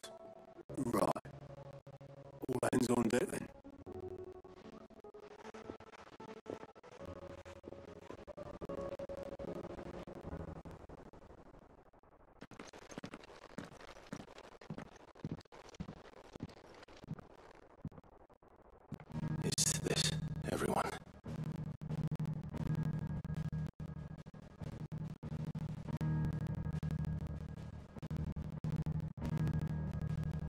As I'm sure you've all guessed, the crystal which now commands the eastern skies was summoned by Ultima.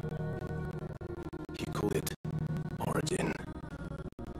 The significance of her name is as yet unclear. What does it matter what it's called?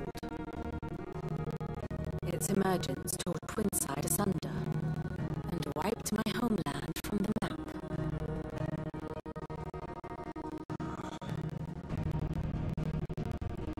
Mention of the Dominion spires can be found in the oldest of Valisthean records. But to the best of my knowledge, none provide any hint as to their true nature, that they would prove the horns of some slumbering demon. Well, the Dominion's demise was at least quick. They'll swear the Republican army cannot hope to contain the chaos engulfing Randalar. Canva is in flames, and the Empire. Our allies are crying out for answers. I've sent the curse breakers to give them what assurances we can, but right now that amounts to fuck all. They wouldn't be able to stop what the skies have started in any case. People here and across the realm grow sicker with every passing day. Could it be that this new mother crystal is like the others? That it draws upon the land's ether? It suddenly looked that way from stone here. If that were true, it would explain the hastening spread of the Blight since the crystal's appearance. Would it not? And as the land's ether slowly rises to the surface, it pools, corrupting all who cannot channel its energies. Archay above, ether floods below, and in the middle, here we languish, hopelessly entrapped.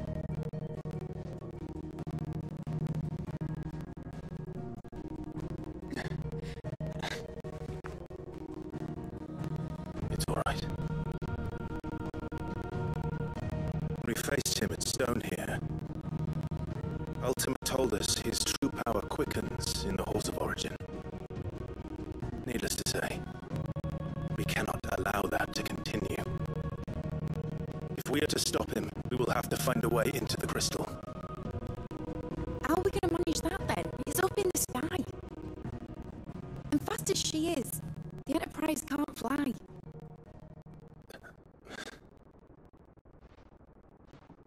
It's a lot to take in, and I reckon we'd all benefit from some time to clear our heads. The answer will come to us. Don't you worry. Ain't that right, Clive? Right. That's right. Well, go on then. Bugger off.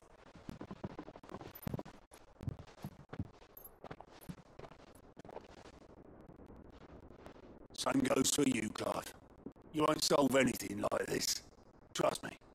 Go and get some fresh air, eh? Thank you.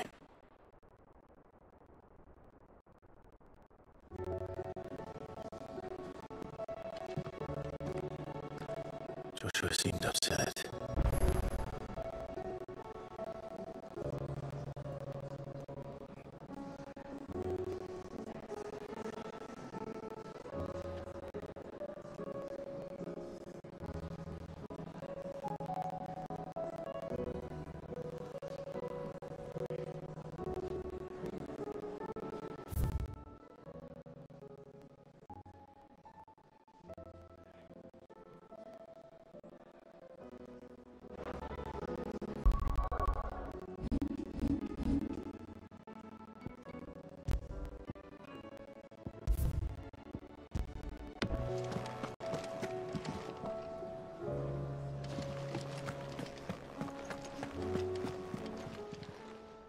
Aye, it's a dangerous world out there.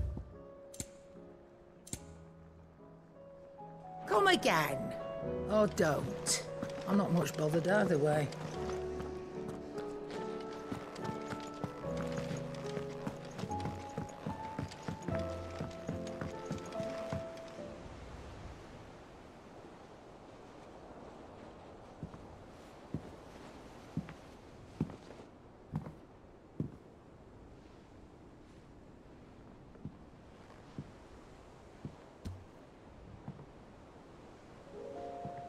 Ultima may have created us, but he doesn't make us who we are.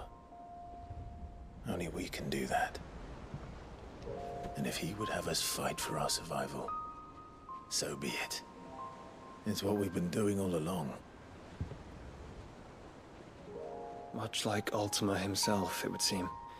His new world being naught but a means to survive. And so, we must contend to decide which of us shall inherit the land. Should Ultima prevail, it will mean death for us all. Of that, we can be certain. But even should he fail, what world awaits us? A withered, godless place, where our newfound freedom will most like prove a chain in itself. Well, that may be, but a chain can always be broken. As long as one has the will to break it, it won't be easy. It may take generations, centuries of suffering. And that is, if everyone plays their part. But it will happen. And when it does, it will be on our terms. That is the world that awaits us. Indeed. And what better world could one wish for?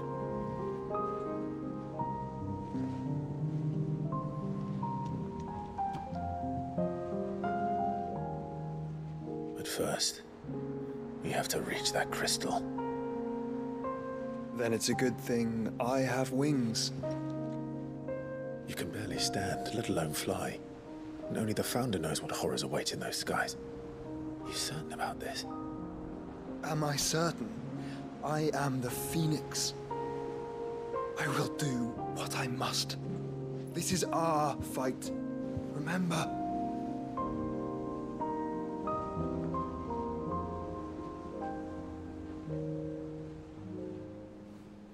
All right. I yield. But only what you must, yes? I'm still your sworn shield. That you are. And what of my wings? Lest you forget, you go to stand against a god. I would not have you succumb to fatigue before the fight begins. Ifrit, your brother mentioned that some few of the dominants who had lost their power to you were still able to prime. Is that true? It is. But their Eikons no longer submitted to their will.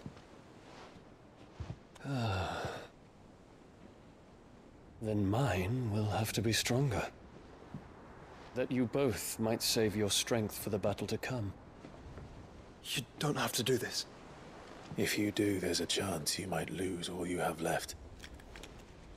And what have I but regret? My life ended in the Dominion. I fear death no more.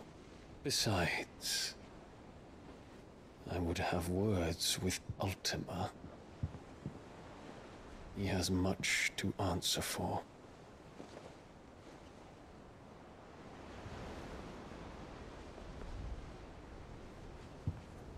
We are in your debt, Dion.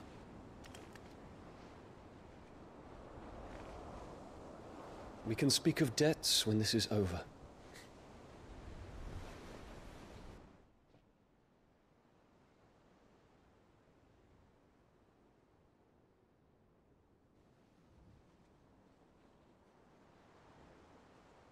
He speaks like a man who knows he's not coming back. And has come to terms with that. That doesn't mean that we have to, does it, Clive? Time to talk to Jill.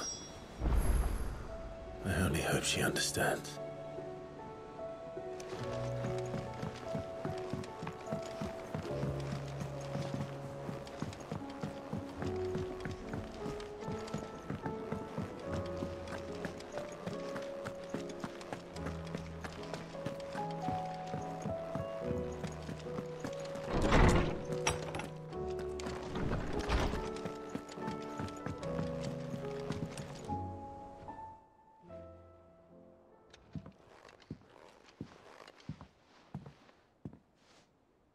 come to wish on a star. That might not be such a bad idea.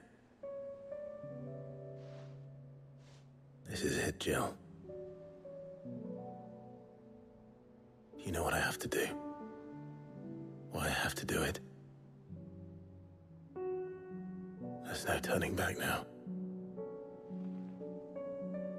This is where our journey was leading us. Where it will end, for better or worse. I could pray to Metia for you. But you'll be all right, won't you, Clive? You always are. I did promise we'd watch the moon together. I'll be waiting.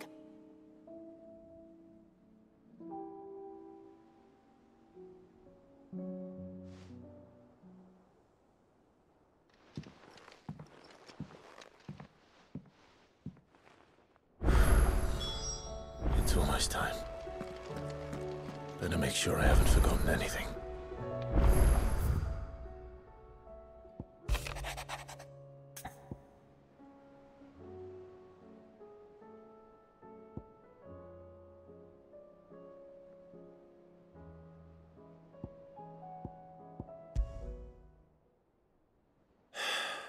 What is it this time, Torgal?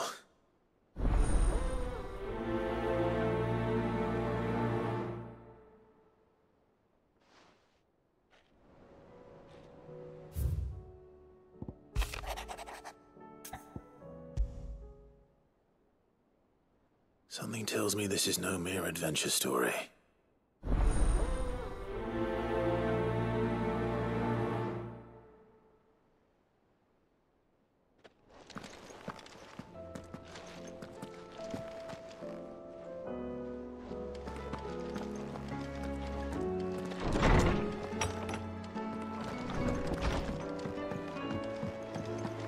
First the skies, then the crystal.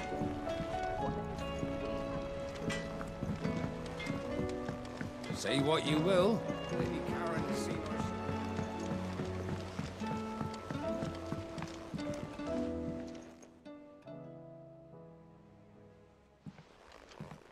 Pining for something, boy. What is it?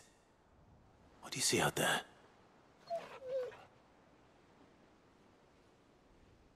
I never did ask where you got that anklet of yours. From Sid, that's why. On the day he brought him home. That long ago? And you're only thinking to ask this now? Sid saw that the pup had a habit of gnawing on his leg, since you ask. Clap that there iron on him to keep him from doing it. What was wrong, boy? Heartache, like as not. Must have been hard on the poor whelp losing his loving masters at such a young age. Doubly hard in being a frost wolf, torn away from his Eikons and all. Sid would always tell him, you want that iron gone, you find what it is you're looking for. I reckon what he were looking for was you. I'm sorry, Torgal. Sorry for making you wait so long. Let's get that thing off you.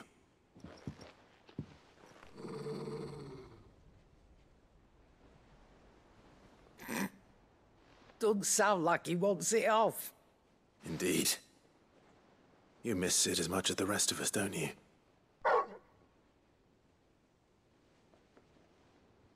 You want me to go with you somewhere?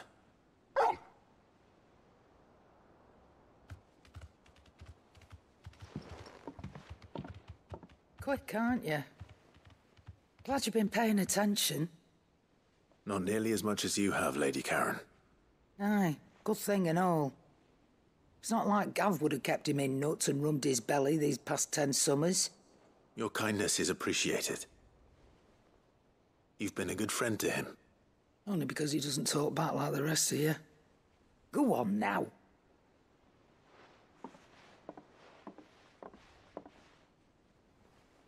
Where to then, Torgal?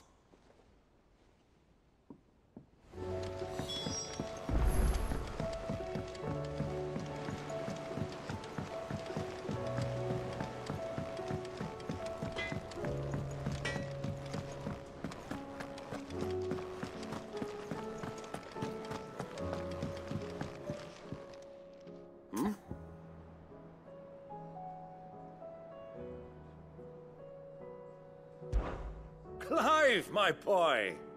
Rutherford informs me that we owe you our thanks. Hadn't intended for you to get involved, but such are the times we live in, huh? I would have done the same for anyone else. You're far too modest, Clive. You'd make a terrible nobleman. But tell me, is the realm truly in as dire a state as Rutherford suggests? From what little I saw, you were right to be worried. I suppose I should have expected the worst. But I was rather hoping the great and good of the realm might have things a little more under control. Alas, it seems that firm leadership is in short supply these days, and without it, the people are bound to lose their way. We must move quickly. But where do we start? True, the challenges that face us are many. But in my estimation, there are two key areas to be addressed before any other. The realm's armies and her larders. As you've seen firsthand, it's every man and woman for themselves out there. Certain cities have banded together to try and maintain some semblance of order, yes? But such cases are few and far between. And yet, the only remedy for the chaos that faces us is unity. A unity that transcends even the borders laid down by our ancestors. In short, if Storm does not stand together, she will fall apart. But how would one even begin to unite the realm? The armies, my boy. As I told you already, we begin by restoring order among the ranks of those sworn to maintain it. Sadly, I doubt I could convince even the lowliest gaggle of privates to dig a latrine together. But I do know someone the High Commanders have been known to listen to on occasion. Field Marshal Eikon Ifrit. I thought he was retired. He was, until an Akashic army tore through Randalar and killed most of the rank and file. There is no man alive more capable. Literally. And as luck would have it, I've already spoken with him on the matter. Of course you have. And he's agreed to help. On one condition. That he first speaks with you personally. Havel has always been a man of frustratingly rigid principle, and he has certain qualms about clasping arms with, well, with an outlaw. I extolled your many virtues as best I could, of course, but the old goat was adamant that he be allowed to appraise you in person. You don't mind, do you, my boy?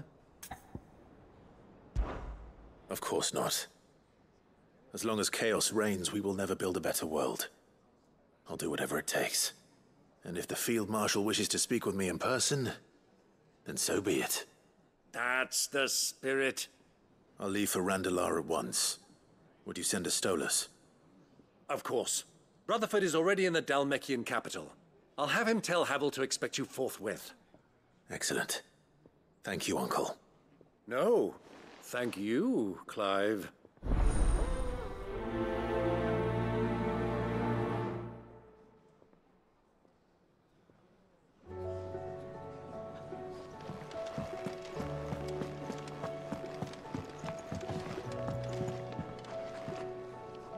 All right, Toggle. Where are you taking me? I'm going to need a little bit more than that, boy. Do you have a better hint for me? Unless you've already given me one. Back on the rear deck, you were looking west, toward Rosaria.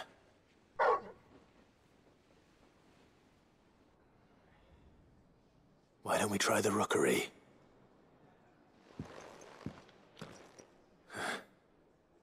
I haven't been to the island in almost 20 years. To Port Isolde, then. Fingers crossed the old mooring is still there.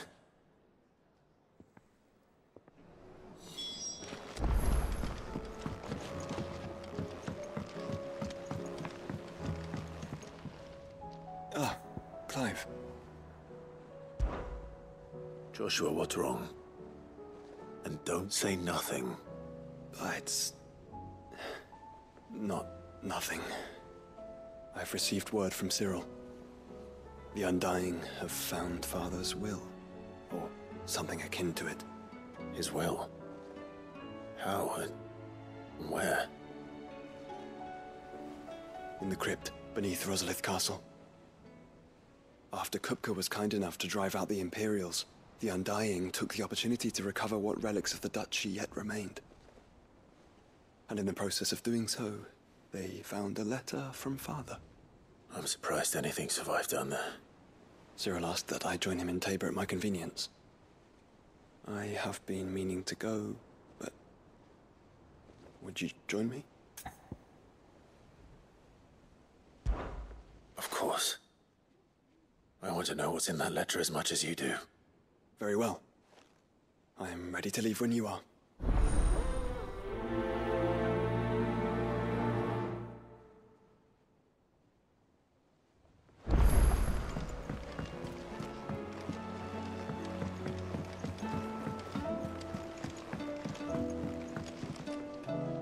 Sid, do you have a moment?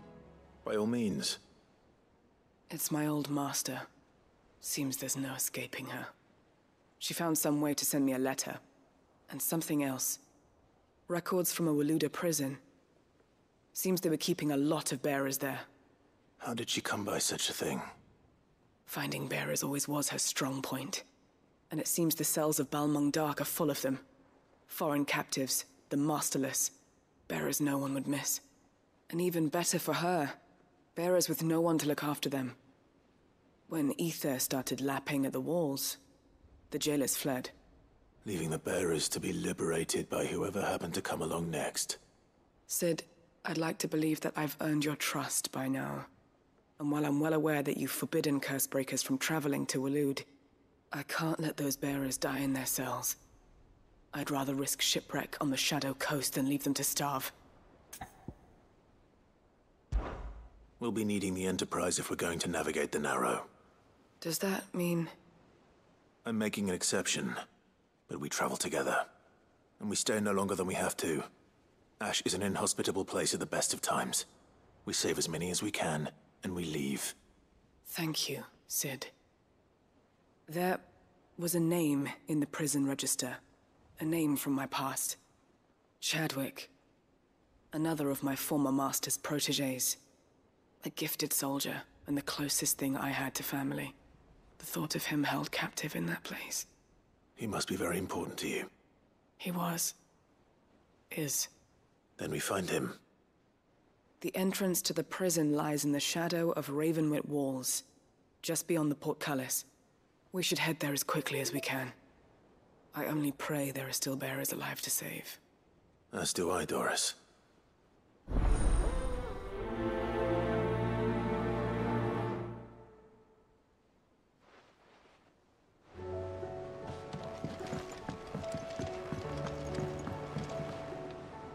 Sid, I was wondering if you could help me. It depends what with. A bearer, but recently freed from his bonds, is keen to join the Cursebreakers. As you know, the work we do is not easy, which is why we test every volunteer's suitability. I was hoping you could oversee this one's evaluation. I don't mind, but why this one? Because he wants to be a scout. Our ranks are filled with men and women capable of breaking chains and putting slavers to the sword. But scouting, we're few with the nose for that, which is why we still rely so heavily on Gav. And since he accompanies you on so many of your missions, I thought you might be better placed to recognize the traits in him that we should look for in those who'd fill his boots. Sounds reasonable. So you're happy to oversee the boys' test, then? One can never have too many scouts. Truer words, Sid. I'll let the initiate know that you'll be attending his trial, and that he is to proceed directly to Northreach in readiness. No time like the present, eh? No time like the present. I'll await you there.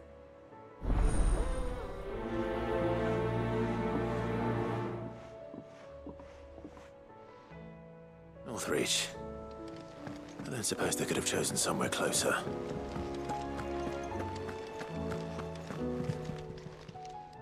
Fancy a look at the list, do you? Quick look.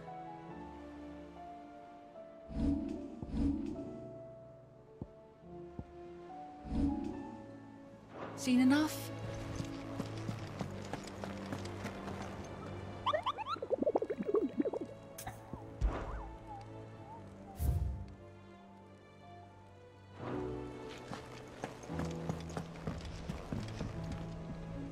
Vivian, I read your note, and I'd be happy to help you find the book you're looking for. Thank you, Clive. But tracking it down will not be easy. Are you sure? Please. You have always granted me your wisdom and insight whenever I asked. It's only right that I return the favor. Or at least attempt to. You are too kind. Alas, what I ask of you is rather more trying than delivering the odd lecture.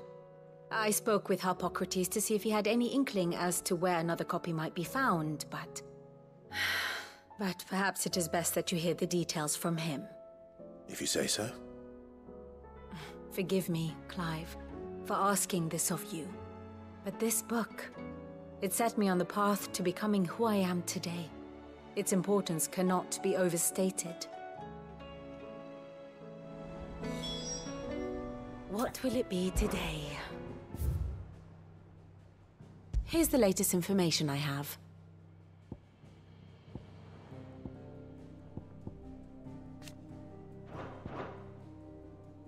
Study it well, Clive.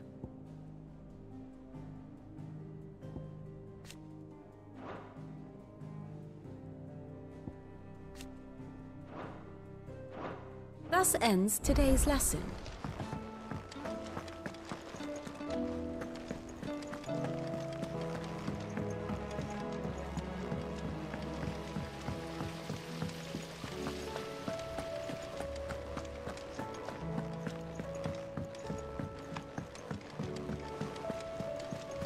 What do you think happened?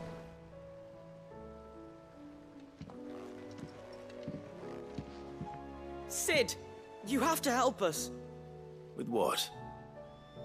You didn't take apart another of Mid's contraptions, did you? No? Well, yes. But that's not what we want to talk to you about. It's Miss Mididol. She's been acting strange. Very strange. She's barely ever around. When she is, she acts like we aren't even there.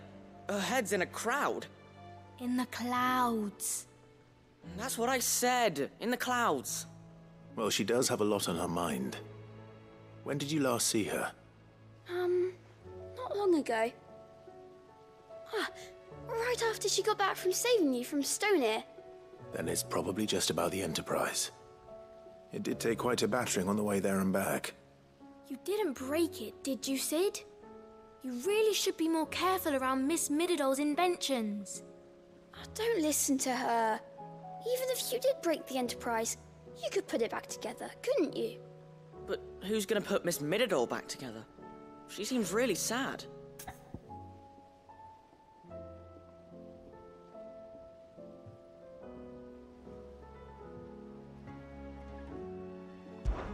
Why don't I go and see if I can cheer her up? You do that? For us? She's in her dungeon. Don't scare him. It's not a real dungeon. Thanks for the warning.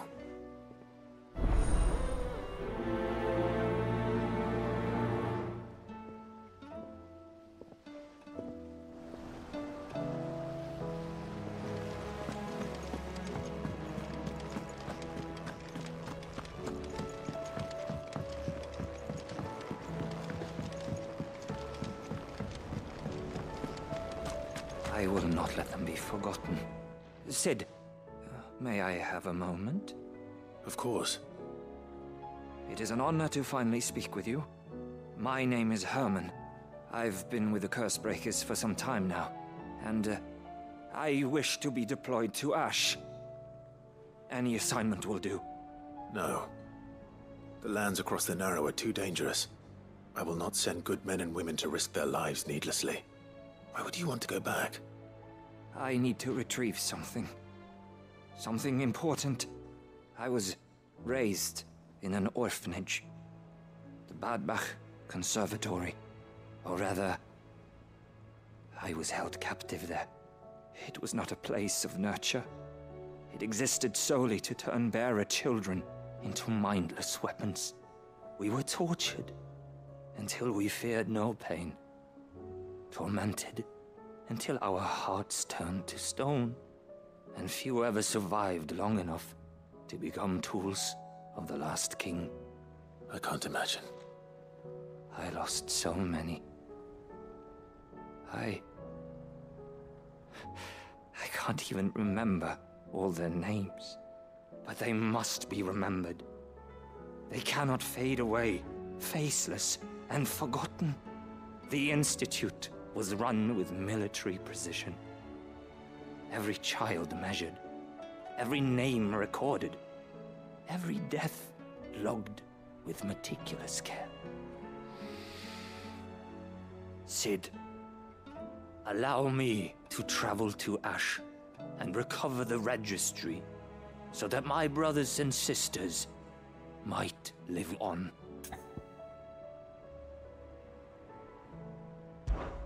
You are a good friend, Herman. But the fact remains that Ash is simply too dangerous. Sid, please. Even should it cost me my life. Too dangerous for you, Herman. But not for me. I'll go to Bad Bach and find the registry. You will? I won't let you risk your life. I don't know how to thank you. You can start by telling me where I'll find this orphanage. Vida Grace. Hidden in a forest, overlooking the plains. All right. I'll see what I can find there. May the mothers guide you.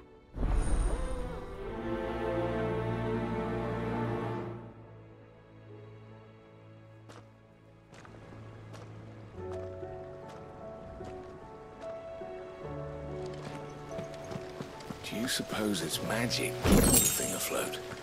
What else could it be?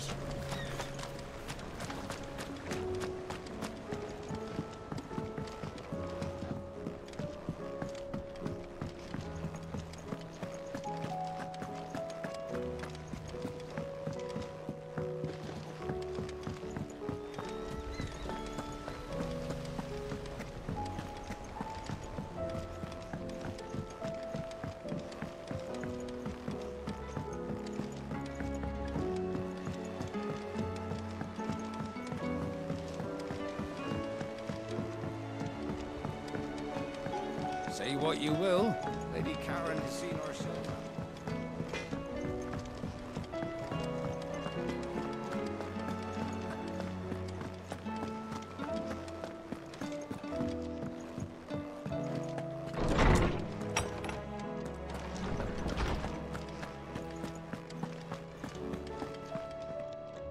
Ah, Clive, my boy.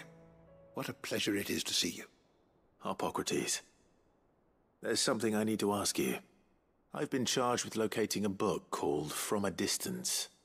Then you seek a rare gem indeed. One whose name I had not thought to hear from your lips. You've been talking to Vivian. Right as always. But she didn't seem keen to tell me very much. I take it she didn't like what you had to say. And yet I gather it did naught to dissuade her. Clive, if the young professor has tasked you with obtaining a copy, I fear she asks the impossible. The executors would not allow it. The executors? Coveters of Secrets. A clandestine organization committed to the collection and intenebration of forbidden texts and technologies. One such text being the tome Vivian seeks, chronicling as it does the true history of the enslavement of bearers, a tale which could overturn the established order were it ever to become widely known. Or, so rumor has it. I've never actually read the thing, or even set eyes on it for that matter. How is it that I haven't heard of this organization? Why, secrecy is the executor's watchword.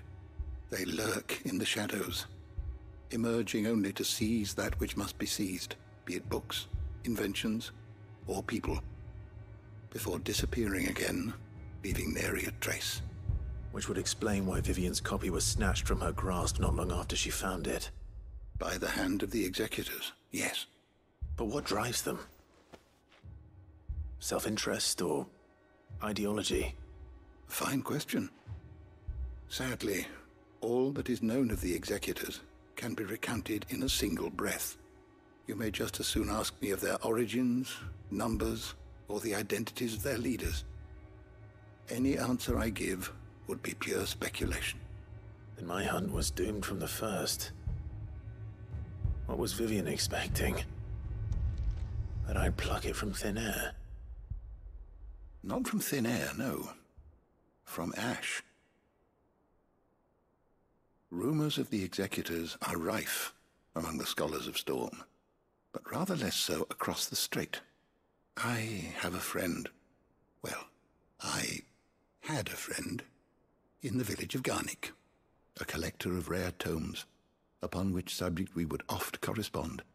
Alas, I have heard naught from him since the skies fell dark. And no doubt he too has turned. But though he did not mention it by name, it is possible that a surviving copy of From a Distance yet rests upon one of his many shelves, quietly awaiting discovery. If you were, by some chance, able to save even a single book from the poor man's library, I know his soul would rest easier. Very well. When I next find myself in Waloed, I'll be sure to pay Garnick a visit.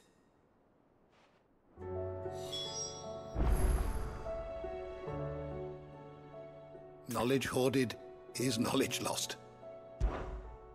I have compiled some new entries, if you would like to see them.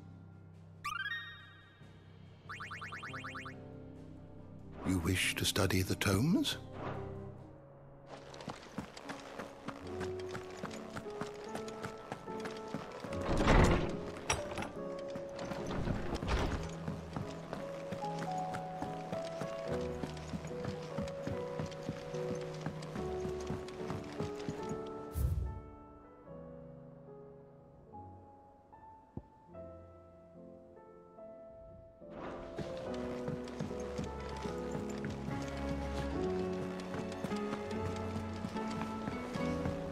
There's something about it.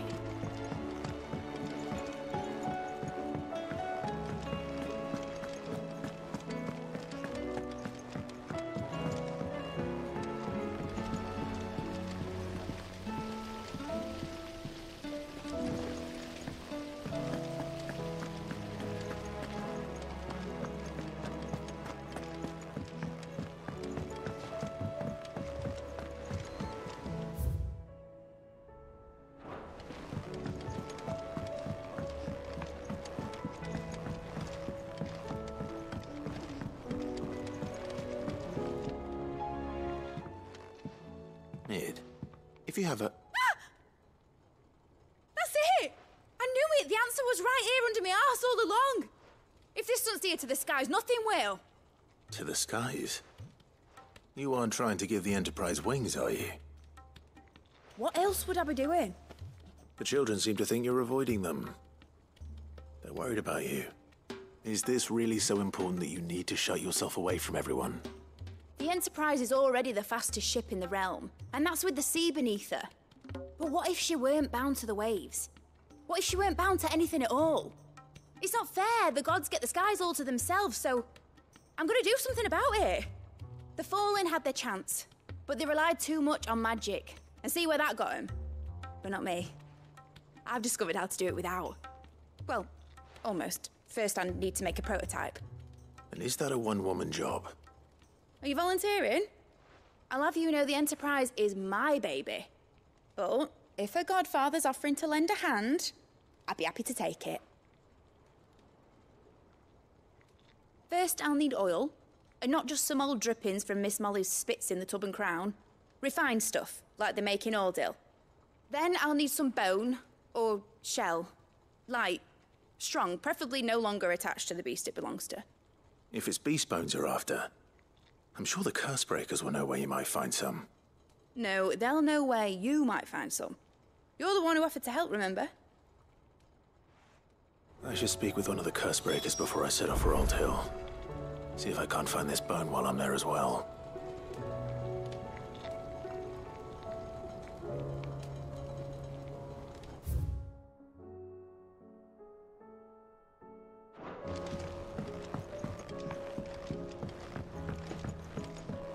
Has Midadol mentioned a new project yet?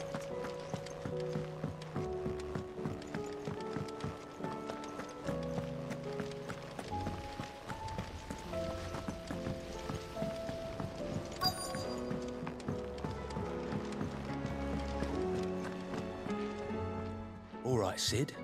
Come to buy us around, have you? Only if you earn it. Mid needs a piece of light but durable bone for her next project. You've encountered your share of beasts on your travels across the realm. Any ideas? Most bones are the same. Whack 'em hard enough and they'll break. If it's durability you're looking for, shell will serve you better. You know what an adamantus is? I do. And I know to give them a wide berth. Will any old adamantus do? Well, with shells, the older the harder. There's a rumour of an ancient adamantus down in Karava, near Old Bidza, or what's left of the village anyway. But don't expect to make quick work of the bastard. There's a reason it's lived as long as it has. I'll keep that in mind. Thank you.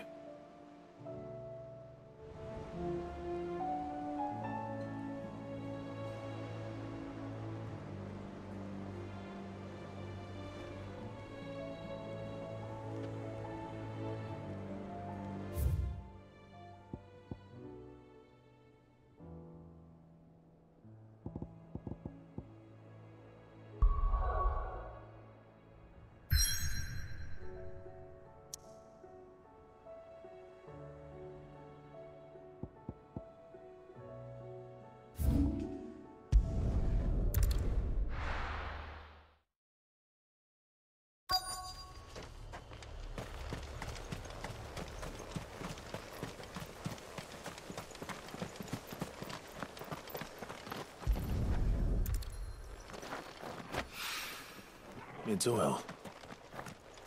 After what happened here, it's a miracle there was any left at all.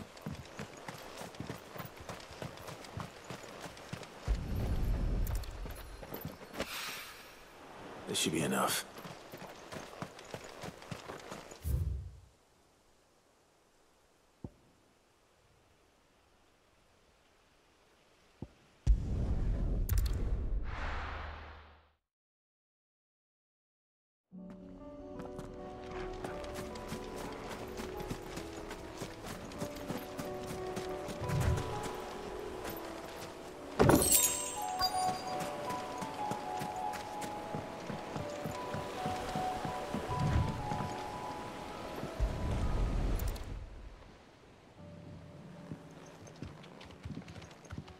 It's still here. After all these years. Lots more than I remember. And you're a lot bigger. You might have to swim, boy.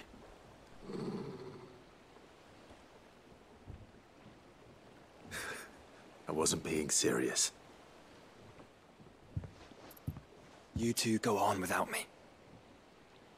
I doubt that boat will hold a third. If you're sure, we won't be long. Hop in, boy.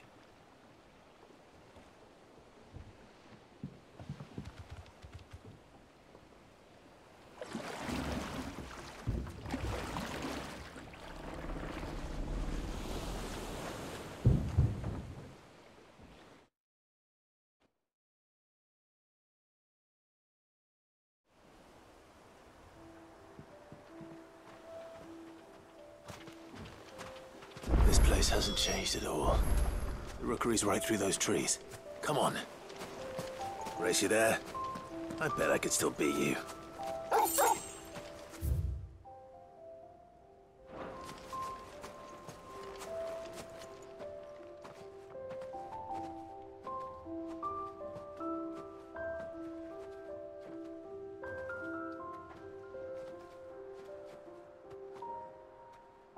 Here we are.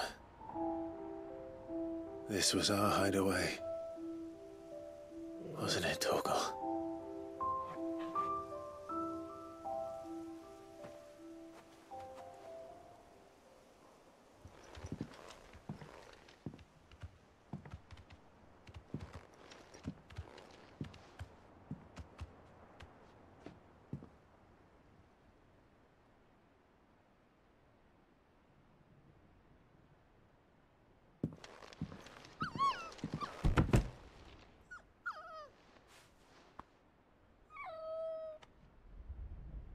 Coming here helped me to forget who I was. Or wasn't. Prince, shield. Son his mother could love. Had I been any one of those things? Perhaps.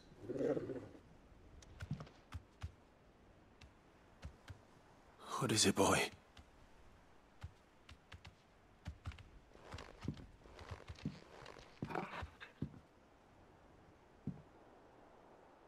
This is all from the castle.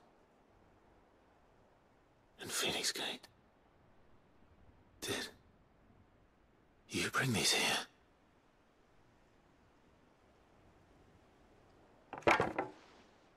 My sparring sword.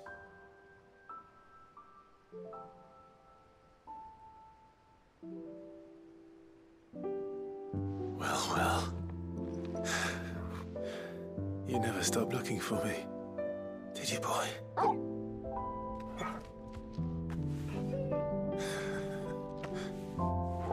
Thank you, Torgal,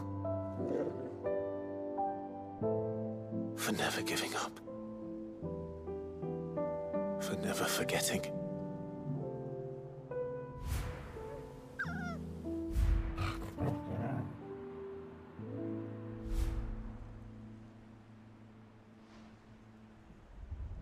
Let's take this with us, shall we?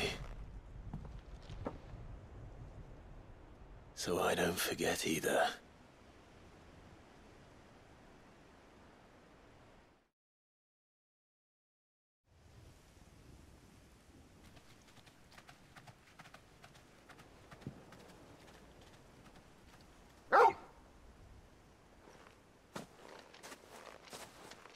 That's not the way back to the boat, Torgal. All right. I'm coming.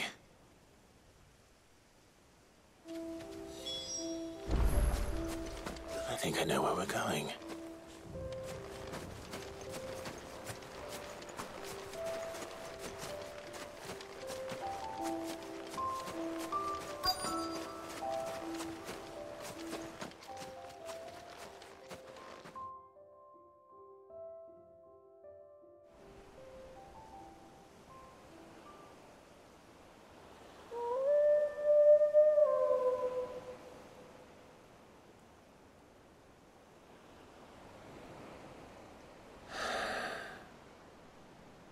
People always talk about the importance of putting the past behind you. But without it, we wouldn't be who we are today. And we certainly couldn't steer our way to a better tomorrow. Come on, Torgal. Let's go home.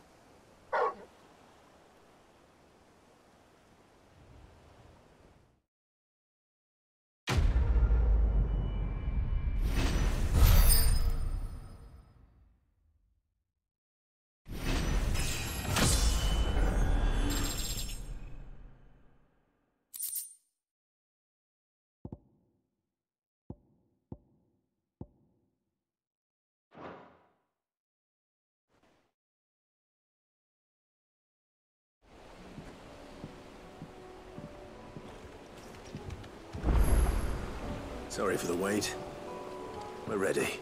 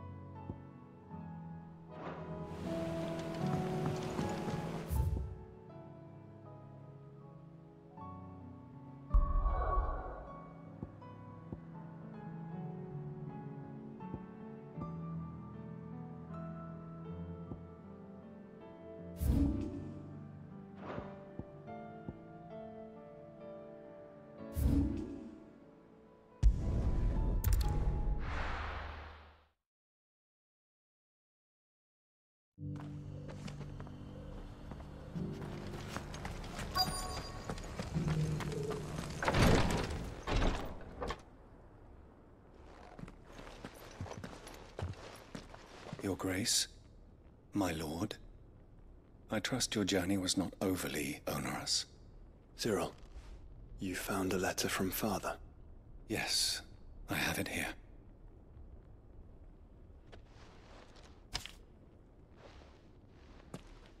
If you would do us the honor, my lord.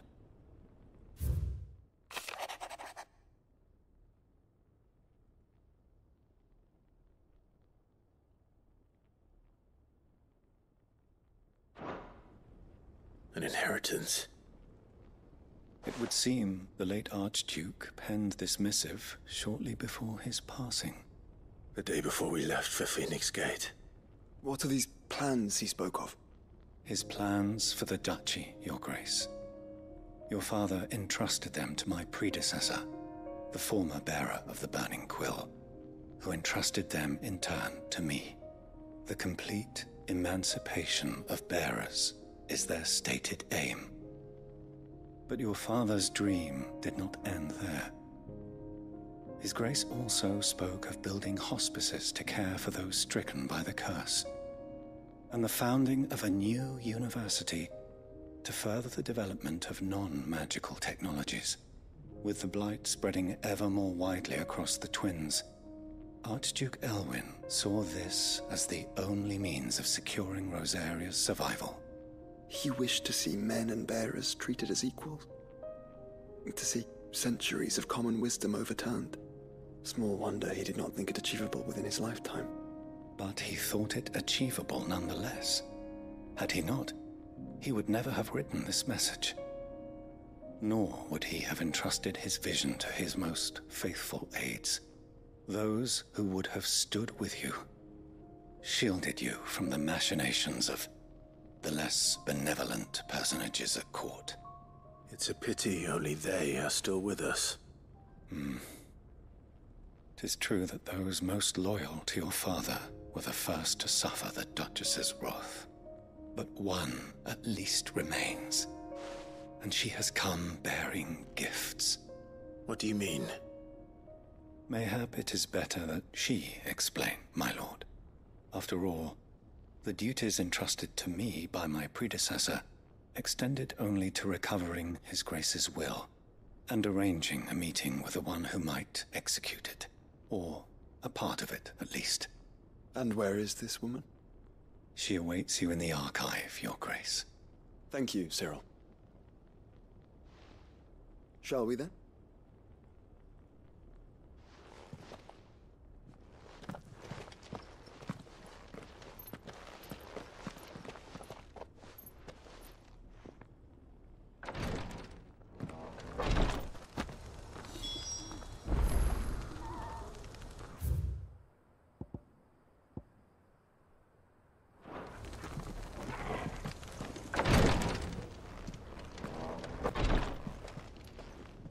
Lord Marquis, if you have a moment. What is it, Cyril? One of our brethren lately journeyed across the strait in order to pursue a new avenue of inquiry in our ongoing investigation. He sent an owl some while ago, but we have heard naught from him since. Was he surveying another fallen ruin? No. The object of his study was a savior cult that has arisen in Ash in recent years. We believe it may have some connection to the Circle of Malleus, an ancient religion that worshipped Ultima as its god. By gaining an understanding of this new faith, we hoped to learn more of the Circle's original beliefs. And so you sent one of your brothers to Ash? A continent teeming with orcs and Akashic? Fully cognizant of the risks, yes. I entrusted the mission to one of the most able of our order, the Third Chair, a master of the arts of combat and survival both. Though he has been silent for some days now, I have thus far refrained from sending any others in search of him, lest they be lost in turn. Yet, it seemed only right to inform you of the situation, given your unique experience of the perils of Ash. For as you so earnestly advised me, it would not do to abandon a man to his fate, when he might yet be saved.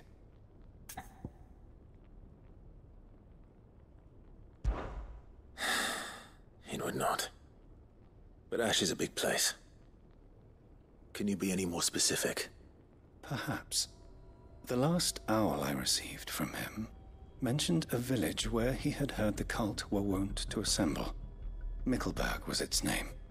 It lies in the southern reaches of Waloed. If aught ill befell him, I expect it did so there. Right. I'll see what I can do. You are much too kind, my lord. Go then, with my hopes, and may the Firebird's flame ever burn in your heart.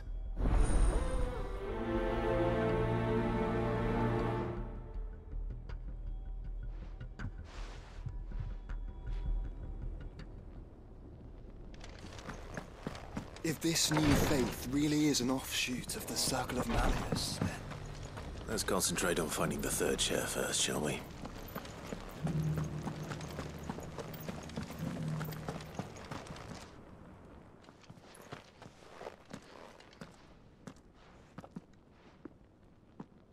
My lord, your grace.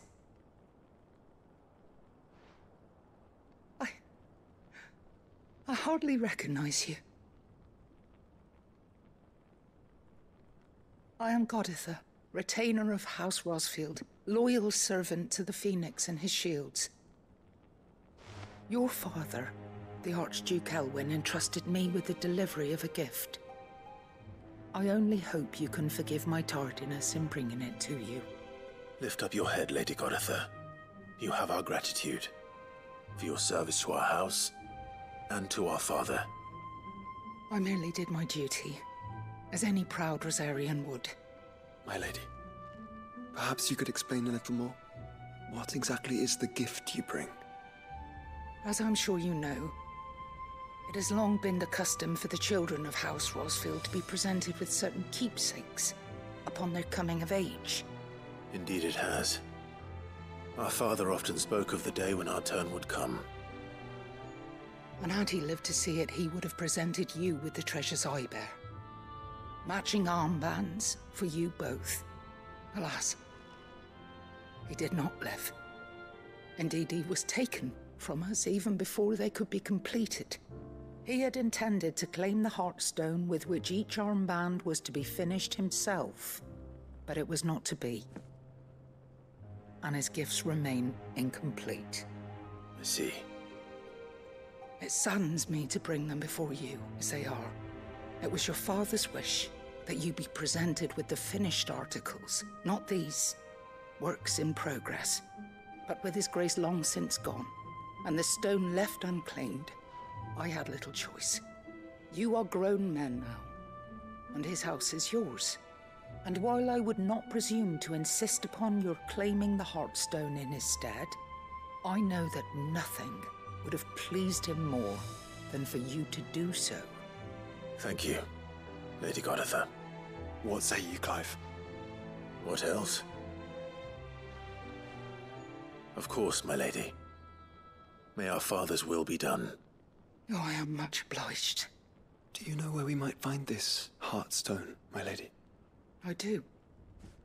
Though it may be a matter of a good deal more than simply happening upon it.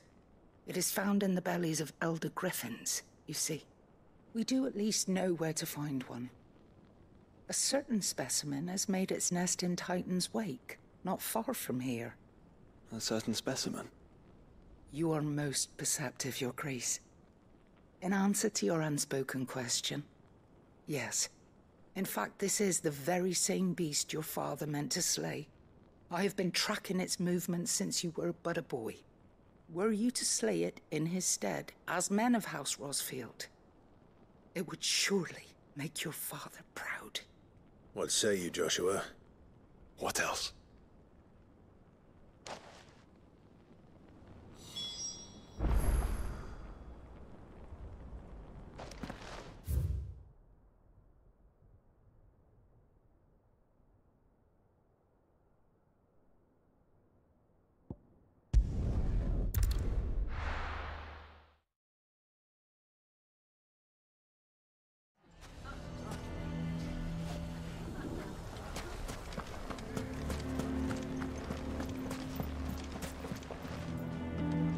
Here to help me pack? Thanks, but I'll be traveling light. I'm almost finished already, in fact. You're really going to go through with this, then? I am. But before I go, there is one small issue I'd like your assistance with. Well, two, in fact. If it's within my power to help you, I will. It's the children. I refuse to let them share in my disgrace. And if I leave them here, they surely will. Our friendship would see them ostracized forever. But I can't take them with me either. I can think of only one place where they are certain to be safe, and provided for, and loved. The Hideaway.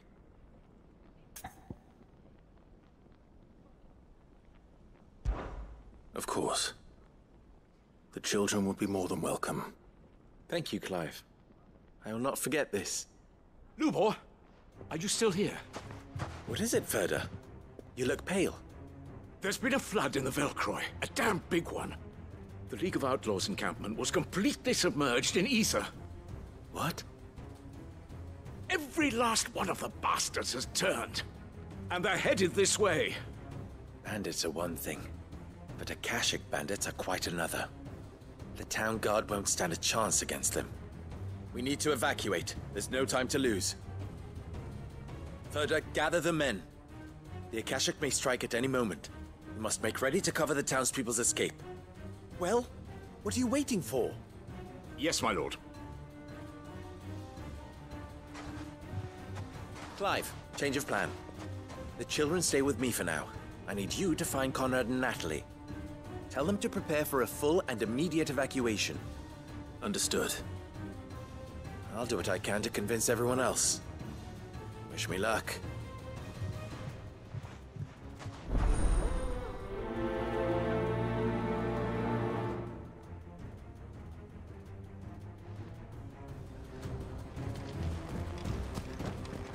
What's an You have to listen to me. They're coming.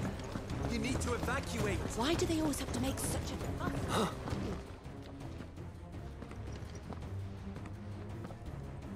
Ah, it's you. What do you want, Lord Underhill? To pass on an important message. There's been an ether flood out in the Velcroy. The camp where the so-called League of Outlaws were gathering has been swallowed. They're no longer just bandits. They're Akashic now, and they could be here at any moment. You need to begin preparing for a full-scale evacuation right away. Oh, do we? And who was it who gave you this disturbing news, might I ask? Lubor, perhaps? The man spreading the same poison out in the square as we speak. You may believe his lies, my lord, but we know better. But why would he lie about something like this? Some twisted attempt at revenge, perhaps. If he had not been unmasked, he may well have been elected our leader. A great honor for one of his kind. One he might well feel aggrieved at having been denied. Lord Underhill, forgive me, but it has become all too evident where your sympathies lie. Lubor cannot be trusted, and neither, therefore, can you. You may not trust me, but for the sake of your people, ask yourselves if there is any chance that this is true. There isn't. You can be certain of that. Now be off with you. You're making a mistake. Come, Clive. If our words will not move them, then we must find another way to help save the town. You're right. Let's speak to Lord Ferda. Why do they always have to make such a fuss outside? You have to listen to me. You lied about being one of them. And you're lying now.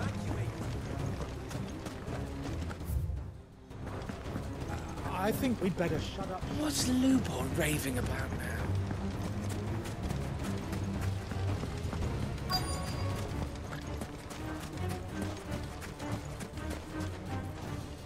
Lord Ferda. Sid, what's wrong? I went to warn Conrad and Natalie about the Akashic, but they wouldn't listen. They've convinced themselves that nothing Lubor says can be trusted. The bloody fools. which means the town guard can't be counted on for support. But I can. If there's anything I can do to help you defend Dalamil, you only have to ask. I appreciate it. Sid! Further! I've been looking for you everywhere. Victor? I thought you'd left. I couldn't abandon a friend in need. And Lubo is in need at this very moment. Come quickly.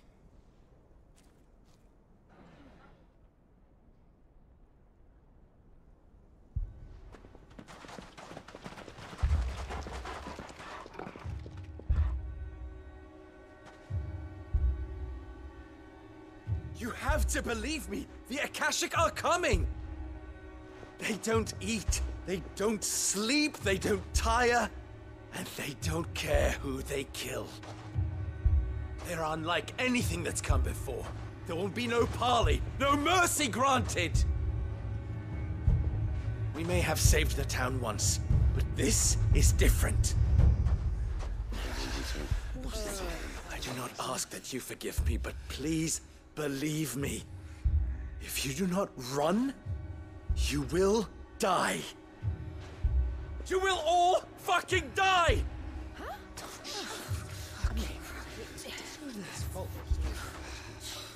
You'd like that, wouldn't you, Bearer?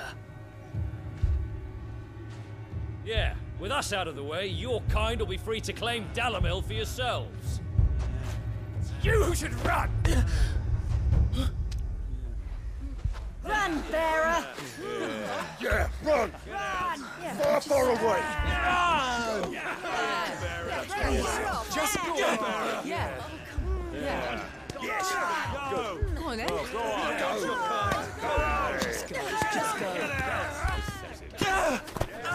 Lubo. Wait. Someone's coming. Go. Come on! Stop! You're hurting him!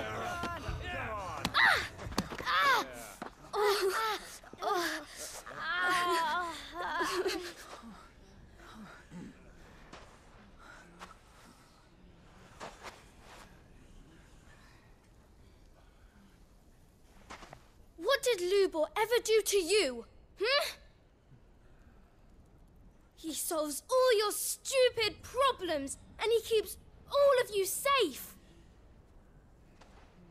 You know there's nothing he wouldn't do for this town. Who was it who made that cleaver you use every day, Conrad? And what about your counting table, Natalie? Who fixed that? Whose men make sure the streets are clean so all your boots don't get dirty?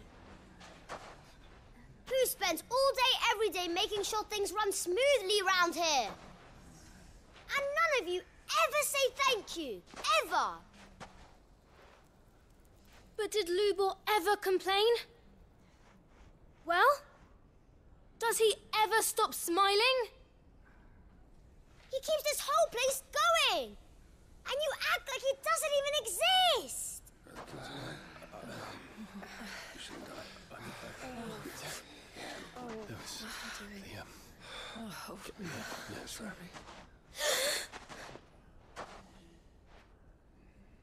Lubor, we've heard enough. Wait! We will not run. The town guard will not abandon the very place it is sworn to protect. And I will not give up for lost the stores that we labored so hard to fill.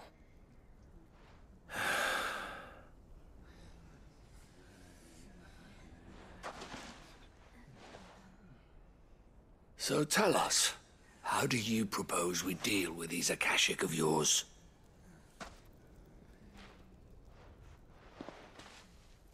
We won't run, but we will fight. All right, then.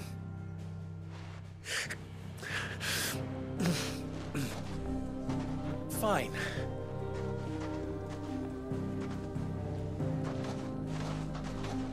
Gather round if you don't want to die.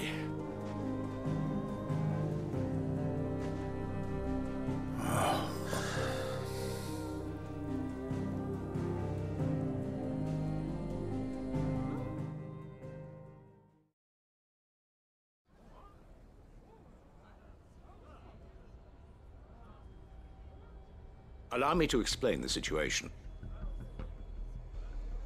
The ether flood occurred near the village of Cheratina, deep in the Velcroy. The place had been abandoned for years, until the League of Outlaws decided to make it their base of operations. Now they're all turned, and if the scouts' reports are correct, heading in this direction.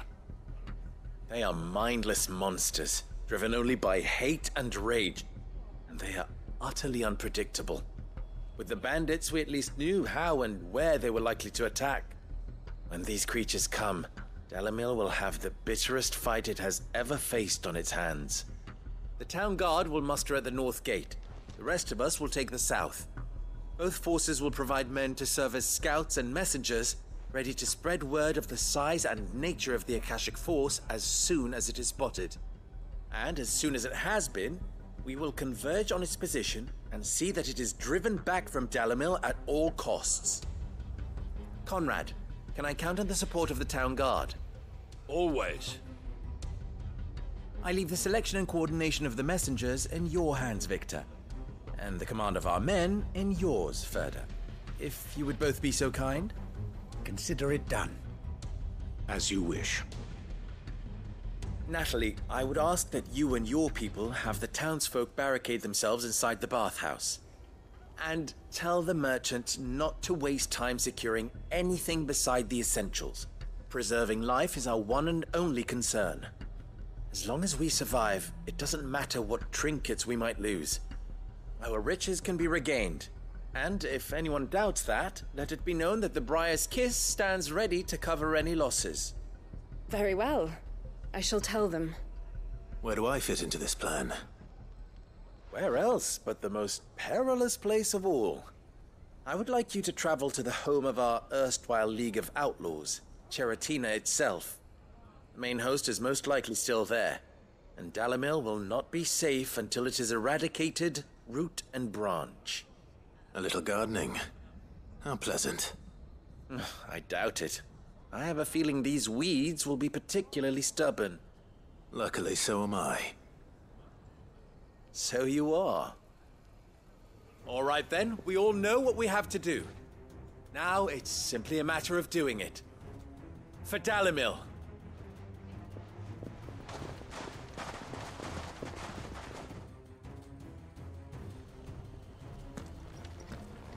Looks like everyone's ready.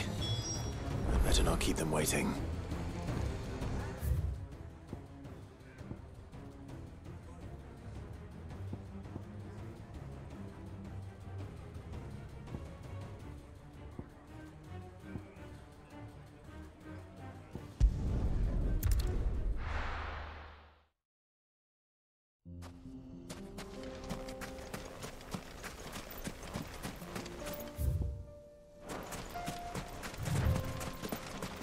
There it is. The flood. But what's waiting for us inside?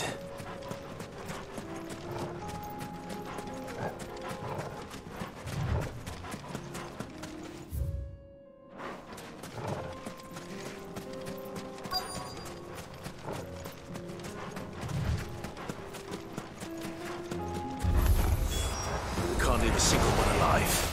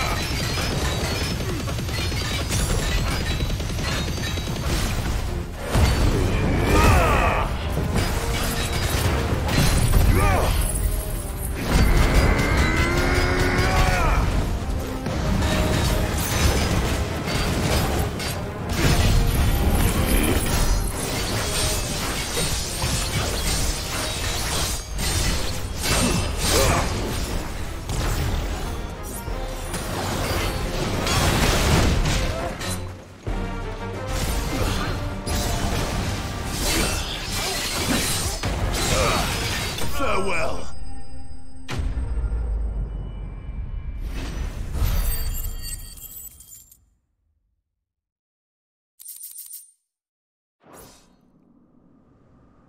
The League is disbanded. I should get back to Dalimil and see how the others fared.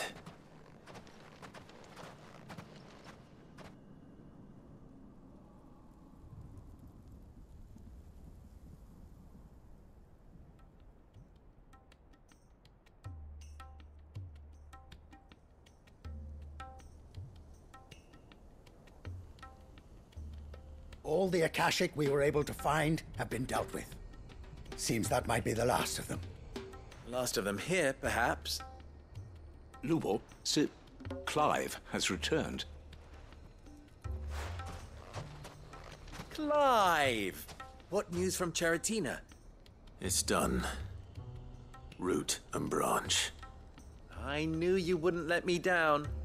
Thank you, my lord. Friends, the Horde has been driven back. The Akashic have been defeated. And we need not fear the arrival of any more, thanks to Clive. Victory is ours. We bloody did it. We saved Dalimil. Lubor, allow me to apologize. After all you have done for this town, we should never have doubted you. But we did. And for that we are truly sorry. We only hope that you can forgive us. We need you, Lubor. Dalimil needs you. So, if you would still like to be considered for the position of mayor, you have our backing. You do remember that I'm a bearer, don't you? We do. But that is not a stain on your character. It is a stain on ours.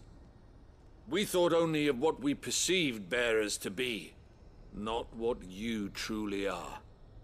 The man who saved Dalimil twice over. I see. But I will only accept your proposal on 2 conditions. Name them. Firstly, that you will both do everything in your power to rally your people to my cause. If the Town Guard and the Merchants League do not accept my leadership, it will be doomed from the start. Unity is the key to defending Dalimil, and I do not doubt that we shall need to call on our combined strength again. When that time comes, I will expect us all to pull together, just as we did today. Of course. You have our word. And secondly, you will accept that if I am to lead you, the mistreatment of bearers must end here in Dalimil. Any bearer within our walls shall be afforded the same rights as any other citizen. They will not be judged by what they are, but who they are. As we failed to do, and came so close to losing everything. We agree to your conditions. And we have only one in return. That you continue to work for the good of Dalimil, as you always have. Condition accepted. Well then, it seems my mayorship is all but confirmed. Do I get some sort of special hat?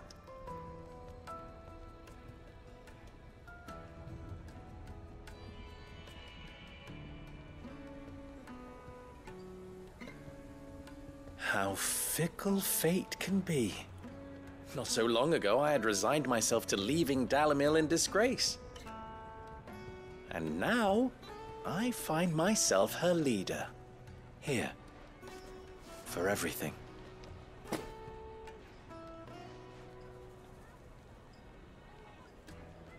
Lubo, about the children. Fear not, you are of course relieved of your responsibility. I would sooner face another horde of Akashic than see them brought up as outlaws. I'll make sure they're safe here. I don't doubt that you will. And not just the children, but everyone in Dalamel. I'll do my best. Can't have all your hard work going to waste.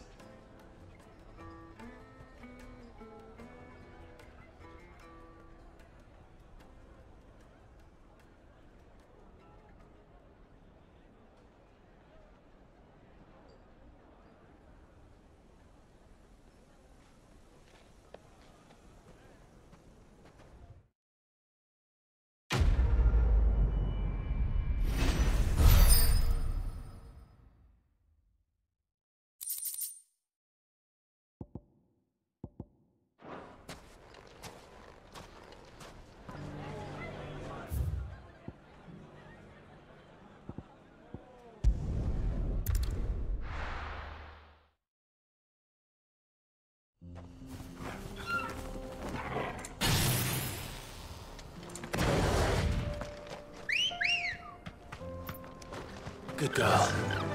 Faster!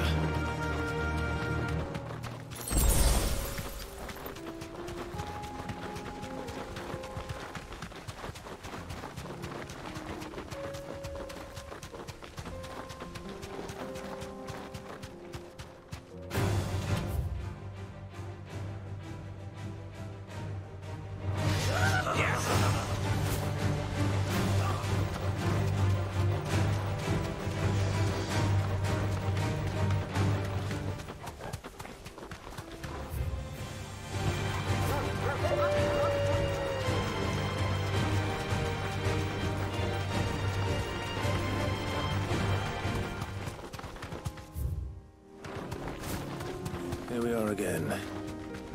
Carava. If you were a tortoise, Torgor, where would you hide?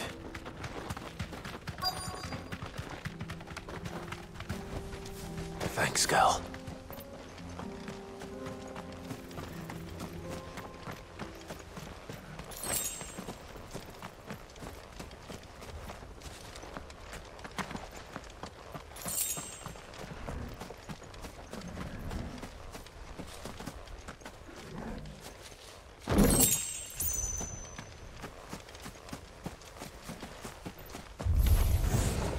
Looks like we found him.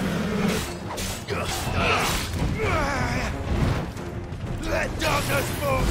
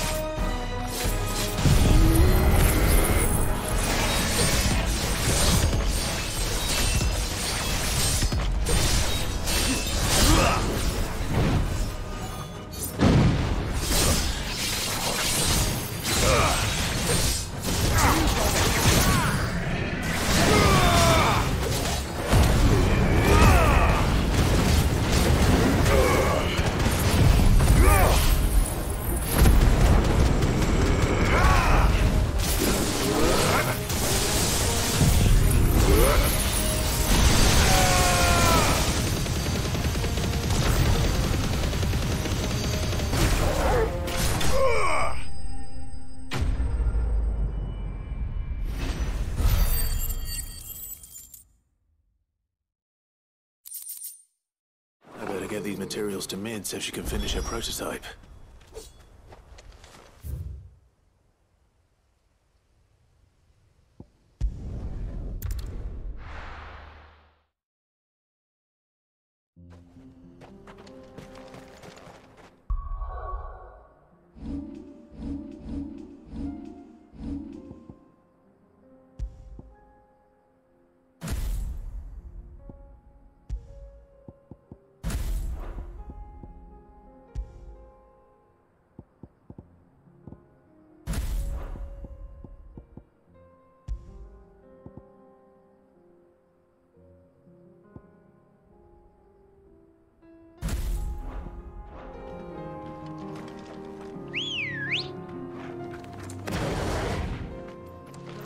Come on.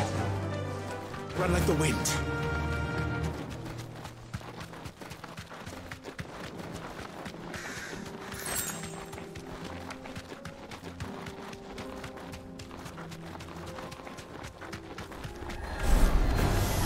Don't get surrounded.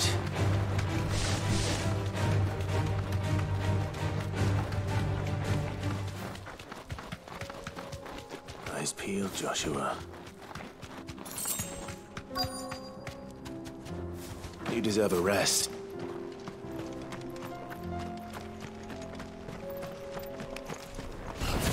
There it is. For House Rosfield.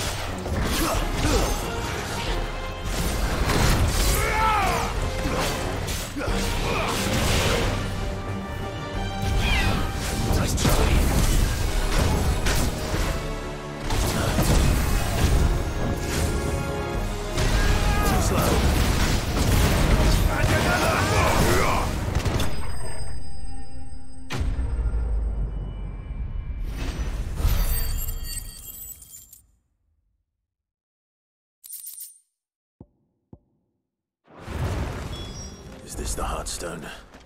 I expect Lady Goritha will know.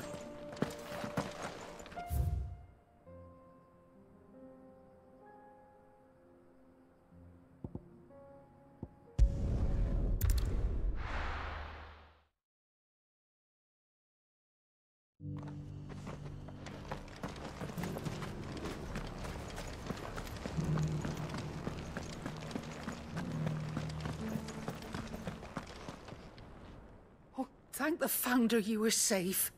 The Griffin is slain then? And a Heartstone claimed.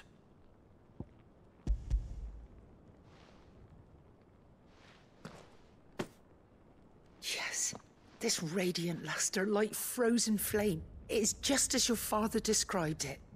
Thank you, my lord. Your grace. Your father would be so proud.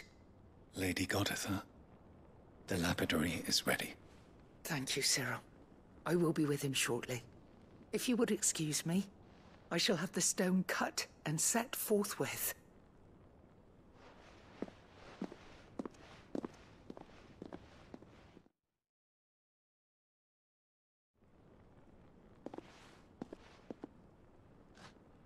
The armbands are complete. Pray, take them. They are yours, after all. Heartstone is harder and more enduring than garnet, or even ruby. It symbolizes unwavering will and devotion. And the graven vines encircling the stone represent the unbreakable bonds between you. It's a message. Father knew we had enemies both inside and outside the duchy. Enemies who would thwart his vision. Only with unwavering devotion would it ever be realized. And only if we stood together, as Phoenix and Shield, as brothers in arms. Only then might those enemies be overcome. Indeed. His Grace knew the enormity of the task he would entrust to you, his heirs.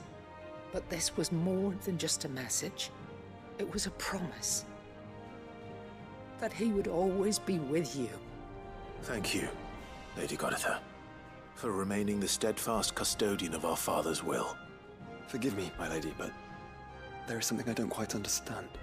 The Undying told me that after Father died, Mother claimed all of the ducal treasures for her own. Even if the armbands were incomplete, she would surely not have overlooked them. So, how were you able to keep them from her? Because I was the keeper of the vault. Though I was but a lowly servant, your father spoke to me of his intentions for the bands, of the deep love he had for both of you, and his hopes for your future. In the days before the disaster at Phoenix Gate, I discovered that the Duchess had ordered her jewelry be sent away from the castle. It was then that I knew she meant to betray us. I tried to warn your father, but it was too late. When word of the fire reached Rosalith, I knew my time was short. So I took up the armbands and I fled into the night. And thank the Founder you did. Yet my duty to your father was incomplete. Not knowing what else to do, I followed the Griffin, thinking I might claim the Heartstone on its passing. And so my pursuit continued, until Lord Cyril appeared before me. He informed me that His Grace's will had been recovered, and that his sons were alive and well. Lady Goditha, on behalf of my father and all the people of Rosaria, I thank you for your loyal service. As do I. Thank you, my lord. Your Grace, for coming back to us, for giving my service meaning.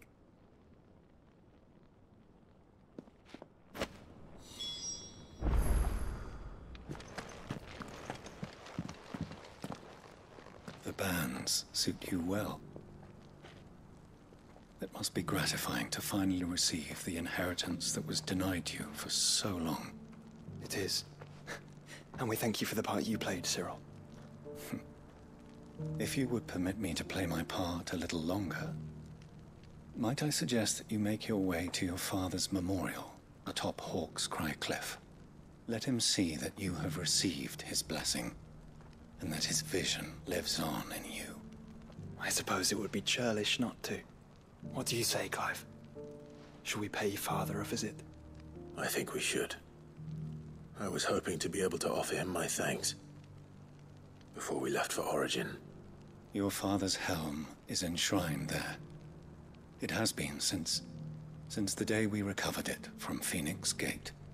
I prithee claim it, for it too is a part of your inheritance, and I do not doubt that your father would prefer it in your hands than perched upon some lonely rock. Thank you, Cyril.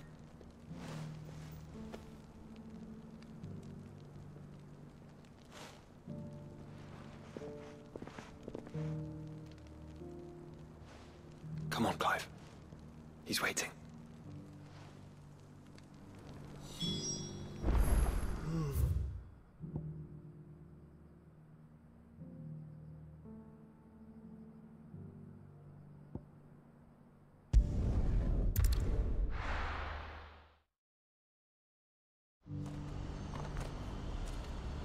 Do you see that too?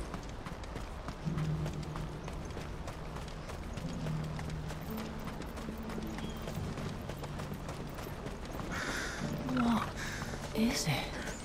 Please, just make it stop. I'm scared. It's all right.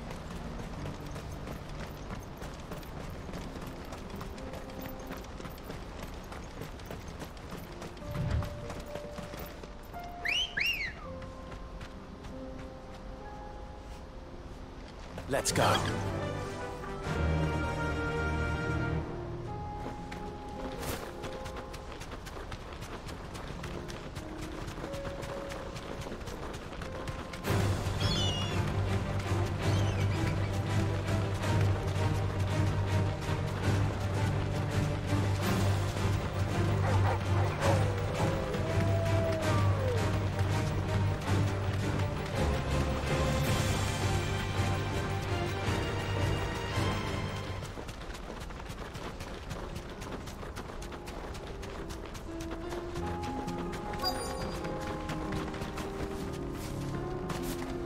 Can't be Rutherford, can it?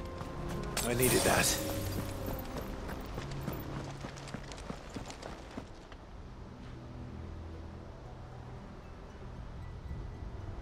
Turncoats and cowards, the lot of you!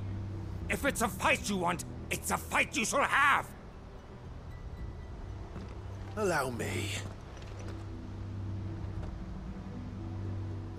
I don't need your... Please, Field Marshal, oblige him. This won't take long. You're right. It won't. Men, finish him.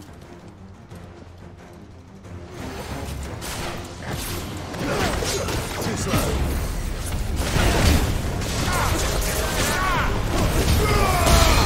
And another!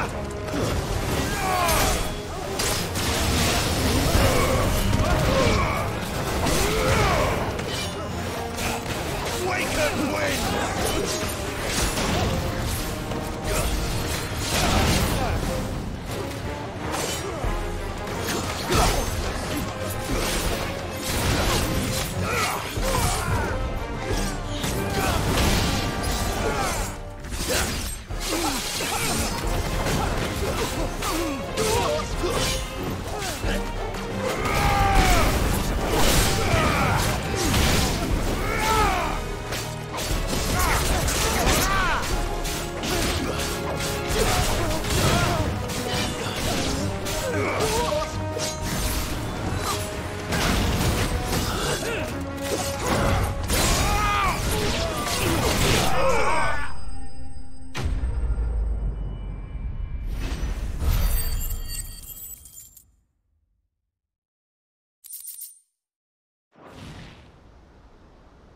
A little longer than I'd have liked.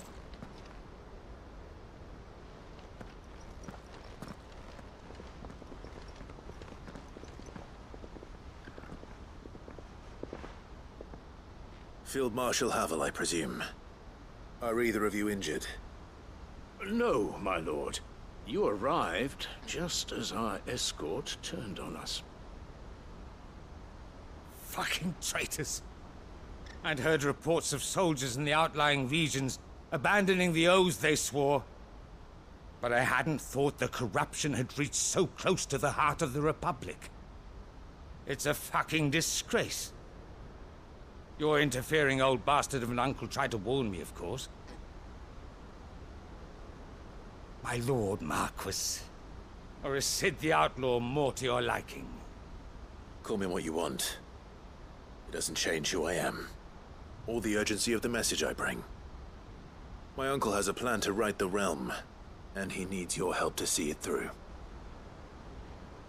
Before I agree to anything, I'd have you answer one question. What do you stand to gain from all this? I won't deny that I might benefit from further chaos. But I seek a new beginning for all of us.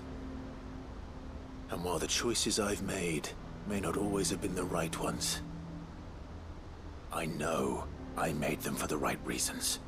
For so long, so many of us have been told how we could live, how we could die, when it should have been our decision all along. Now we have a chance to put things right. But in order to take it, we must stand together.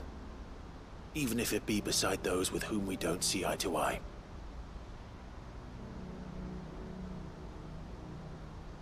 Certainly not the words I expected from an outlaw.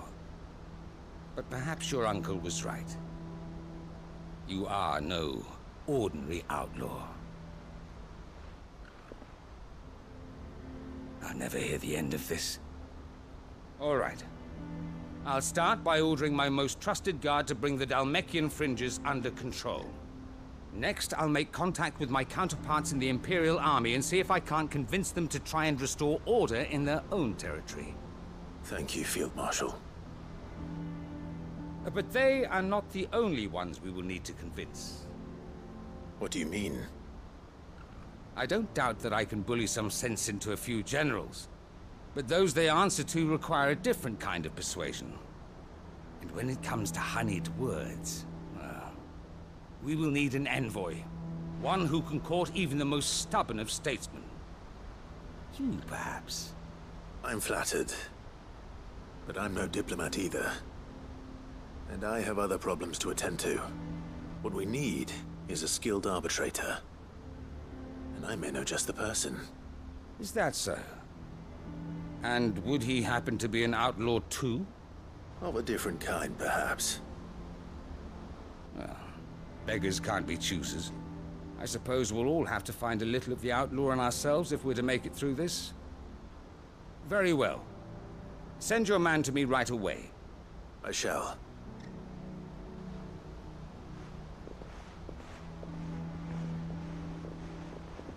My Lord Marquis.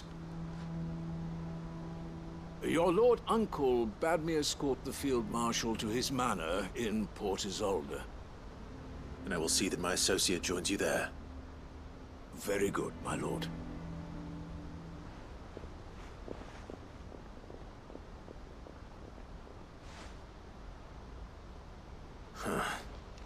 An envoy.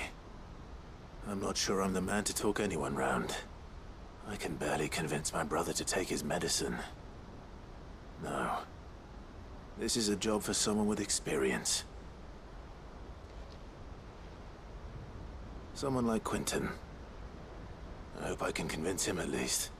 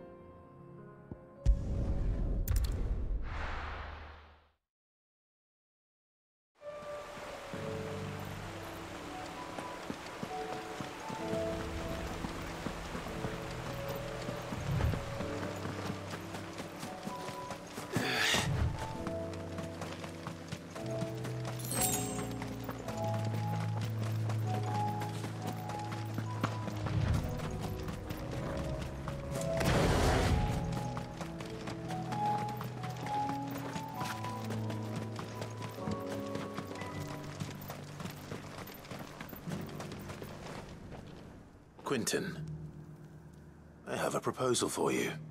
Do you now? Something tells me you'll be asking more of me than a cask of Gotand gold. Go on then. Propose.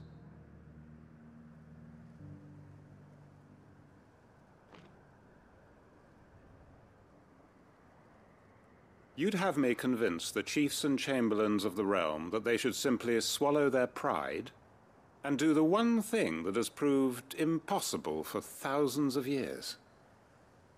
Was there anything else? Perhaps I can fetch you a meat pie as well. I know it's a lot to ask, but I can think of none better suited to the role. And you'd have me give up what little I have left to do it. I told you, Clive. The people of Lostwing are my family, and I cannot abandon them. You'll have to find someone else. I'm sorry to hear that. So am I. And why might that be? What he's asking. How's it any different to what you've done so far? They want you to speak for those who can't speak for themselves. That's what you do best. If it's the vineyard you're worried about, we'll see that the grapes are picked and the tons filled. You know we will. It's not that. Then what is it? You said yourself we're family. Don't you trust us? You know that's not what I'm... Then what are you saying? That only we are worth saving? Why turn your back on everyone else? You convinced us we could build new lives for ourselves, and if you can do that, who's to say you couldn't convince the entire realm? A stirring argument. I fear that any rejoinder I make might fall somewhat flat by comparison. So you'll join us?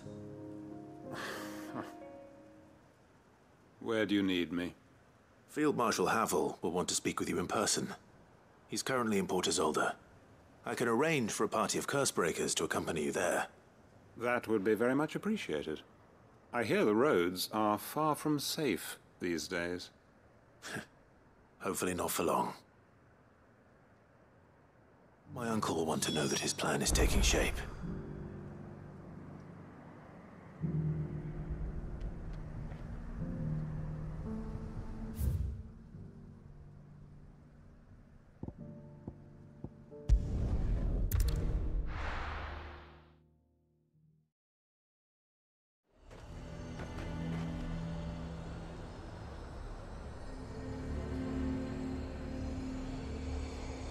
Nazaire might at least have mentioned where in Northreach he'd be testing this recruit. Well met, Sid. This is the initiate. Ember, present yourself. At your service, Master. Please, just Sid. There are no masters here. Your life is your own. Oh, of course. Thank you, Sid. The sergeant says you'll be evaluating me at my trial. To become a scout, yes. You are aware of the dangers inherent in that role. I am, but I swore I'd face them. Just like the man who saved my life. And who would that be? Gav. It was him who found me and freed me. No magic, no support, just one man and his nose. Came and sniffed me out. It taught me what one man can do if he puts his mind to it. And I've been training ever since, so that one day I can be someone's saviour, just like Gav was mine. I'm sure he'd be flattered. You clearly have good intentions, Ember. And it sounds like you're under no illusions. Stick to this path and you'll make a fine Cursebreaker. So, what? Have I passed? You haven't even started yet. Now listen.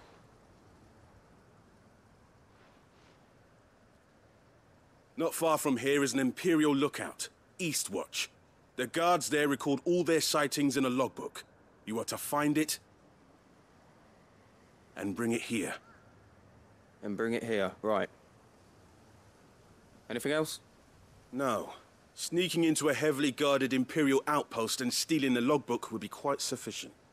You'll need to assess the situation, determine a point of entry, create a distraction and effect an escape, all without being discovered and thrown into an Imperial oubliette.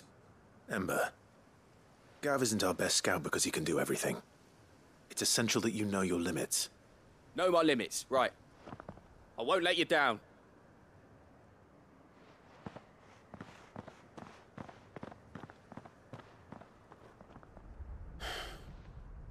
It shouldn't be as dangerous as I made out. But keep a weather eye on him all the same, would you? On my way.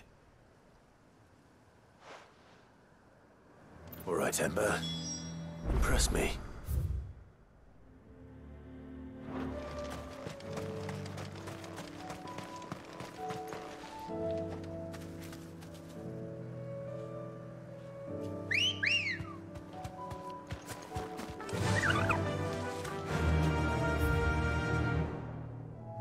Fly, Ambrosia.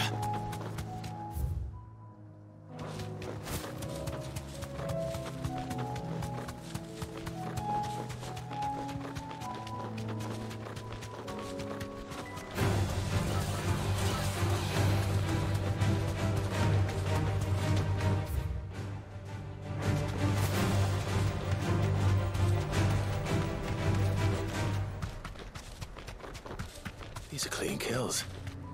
Perhaps young Ember really is ready. Or maybe not.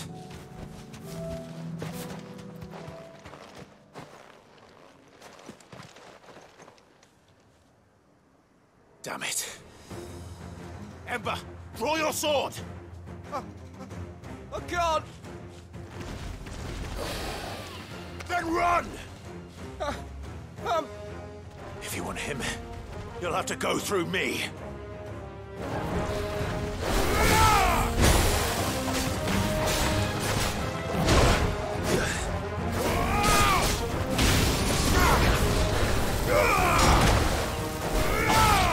That's better.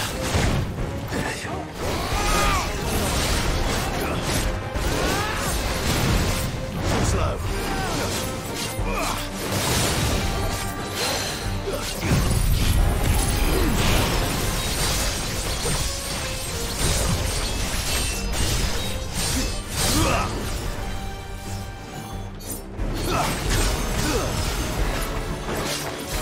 Nice try.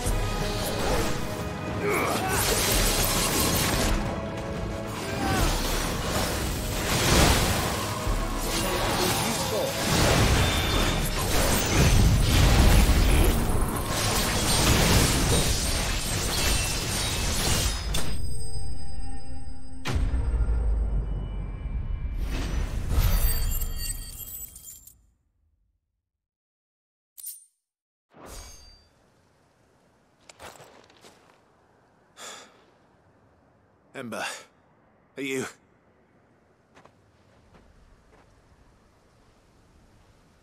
Gone. Of course. Scouts really are a rare breed. Back to Northreach it is then.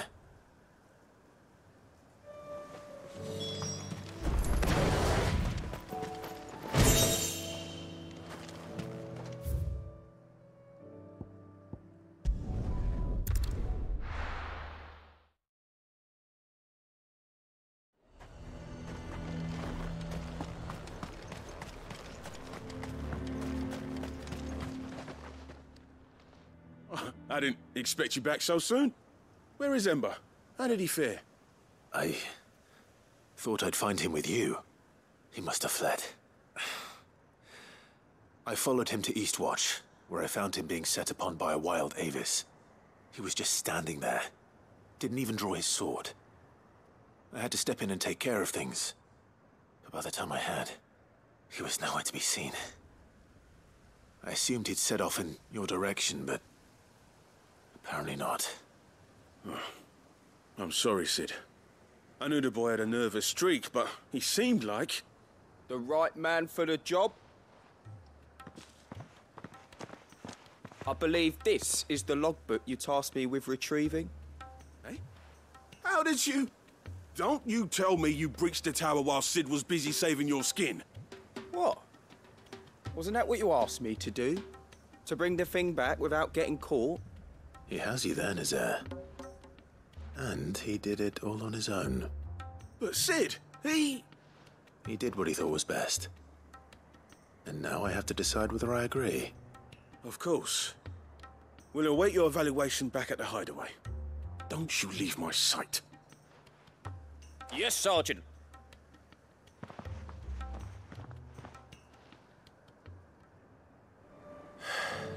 This won't be an easy decision.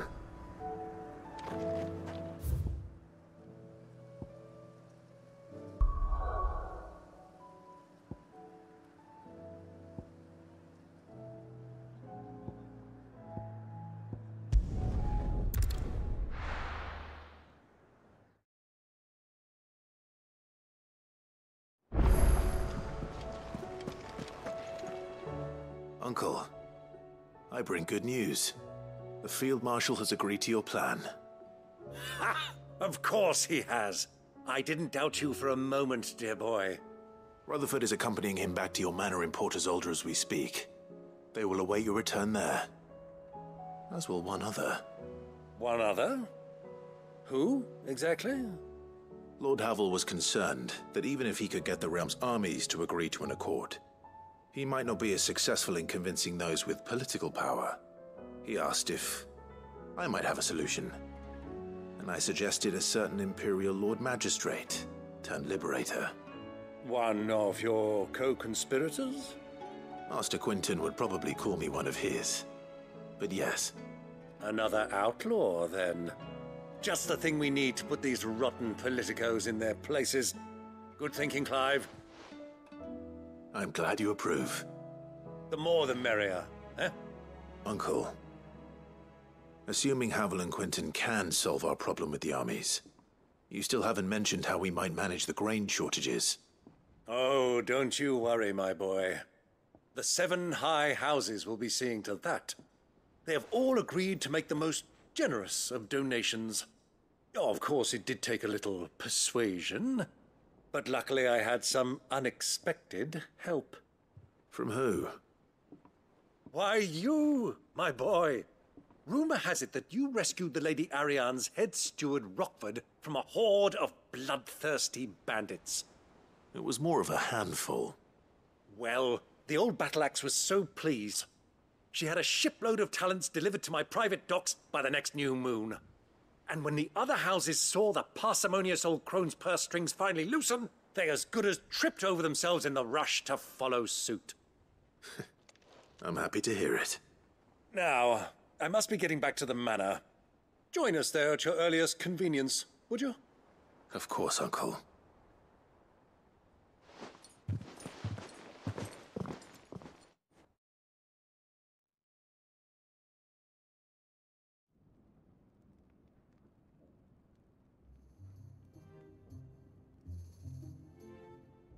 And how, pray tell, will we get that grain to the capital if the roads are still overrun with Akashic?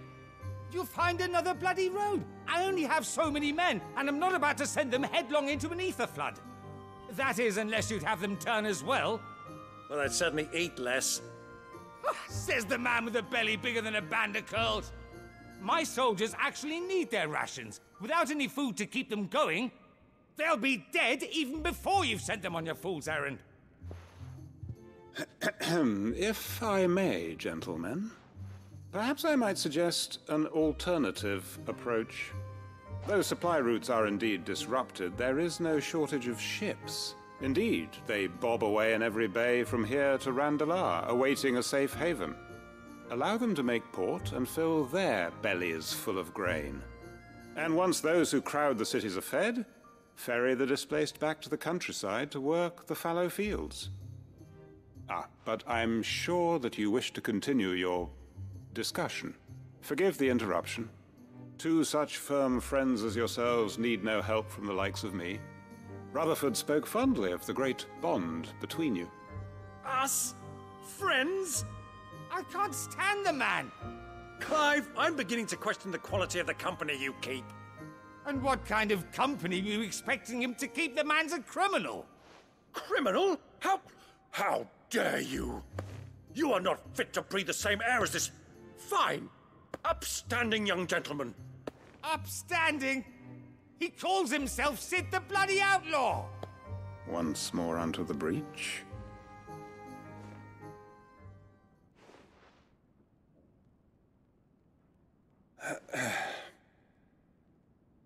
Shall we begin again?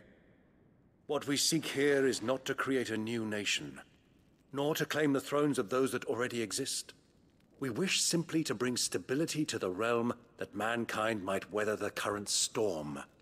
And to do that, we must convince those in power, the generals, the statesmen, the nobles, that our cause is just.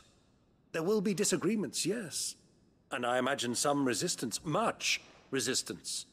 But we cannot let that deter us. If we show them the path, show them that we walk it ourselves, then I am confident they will follow. The fate of the world lies in my nephew's hands, but the well-being of her people lies in ours. And we must not squander the chance that Clive has given us. Uncle Byron, Now, with that settled, let's move on to the signing of the Accord. For what great moment in history hasn't been accompanied by a little ceremony?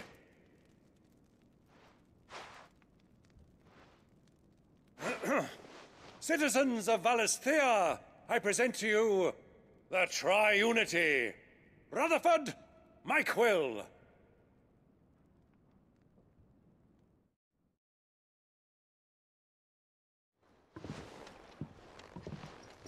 Well, my boy, the stage is set. That it is. This is the role you were born for. Now I ask only that you trust in the talents of your supporting cast. We shall play our parts to the best of our abilities, that you might have the opportunity to shine. The realm needs its Sir Crandall. And there is no better Crandall than you, Clive. I want you to keep this signed accord as proof of our faith in you. I will.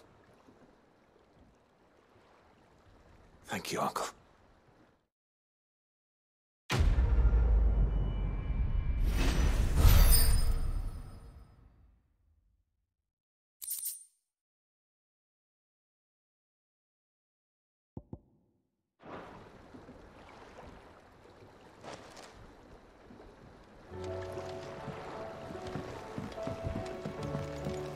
What do you think that thing is?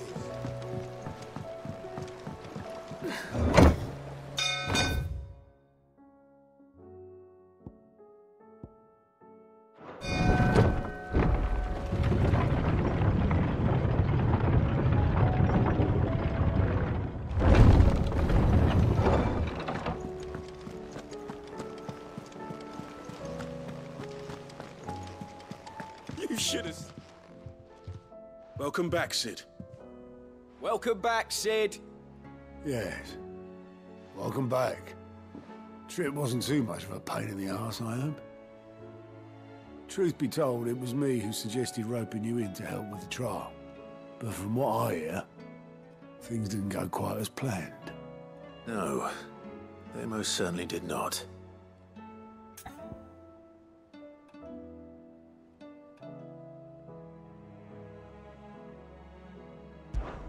Ember lost his nerve in the face of a beast of prey, but he didn't lose heart. He pressed on, and he achieved his aim. And is that not what we ask of our scouts? Indeed it is. Thank you for your honest appraisal, Sid. The fact remains, however, that Ember will not always have a battle-hardened warrior on hand to pluck him from the jaws of peril. All I have gleaned from this trial is that without someone watching his back, Ember is little more than a liability. Wait, Sergeant. Ember still has much to learn, it's true. And this time he was found wanting. But I'd say he's due a second chance, nonetheless. After all, he did do as you asked. With a bit of hard work, any hand can be made to hold a blade. and any mind can conquer its fears. But a scout's nose is different. You've either got one, or you ain't. And by sniffing out that log, young Ember here has shown he has a conch and a half. Wouldn't do to waste it now, would it? Fine. One more chance. I'll do whatever you ask. I'll spend my days and nights in the pit if I have to. I'll show you. Just you wait. Daft as a brush, that one. But his heart's in the right place. Just like someone else we know. And if you ask me, we've been leaning on him for far too long. That time the curse breakers took some of the weight off his shoulders, I reckon. It couldn't hurt. Just don't tell Gav I said so, will you? I won't have him thinking he's been hard done by. Next thing you know, he'll be asking for a day off. Chance would be a fine thing. Back to work. Forgive me, Sid. This did not play out as I expected. Things really do these days. But that's why we need men like Ember more than ever. Men who can make the best out of a bad situation. Remember that. I will, Sid. Thank you.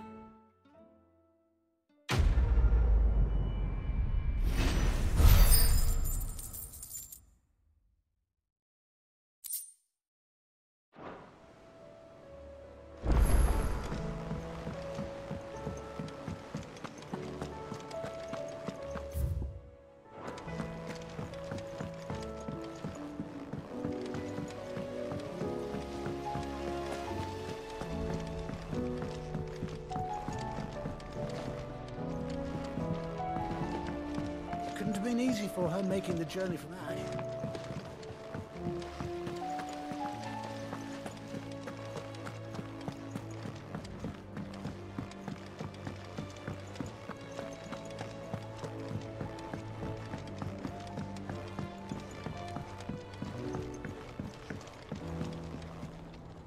Mid, tell me this is all you need.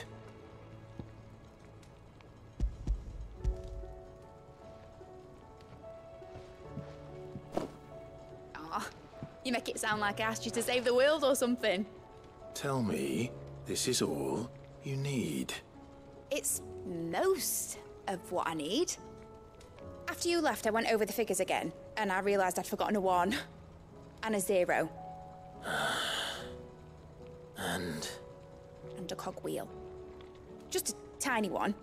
Though, that's the problem.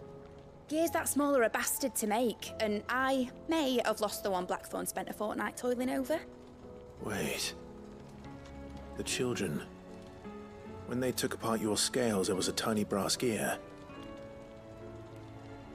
Now that I think about it, they didn't use it when we put the scales back together. The young'uns? But why would the... You know what? I don't want to know. I'll keep working on the model. You go and find that cog.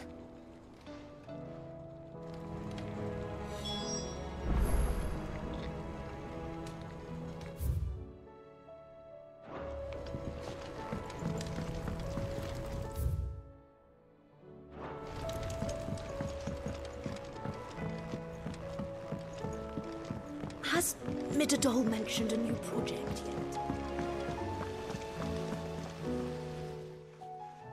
Sid! Is Mid still hiding from us? She wasn't hiding. She's fine. She's just busy working on her next project. A new invention? What is it? What is it? Is it an airship? I bet it's an airship! Do you think she'll let us help? That just so happens to be why I'm here. She needs something special, something only you three can provide. A brass gear. A tiny one. One that might fit on, say, a set of scales? Oh, the one you forgot! We remember. We saved it, just in case. It's in the bag of bits. Since your lesson, we've been disassembling, then reassembling everything we can find. All the pieces that are left over, we keep under our beds, just in case. That's good to know. Look! I found it!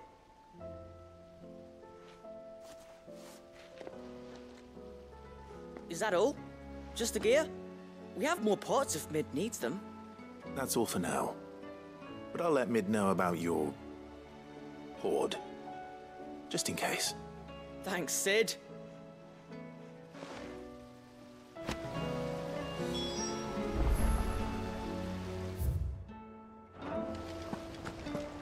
Miss Shirley says your books made quite an impression on the children.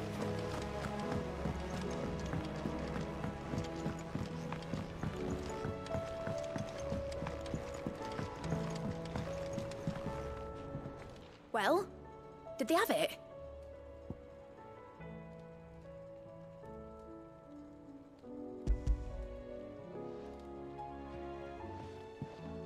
They did. And they kept it somewhere nice and safe. Will it work? Will it work? He's perfect! You're a genius, Clive. What exactly are you going to use it for? Only the most important job of all. The wings aren't going to move on their own. But with the right cog in the right place... Well, you just wait and see.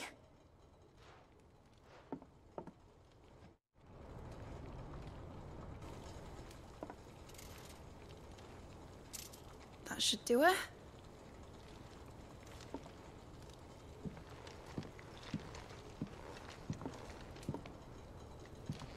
Here goes nothing.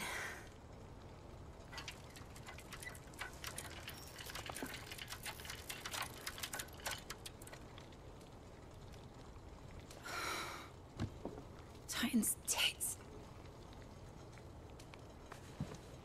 It wasn't supposed to fly, was it? Of course it was supposed to fly. Wouldn't be much of an airship if it didn't. Honestly, these bloody engines are driving me mad.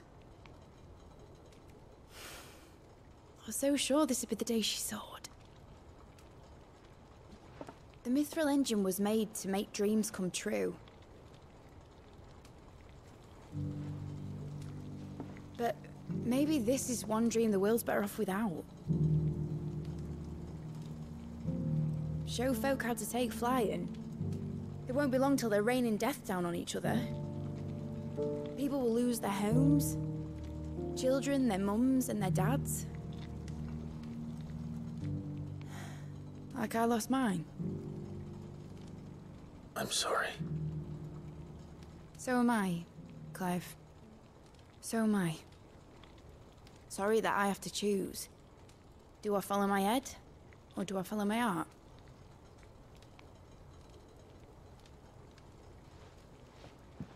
Good question.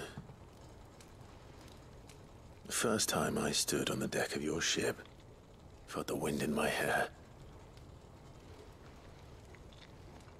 It was like I was flying.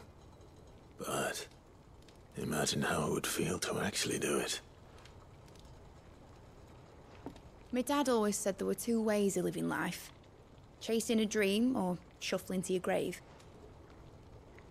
And he were right. Right about a lot of things. Not that I like to admit it. People need dreams to chase. Especially in a world like this.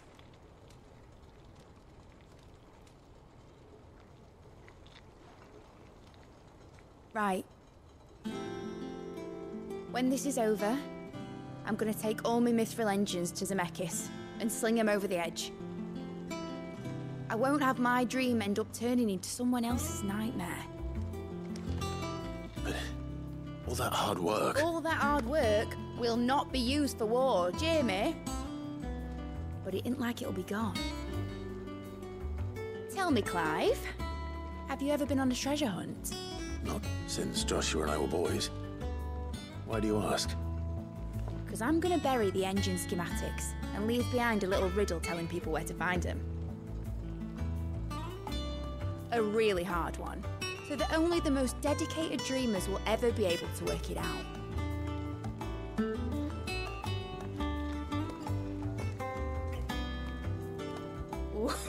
I can picture it now.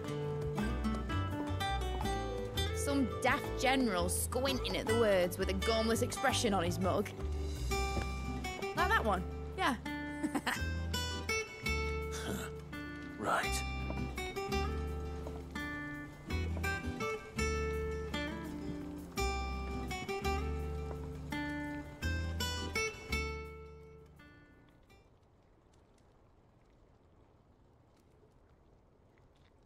Of course, if I'm putting this engine at the end of a treasure hunt, I'll still need to make it a treasure worth hunting for. Won't be much of a prize if it couldn't even make a toy boat fly after all. My dad always said, dream big. But it ain't the size of a dream that's important, is it, Clive? Only that it's a good one. And I reckon I've got a fair few good uns left in me. I'm sure you do.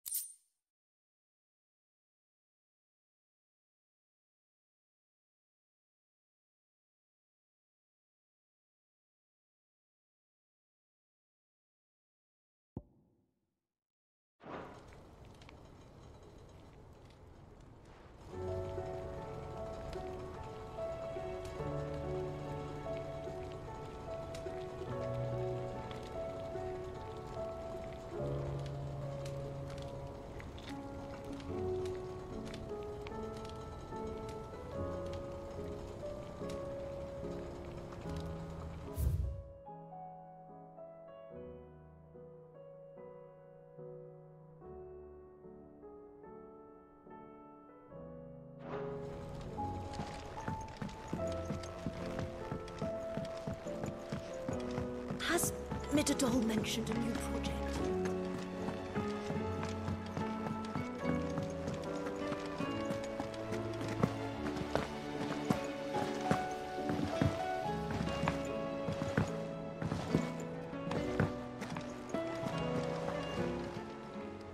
Welcome to the Patron's Whisper.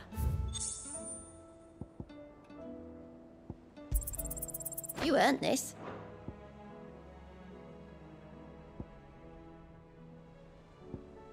Best of luck out there, Sid.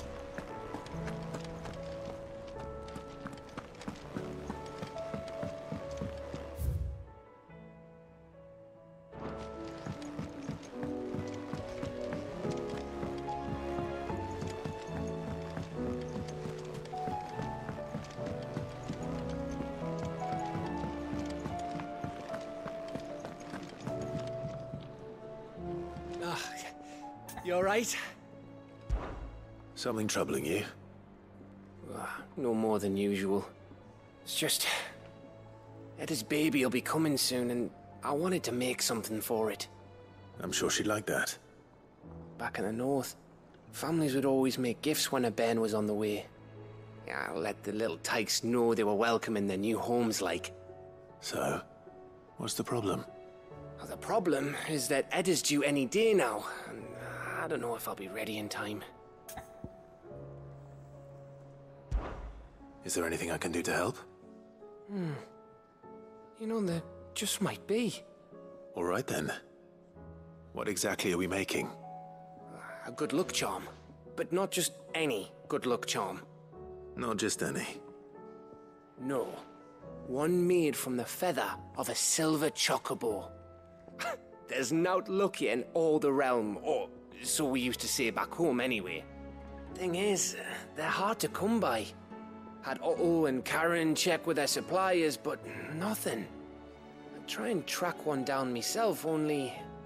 Only the big day is fast approaching. And that's all you need, a feather. That or the bird whose horse it's attached to, aye. I was gonna start by asking around with traveling traders plying the northern borders. Well, there's no shortage of those passing through Martha's. I think I might make that my first port of call. I'll let you know if I find anything. You're a good friend, Clive. I won't forget this.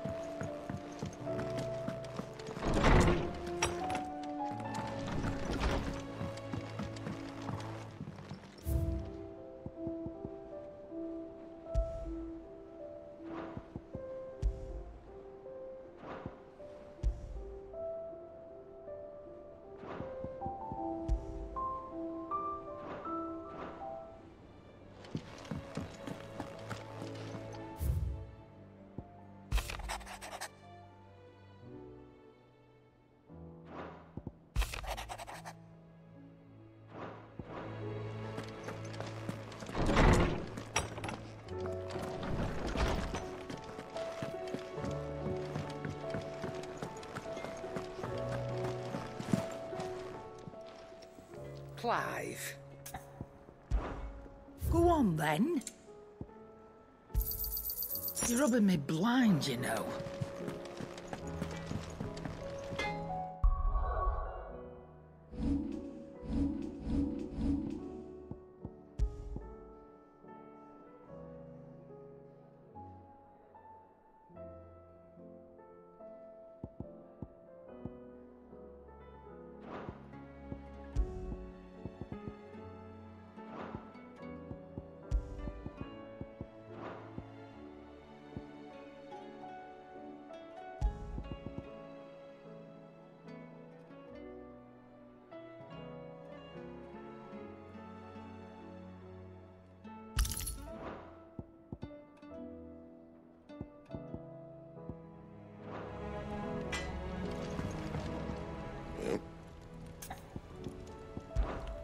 What do you want?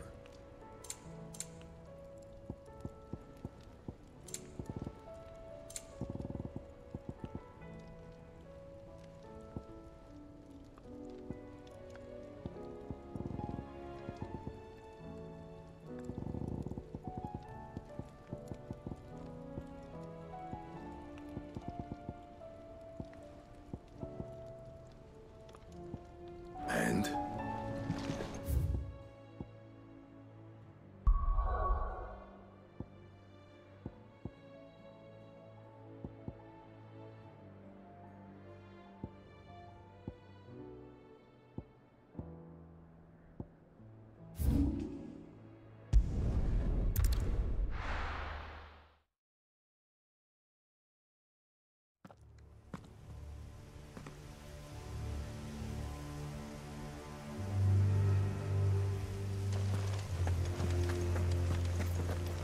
Doris is waiting for me near Balmung. The longer she's out in the open, the more likely she is to be found by a Kashik.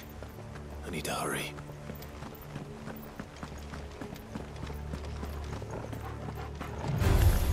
All right. Garuda! Stay down!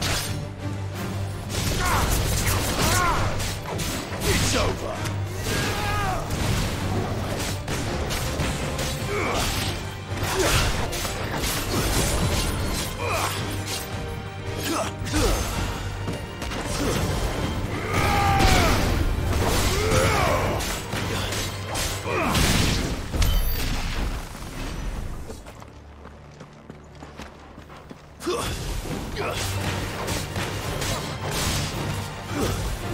Stay down!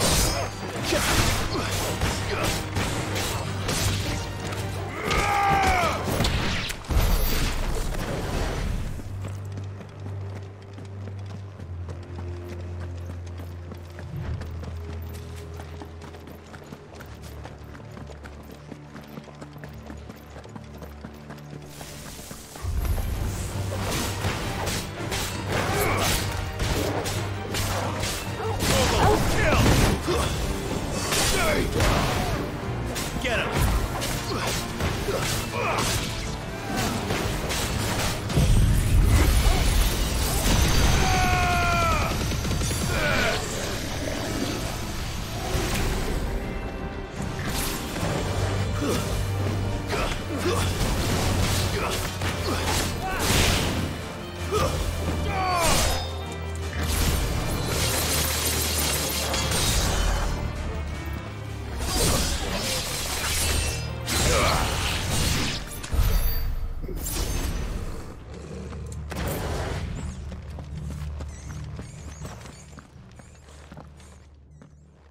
There were no guards, I take it.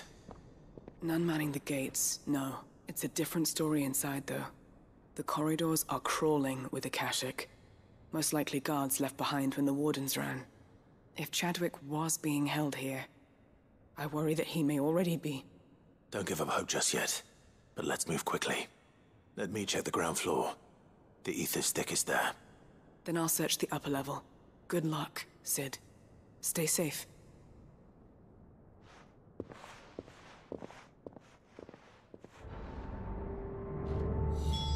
Just how bad are the floods inside the walls?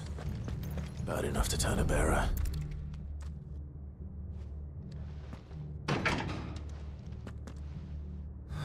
locked up tight.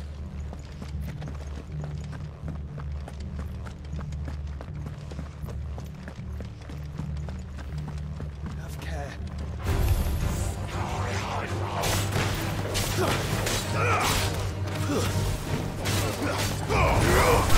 It's over!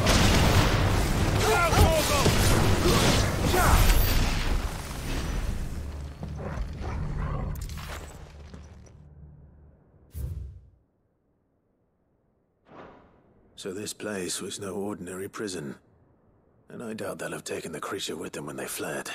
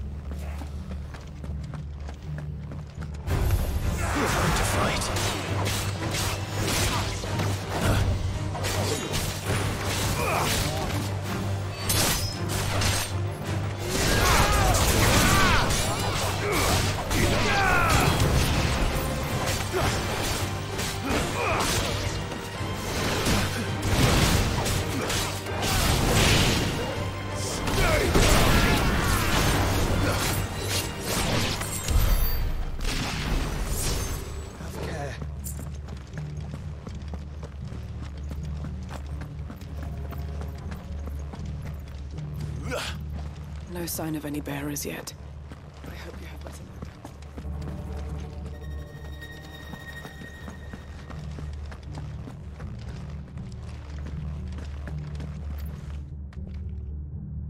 Caution, brother.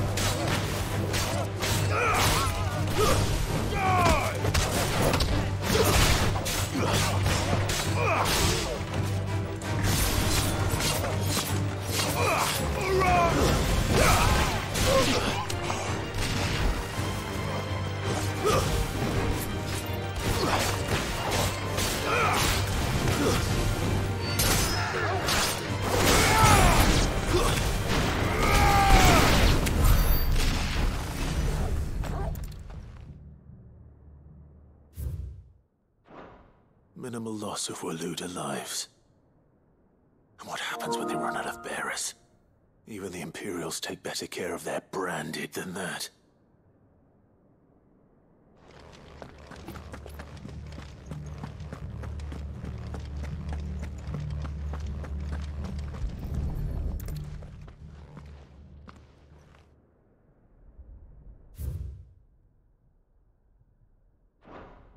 They were feeding bearers to it.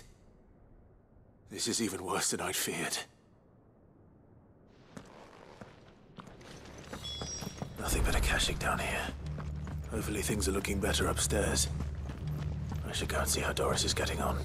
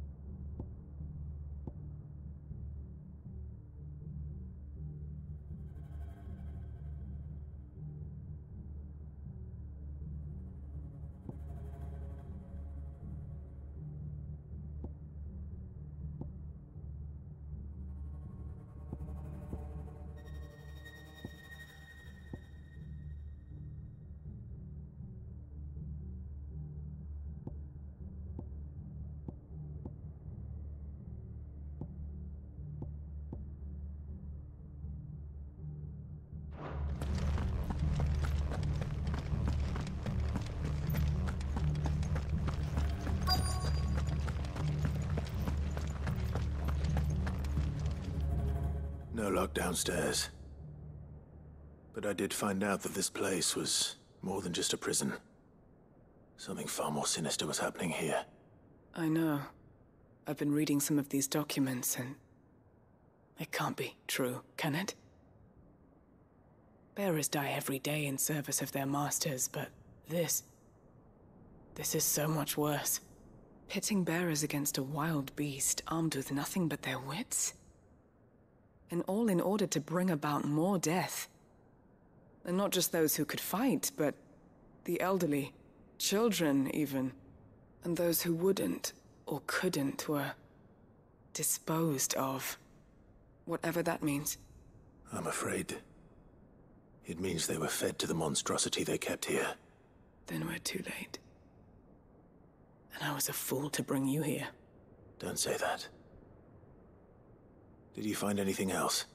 A key. But it doesn't fit any of the locks on this floor. Perhaps it will fit one of the doors downstairs. There's a corridor I haven't searched yet. Finish up here, then come and find me when you're ready. All right. I'll be there in a moment.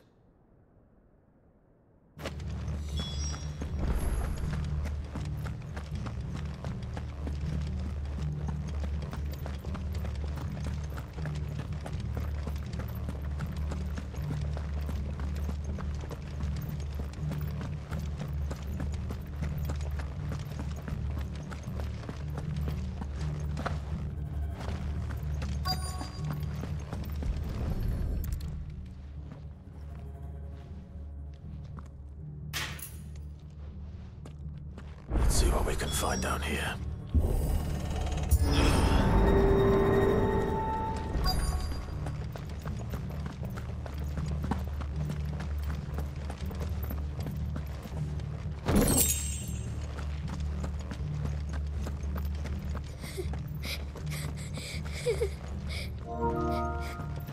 A survivor. She sounds close. Who are you? There's no need to be afraid. Are you alone? Are there any other survivors? Some of the guards. They're still here. But something's wrong with them. Everyone else was eaten by the monster. Of course there were. Thank the Founder. It was worth our coming. But I'd rather we didn't linger. Are you ready? Ready when you are. You poor thing. He must have been terrified. Did Chadwick send you? What? He fought the monster. Distracted it so I could run away. He must have sent you. He promised to free the others too. Where is he? He opened your cell, didn't he? You wouldn't be here otherwise. Chadwick.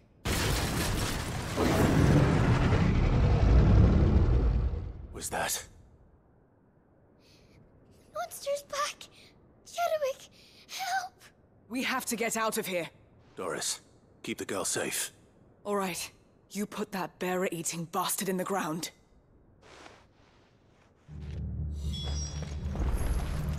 We have to run. It's out there waiting for me. I can't let it live. Not if it's got a taste for bearers.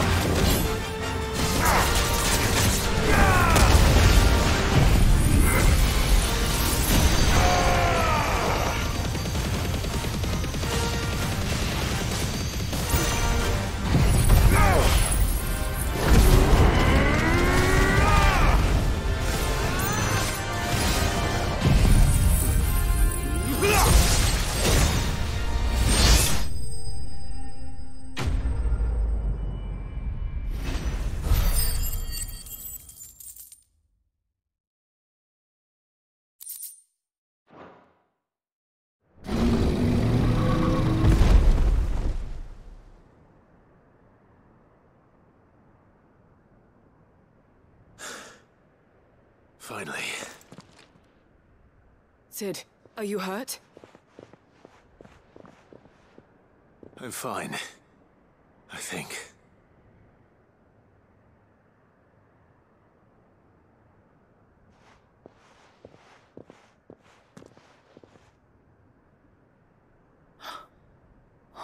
No.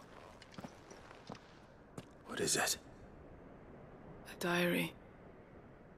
I gave it to Chadwick before we went our separate ways. He was here. Do you think that creature? I'm sure he fought bravely to the last. The girl is safe thanks to him. Chadwick. You fool. Come on. We have to get her back to the hideaway. We don't want his sacrifice to have been in vain. No. Of course not. I'll see that she's looked after from now on. It's the least I can do.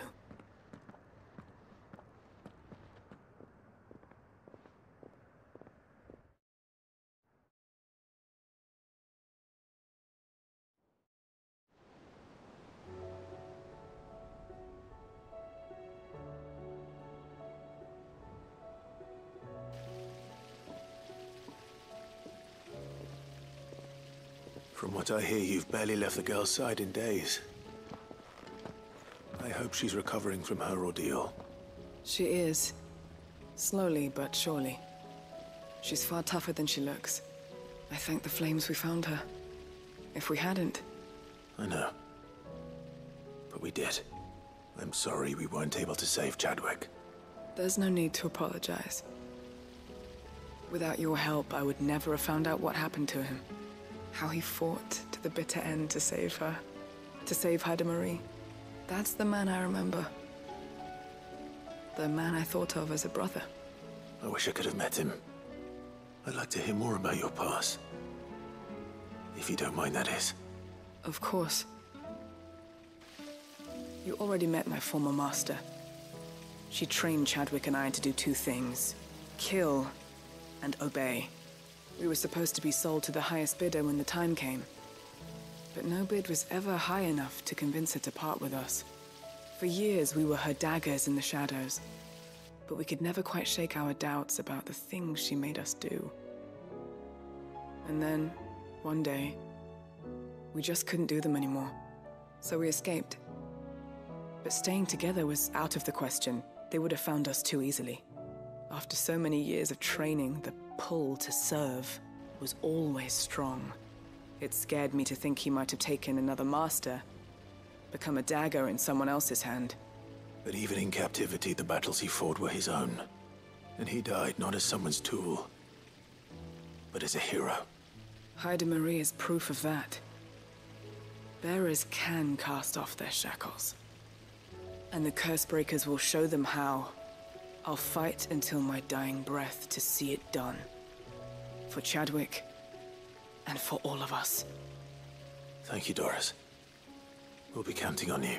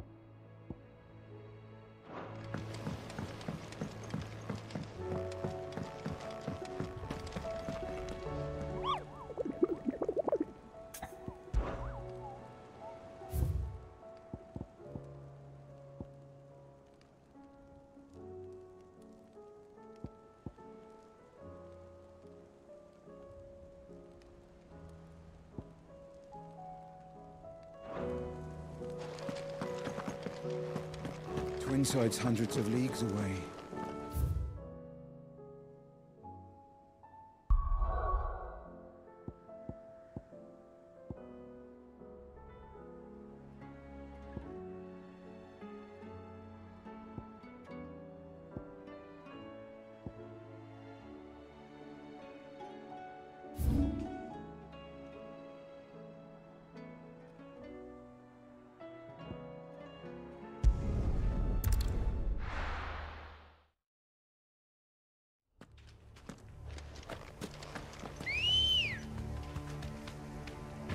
Let's go. Be safe.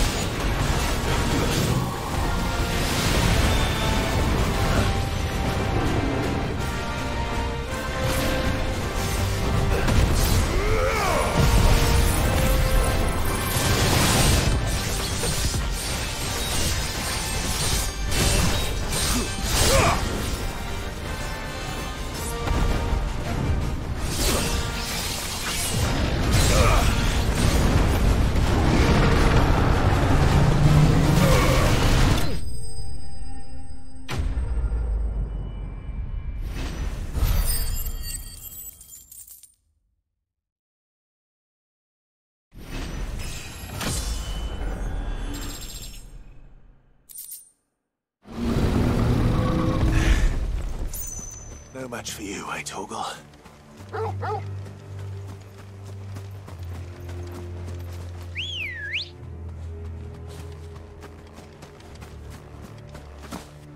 Come on. Run like the wind.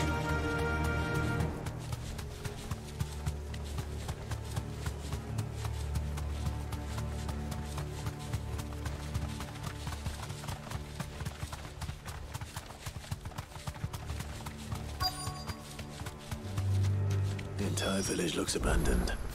Now, which house would a bookworm live in?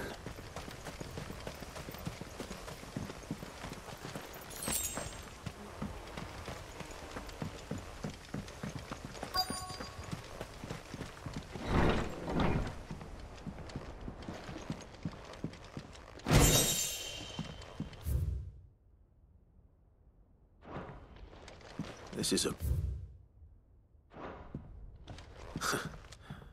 His interest was certainly varied.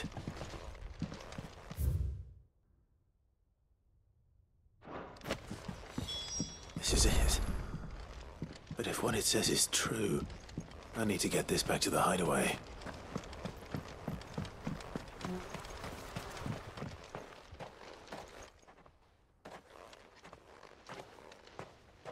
Leaving so soon, stranger? We've been watching you. From a distance, so to speak. Subtle. I know who you are. Then we need not waste time on introductions. Hand me the book.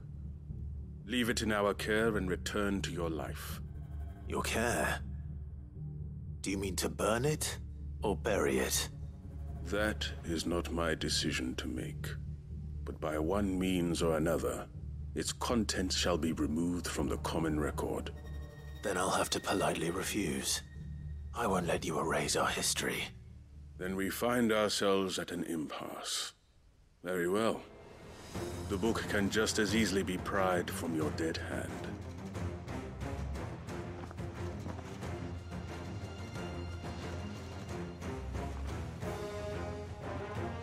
Let's see, shall we?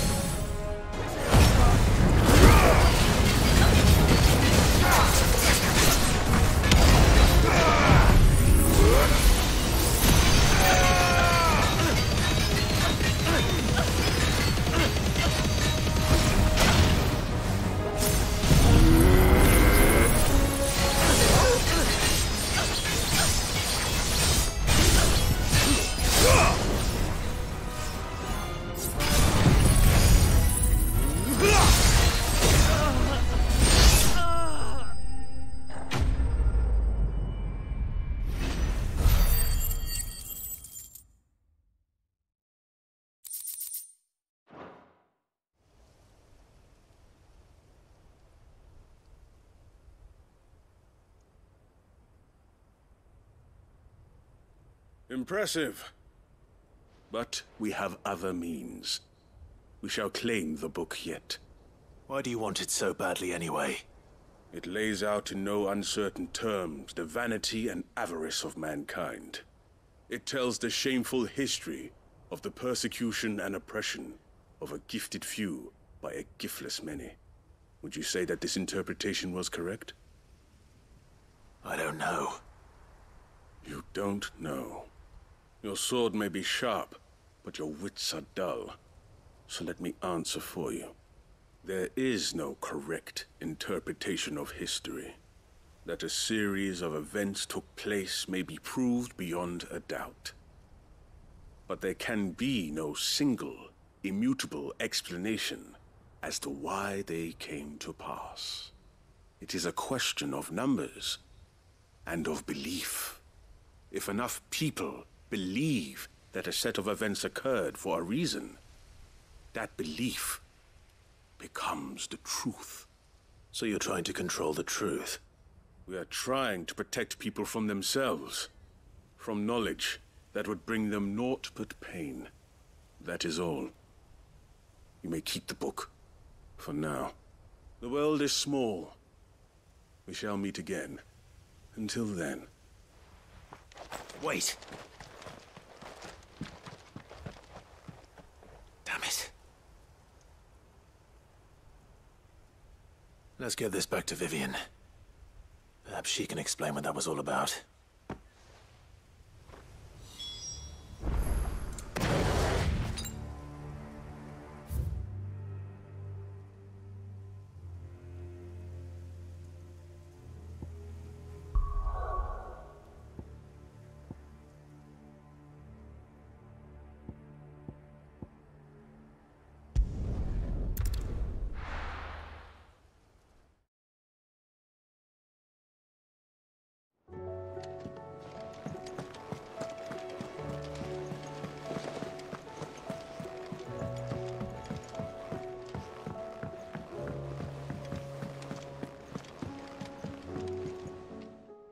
Vivian. I found it. The book you lost.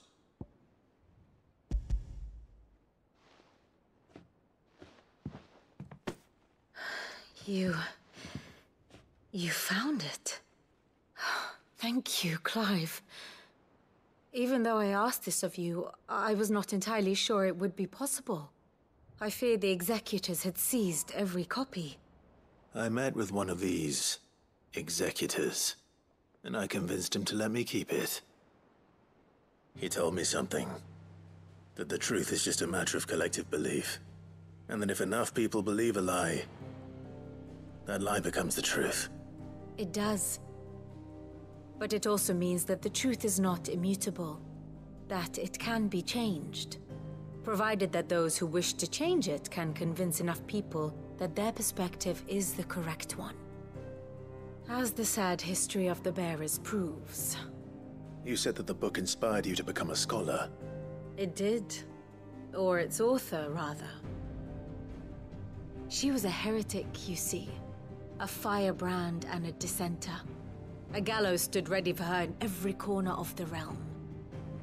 And by shunning society, or perhaps being shunned by it, she stumbled upon a truth so potent that an entire realm trembled at the prospect of its utterance.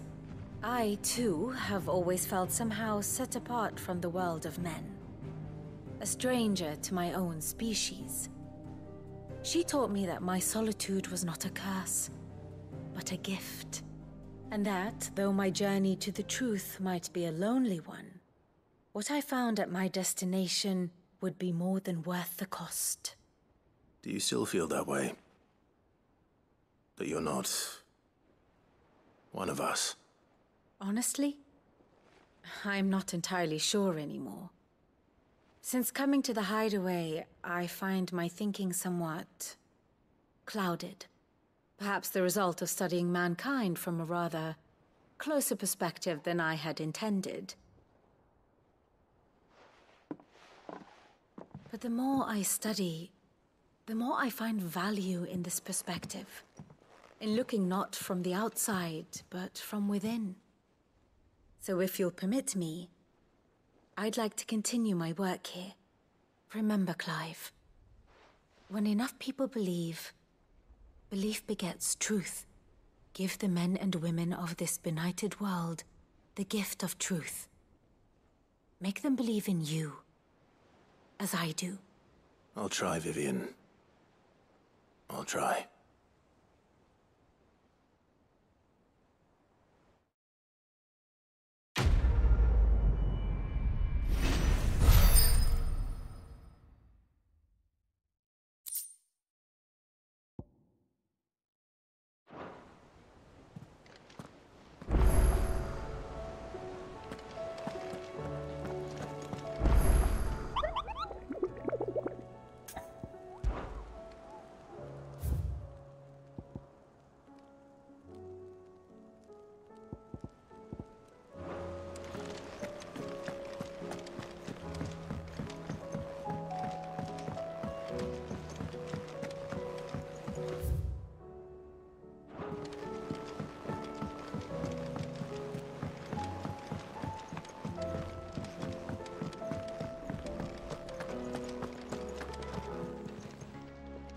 Aye, it's a dangerous world out there.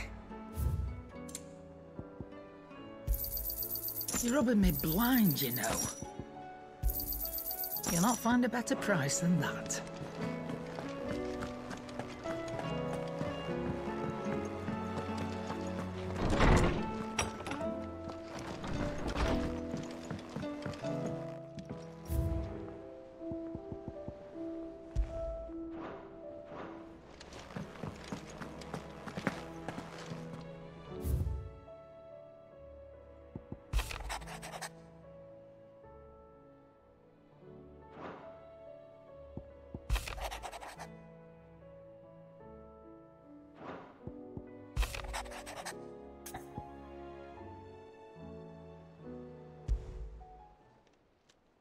It's usually me making demands of Hippocrates.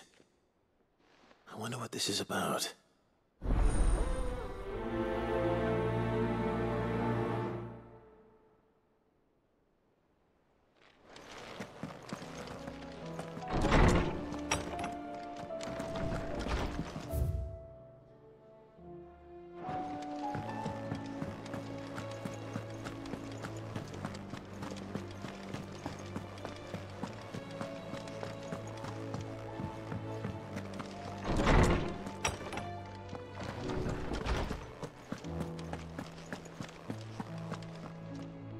Lawsman Hippocrates, I received your note. Ah, yes. I expect you're wondering what this is all about. You spoke of making amends with Dion, but I can't imagine what for. Then I should begin by telling you that I was once his tutor. This was some years ago, of course, before I joined Sid in his hideaway. At that time, I was counted among the foremost scholars of Oriflamme, and was accordingly invited to the palace to supervise the young prince's education, all to ensure that the future emperor had a firm grounding in, well, everything an emperor should. History, religion, commerce, government. Alas, our time together was cut short when Dion left to join the dragoons. His studies no longer being deemed necessary. I had not expected to meet with him again, least of all here. Have you spoken with him? No, I have yet to find the right moment. His Highness always seems so preoccupied, especially when alone. I would not wish to disturb his ruminations with idle words of greeting. Not when I know he dwells upon the evil Ultima had him commit in the Dominion. The guilt weighs heavily on him, I know. But as you say, that was Ultima's doing. Surely you can't blame yourself. When I first met him, it was not guilt, but his people's expectations that weighed heavily upon him. And I did nothing to ease that burden. He bore it alone, until the day he could not bear it any longer. It is one of my greatest regrets that I only ever offered him my wisdom, when what he truly needed was friendship. The blame for Dion's transgressions lies not only on his shoulders, but on mine. I see. I'm ready to help you in any way that I can. Then I beg that you bring me a wild wyvern tail. Apothecaries across the ages agree that even to glimpse such a flower is to be granted inner solace. Fabulists and fraudsters all, of course. But there is oft a seed of truth to be found where even the most outlandish opinions align. Well, it can't hurt to try. Where can I find this flower? And how will I know it? You have seen cultivated wyvern tails before, I trust. The lily-white blossoms from whose roots the poisonous ink for the brand is distilled. Well, those which grow in the wild differ only in their purple hue. The harsher the environment in which they are raised, the deeper the colour. There is a waterfall in Rickmal's roost across the strait, where the flowers once grew in abundance. Whether they still survive there, I know not. But try as I might, I can find no likelier location. It's all right. I'll find you a wyvern tail one way or another. Thank you, Clive. And please, be safe.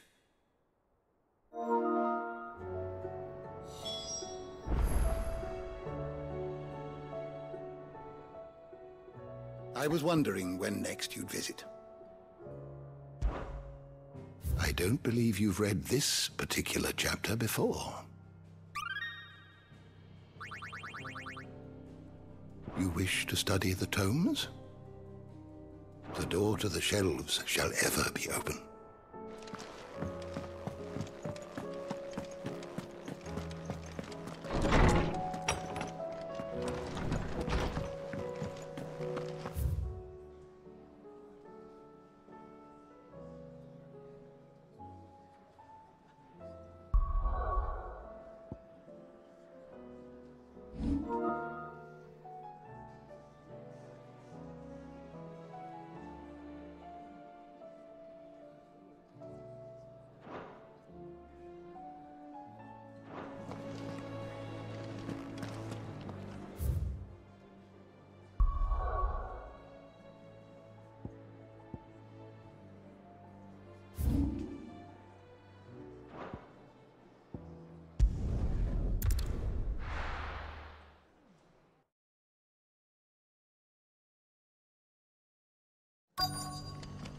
Let's hope one of the merchants here has what Gav needs. Excuse me. I'm looking for something. Oh, well, then I'm your man. A silver chocobo feather. Oh, or maybe not. Though you're not the first to mention the bird around here. There was a man stopped by the rest not long ago claiming he was attacked by a silver chocobo near some gutted hovel not far from Eastpool. Most took him for a braggart and a liar, but who knows? Perhaps there was some truth to his tale. We'll see. Thank you.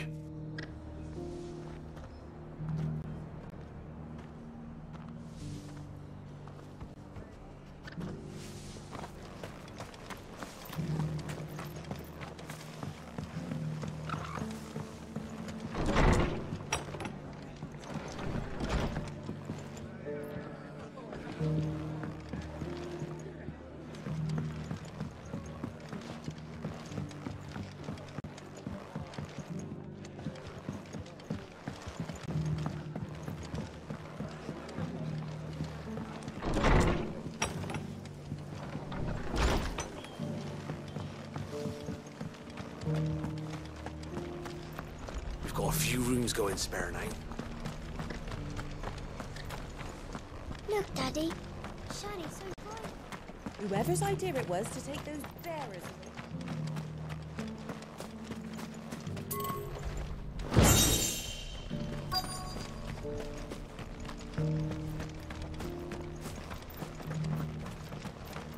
I'll build a barricade so sturdy, even a bandit.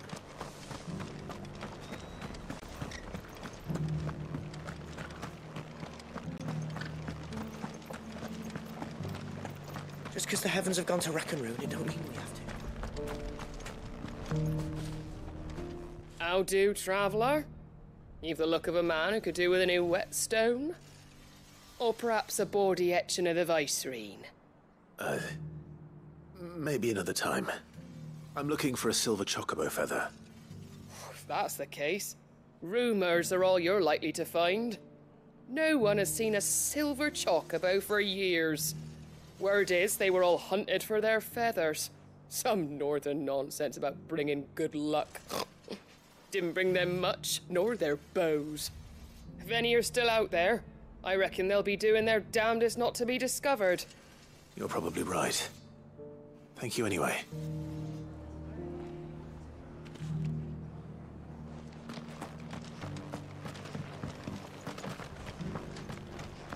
I've got greens of all Looking for shelter. shapes and sizes. Colours too.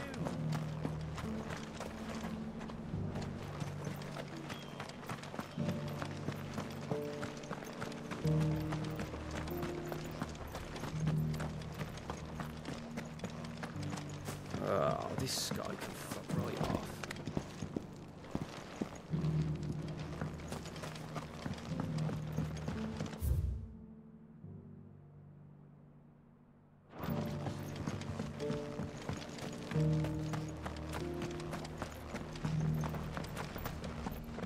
We've got a few rooms going spare now.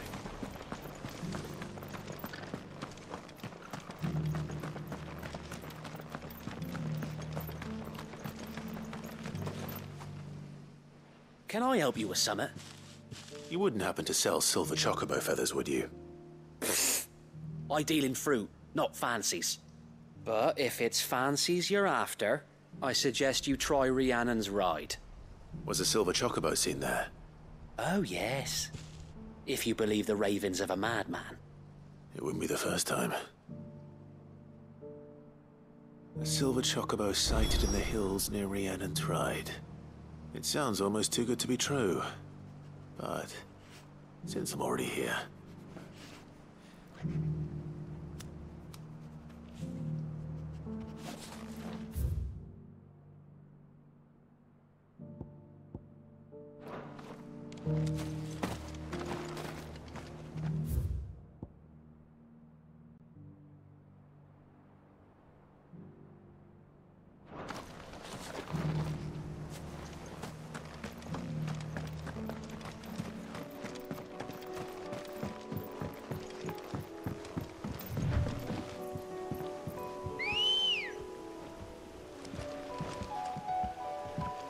Let's go. Faster! Can hardly make out.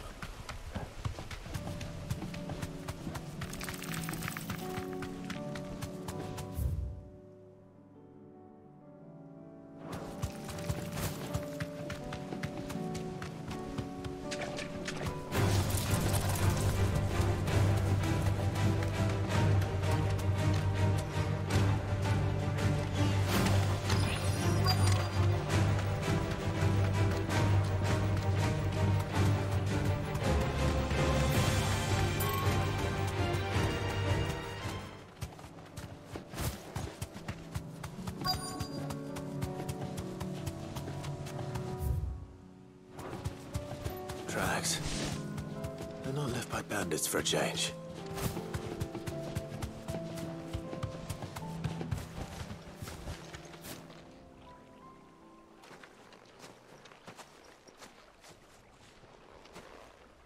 More tracks.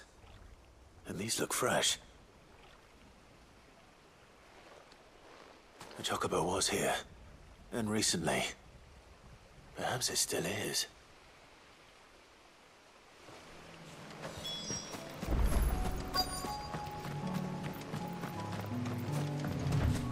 I don't hear anything.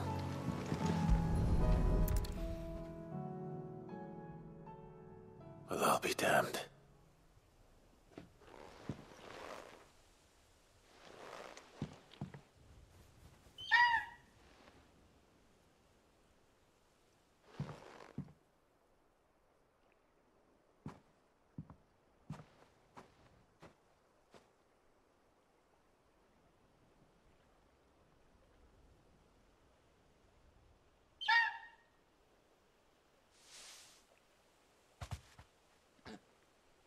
It's all right. I'm not going to hurt you. Just borrowing a feather for my friend.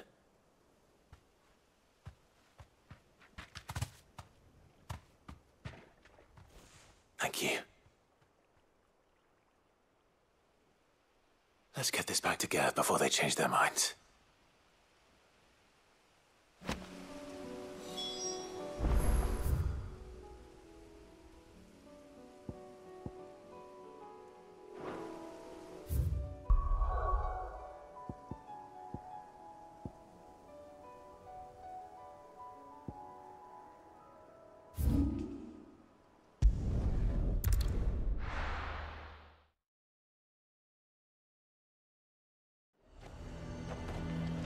A fortress?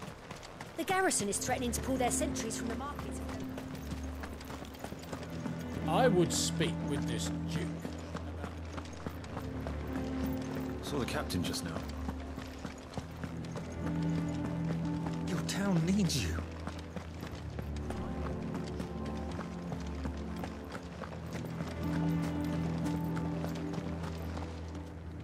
Do you have a moment, Clive? What is it? It's the Duke, unsurprisingly. His Eminence has assumed full control of the garrison and put every able-bodied man to work on the fortifications. The town was left all but unguarded, so Philippe was compelled to form a citizen's watch to fill the void. And though my dear boys have been characteristically willing to assist him in this, they want for bodies.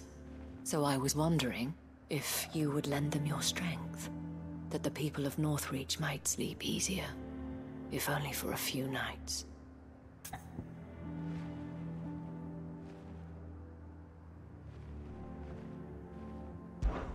Of course. Whatever you need. Thank you, Clive.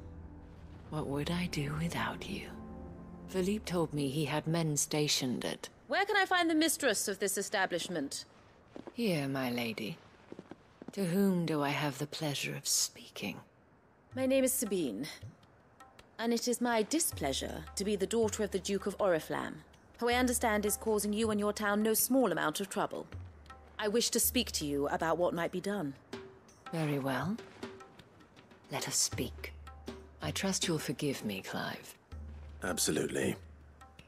Our conversation can wait. Please, proceed. As you know, my father is a most overbearing and supercilious man, and I join you in objecting to his every action. Indeed, I owe you my thanks for continuing to argue against his reckless plans. Yet I fear he is not one to be swayed by reason. No. He must be made to face the consequences of his actions. And who would make him do this? I would. Myself and several other like-minded individuals. Were you to join us, we would surely have the strength to drive him from Northreach for good. Does that not seem a trifle... drastic? Drastic action is precisely what is called for. Unless you are content to see your people downtrodden and dispossessed.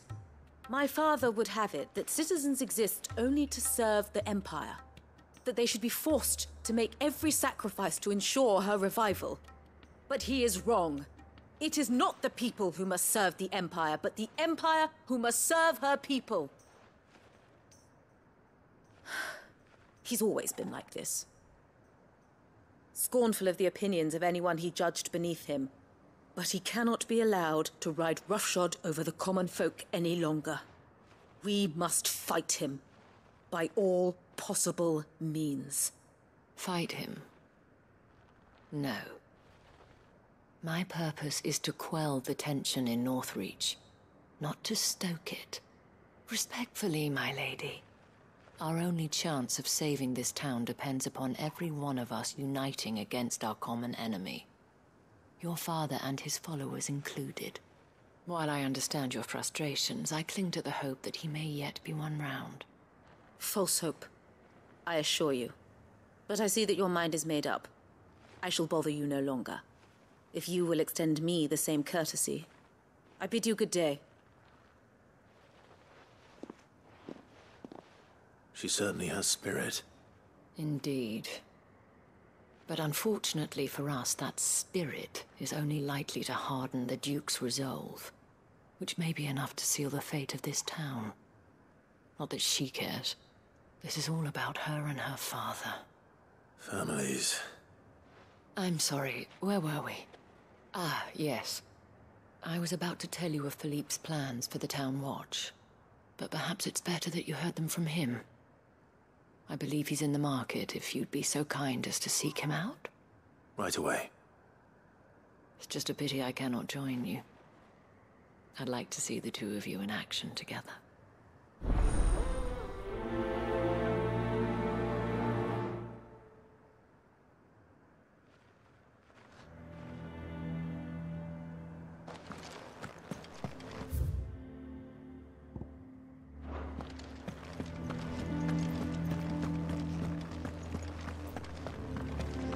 Your town needs you.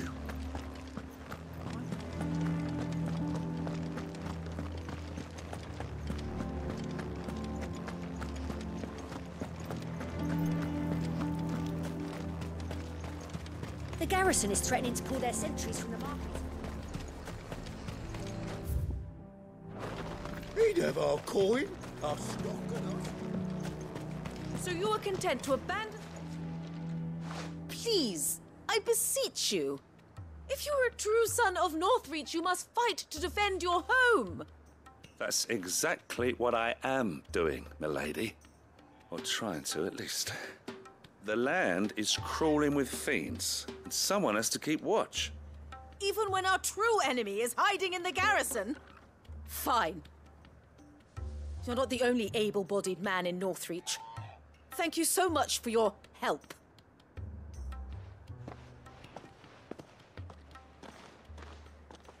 She cornered you too, then? Could hardly get a word in edgeways. Like father, like daughter, eh? She made an uninvited appearance at the Vale earlier, hoping to convince the Dane to join her in fomenting rebellion. I bet that went well. Her ladyship seems to have a way with people. Anyway, what brings you here? Our mutual friend thought you might welcome some help. Oh, she did she? Right as always. In fact, you're just the man. We've had some reports, you see. Sightings of, you know what. They're back. Seems that way. All over, too. We haven't been able to confirm anything yet, but if you're willing, you could go and see what's what. Right. Where should I look? You know Grieger's Weep? One of the sightings places them somewhere on its shores. I'm on my way. Thank you, Clive. I'll look into one of the other sightings. Let's rendezvous back here later.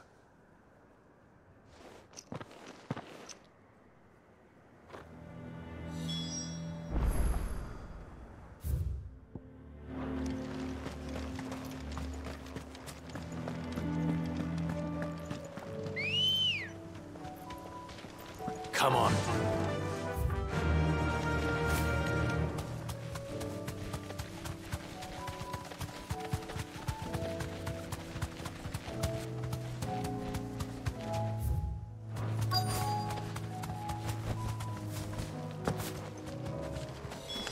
Damn it. The reports were true. I need to stop them before they get to the town.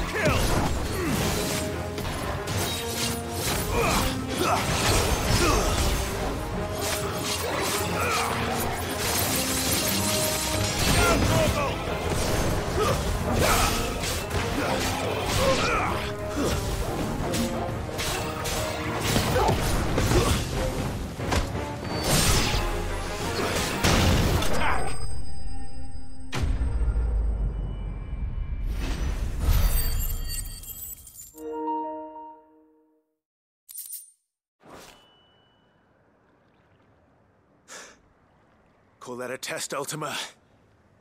Clive, it's me. You all right? I am. But it seems the reports were true. The thralls have returned. I dispatched the few that I found, though. Well, there's something, I suppose. But what were they doing south of town? They all came from the north last time. We might be able to fend off an attack from one side or the other, but from both?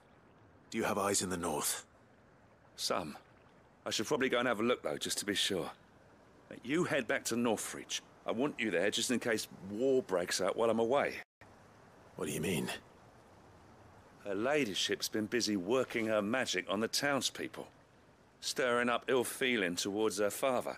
But she'll have her marching on the barracks if we're not careful. What?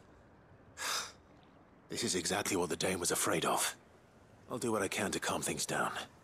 Be careful out there, all right? Don't worry, I'm not like you. One sniff of those things and I'm running back to town screaming blue murder.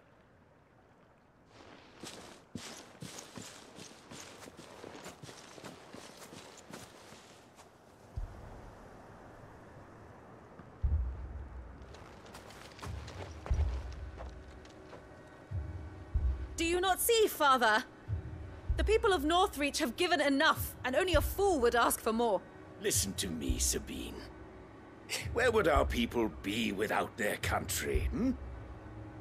The Empire is their sword and their shield. It is she that ensures they can live without fear. And now she teeters on the brink. Without their sword, how will the people fight? Without their shield, how will they protect their kin? Can the unarmed stand against the advancing hordes? No. But there is yet hope. A new shield, a new sword.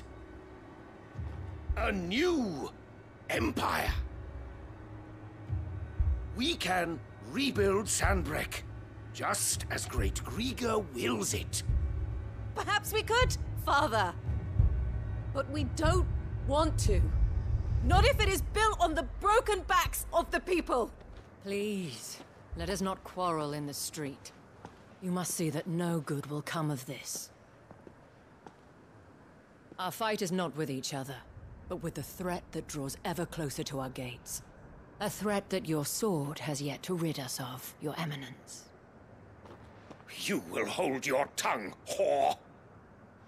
You may have filled my daughter's head with your heresy, but I will not be corrupted. Corrupted? Your daughter's opinions are her own, as you would know if you had ever deigned to listen to her. At least I hope they are your opinions, and not posturing born of a family feud. Northreach deserves better than that.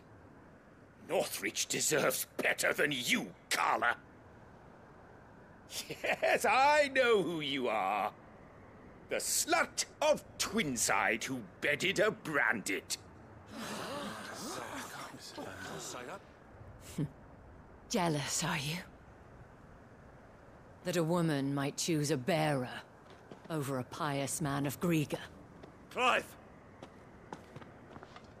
I met a swarm of thralls coming south from Oriflamme. Hundreds of them. Too many to count. Oh, fuck. No. Work on the fortifications has scarcely begun. We will retreat to Caer Norvent and there make our stand. Did you hear me? That was an order! While this is but a heartfelt plea, let us make our stand here and protect our homes. Protect those that we love. Together, for Northreach!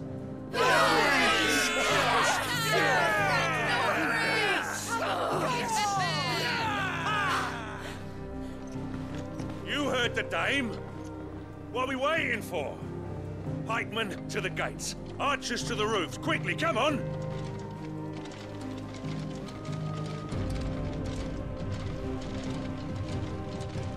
But she is but a common... whore, yes. And we'd follow her to the gates of hell.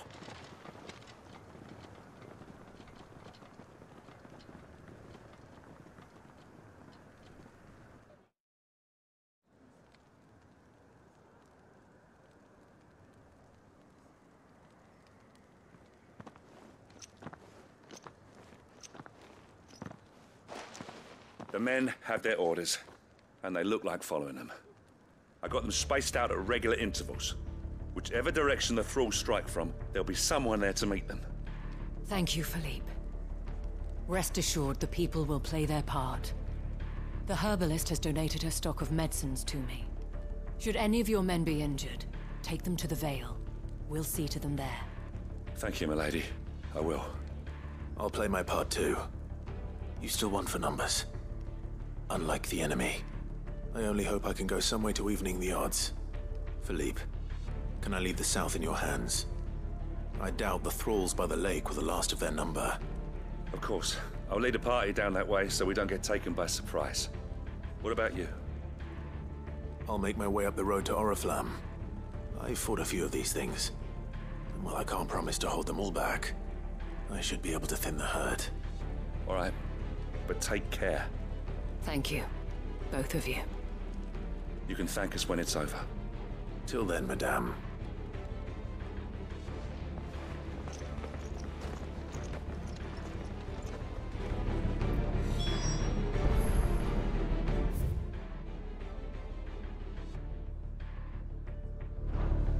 Captain said to bring our wounded here.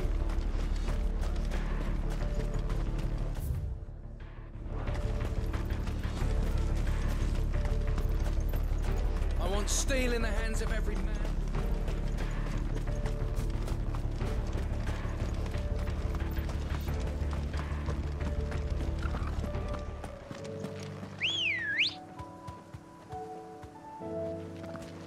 Ready, go?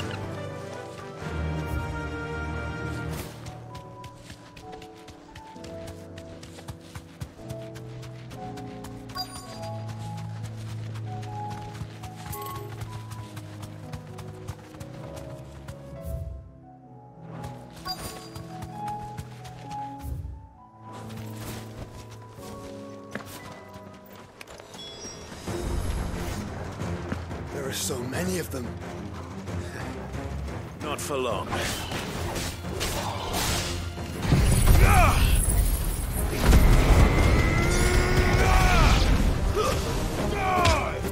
It's over. All yours, Torgal.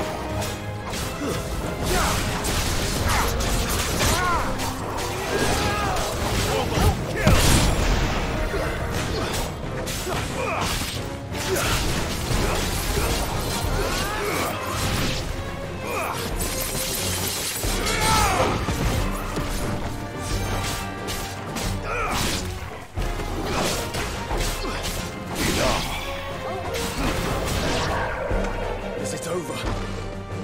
No. It's only just begun.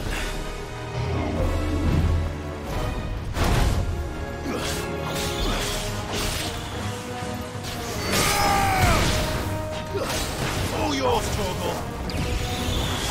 Torgal, kill!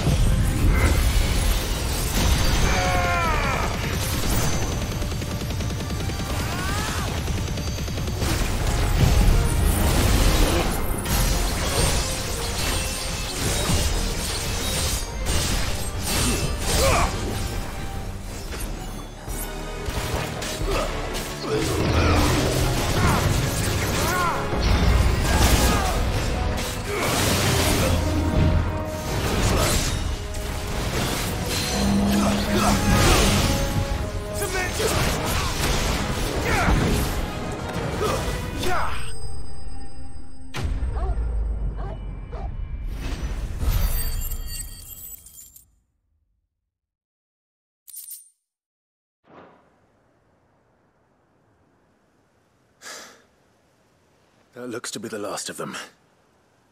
I wonder how the others fared. Better hurry back to town. Come on, Torgal.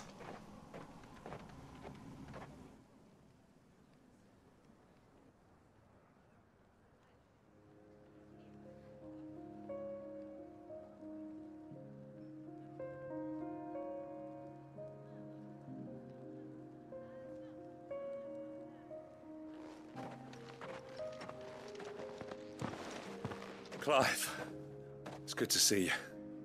And you. The road to Oriflamme is clear. How did you and your men fare? Well, we ended up fighting for our lives down by the lake. Took a few nicks, but nothing the girls of the Vale can't put right. Glad to hear it.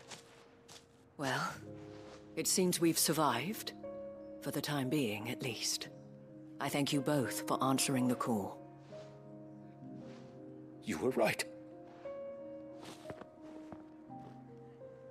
And I was wrong. About everything. I had thought that the only way to unite the people was under the banner of Empire. That without a strong hand to guide them, they would drift apart. To be borne hither and yon by the eddying currents of fate. But you brought them together. Not by force, nor by the exercise of goddess-given authority, but by simply being one of them.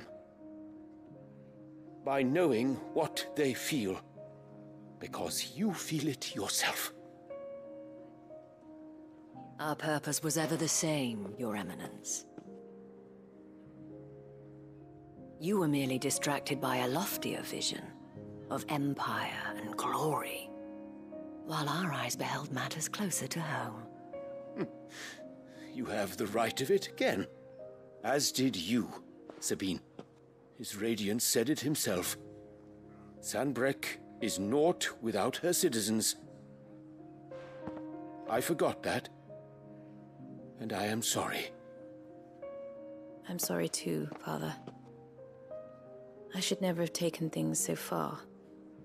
I only wanted you to understand how the people felt. How I felt. But my anger got the better of me. Do not blame yourself, my dear. This was my doing. I should have listened to you. To all of you. Your Eminence, your ladyship, I do not doubt that you came here with the best of intentions. But I believe the same could be said of us all. We all want safety, security, prosperity. Not just for Northreach, but for the entire realm. And we may yet achieve it. If only we work together. Will you join us in this? Yes. We shall. Thank you, Your Eminence. Now that that is settled, I must go and see to the wounded. The Vale's doors are always open to any soldier in need of relief. And today there are more than ever before.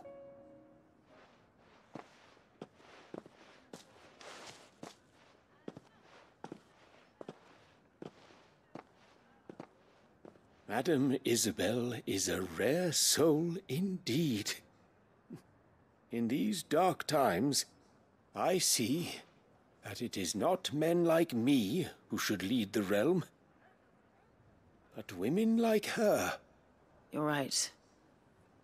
If only I'd listened to her when I had the chance. Forgive me for saying so, milady, but you still do. The dame said it herself. We can turn things around. We just have to work together. And that goes for you, too. You're one of us now. One of you? Well said, Captain. Let this be a new beginning. Not only for Sanbreque, but for us. Well, since there's nothing more to be done here, I should see if Isabel needs any help moving the wounded.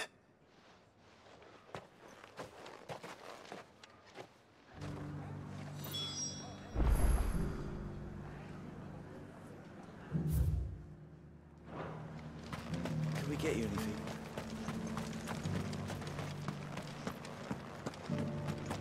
There's no need to worry any longer. I saw several soldiers being carried to the Vale.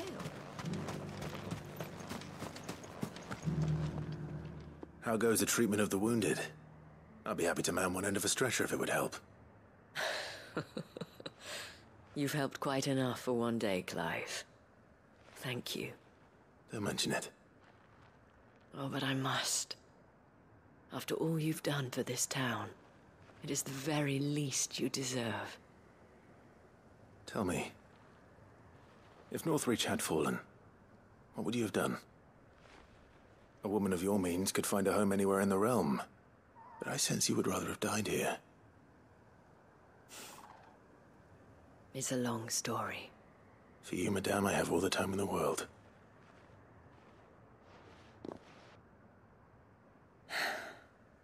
Very well. Long ago, I had a life in the Crystalline Dominion. I was Carla then, courtesan to the nobility. So sought after was I that it was only they who could afford my time. Alas, those halcyon days were not to last. For naive as I was, I fell in love with a bearer. He was my master's guard, the gentlest man I have ever known. After they discovered us together, he was whipped bloody and forbidden from ever looking at me again. And so we fled. Not that we had anywhere to flee to.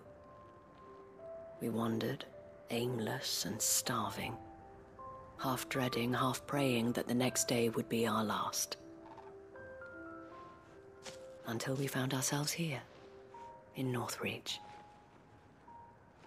It was the Vale that took us in, that fed us, clothed us, and healed our hurts. Those that could be healed, at least. My love was already too far gone. He passed away. He did. Not long after we arrived.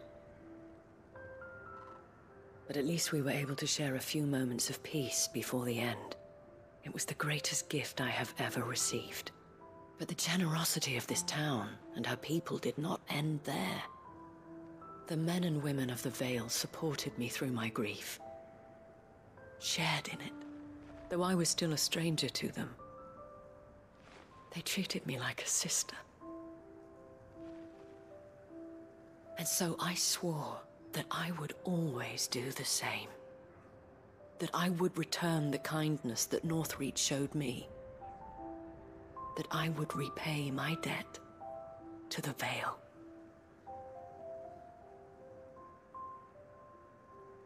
Thank you, Isabel, for sharing this with me.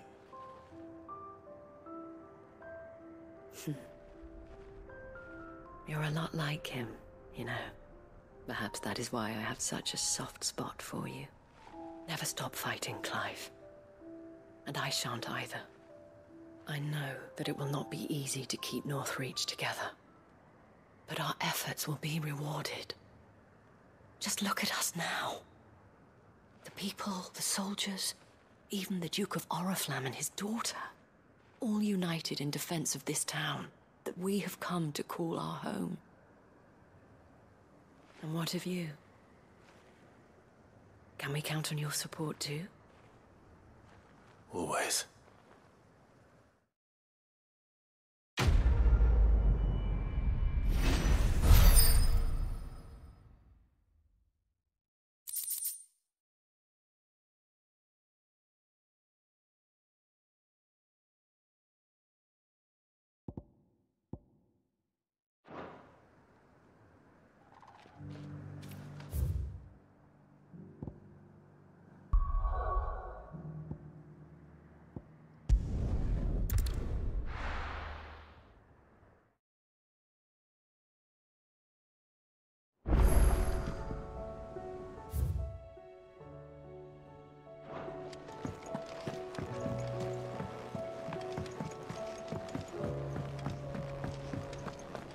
It was no trouble. Clive, you're back. How'd you get on? Any luck? Any luck, you say?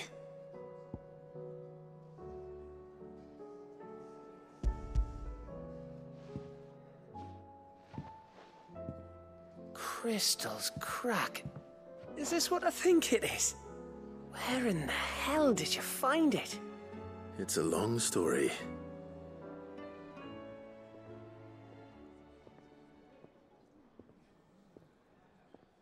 Right there on the road to Eastpool. Who'd have thought it? Everything up there's been abandoned for years. The empty cabin made for the perfect shelter. Though I fear my presence may have forced the poor creatures to look elsewhere. Don't blame yourself, Clive. The Blight's right on Eastpool's doorstep. They'd have had to move on before long, even if you hadn't have turned up. They'll find a new home. Trust me. After all, that's what us endangered animals do. Anyway, what matters is, you managed to nick us one of their quills before they could run off. And now all that's left is to fix it to the carving. I didn't know you could carve. Reckon there's a lot you don't know about me. Like the fact I'm as good with a whittling knife as I am with a sword. And that bone Ember gave me's a dream to work with. What did you say it was from again? An Avis? But it weren't your Avis, Sid. I slew one of my own at last. So all those long nights in the pit finally bore fruit. I'm proud of you, Ember. Don't speak too soon. I ain't done my trial yet. There we go.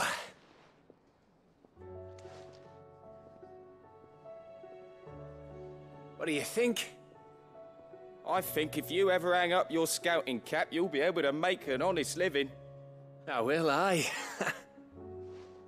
I should go and see if Ed is awake. Give it my best. You can give it to yourself. Come on.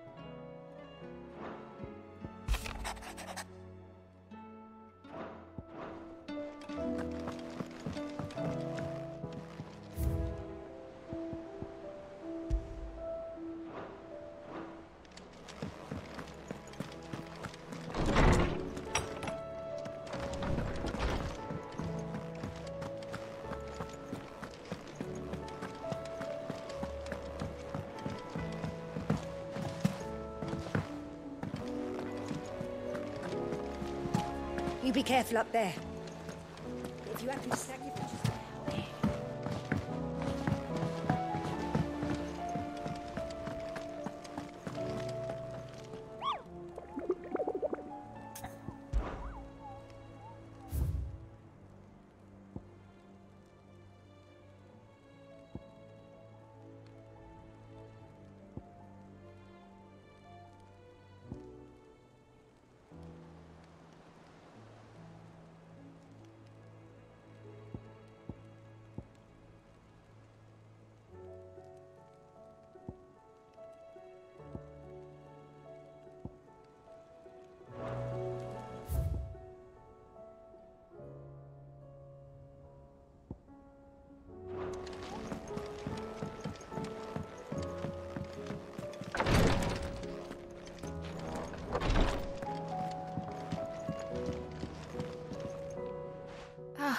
Me lords. How are you feeling? Well, thank you. Is something wrong? Wrong? No, nothing like that. What it is, Go on, please.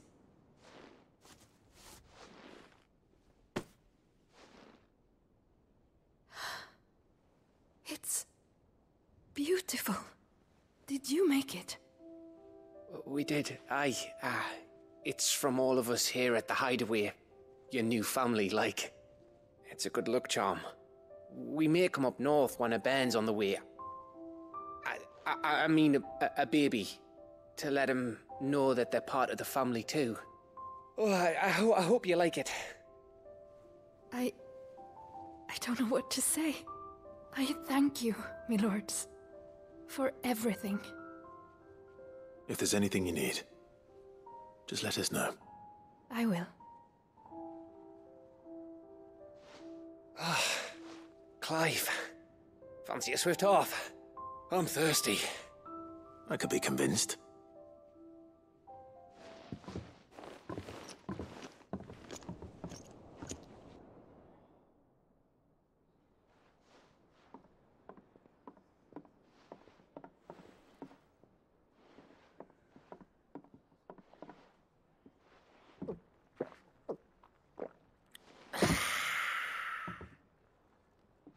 Don't you think you've had enough?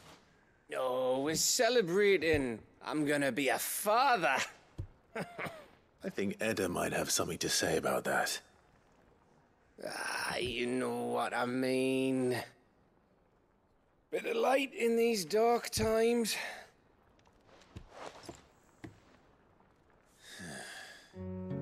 Wasn't long after me 10th name day. My mum told us she was with child again. I was over the fucking moon. I was looking forward to having a little one to lord it over, what with me being the runt of the litter. Thought I'd finally have a chance to prove to the world that I could be a big brother. Imperials came the day she went into labour. Had myself a baby sister, and then I didn't. Me whole family gone in a blink, while I hid in the cellar like the spineless little arsehole I was. Great brother I turned out to be.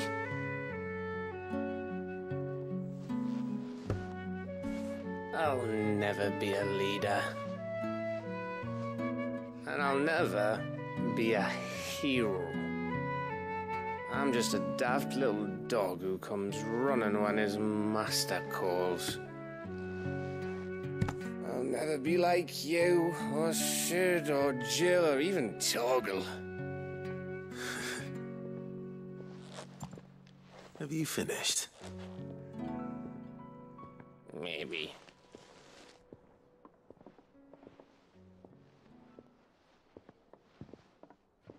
Do you know why you're our best scout? Because you don't need anyone to hold your hand.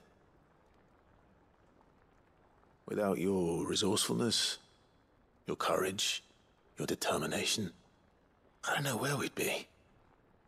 Maybe hanging off a cliff like, That was only the once. Exactly. You learned from it. And here you are after Founder knows how many missions, stronger for everyone. And let's not forget Rosalith. Who was it who freed me from the dungeon?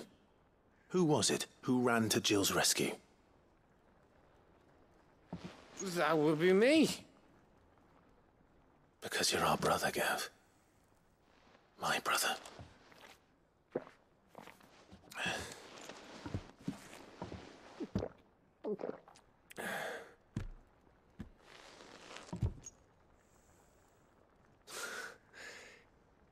Your brother.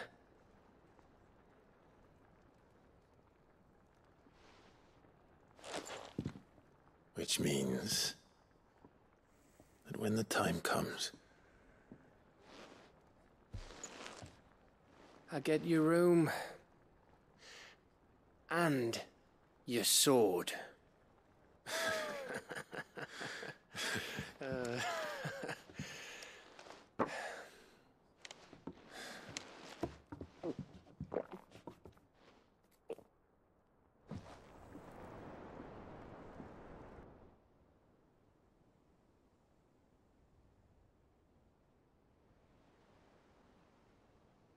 I may have had one too many.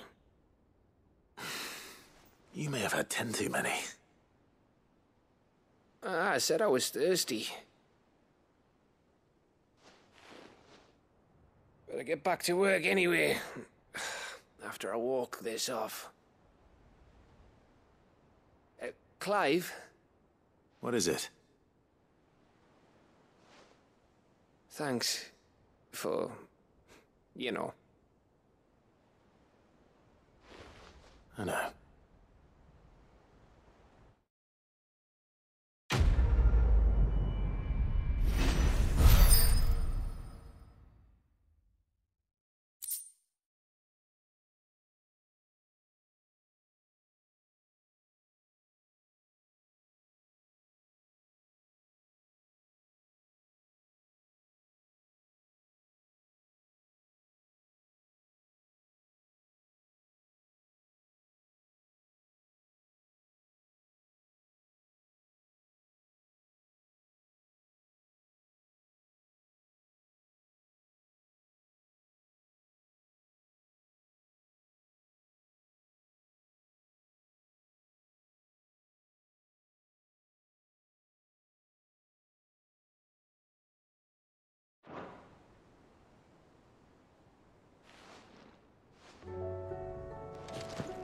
Do you think they'll come back?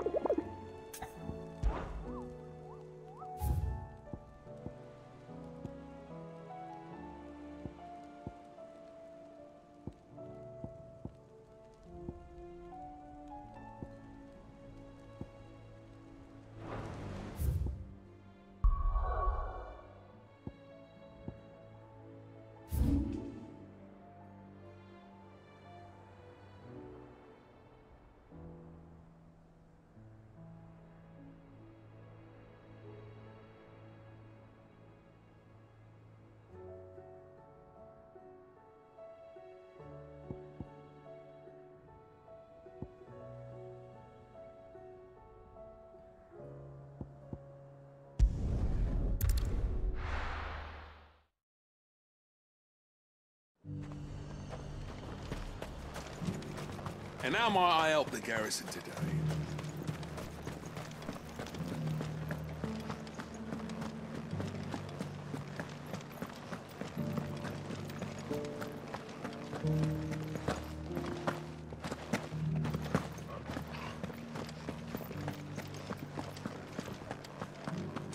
I haven't seen any of those beastly blue eyes.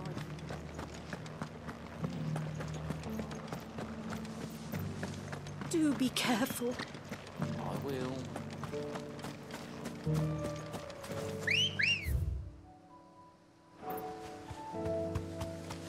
Come on.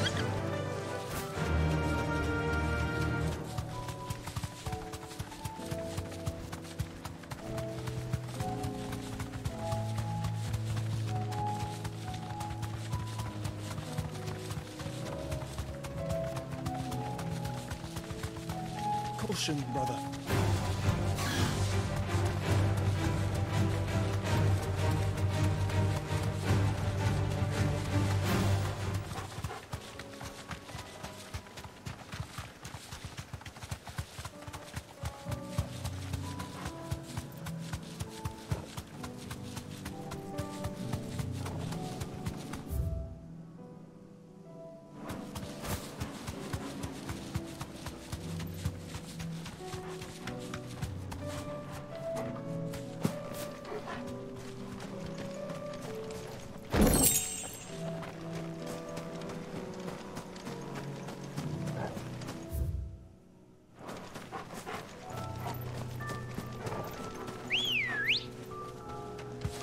Ready, go? Yeah!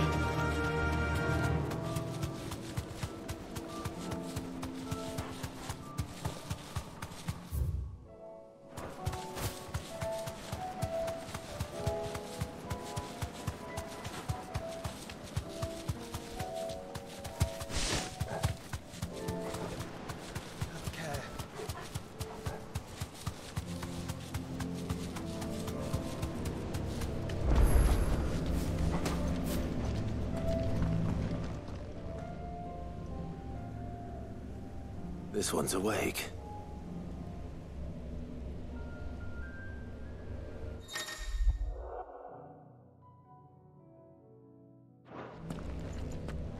Let's see what's inside.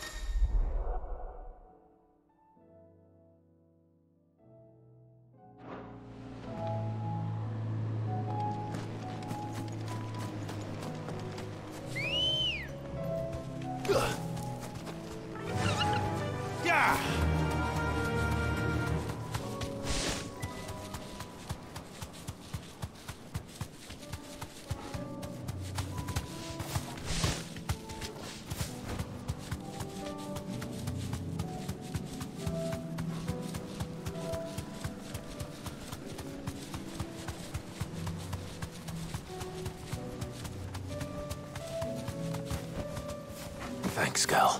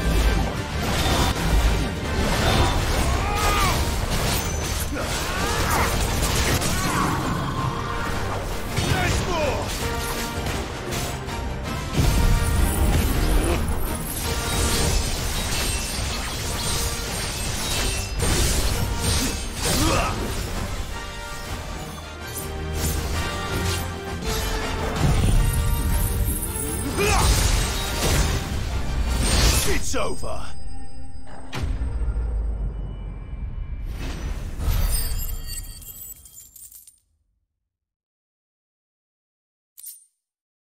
I'm getting tired of these things. What a fine home.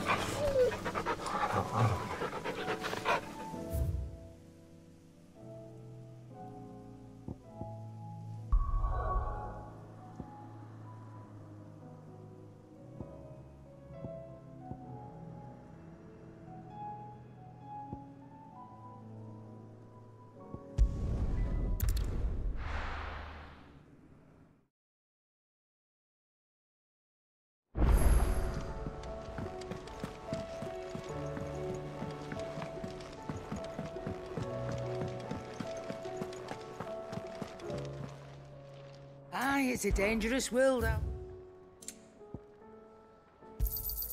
You'll not find a better price than that. You're rubbing me blind, you know.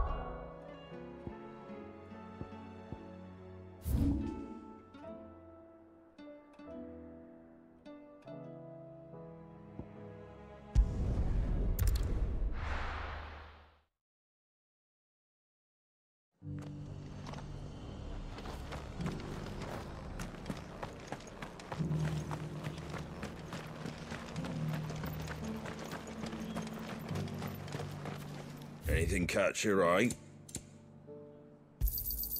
Much obliged. Take care out there, eh?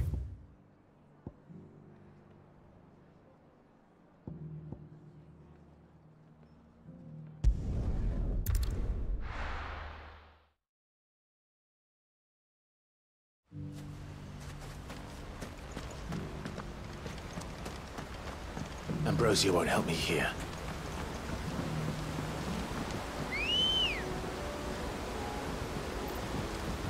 Ready, go?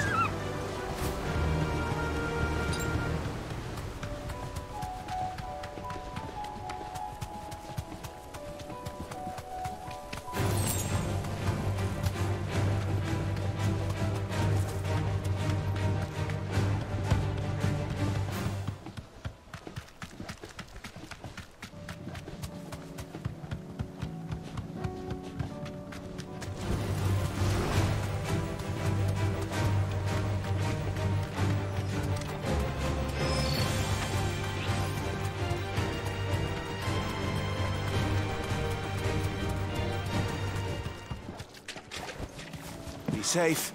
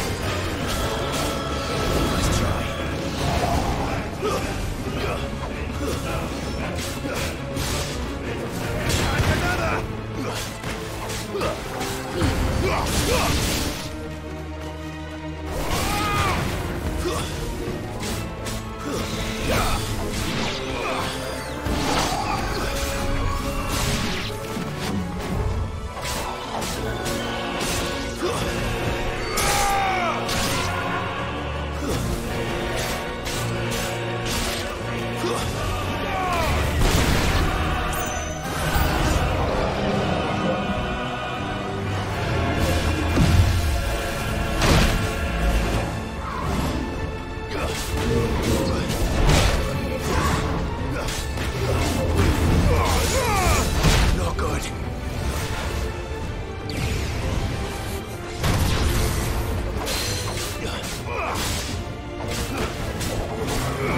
Let's try.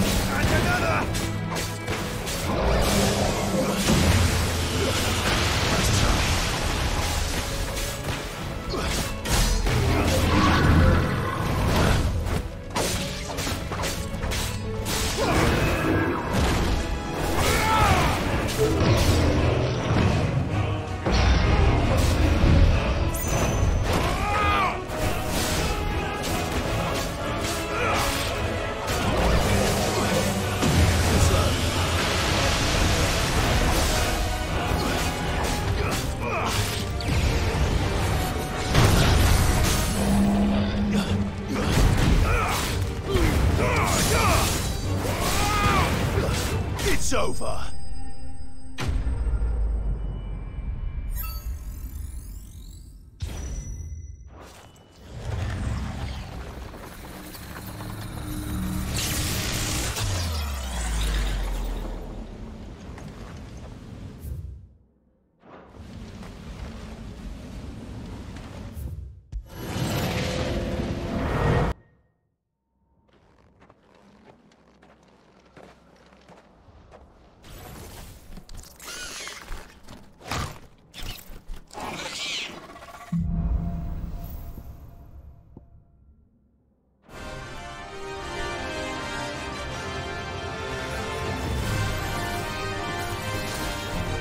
Nice try.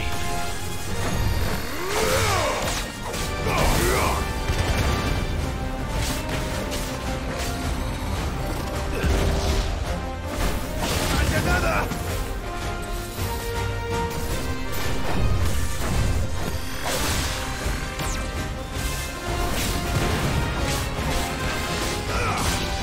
Nice try.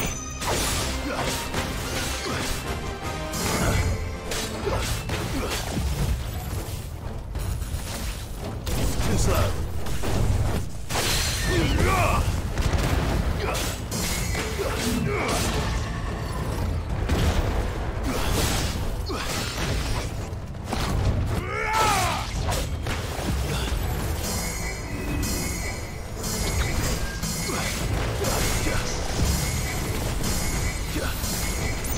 Too slow.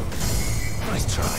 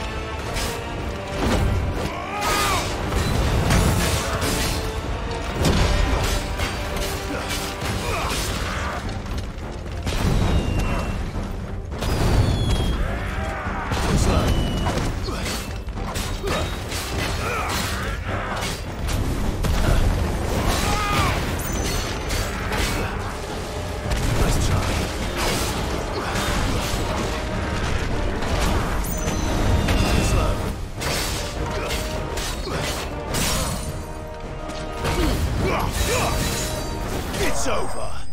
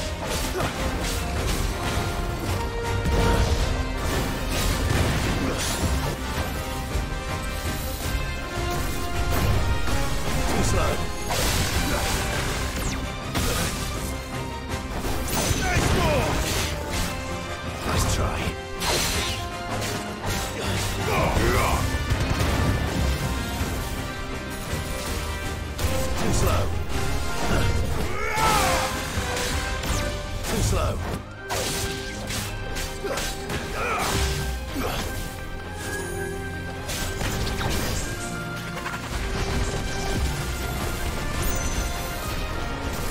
Nice try.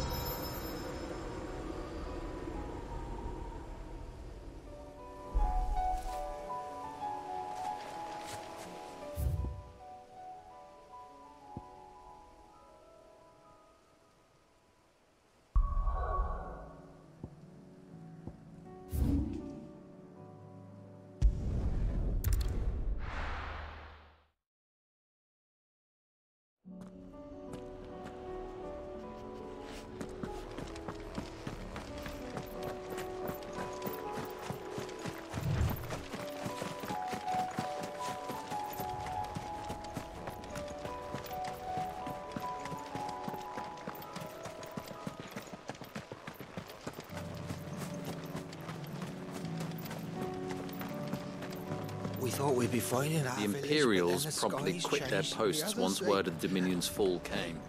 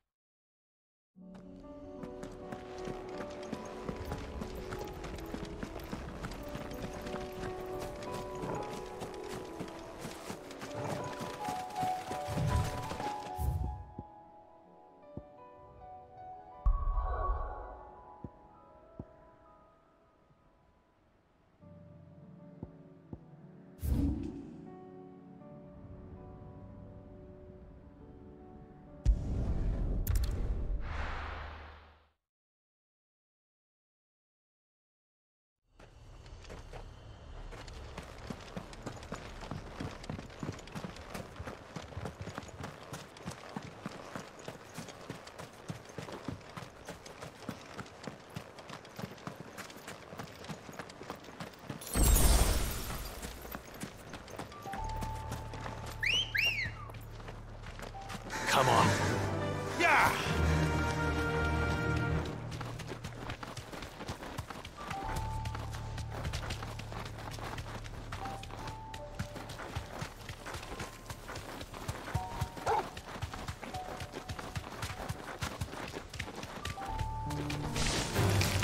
Time to fight.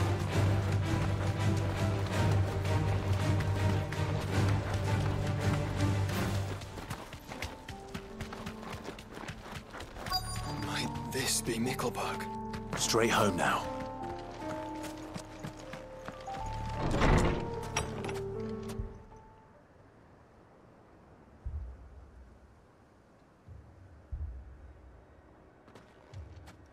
These people aren't turned.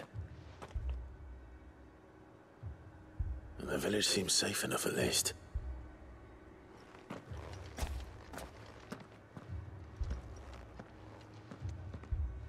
What is going on here? Ah. Did you too heed the call? Heed the call? No, I came here looking for someone. To be honest, I wasn't sure I'd find him here. Let alone all of you. Is that so? What are you doing here? Is this where you live? It is my home. The others, they heeded the call. You keep saying that. What do you mean? They came here to perform the rite, just as King Barnabas instructed. This village is their altar, where they shall cast their shoals upon the gentle waters and give themselves to the Lord. Give themselves? Oh, Lord, cleanse us of our sins. Let us be reborn in your loving arms. Free us from the torment of this mortal realm. They want to be saved. Forgive me, but did another foreigner like me come here? He was probably wearing a cowl. You mean the traveler from Storm? Yes. He is staying at my house, toward the rear of the village. Thank you. If you don't mind, I'll go and greet him. They seek the same salvation Barnabas did. At least the third chair still lives. Let's go and find him.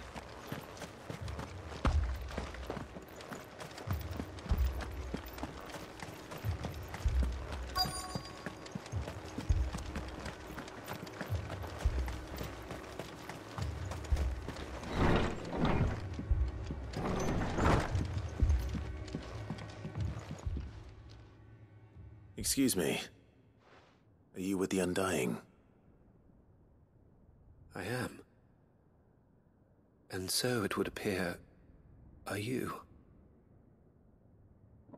Lord Rosfield, if I am not mistaken. That's right. And you must be the third chair. I am. Cyril was worried for your safety. He sent me to find you. Then I must apologize. I did not mean to trouble the bearer of the burning quill. Much less you, my Lord Marquis. He said that you had failed to report. Is there a reason for that?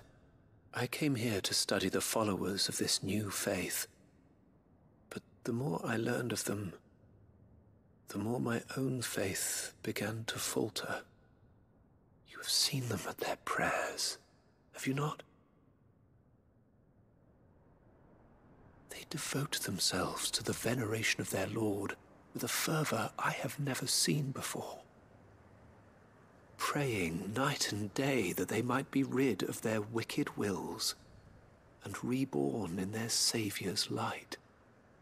Not that they might be granted respite from their worldly woes, but so that they might continue to serve him. Serve him with all of their beings. I too swore to devote my life to the service of my lord and master, but this... it is different. It is more. And so I would see it through to the end. See these people safe, that they might achieve their dream. That they might do their duty to their lord. Even if it should keep me from doing my duty to mine. You do understand what their dream is, don't you? I do, my lord. They would cast aside their wills and become Akashic. I know that it may be hard to believe, but to these people, that is the very essence of salvation. Forgive me, my lord, but I must remain here. If you are to return to Master Cyril, I would consider it a great... Did you hear that, my lord? Something is happening. I'll go and find out what. Stay here.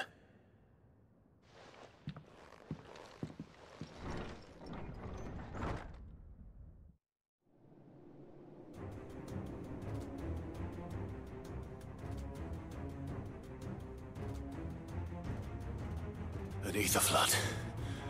Oh no. There must be something I can do.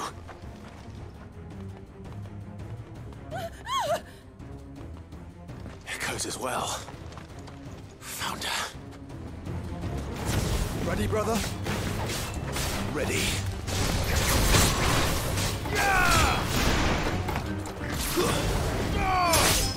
Let darkness fall!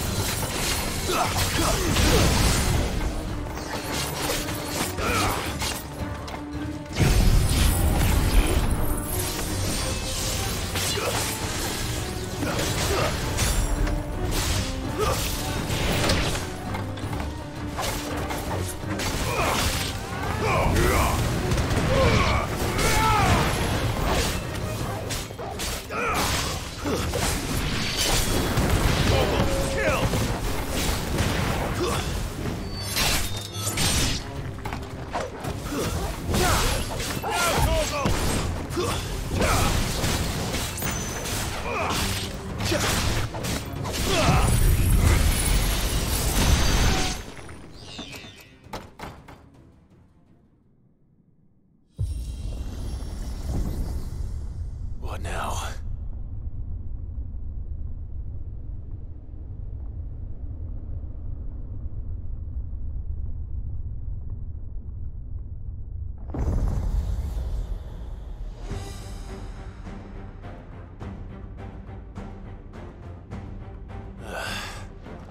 We meet again.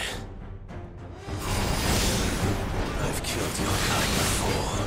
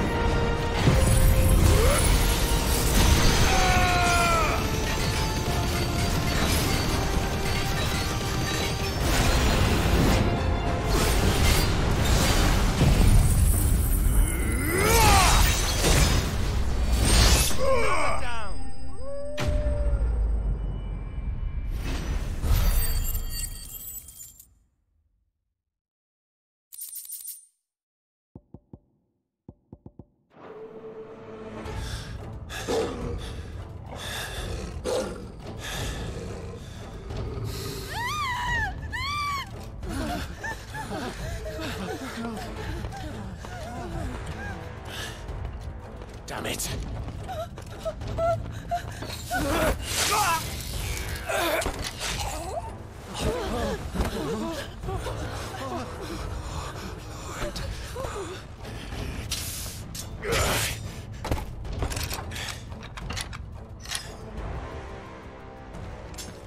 Don't you die. Come on, speak to me. I had to save them, that they might have a chance to find true salvation. By devoting themselves to the service of their Lord. Just as I did, when the Undying plucked me from the gutter and gave me a cause to believe in. A duty to serve was everything to me, and I would not deny them that fulfillment, even if they must become a Kashik in order to achieve it. Forgive me, my Lord Marquis. I did not mean to trouble you with this. My findings. Could you deliver them to Master Cyril for me? Of course. Your duty will be done.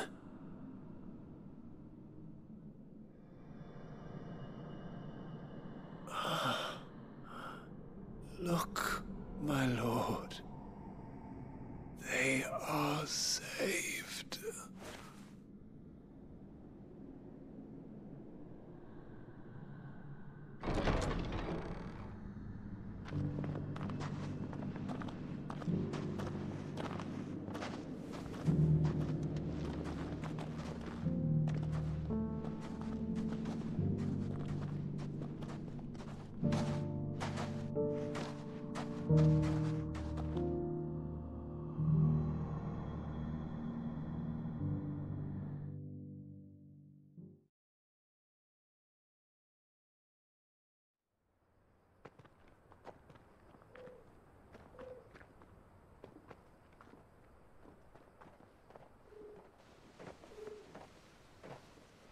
They are saved. Found her. I should get this report to Cyril.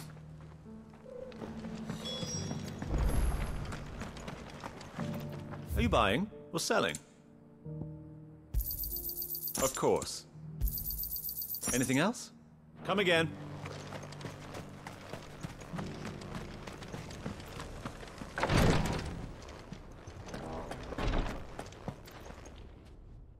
My Lord Marquis, welcome back. I am glad to see you hale and whole. I met with your third chair, Cyril. He bade me deliver his findings to you.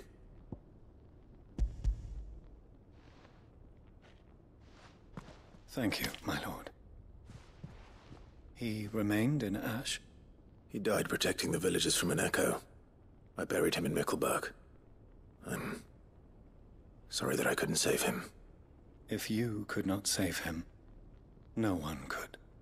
The villagers, they were believers in this savior cult. They prayed to their god that they might be unburdened of their wills. Then an ether flood came, and their wish was granted. Your brother sacrificed himself that they might live, even knowing that that life was death by another name. Then he perished defending liberty. A hero's end. For the right to choose how one dies is no less sacred than the right to choose how one lives. Sid would agree. He wanted to build a world where people could die on their own terms. A noble ambition. To die for one's cause is the most perfect expression of one's faith. It matters not how misguided others might judge one's decision to be, only that the decision is one's own. We live according to the teachings of our order. We believe in them, we protect them, and yes, we die for them. For better or worse, That is our creed.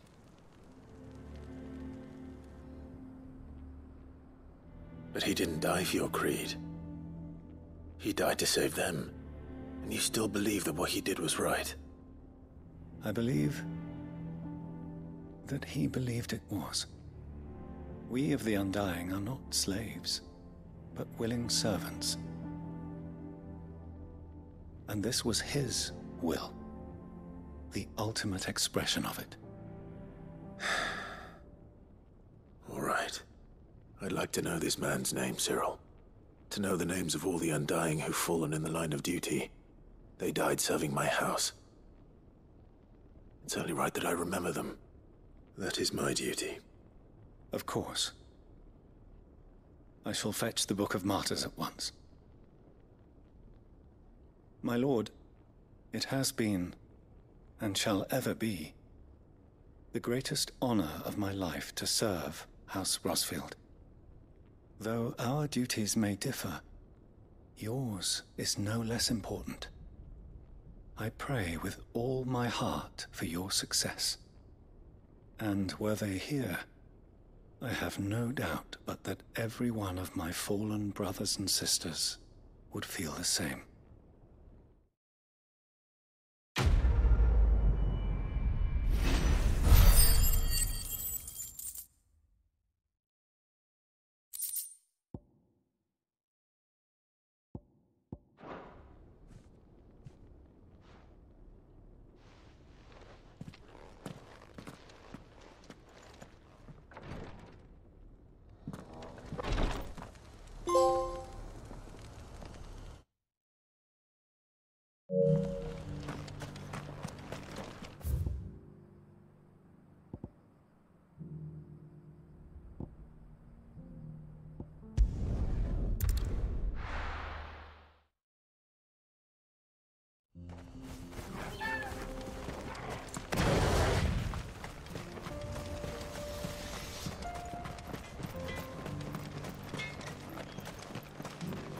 Would you like to see my wares?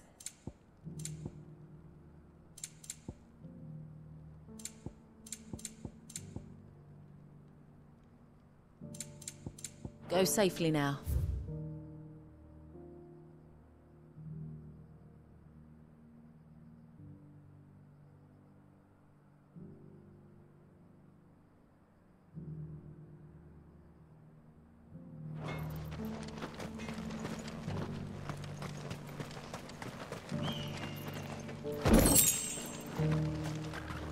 I've got a new design for a Blight.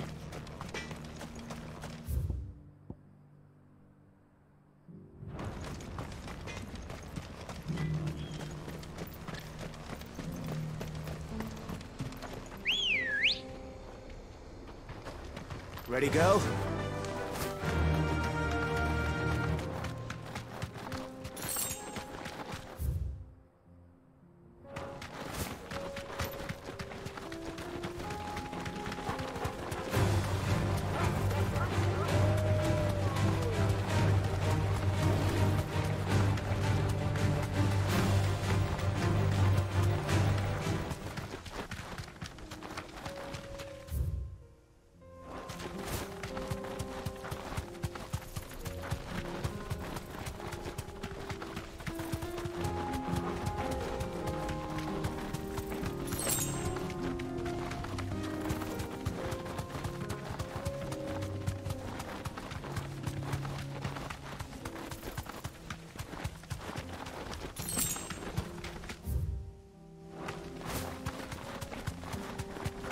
I needed that.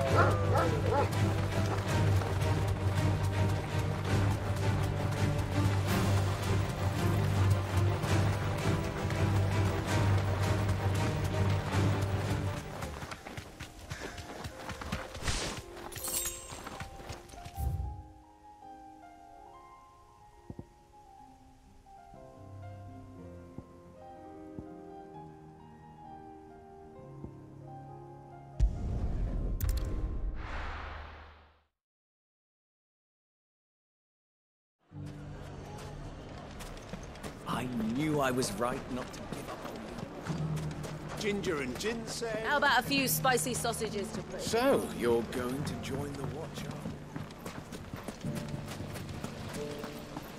you? The fellow who used to run this stall took to his heels. Anything I can interest you in? My thanks. An excellent choice. Fare you well.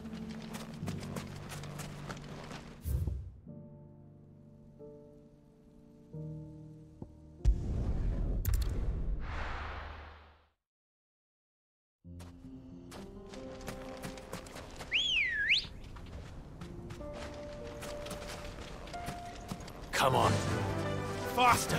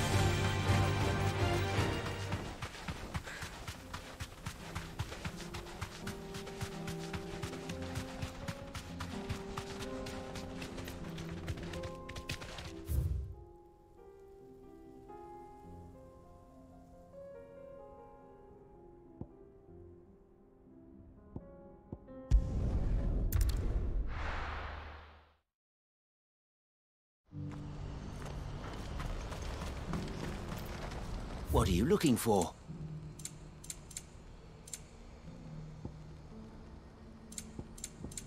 You're welcome anytime.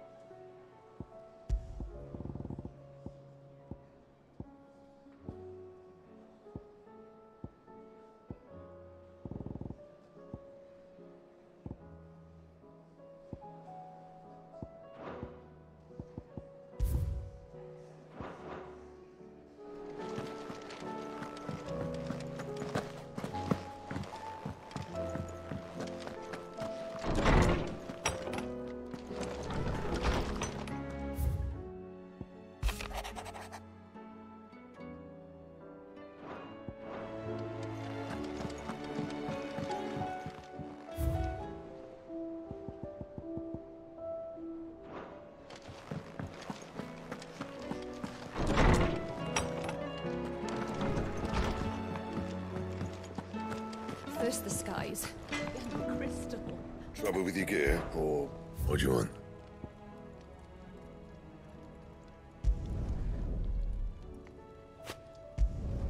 It'll last you a good while.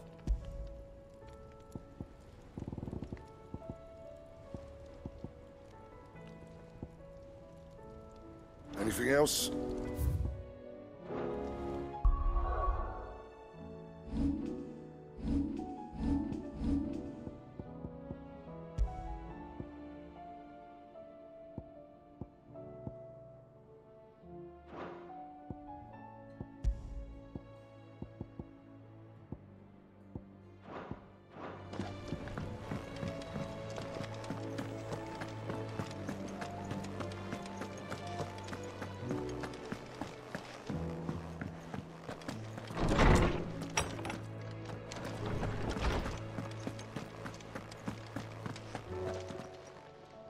Knowledge hoarded is knowledge lost. I have a few new notes that might interest you.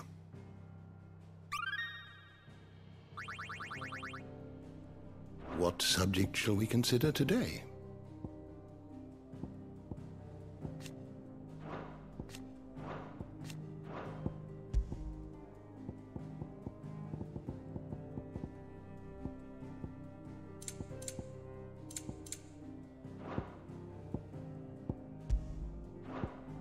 Did you learn everything you needed?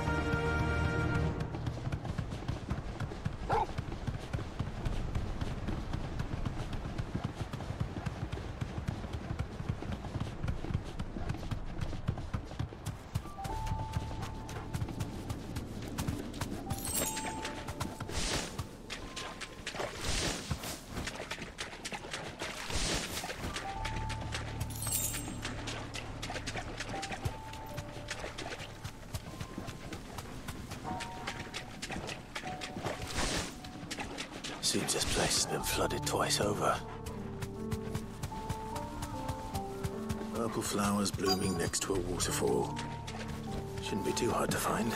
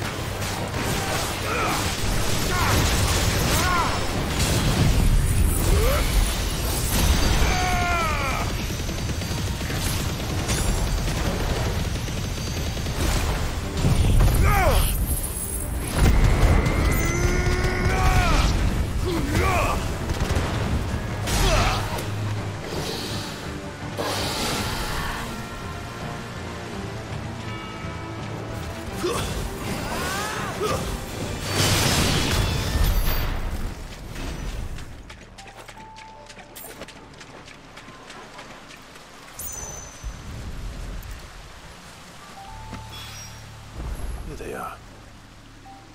Might as well pick enough for a bunch, I suppose.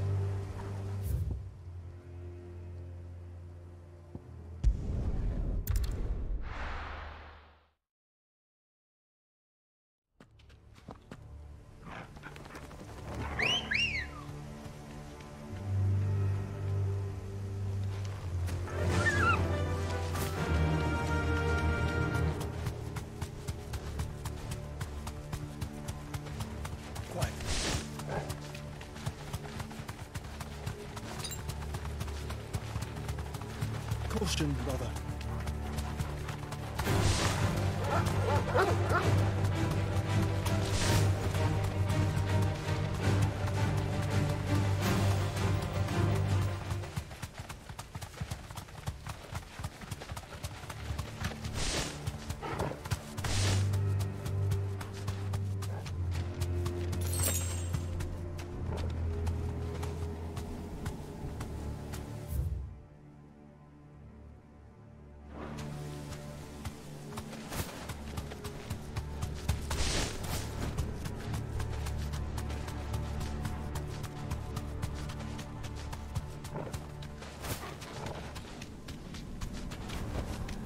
Back to the stables, Carl.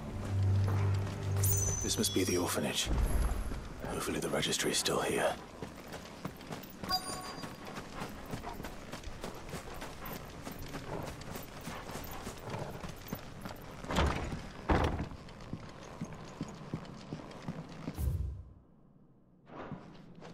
Conditioning. This is nothing short of torture.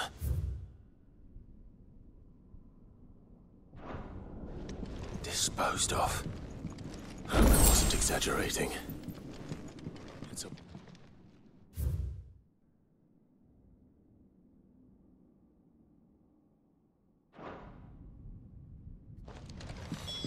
This reads like a suicide note. Did the director go through with his plan? There's only one way to find out.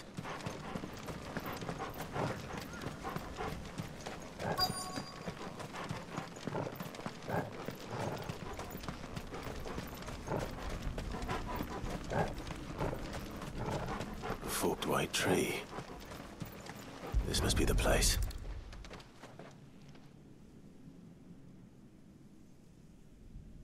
Could he really be buried here?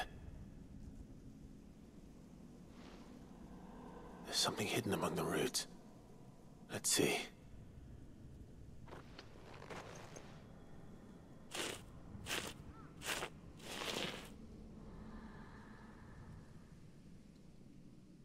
This must be the registry.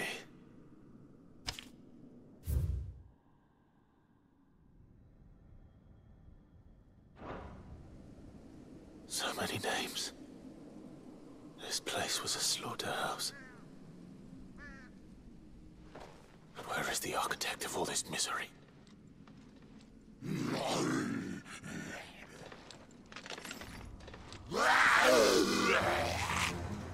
It was only a matter of time, I suppose. This place is cursed.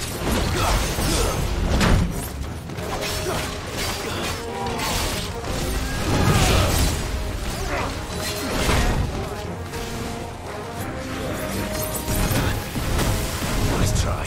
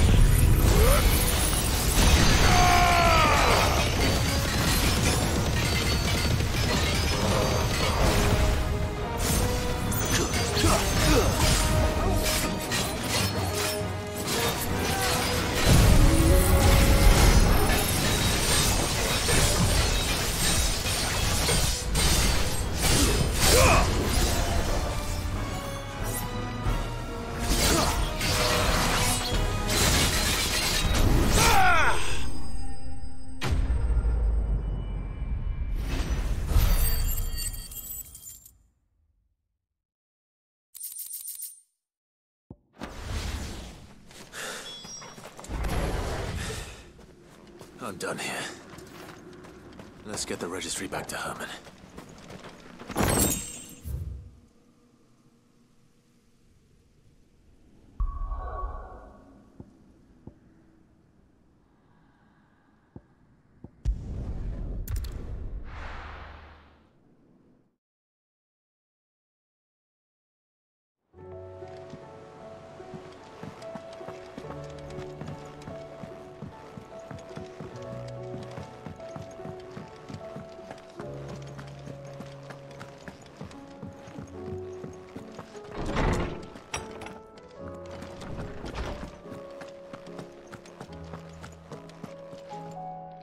Lawsman, I found the flowers you were looking for. You did? I think I did.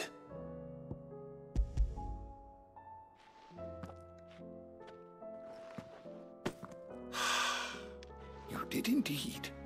My dear boy, thank you. You wanted to make Dion a gift of one, did you not? Shall I invite him to join us? Oh, I don't... It's no trouble. I'll go and fetch him.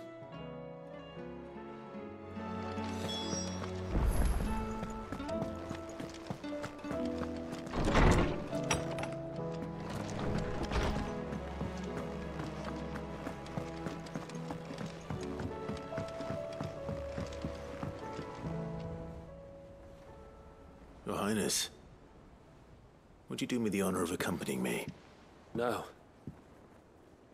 It is time, then. No. Only to the shelves. Our lawsman has something he'd like to give you. Master Harpocrates. No. I dare not show my face before him. Not after everything I have done. I have taken countless innocent lives. And ruined countless more.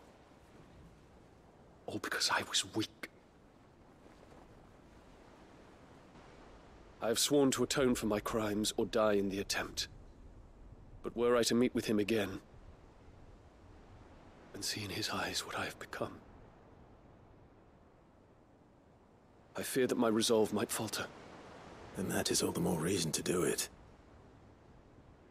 Test your resolve.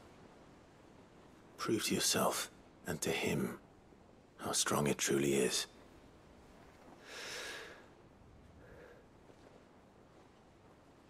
You are right. I must, at the very least, offer him my gratitude. Very well, then. Take me to him. Follow me.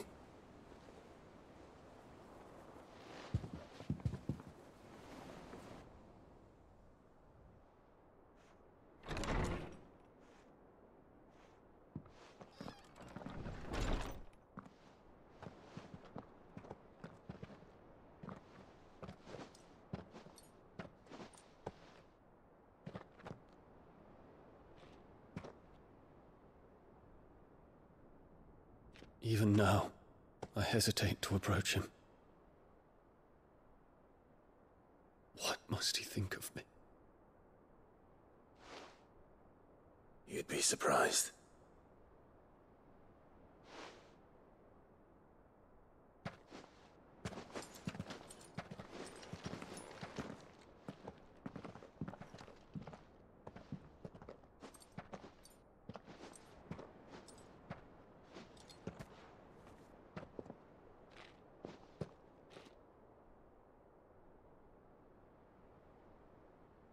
Master Harpocrates, pray, accept my apologies for leaving your tutelage before my studies were complete.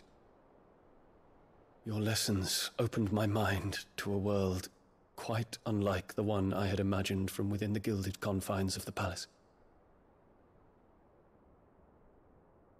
And I shall be forever grateful for the efforts you made to enlighten me. Lift up your head, Your Highness. The deeds of youth require no apology. That you took the time to visit me says much about the man you have become. Now, there is something I would like to show you.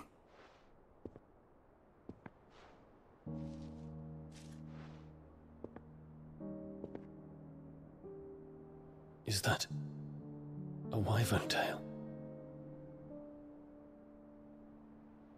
The color is unfamiliar to me. Because it is unique to those found in the wild. Something in the harsh environments in which they grow lends them this striking hue. Their roots are indistinguishable from those of their hothouse cousins, but once they bloom, the difference is immediately apparent. In this flower, I see you, Your Highness. Its roots, were the roots of a wyvern tail, with all that implies. But they do not define it, just as yours do not define you. I want you to have it, that it might remind you of this truth.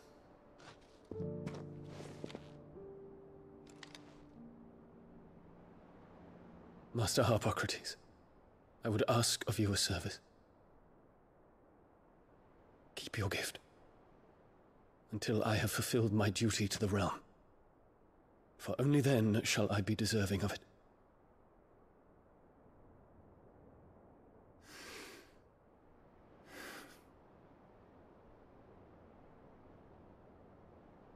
As you wish, Your Highness. I shall await your return.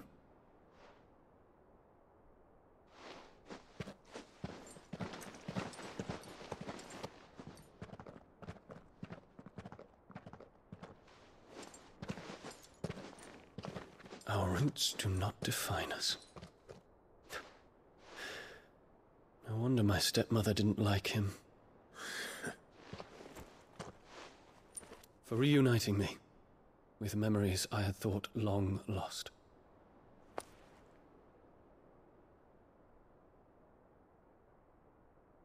I shall not forget this.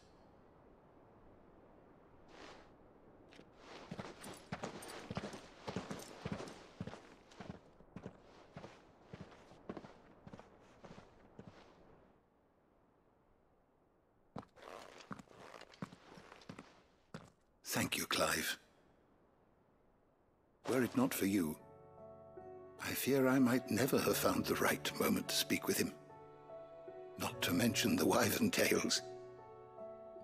I shall plant their seeds, that I might not disappoint His Highness upon his return. I hope the soil in the hideaway is to their liking. Why, these flowers bloomed in the bleak, black wastes of Waloed. I'm sure Nigel's yard will suit them to a T.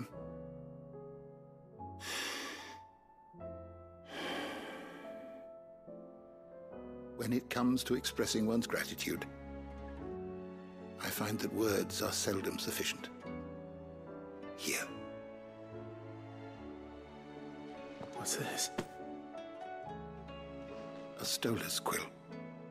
Or more precisely, my stolas quill. 'Tis said that an owl's feathers are steeped in the wishes it hears over its long lifetime. All those words just waiting to pour out onto the page. So consider this my wish for you. That one day you may put down your sword and pick up that pen. Well, when that day comes, I'll certainly have a lot to write about. Thank you, Harpocrates. It shall have pride of place in my chamber.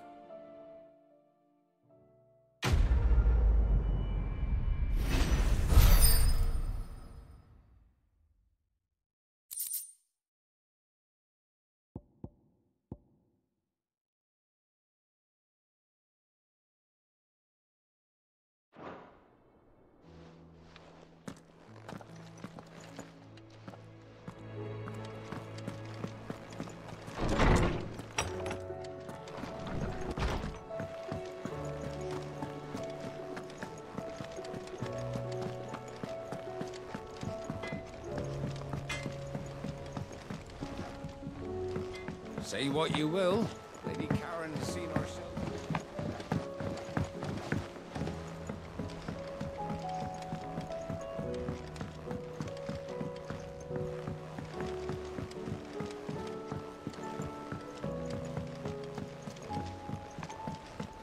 Do you think Sid will tell us about his adventures in Ash?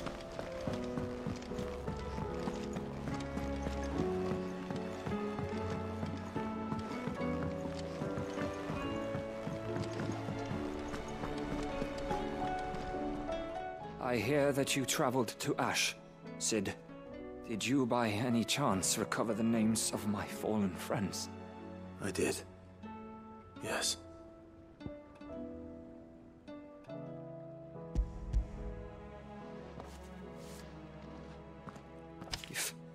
I may. The bearer registry.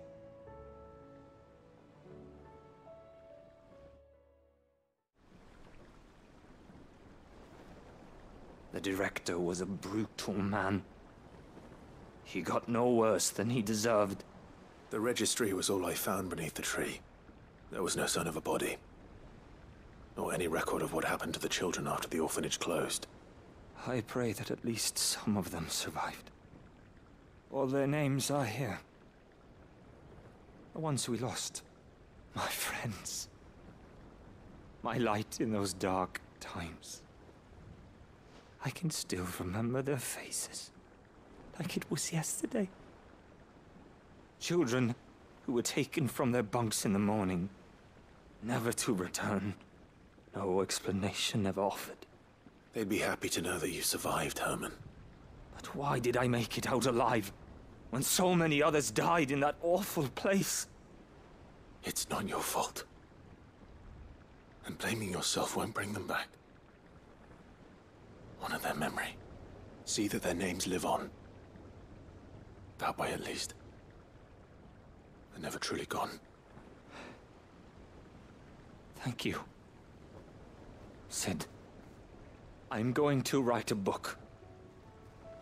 An account of the horrors of Badbach, and the spirit of those its custodians sought to crush. All of Valisthea will know of our suffering, and in the name of those I lost, I will not let it happen again. Neither will I. These records would have been buried for all eternity, were it not for you. Thank you.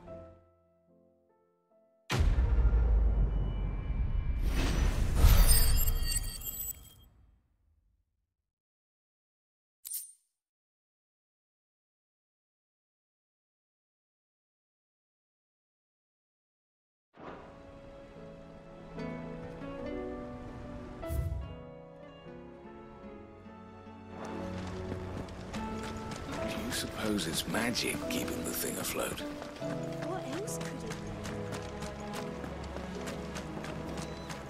be? So, there's a new mother. I'll sing over it.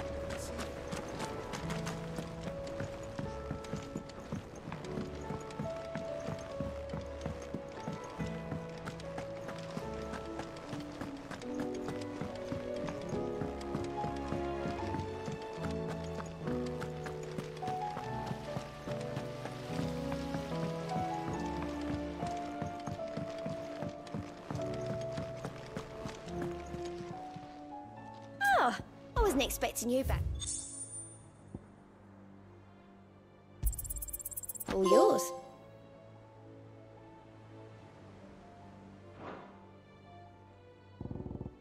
All done?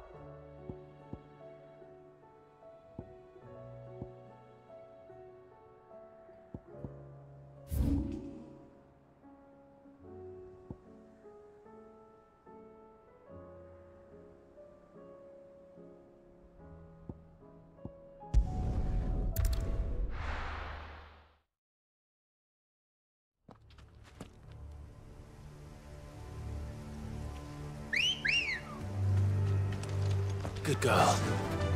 Faster!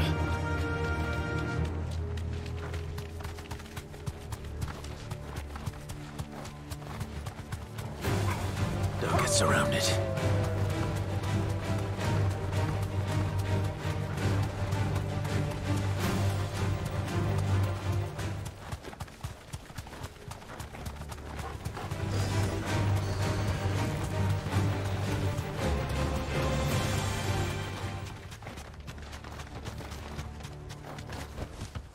No need to ride from here.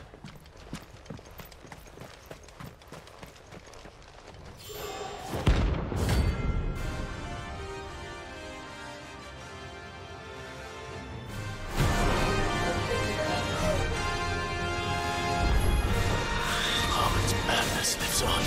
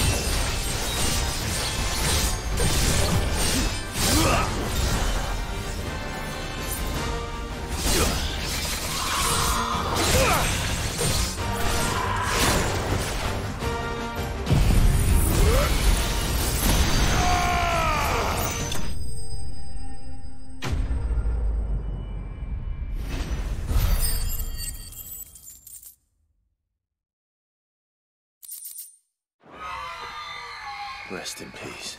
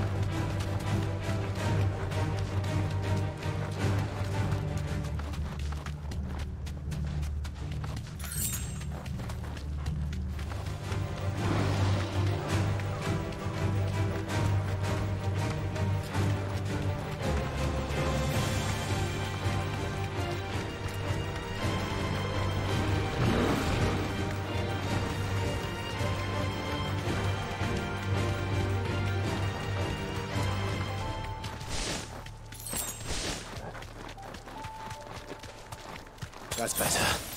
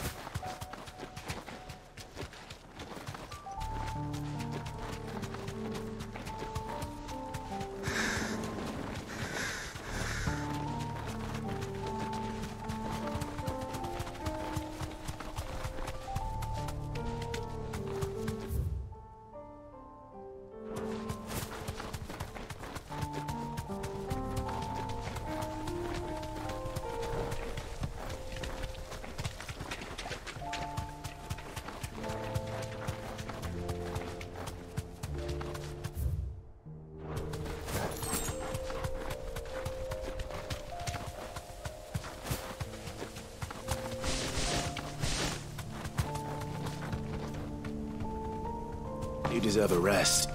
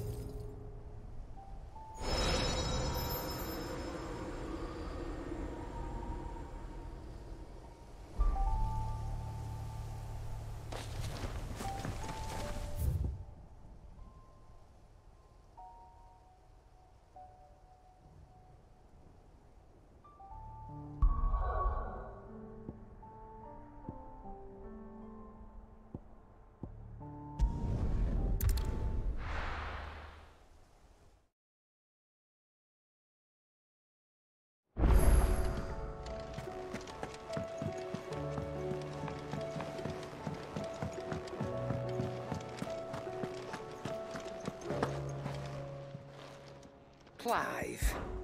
Go on, then. You'll not find a better price than that.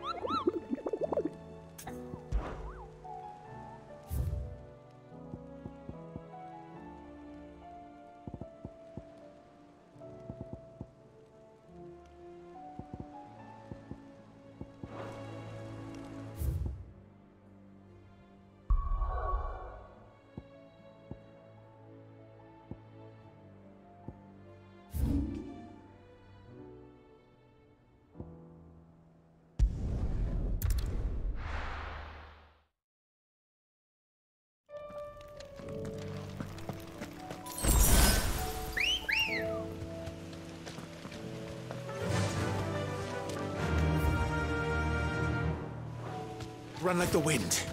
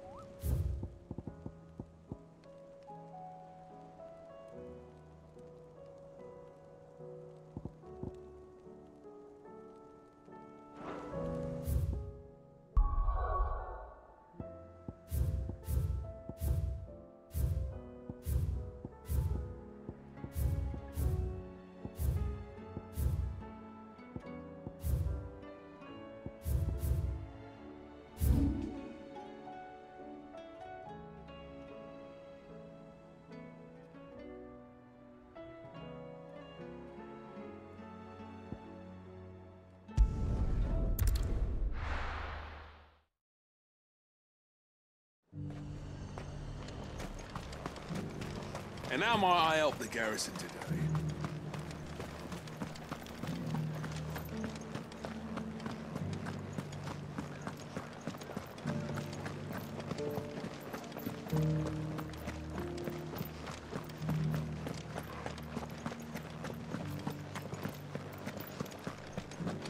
Haven't seen any of those beastly blue-eyed...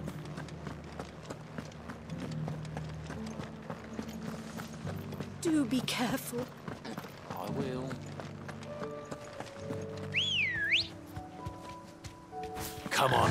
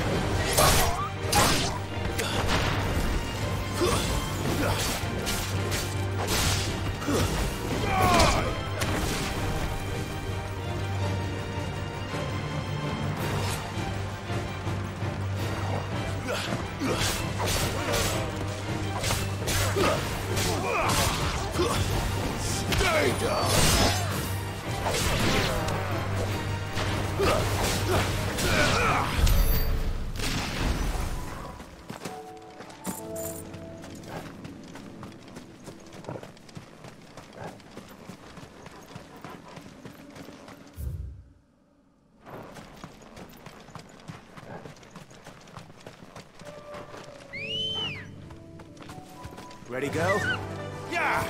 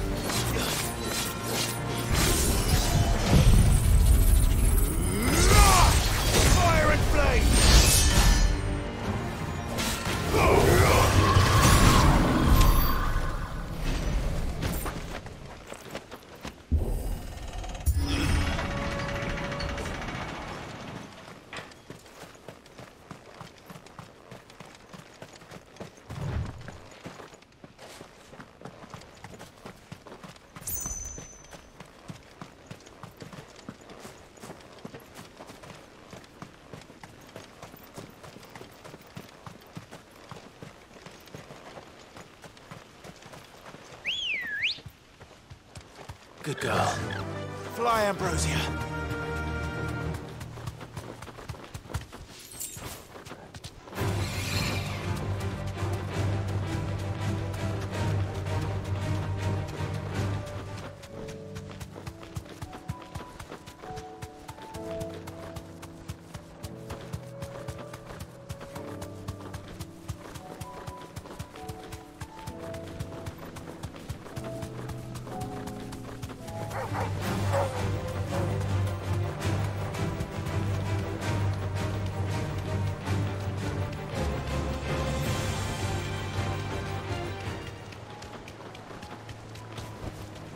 You deserve a rest.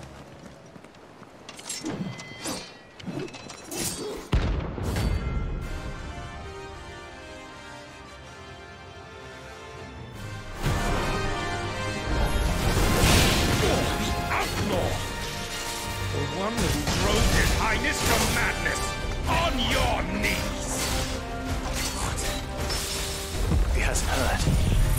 And it doesn't look like he's willing to listen.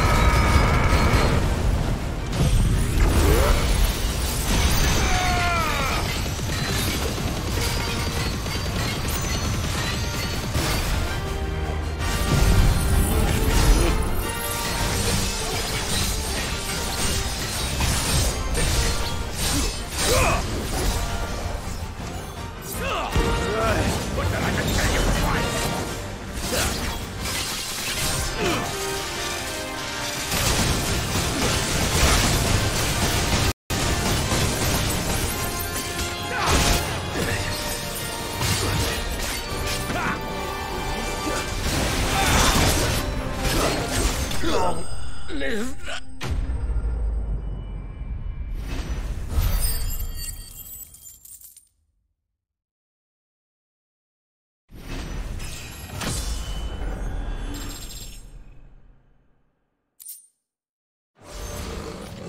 Damn it. Dion would have been glad to have you back at his side.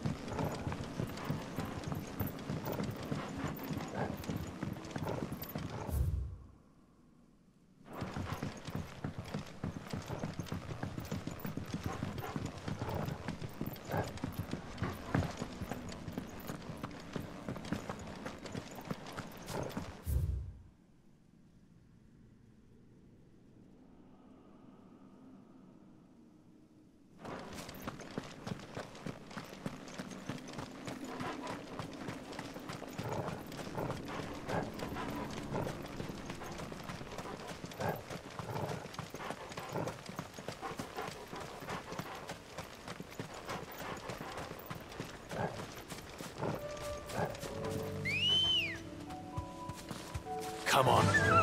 Fly, Ambrosia.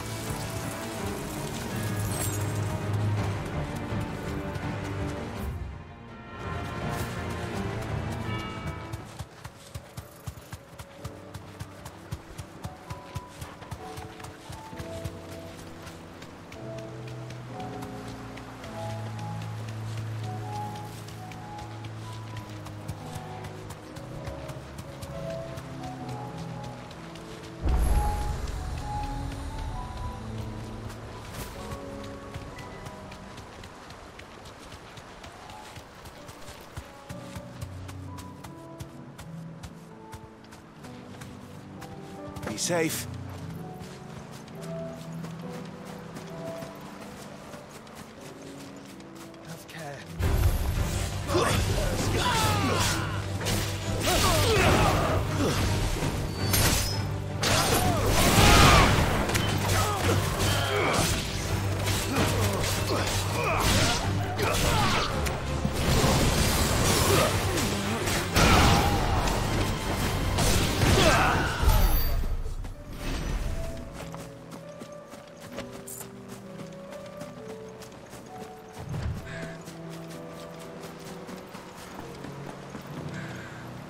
Sid, it's good to see a friendly face for once. Most of the faces we've seen lately have been the snapping and snarling.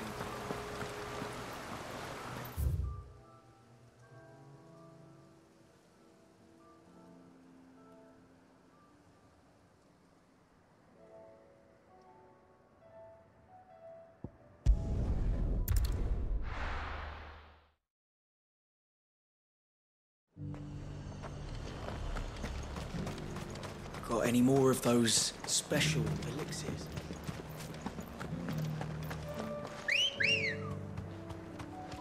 Ready, go?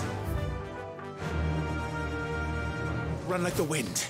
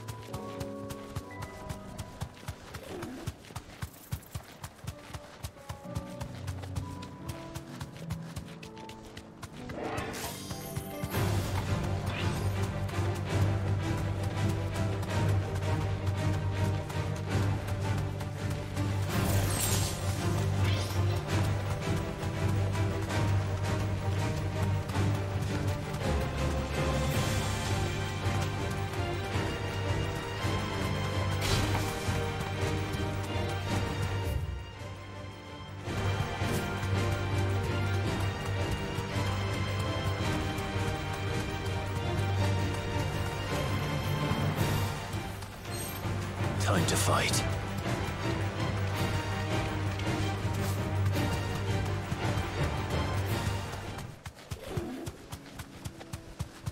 Caution, brother.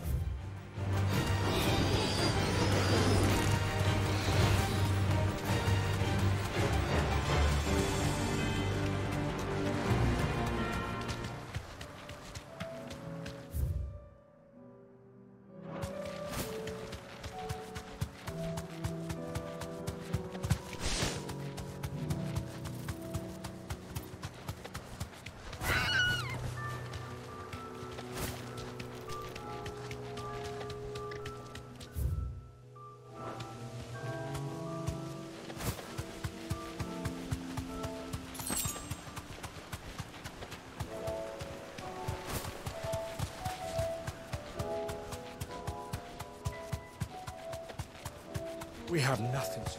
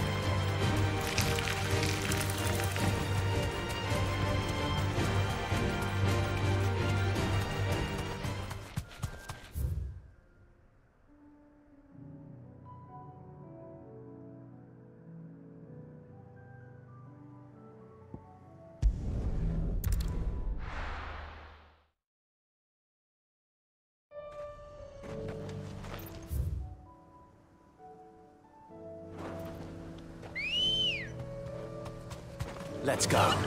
Run like the wind.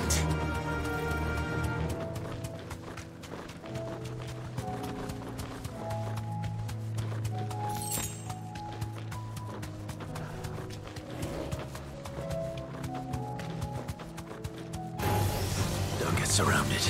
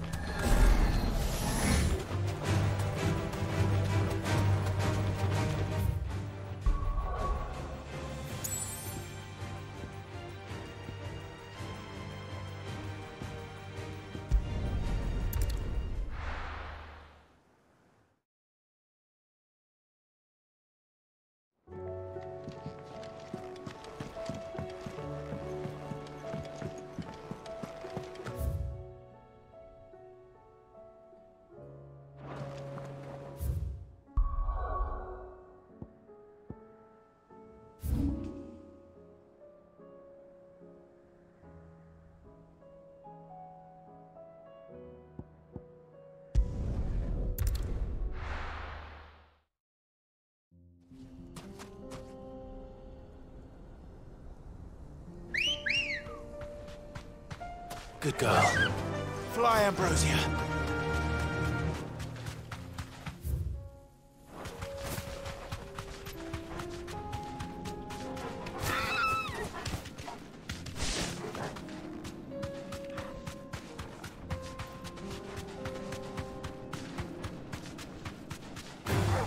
Time to fight.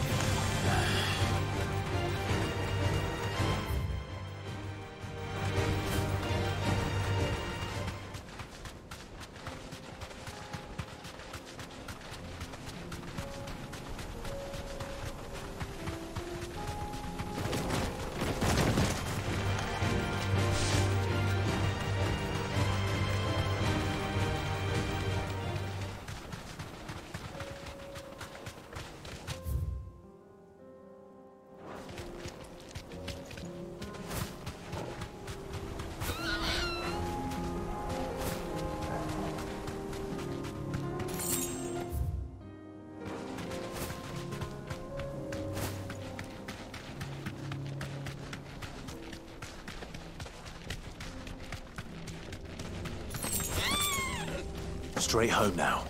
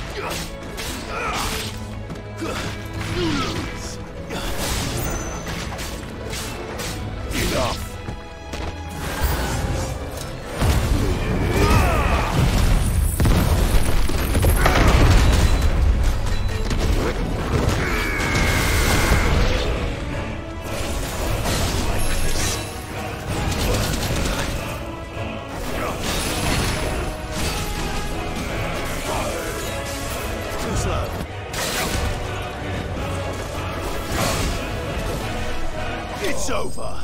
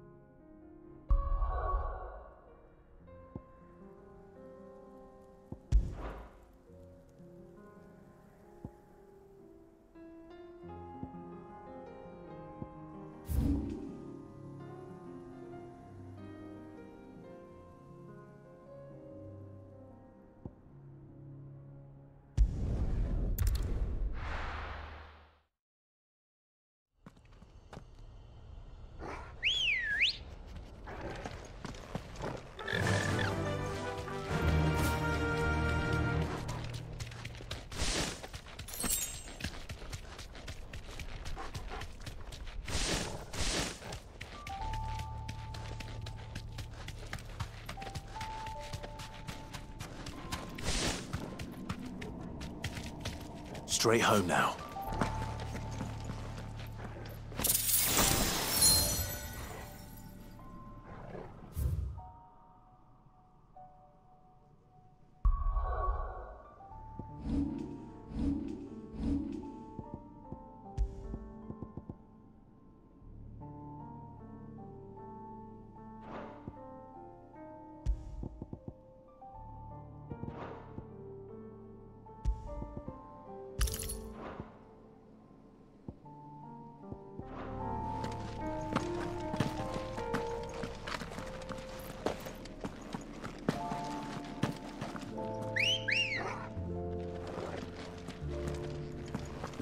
Let's go. Run like the wind.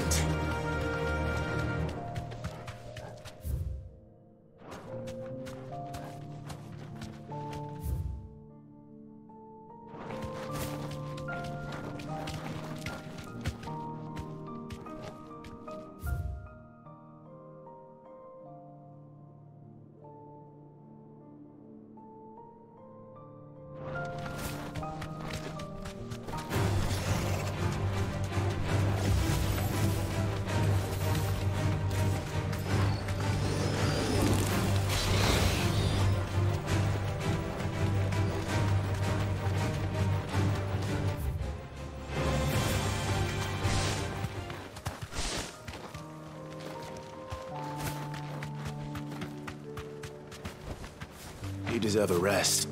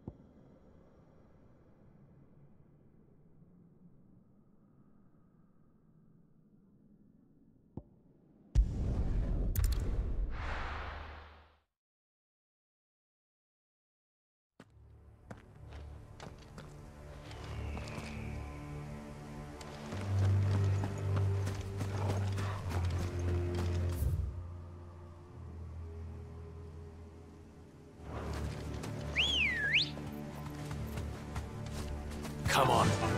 Run like the wind.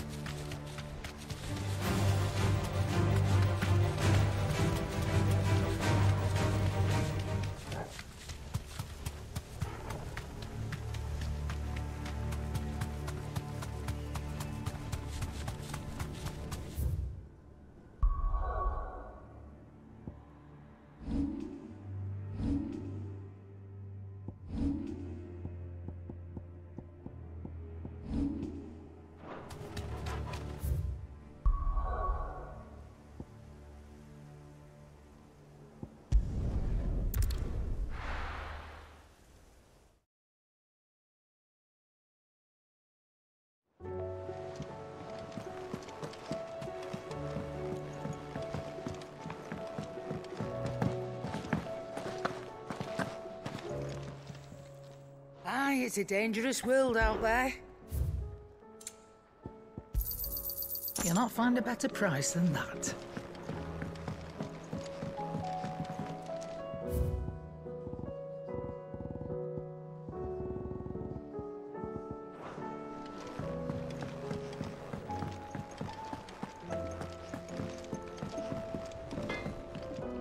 What do I owe the honor?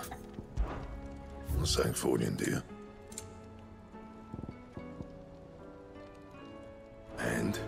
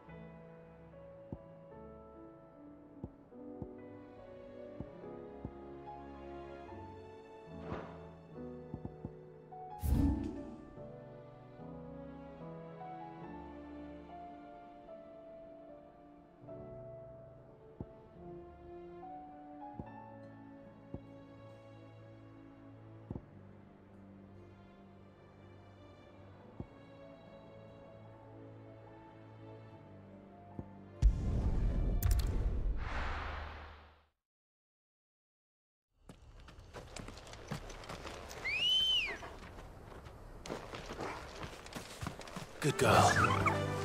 Yeah!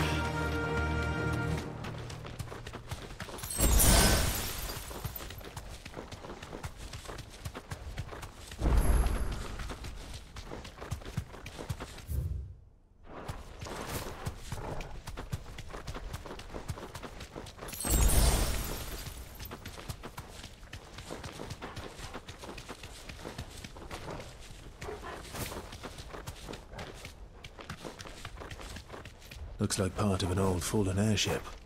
Pity I can't take a look inside.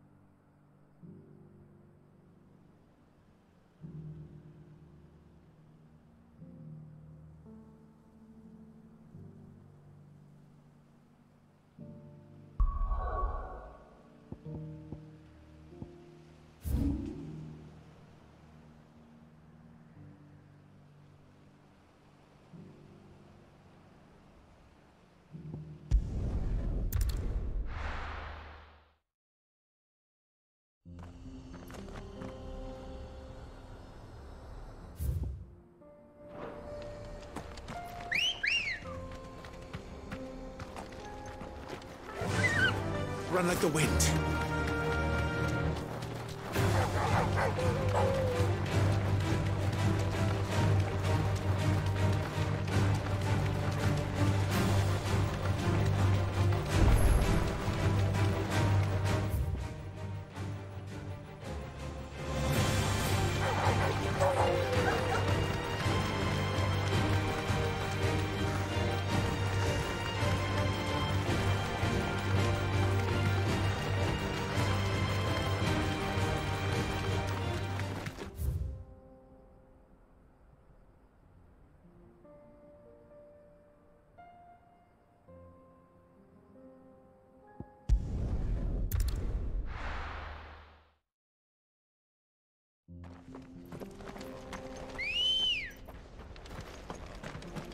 Let's go.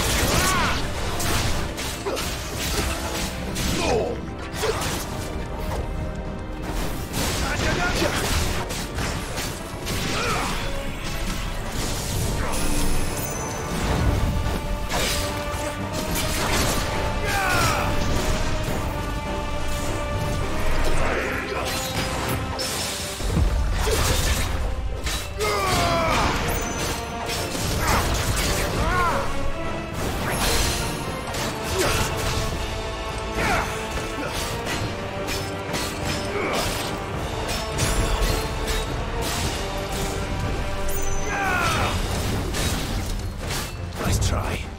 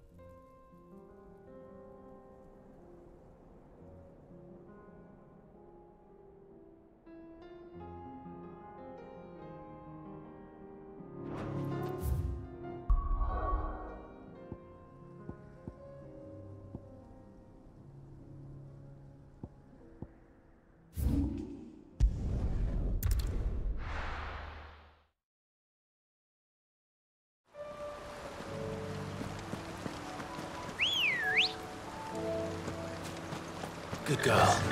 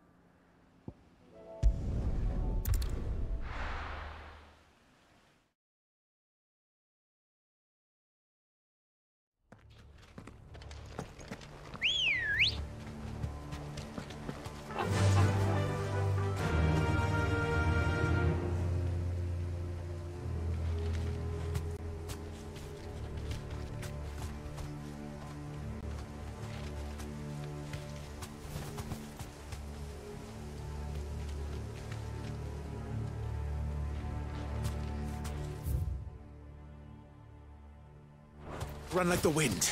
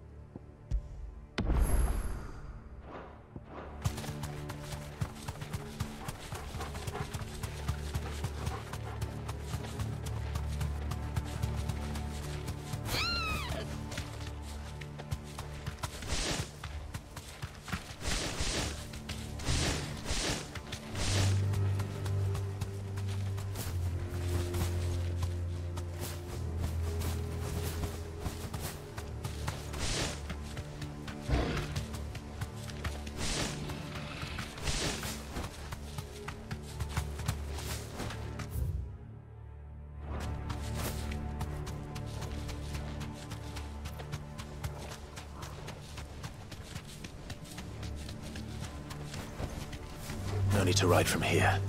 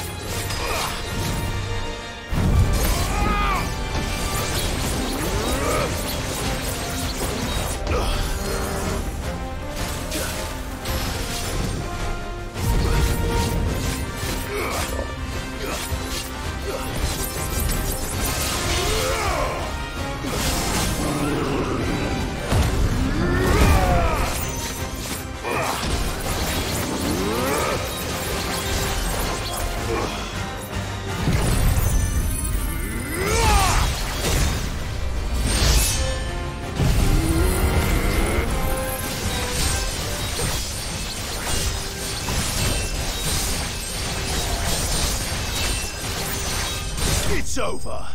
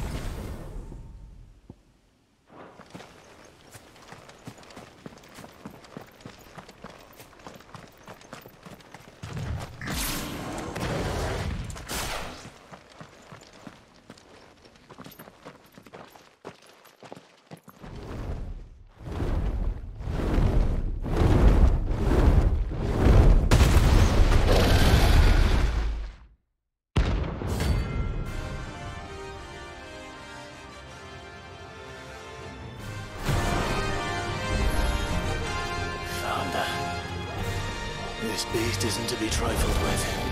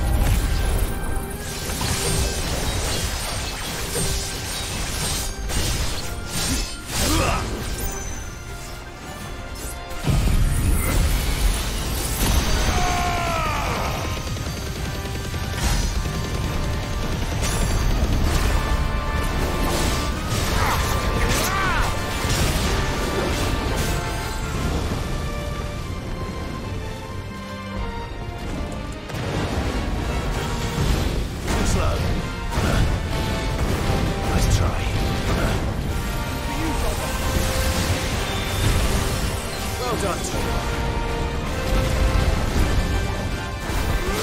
Ogle, kill!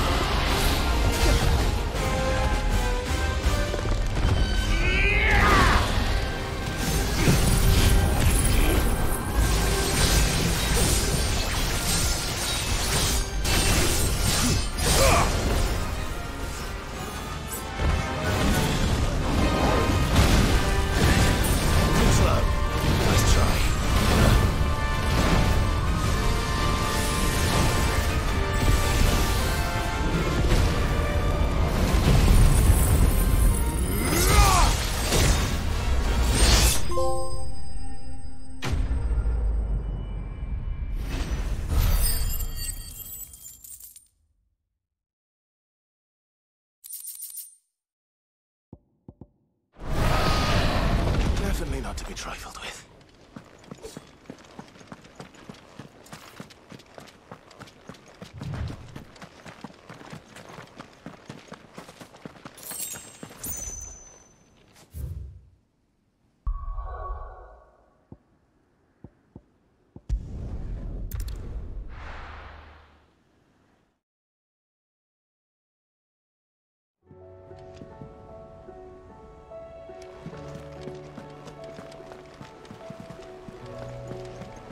There's something about it.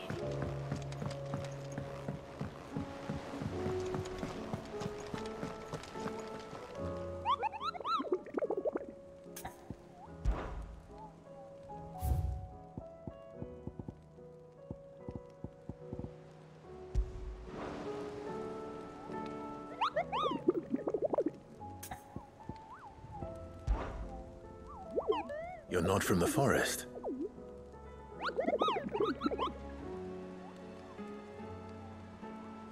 Well, which forest?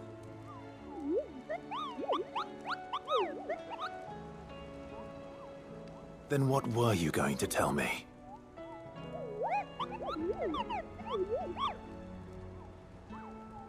And if you had?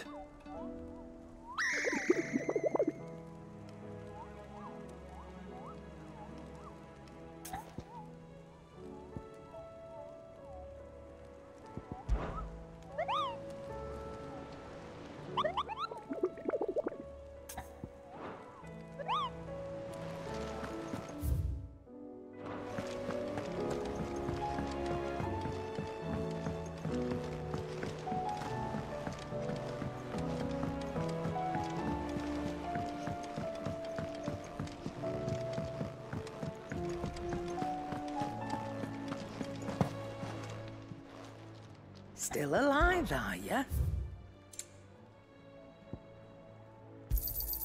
It'd better all be here. You'll not find a better price than that. It'd better all be here. Finished, are you? So what do I owe the honor? What do you want?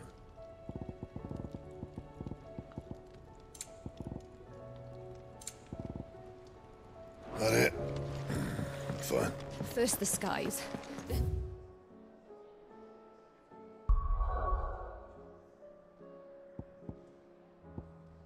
The crystal.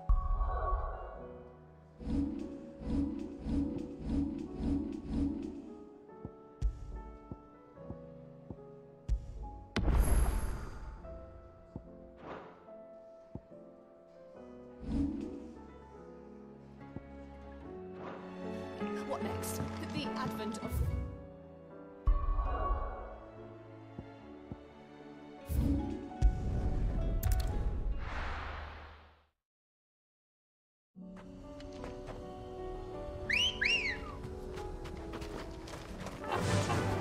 Fly, Ambrosia. Unwavering will and an unbreakable bond. Do you really think we're strong enough? To save the world? Of course. To have overcome Father's political enemies. Of that I'm less certain. Especially knowing what we know now. What Mother was truly capable of. And perhaps these bands would have helped. Knowing he was with us would have made all... It's just back there.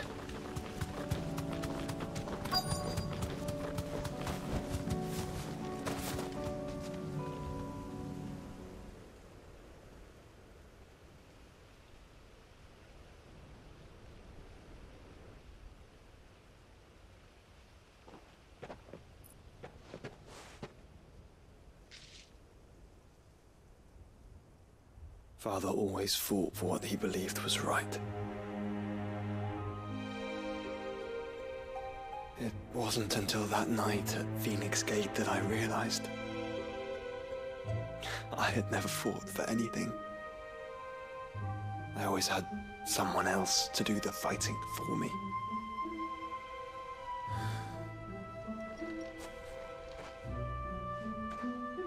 No matter how fate conspired against him, he never lost heart, never looked back, never stopped fighting. To me, he was the greatest of men.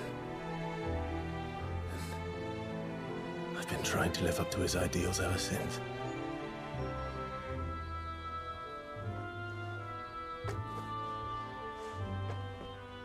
We all have, Clive. We all have. And we'll keep trying. Because that's what he would have wanted. What he would have done himself. Even if it meant standing against the very gods in the heavens. I shall be borrowing this, Father, if I may. That you might watch over us as we follow in your footsteps.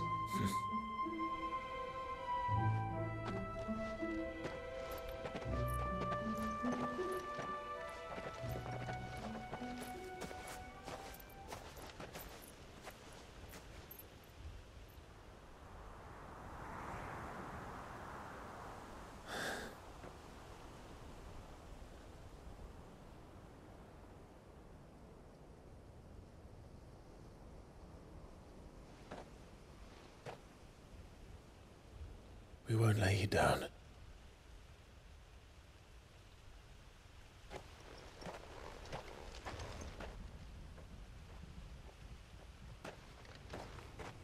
Onward then. Onward. To the end. And to a new beginning.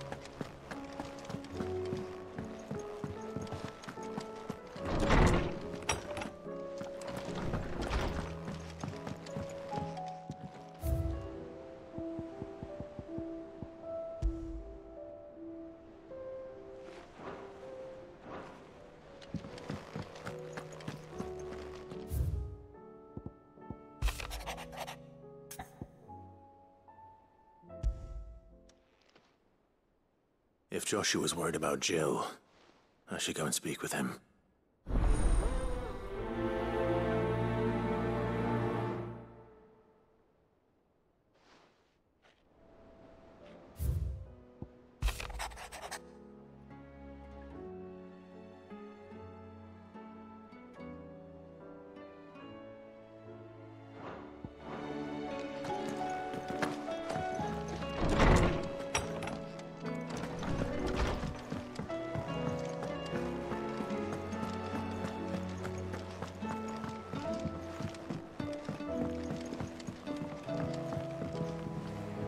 Joshua, I read your message.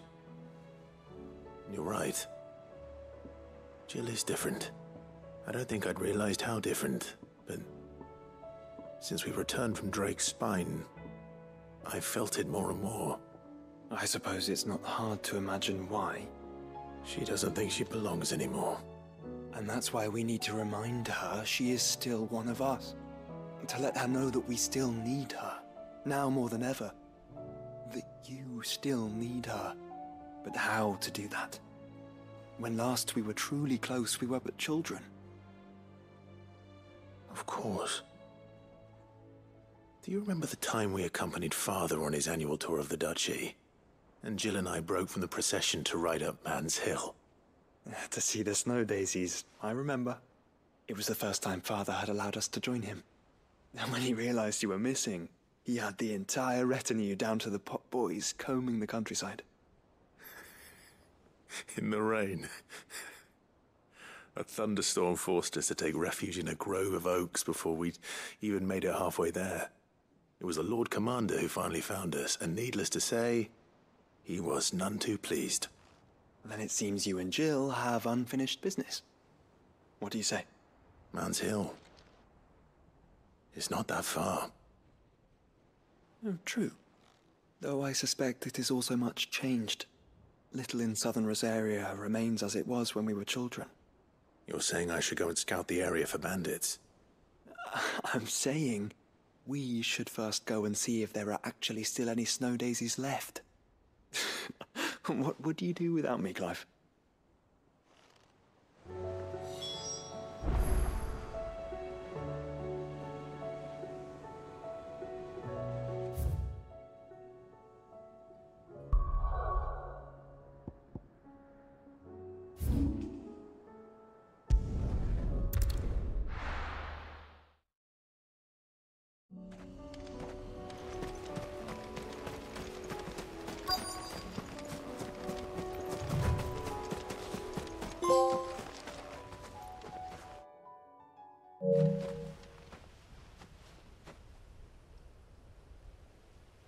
This is the place, but...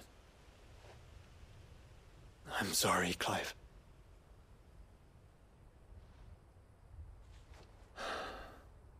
There's nowhere been spared.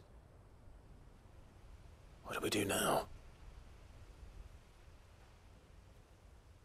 We keep looking. Man's Hill cannot be the only place where snow daisies grow. Perhaps, but... it's the only place I know of. Knew of. Then why not ask someone who might know of another? Someone in the backyard? To the hideaway, then.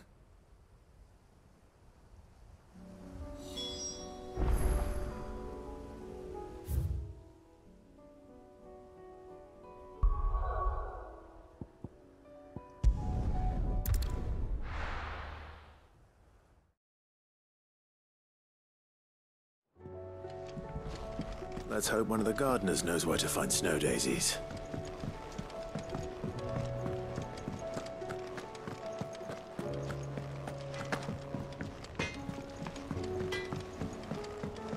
Say what you will, Lady Karen is secret. There should time.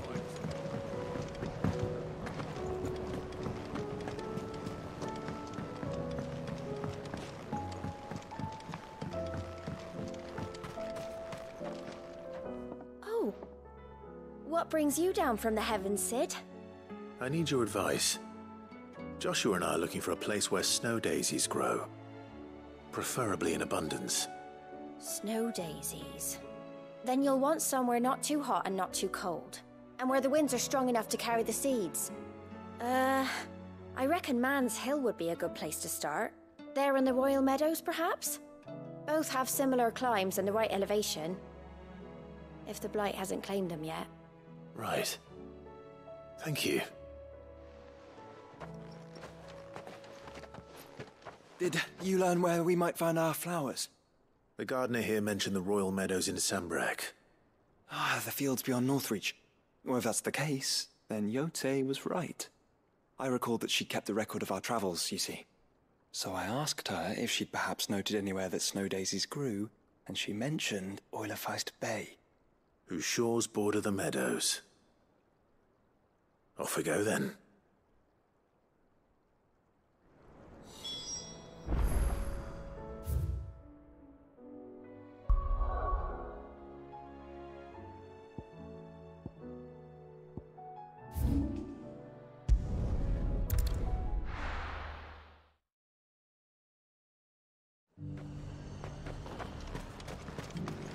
And how might I help the garrison today?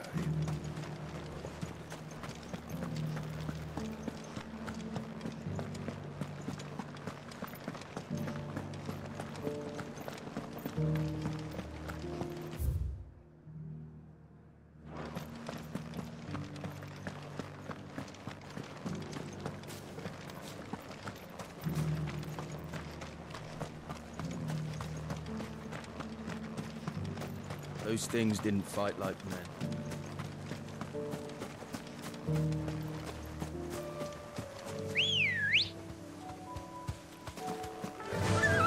Fly, Ambrosia.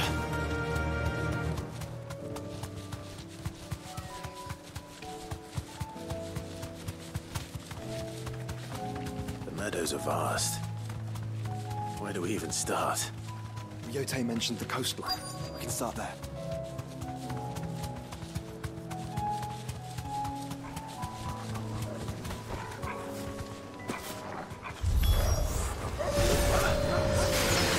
You see that?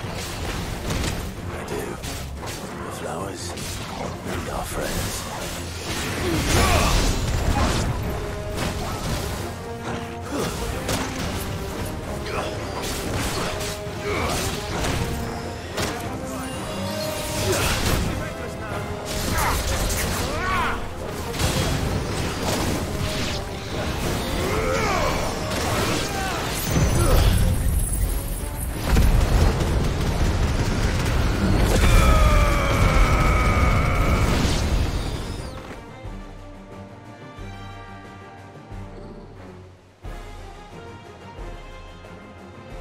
What do you see, boy?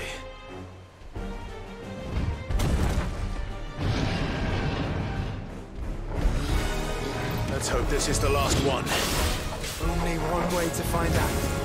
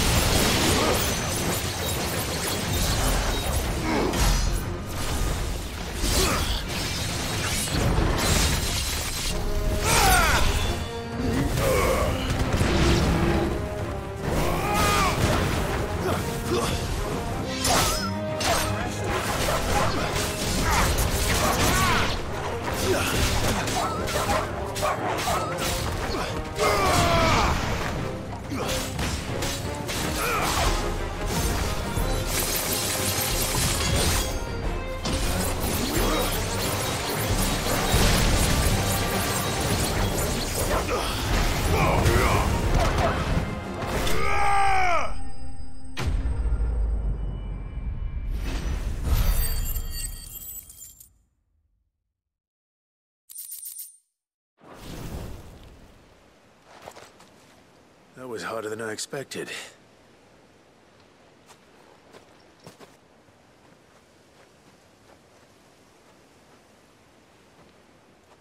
But found her. It was worth it. They're beautiful. Do you think Jill will like them?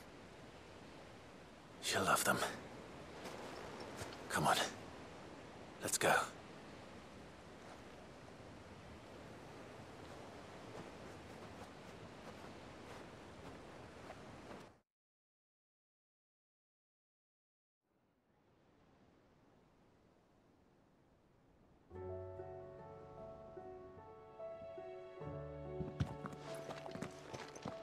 It appears my work is done. The rest, as they say, is up to you. Well, you and the skies. We wouldn't want another thunderstorm now, would we?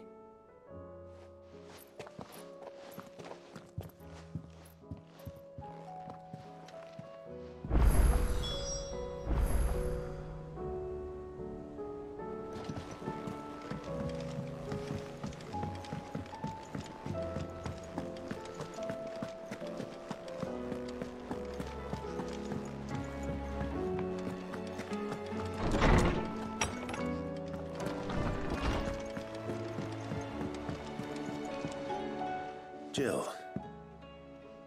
There's something I'd like to show you. There is? And where might this something be? It's, not here. Now, I know this is sudden, but how would you fancy a trip to Oriflamme?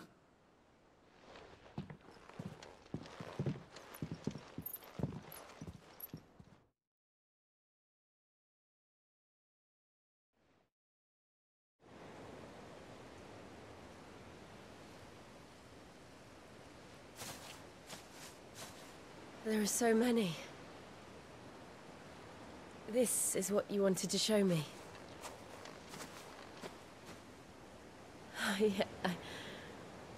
I don't know what to say. You don't need to say anything. The smile on your face is enough. We've been worried about you, Joshua and I. Do you remember when I took you to Man's Hill? Or tried to? How could I forget? You saw me crying and thought a change of scenery might lift my spirits. In the end, it earned me a nasty cough and a stern scolding from your mother. But I felt wonderful nonetheless.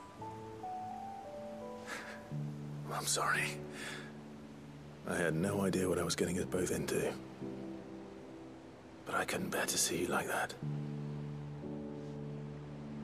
Before we left, my chambermaid told me she'd overheard your mother talking about my marriage prospects with some of the noblewomen at court.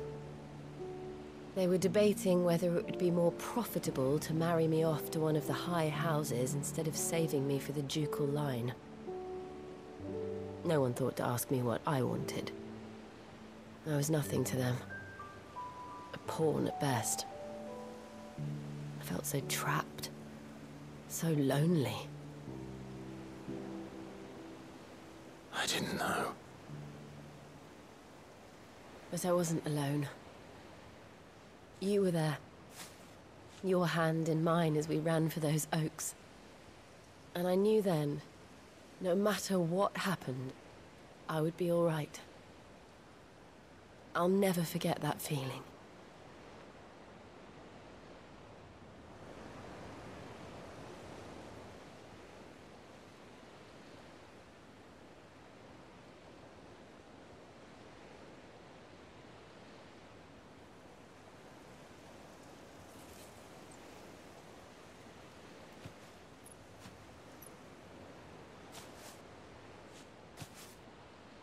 Before we broke camp, the morning after the storm,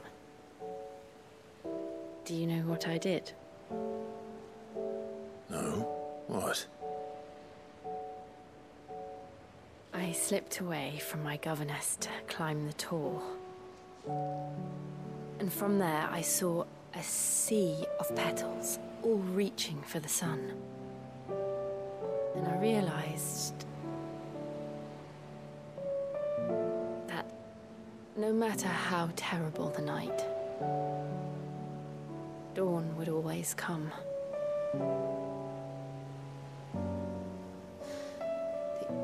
That you would always come for me. And you have. Again and again.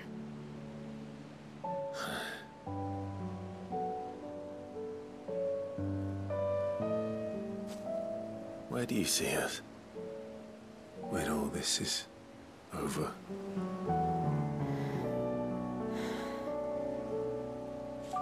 I don't know.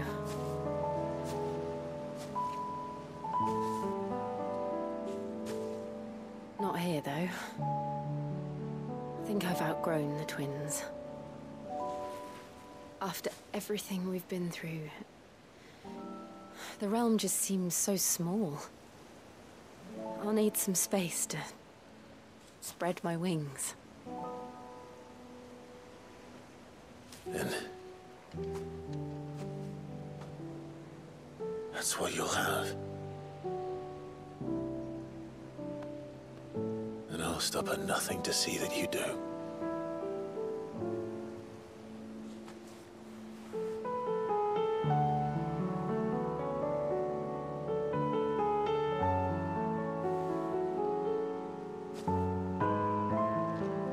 was much good at garlands. But it'll have to do.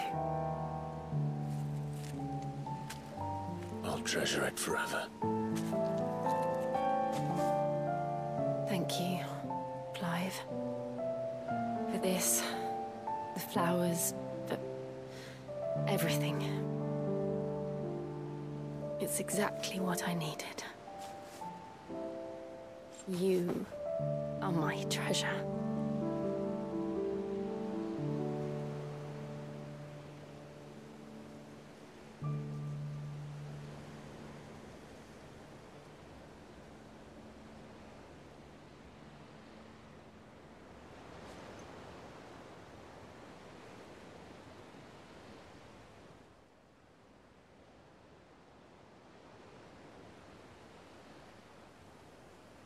We should probably be getting back.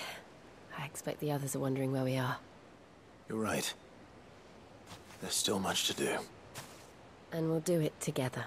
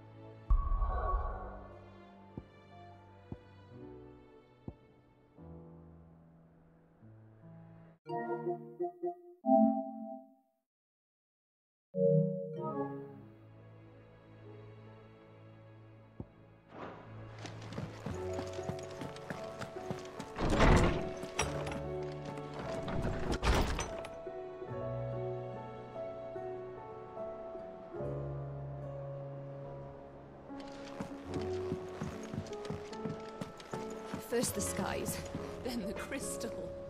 What next? The advent of Great Griga herself. I'm sure we'll be fine. Sid's back, isn't he?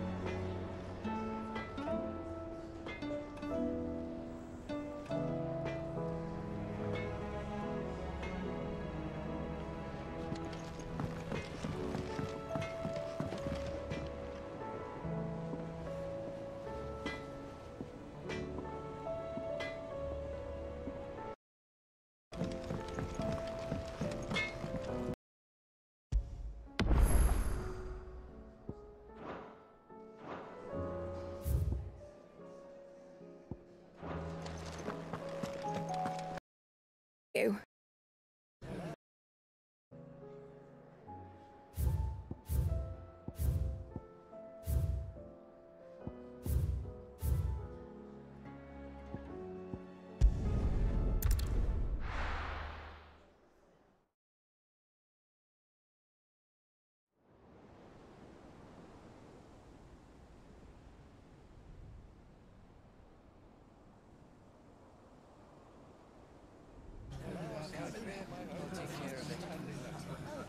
Make sure you do this time.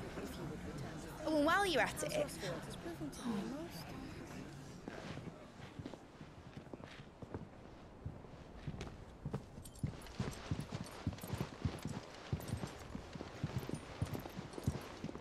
Clive, if you see me dad up there, tell him we were right to leave his legacy with you.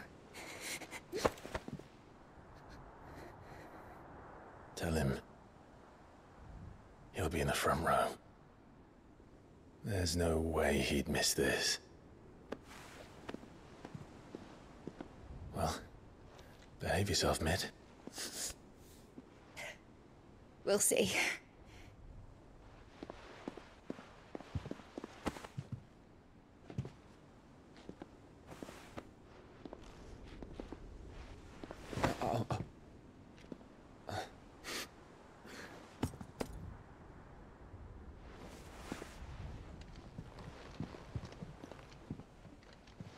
So, you're in charge now, Gav.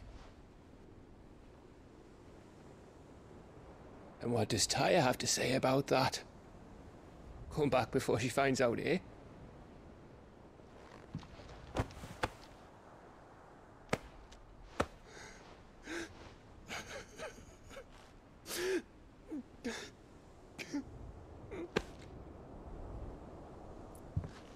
Thank you, Yote. I'm sorry. Your Grace, I shall pray for your safe return. That's kind of you. But you should pray he took his medicine. I didn't spend all night grinding herbs for his lordship to leave them on his nightstand. Again. You needn't fear, Lady Taya. And thank you. See that your brother comes back in one piece. Or, at most, two. Any more and you can heal him yourself. I'll keep that in mind.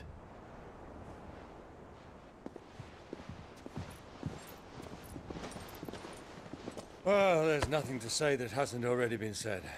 But that's never stopped me before, so just you do what needs doing. And don't worry about us. We'll do our best, Uncle. That'll be well. If that is all? Not quite.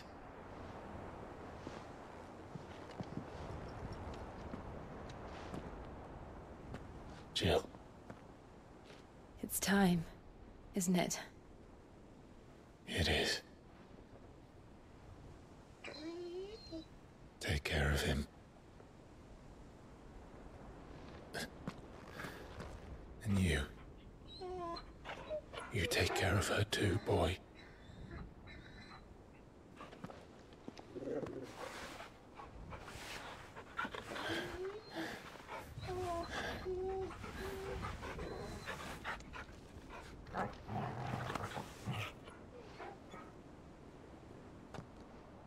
Don't forget, Clive.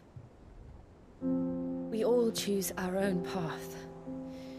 Believe in yours. I do.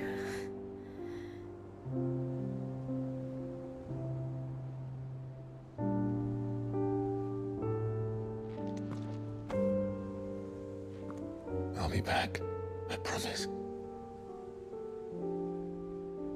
I love you, Jill.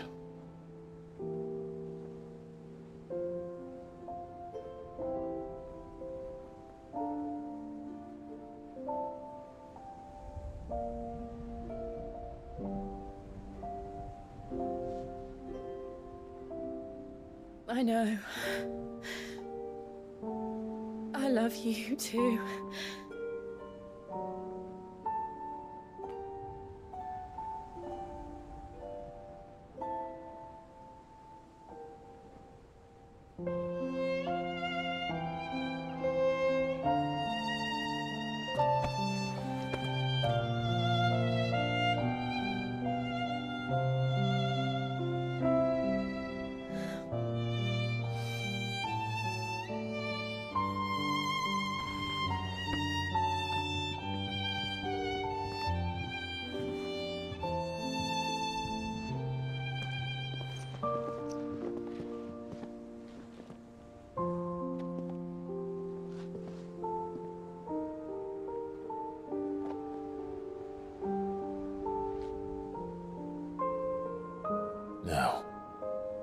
We have a god to kill.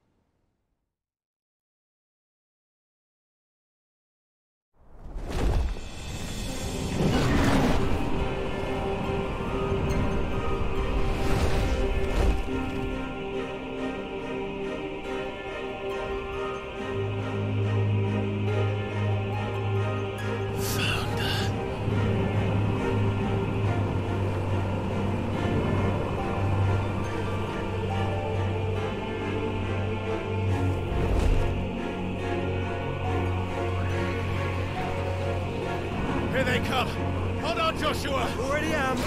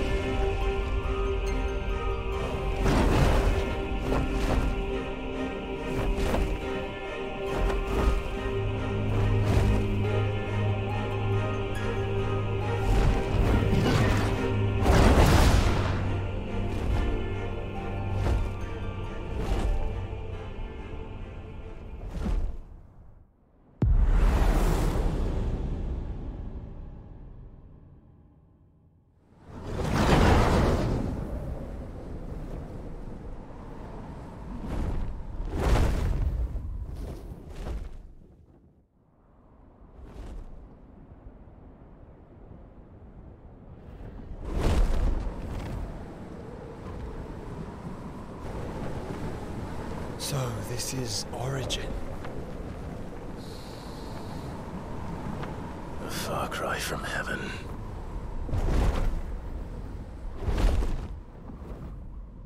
Where it all began. Where it all begins. Our ark. Your architect. There you are. It was here that we slumbered.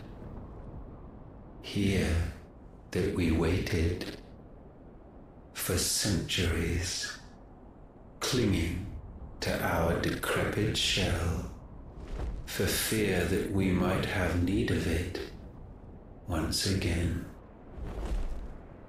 But you have come at last. And now we shall be truly complete.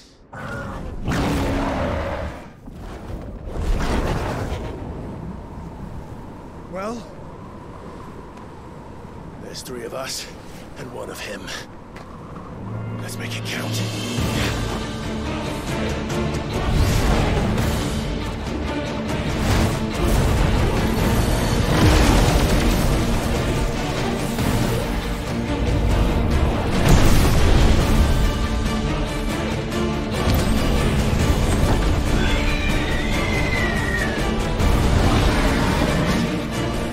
Dominance. We will show you what it means to suffer.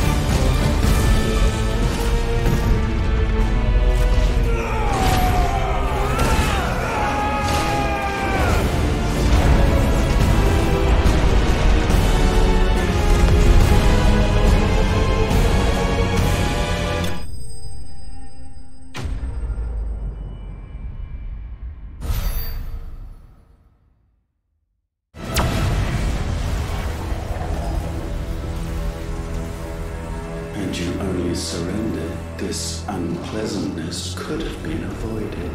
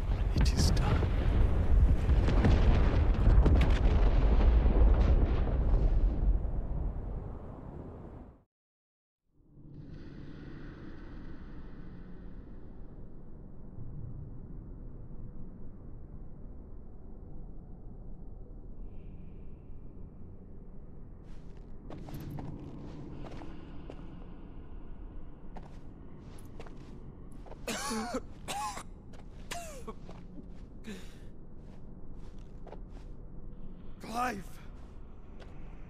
Clive!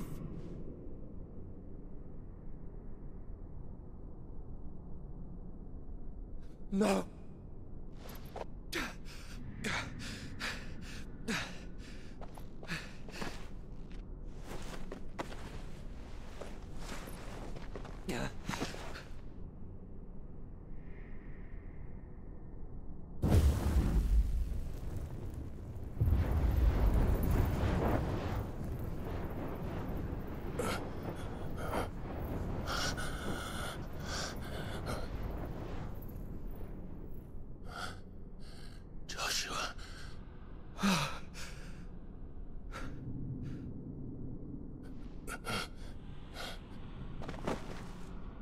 Thank the Founder.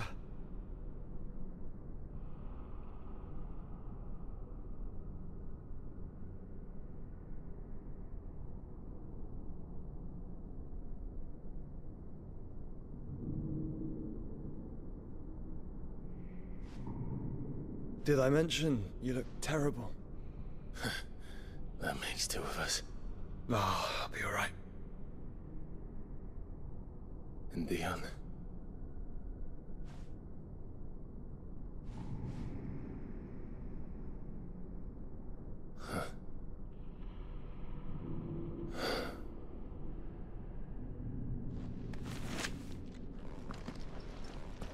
Take my hand. I told you, I'll be...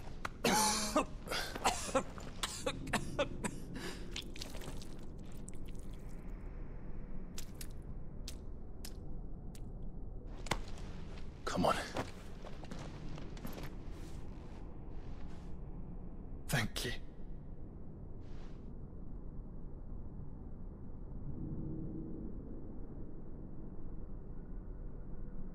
Press on.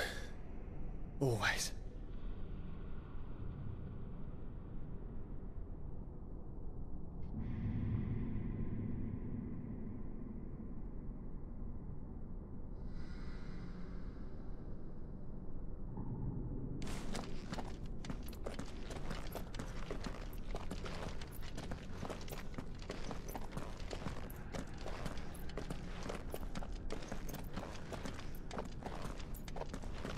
I'm sorry about Dion. Don't be. Please. He did what he had to do. And it's time we did the same.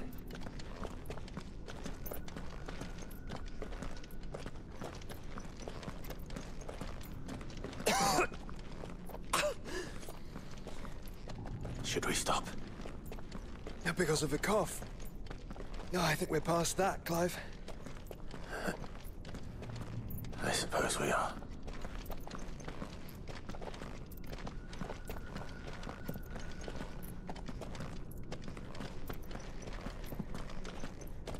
That light, so cold. So empty. We're close, aren't we? It, seems that way. But I don't want to think what could be waiting for us in there. Then think instead of those waiting for us at home.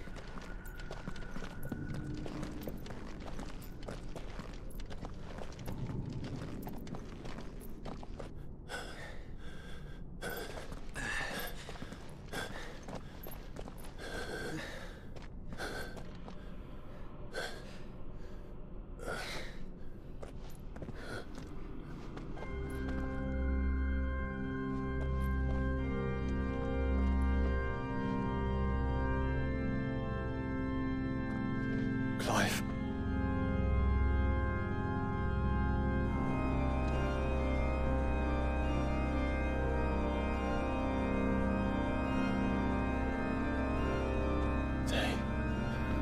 They can't be. But they are. This is the Nexus. A wellspring of life. Yours and ours. As we watch the world stumble slowly to its dark end, it was here we pledged a new beginning. And now, with the ether we have harvested, I shall raise my kin from their eternal slumber. That together we may usher in a new age of reason. This was never about creation. Only self-preservation. You condemned an entire world so that you alone might escape death. Alone. Him. Alone. Clive. I think I understand. He...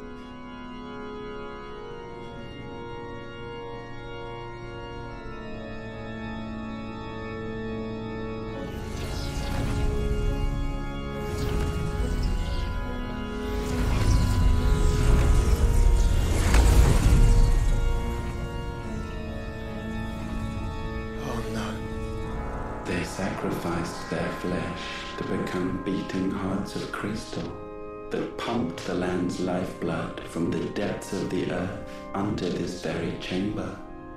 And thus would they labor still, long after their work was done, had you not set them free. You meant for us to destroy the Mother Crystals. It's what you wanted all along. You have our gratitude, Mythos. In this you have served us well. You have both served us well. Welcome home, brother.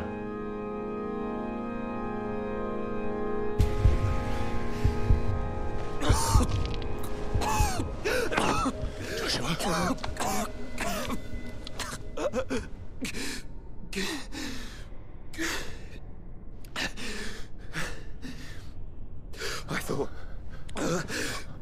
was me. But it wasn't my grasp that grew weaker.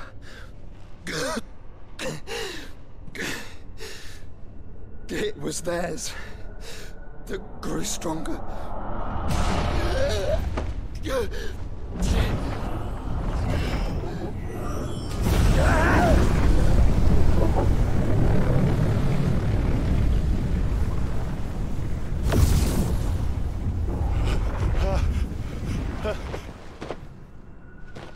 Joshua!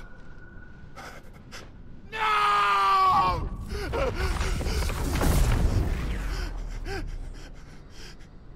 And now we can become one.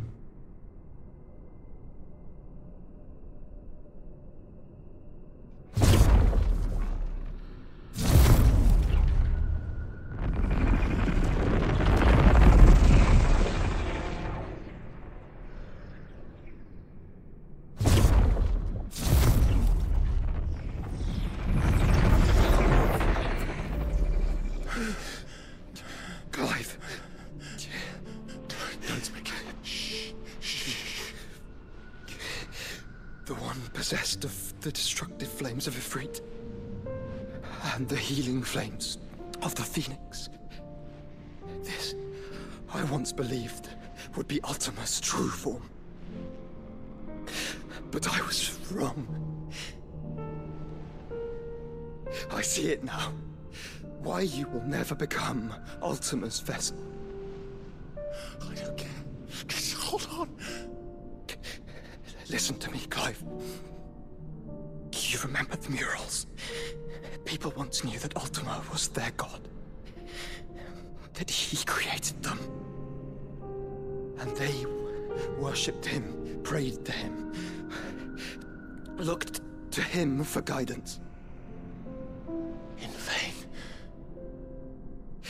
In vain. For he did not listen, did not acknowledge our will, and so we strayed from his path to forge one of our own.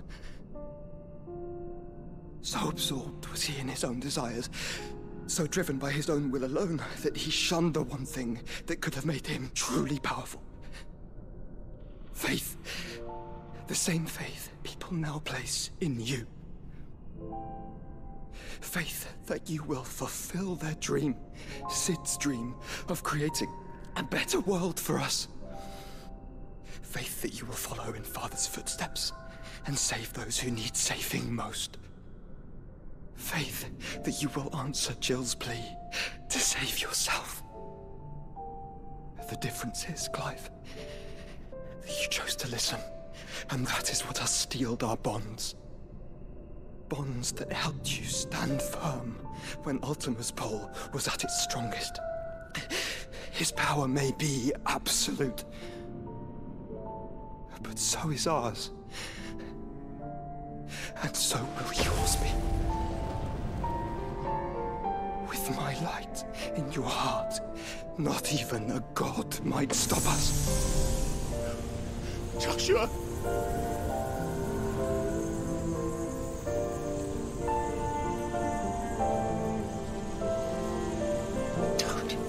Don't do it, you'll...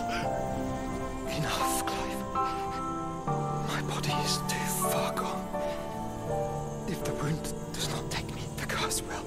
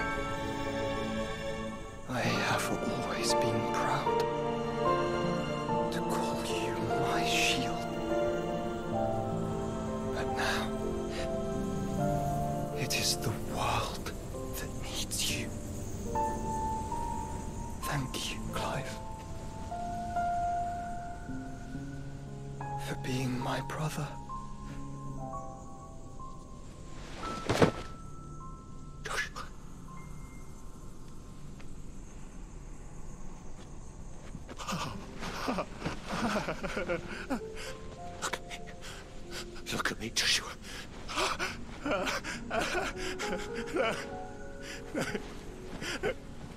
Open your eyes! Open your eyes, Damien!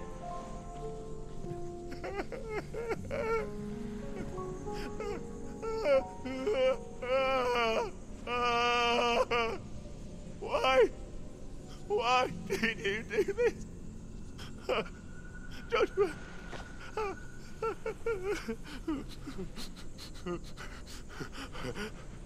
Joshua!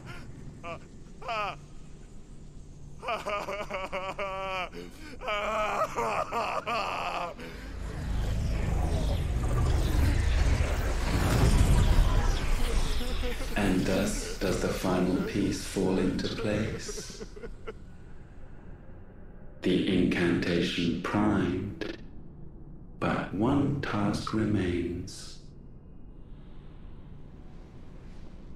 To empty the vessel.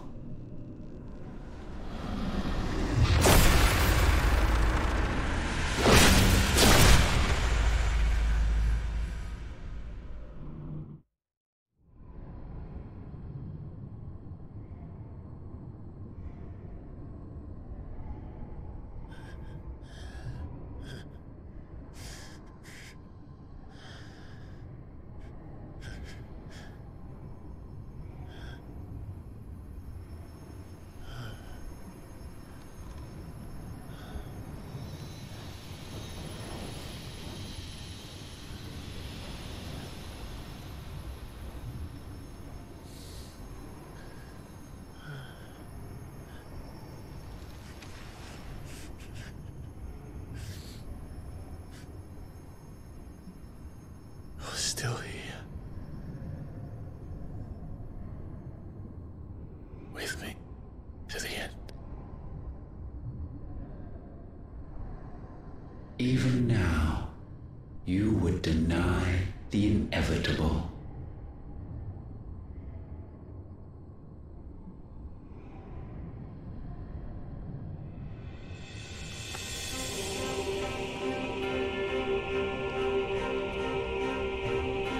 That's what you always have. And always will.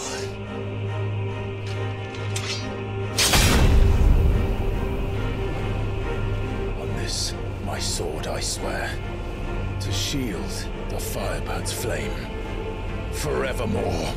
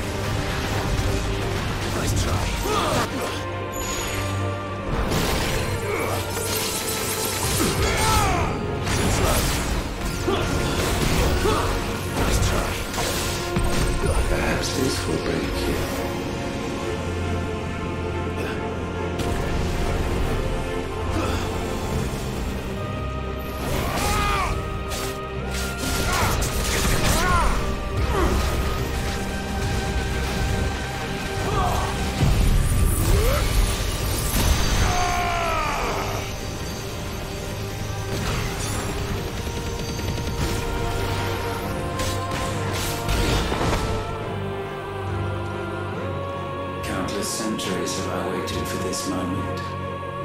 This moment in which I might revel in my creation, only to find it profaned and so must be cleansed.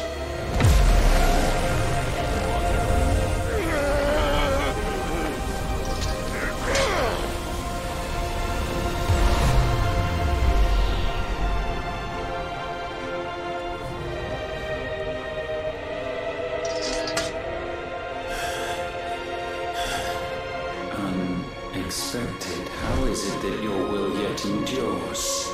Because it's not so easily broken. But it can be broken. And I shall see it so. For such is my will. Try it. Nice try.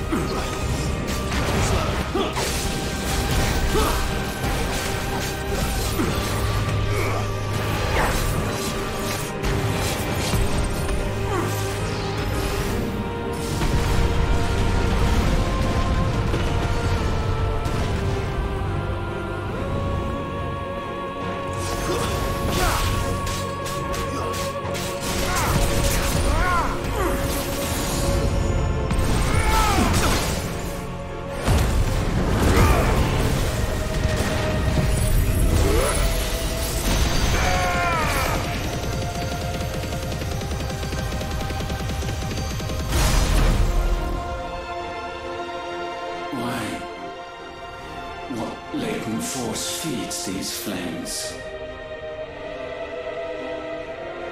I sense more here than mere will.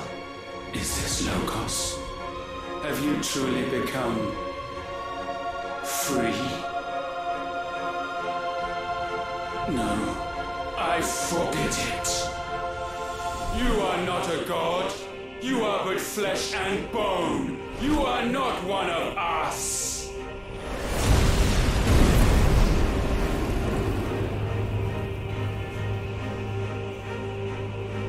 I created you, all of you. And what is mine is mine to destroy. Once, perhaps. But we are no longer yours. Our flames are our own, and they burn as one!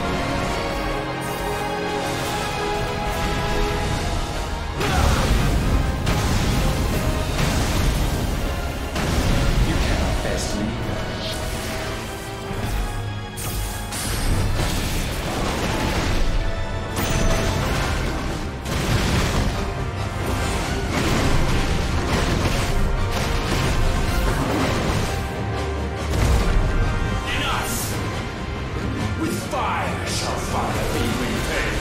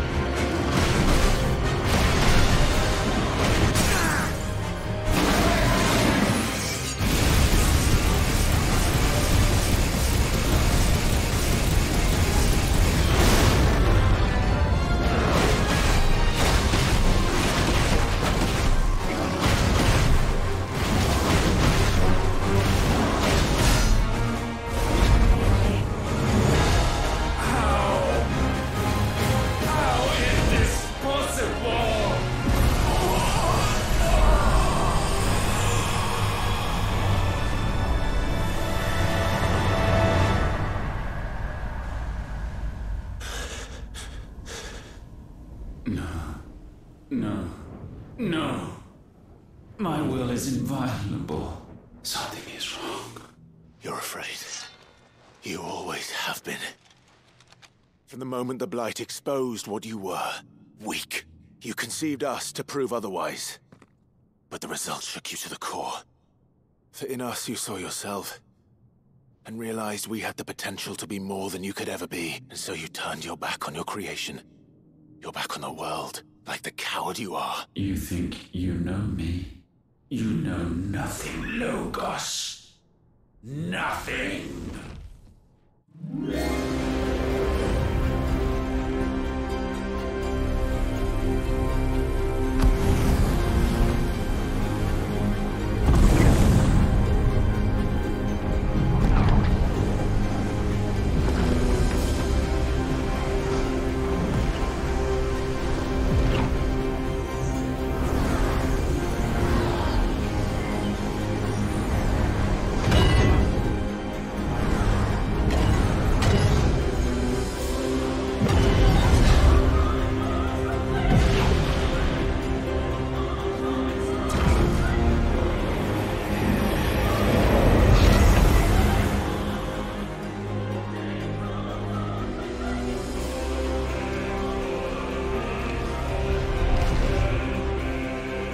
Bathed in light, I stand above you, my rebirth complete. And you, for your defiance, shall pay the proper price. An eternity of anguish. Anguish. Pain. Suffering. You have known none of these. But we have. So we know what they grant. They bring us together. And that makes us strong. Thunder roars!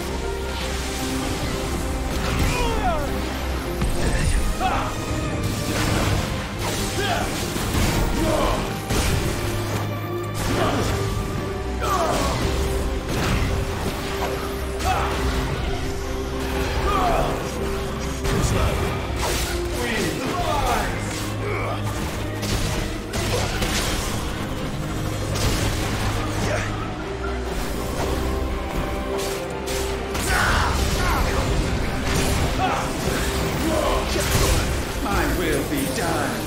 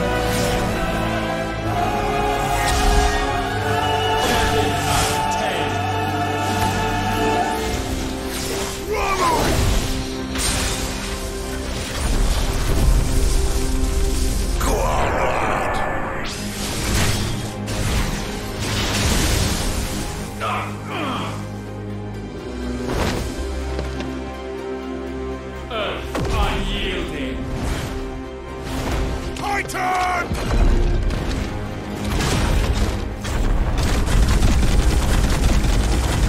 Give him out, Clive!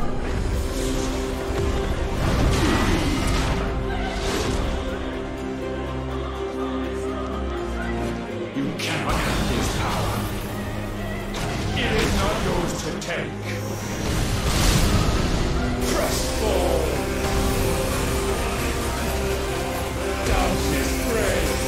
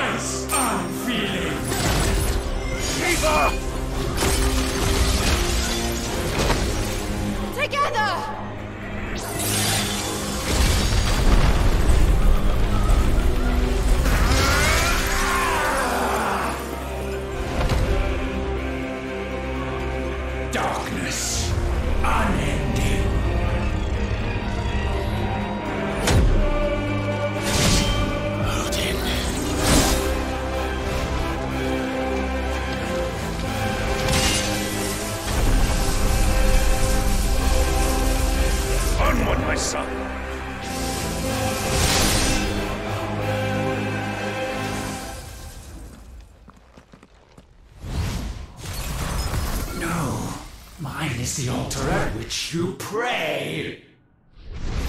Mine are the eyes that look down upon you all. And yet still you cannot see. You are no better than us. We are one and the same. We are not the same. No man might stand beside me. Not.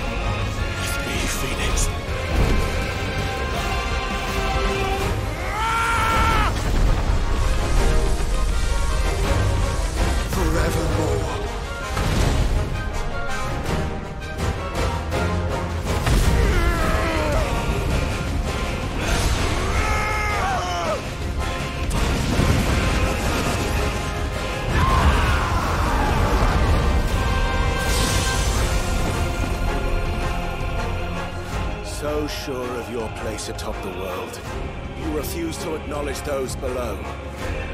You chose to remain alone. And so you shunned the one thing that could have made you stronger. Pushed away the hands that could have raised you higher. I do not need you, or anyone. And that is where we are different. I could not have made it here on my own. I carry with me the hopes and dreams of my brothers, my sisters. And it is they who will give me the strength to end your reign. I cannot end.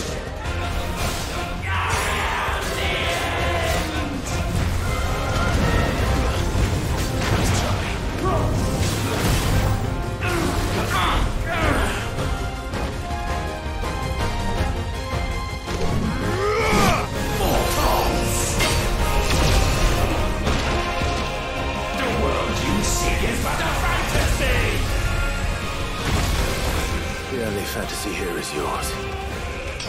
And we shall be its final witness.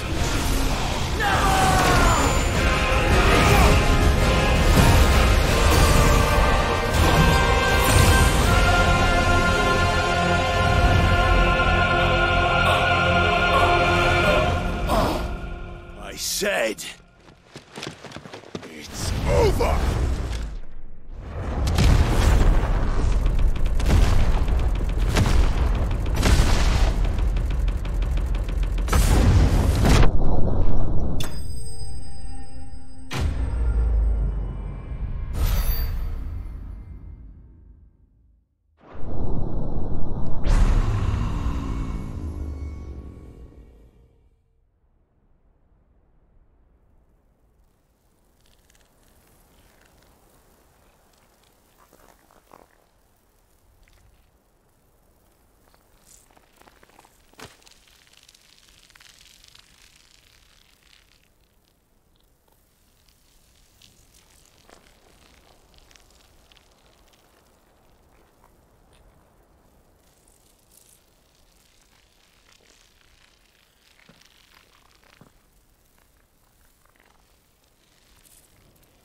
Tell me, what do you imagine will befall this world now that you have gained your precious freedom?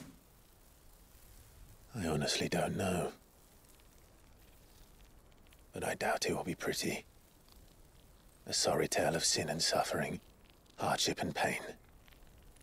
And it was for this that you fought so fiercely? Why? It's who we are. We fight. We survive. We endure. We don't need a reason. We are imperfect creatures. When we stumble, we reach for a shoulder to lean on. When we fall, we stand back up.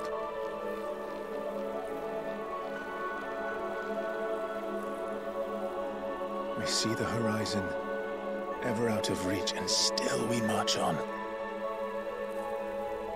Certain the answers lie just beyond it. Because that is our way.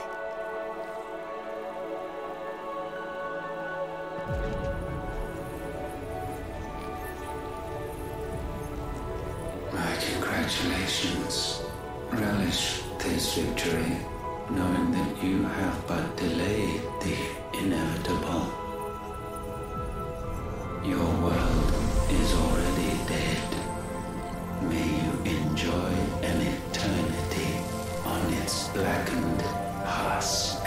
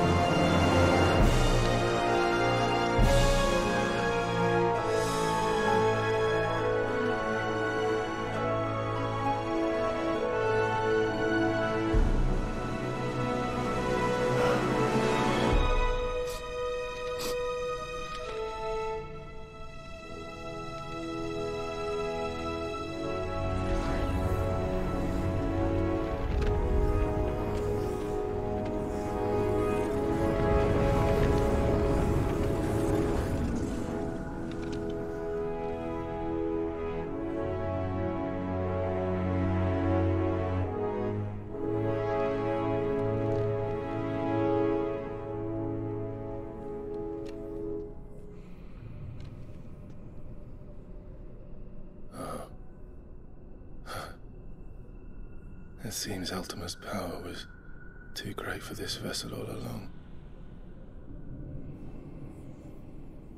But while I have it, perhaps I can use it to set things right. And see Ultima's legacy. Bearers, dominance, crystals, magic, consigned to the flames.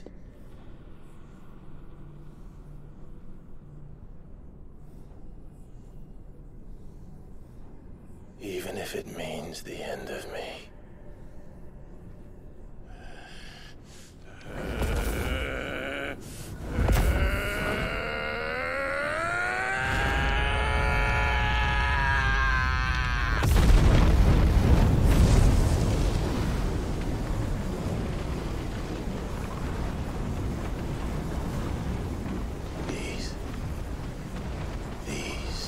per our terms.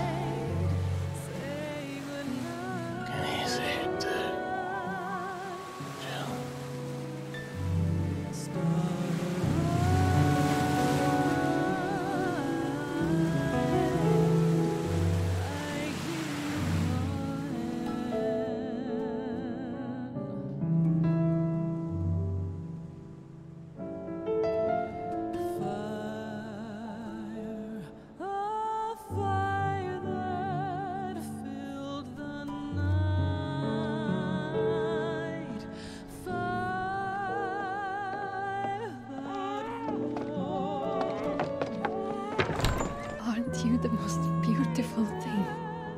He is, isn't he? What are you gonna call him? Let me see, let me see. Oh, read little one. Got a smile for your Uncle Gav. Not so loud, you burp. What? I was only... Shh, you're scaring him. It's all right.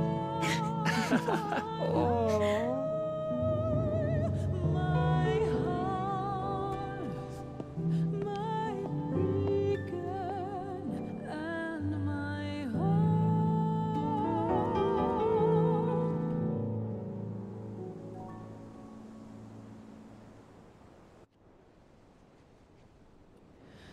A sky of scattered tears, 1,000 years apart. Should they fade, I will not be afraid of the dark.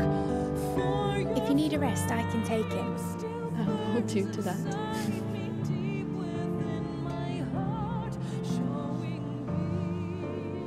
The world's yours now.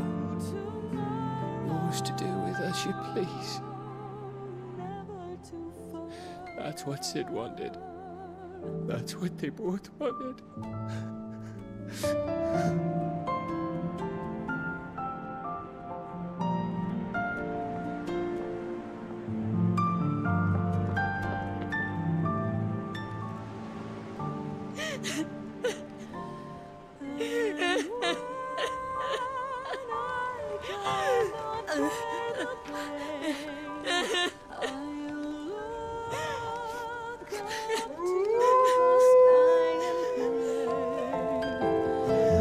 with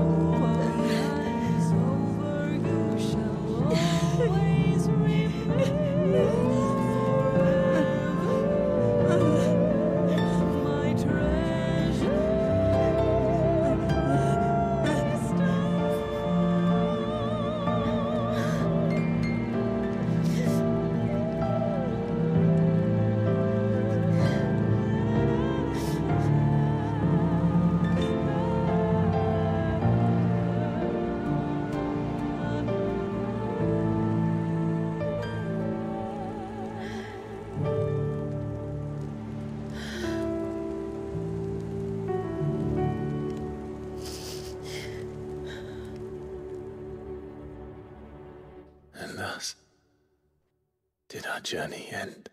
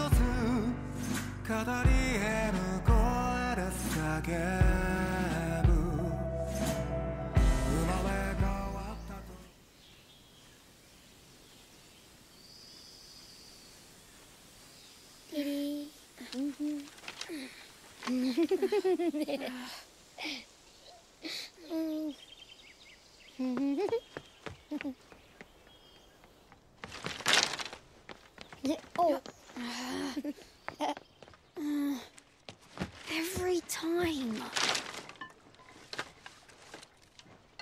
Will you light it? Yes, Mother.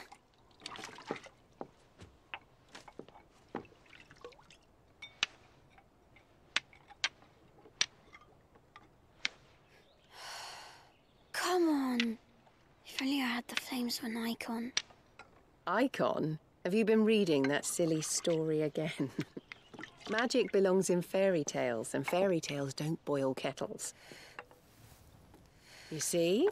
Well done. Now, be a good lad, and play with your brother until supper. Come on, hurry! Hurry! Right.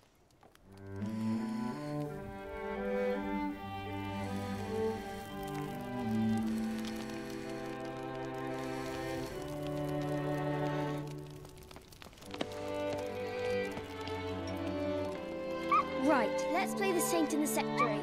No, I don't want to be Madu. What do you want to play then? War of the Eikons! Again? Right. And I get to be Ifrit. Right, I'm the older brother. Because Bahamut says so.